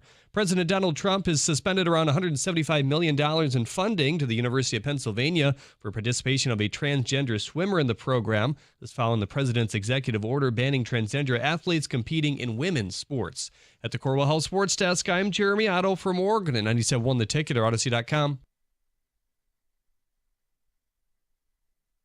5 o'clock, good to have you with us. Odyssey.com Rewind. You missed anything. We opened with wings. We touched on faking your own death to watch the opening day of the tournament. Not really, but just can you get the day off? But here's the power stat, as we are obviously less than 24 hours from the tourney. Enrico, you are the arbiter of justice. I need you and Kenny and David and you, the people, to tell me if this is something or nothing. Because this would seem like a death sentence for Michigan State basketball. Here we go. Of the AP top 10 teams entering the NCAA tournament who began the season unranked, 37 of them have received a number 1 or number 2 seed.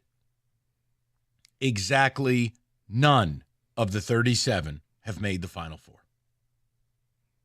You start the season unranked, you have a great year, you earn a 1 or a 2, you go in top 10, 0 for 37 making the Final Four.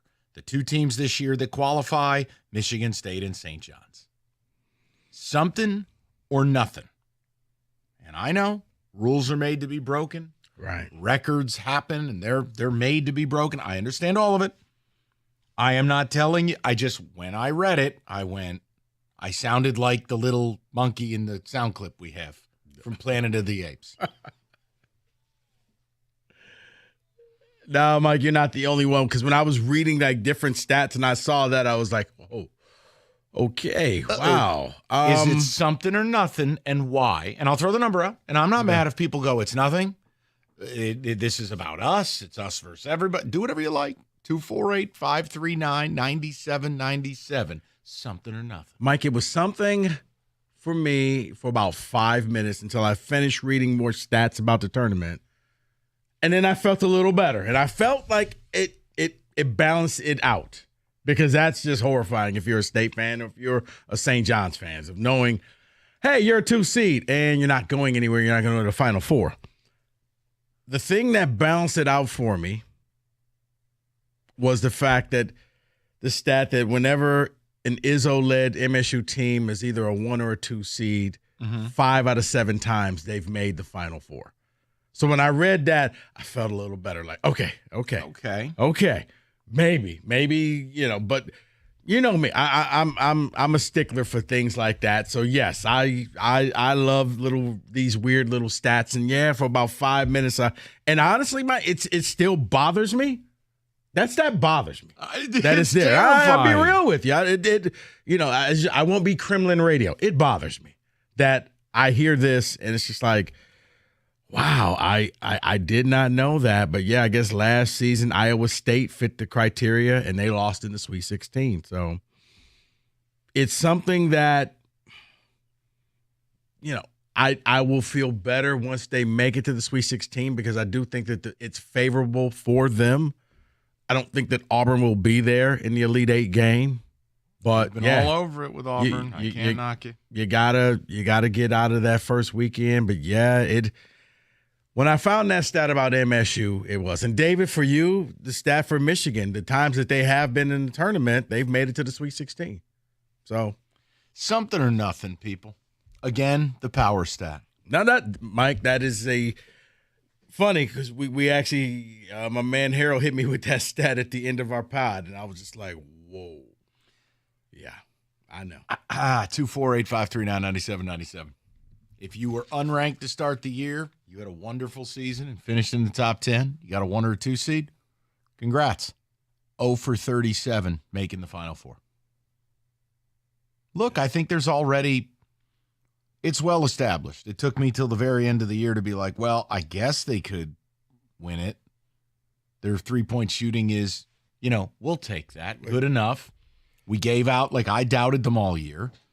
But am I confident? No. It took a lot for me just to get to the point where I said, okay, fine. If there's 8, 9 teams that can win it, they're one. Do I think they're winning it? Absolutely not. Well, get ready to sound like the monkey from Planet of the Apes.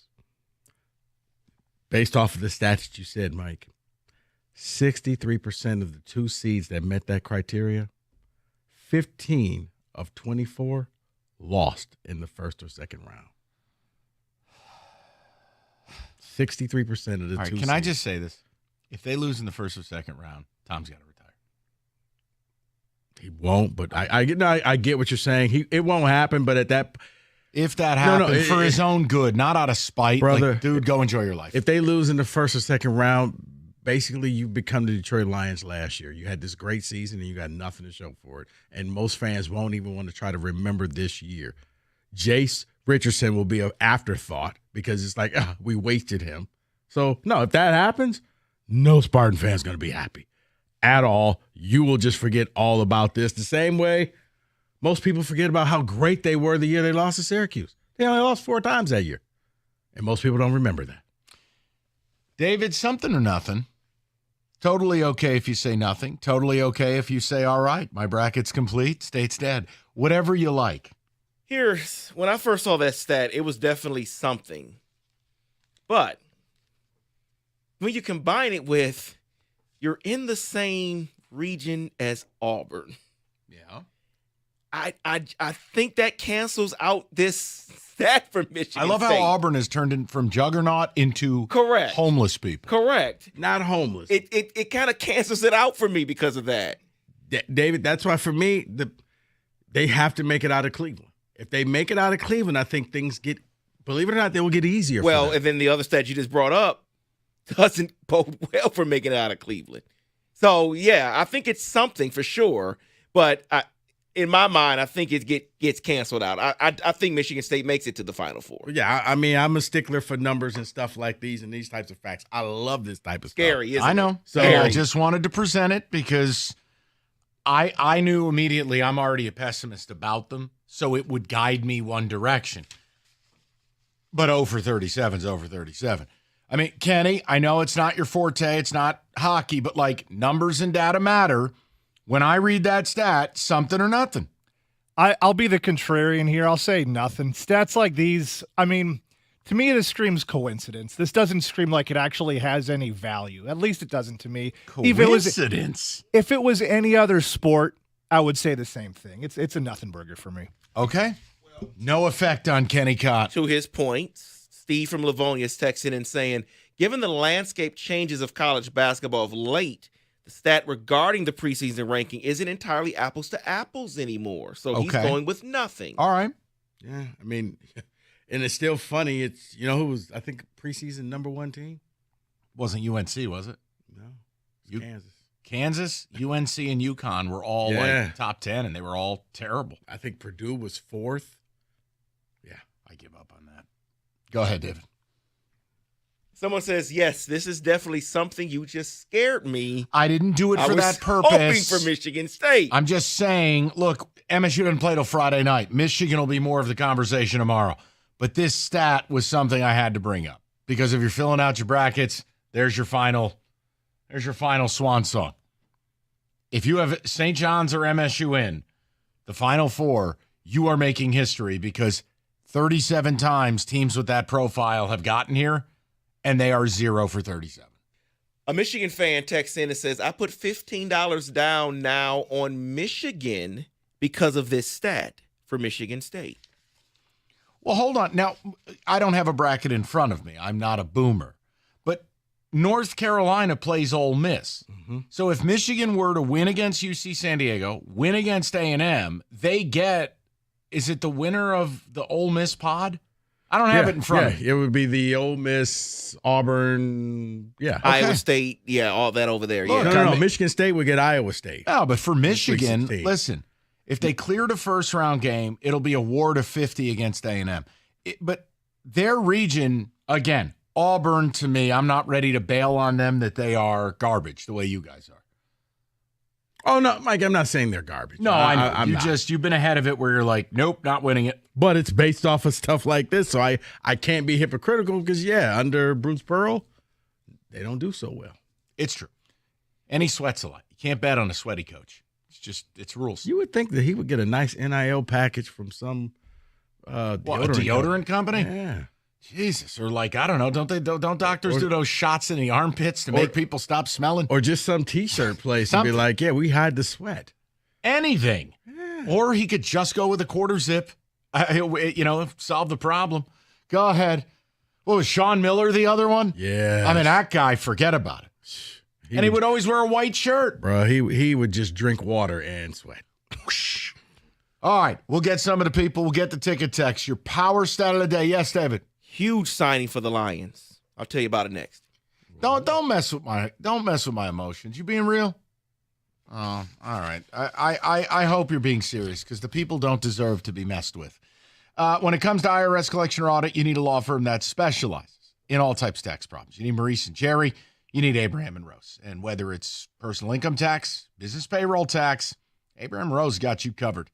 They're not some tax organization. They're real tax lawyers. Maurice and Jerry have dealt with the IRS for years. They'll create a plan, and they will advocate for you. Save your time and money. Visit AbrahamandRose.com today or call 248-539-5040, and you will never have to deal with the IRS again.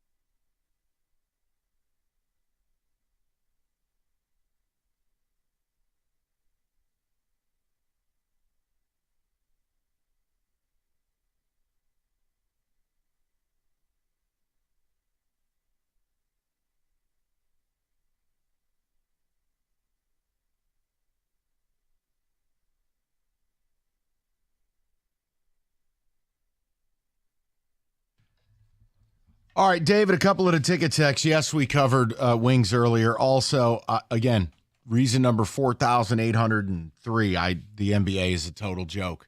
Nothing to do with the Pistons. You're playing the Miami Heat tonight, who've lost 9 out of 10. Traded the best player, and the guy they got in the trade, well, he ain't playing tonight, Andrew Wiggins. What's there to watch? Just like the other night against the Pels. The Pistons have a job to do. Go win the games. Yeah. But don't ask me to be into it, because the league is a clown car. So we're leading with the Pistons tomorrow. David? There is a 0% shot of that, brother. If you would, please, Dave. David has some...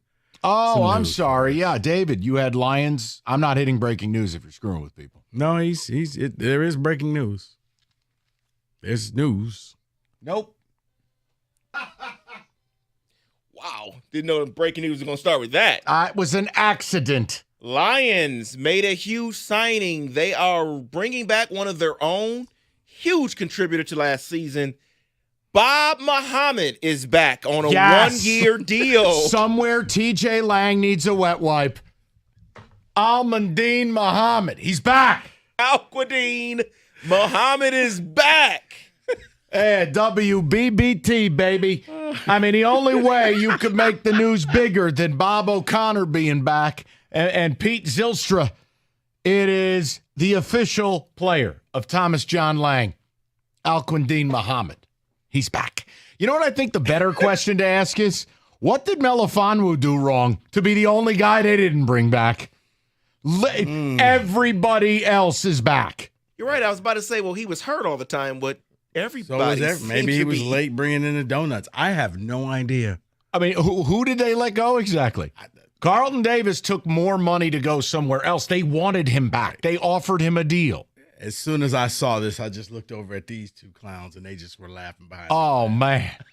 I'm enjoying Muhammad. David couldn't look me in the eye. I was just like, we had a conversation with you had your head down. He's I didn't back. want you to even know. Like, really? Really? I just, look. That's huge news. They believe that they were this close as a team, and I guess this team and management, I guess they reserve the right to run it back. Sure. It's a catch-22 because it's kind of, we talked about the quarterbacks. You went 15-2. Historic regular season. You will probably never see a regular season like that here in Detroit. And that's not slander. That's just that doesn't happen in the NFL. 15-2, but then you look at your playoffs and you didn't win anything. Is this what you want to run back with? Or do you want to make some other improvements, bring in some new blood? Apparently, Mike, we're in the minority here on this because I think that they'd rather just let's keep the band back together. I mean, look, I have no problem bringing back the players you like. It's just, do you really like all your guys? And I use Dan Campbell's words. We have to be careful about falling in love with our own players. Really? Okay. Practice what you preach. I don't think as much of these players as they do. And guess what? If they're right, put a trophy in the trophy case. And if they're wrong, whatever. What do you want me to do about it? I'm not going to yell and scream about it. I just think it's kind of comical. You have salary cap. You had room to make this team better. I think they're a little bit comfortable with their own people. And that's their prerogative. I don't think there's any scenario they're bad next year. But I also don't think they got better. And if I have to hear about how Brad Holmes watched the first 4 games of the season and went, wow, what a defense. Yeah. Hey, Brad, did you leave out the detail, Brad? You played 4 straight teams who were missing their offensive tackles? Because we can turn the tape on. Mm-hmm. Seattle came to town without either tackle. Tampa Bay was on a 3rd-string tackle. The Rams game, they were down Havenstein to start the game, and by the middle of the game, they were down every tackle they had. Mm-hmm. Those are the games I watched. I don't know what games you watched. And they even had the Jackson was suspended for the first game. So my point is, I think it's a false premise to base how good the defense was. Those were some very unique circumstance that you got. Again, Aiden was lined up over librarians. But B, one small detail. Aaron Glenn's not here anymore.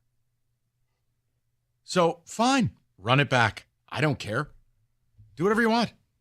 Because once the games become real, all of these opinions and all these offseason talk, it's over. We're dealing with who we got. You're going to have 53 guys in that locker room with one common goal. We're all going to root for them. But, yeah, I mean, as it stands right now, it's like, how am I supposed to say you got better? You got the same. Yeah, we'll see. Maybe that when they're all healthy, they feel like this is the thing. There'll be this great defense. But, Mike, I think you hit it best.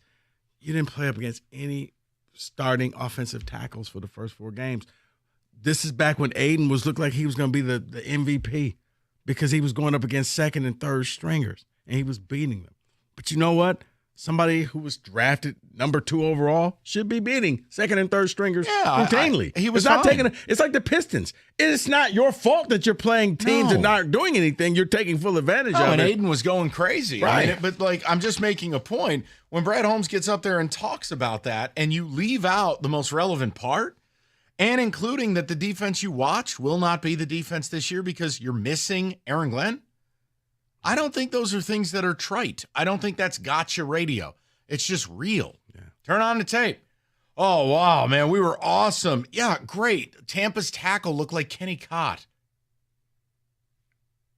It was brought up from a caller earlier when we were talking Wings about Steve Eiserman wanted to do it his way. And I believe that is every GM in this town. They want to do it their way. And yes, the Lions are winning, but we're talking championships here. And bringing your own guys, I just disagree with that. You should go out and get guys, go out and get players, and look, believing you can re-up. David, I think the players are going to get now. This could work in Brad's benefit. It's a deep defensive line draft, so he can go out there and get that person or two that we want him to go get in the trade. He can go and say, hey, you know what? I think these are going to be the next Henderson. These are going to be the next Myles Garrett, and I'm going to go and get them for dirt cheap. Look, the dream sequence is still like at 28, you take a Derek Harmon or Kenneth Grant, and with the second-round pick plus, you get Trey Hendrickson. And if you do that, no one's going to complain about a thing. But I also think it's okay if there's a portion of the fan base, they shouldn't have to go into hiding if they say that, like, Brad's done an unbelievable job. But it's okay to say, I just am not comfortable. This is what we're using our cap space for? And then we're going to leave a bunch of cap space on the table for, like, oh, down the line, I got to pay X. It's not how the league works. Mm-hmm. You got to go for it because down the line, you might not be in a position to win a Super Bowl. So what will it matter? Oh, by the way, real quick, in the falling up category, Will Wade has another job. Yeah, I'm sorry. But okay, we talked for 10 seconds about this during the break. Will Wade, former coach LSU, cheating scumbag, goes to McNeese State. He's built that program into a real problem. Now you're going to be the coach at NC State. One problem, you're playing tomorrow. Like you couldn't wait 48 hours. I mean, you couldn't put the contract. Or 3 weeks. Couldn't put the contract in the freezer. Like, why the hell did you have to sign that now? But then I did say to Rico, David, I said, you know what? The sport is so effed. He could probably saunter into that locker room at McNeese and go, don't be sad. I ain't leaving. You're coming with me. Yeah, the NC State checkbooks are watching. Right. Go out there, do well. That's the game we're playing. I mean, they're playing Clemson too, right? Who are they playing? They're Clemson. Yes, they got Clemson in the first round. There you go. So North Carolina versus South Carolina. You want to play them again? Come with me. Yeah. Here, hold on 1 second. I want to do something special for you guys. Hold on a second here. I'm going to just bring up the roster. How many of these kids are seniors and it won't matter? See, this is how screwed this sport is, all right? Mm-hmm. So, your point guard, sophomore, let's see. He's available. I got another point guard who's a senior. See ya. He doesn't care. Could take the shooting guard. Well, did he play JC, junior college? No, see, they got a ton of seniors on this team. Yeah, this is why. I had a if note. You win junior college, you get that year back. Well, I had a note in my cash ticket prep, which is they went from being one of the least experienced teams in America to one of the 20 most experienced. They've got like 7 seniors on this team. So Wade leaving, the seniors don't care because when the season's over, their career's over. The couple of guys who got talent who are young, he probably looks them in the eye, slaps them with a $100 bill and says, I'll see you in Durham or wherever the hell that place is. Here's a plane ticket. See, yeah. That's exactly what he's going to do. Nice sport. See you in Raleigh. See you in 3 weeks. By the way, shout out to, Kevin Keats. You make the Final Four last year, you're out a year later. But remember, they wanted to fire him last year. And he saved his job. And he kept winning and winning, and you might as well just fire me at the end of the year. So the minute they gave him a reason, or he gave them a reason. Yeah. Well, they were Yeah. They were garbage this year. I think they went like 5-18 in conference. They were horrible. So was the entire ACC. Fair. All right, we'll get to a blitz. More to do. Rico, be curious. Hey, can you take the power of your home internet almost anywhere? Well, with Xfinity, you can. Do more of what you love in the places that you go the most with internet and mobile together.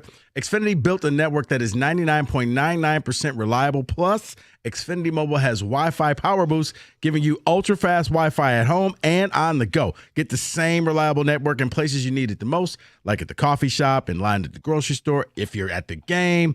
Oh, all the power of more of what you love, whether you're a gamer, streamer, or you work from home.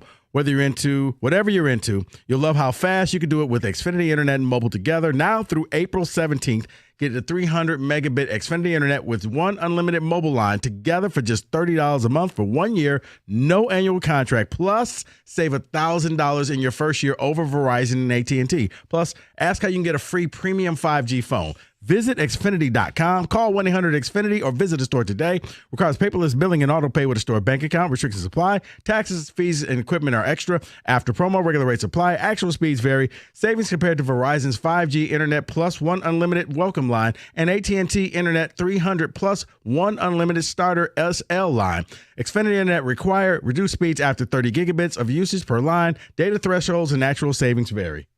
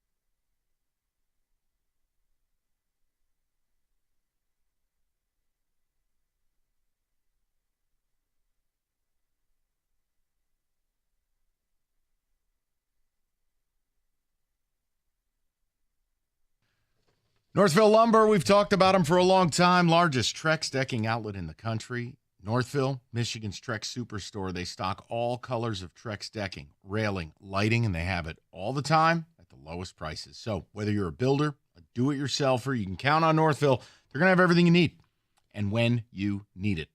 Now, plan it, build it. Trex deck at the best pricing. Do it with Northville Lumber. Stop by today. Stop by, see the showroom, take home some samples, and call Northville Lumber, Michigan's Trex Superstore today, or go to northvillelumber.com.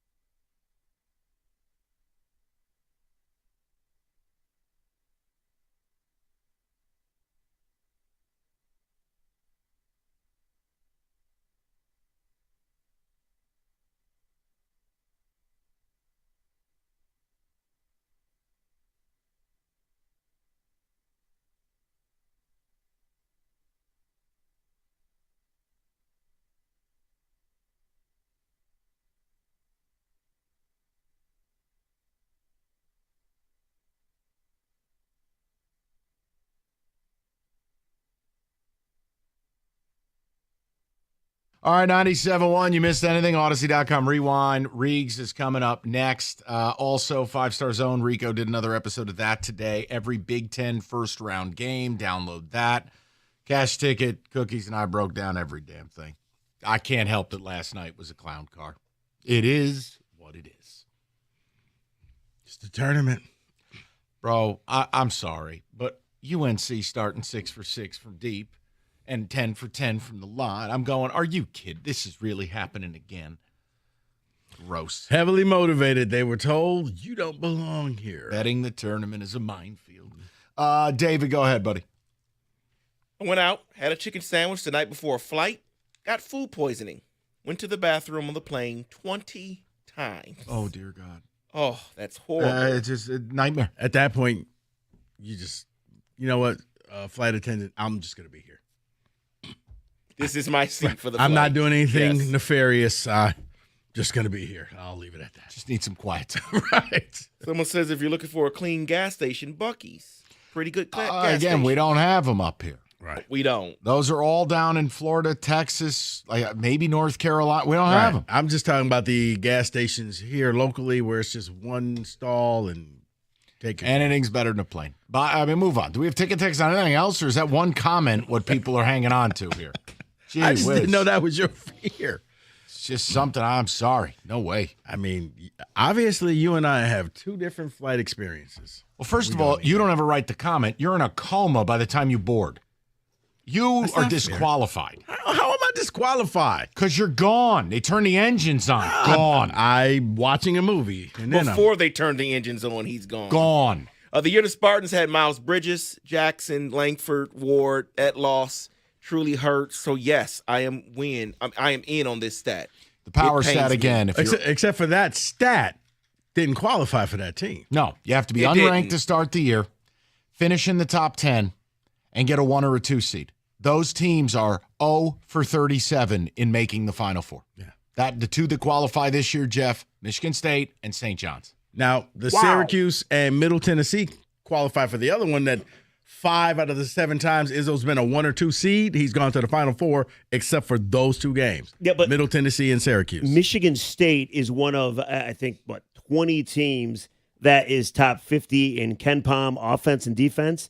And 88% of those teams have made the Final Four over the last 30 years.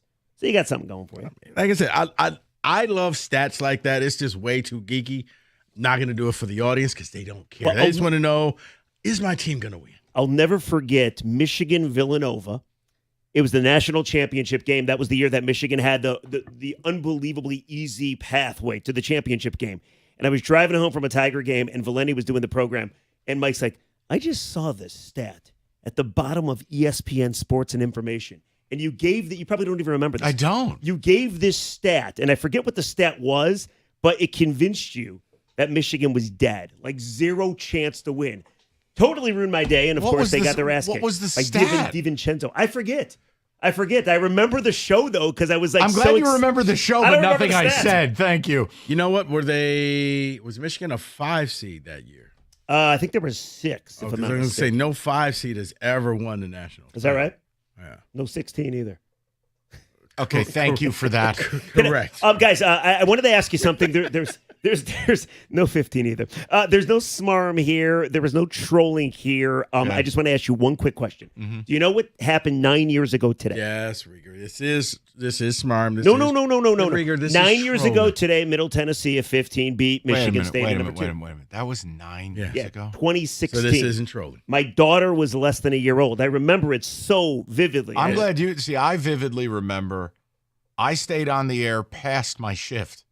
I was so angry that day. I basically kicked the people who were supposed to come on after us out. I said, "You got the night off." I stayed on for an extra hour. Because you guys were in Vegas, right? Yeah, because I wasn't sad. I was angry. I remember it, and I'll never forget it. That guy with the male pattern baldness, that receding hairline. Giddy Potts? No, Right? Reggie Upshaw was his name. That kid was killing us.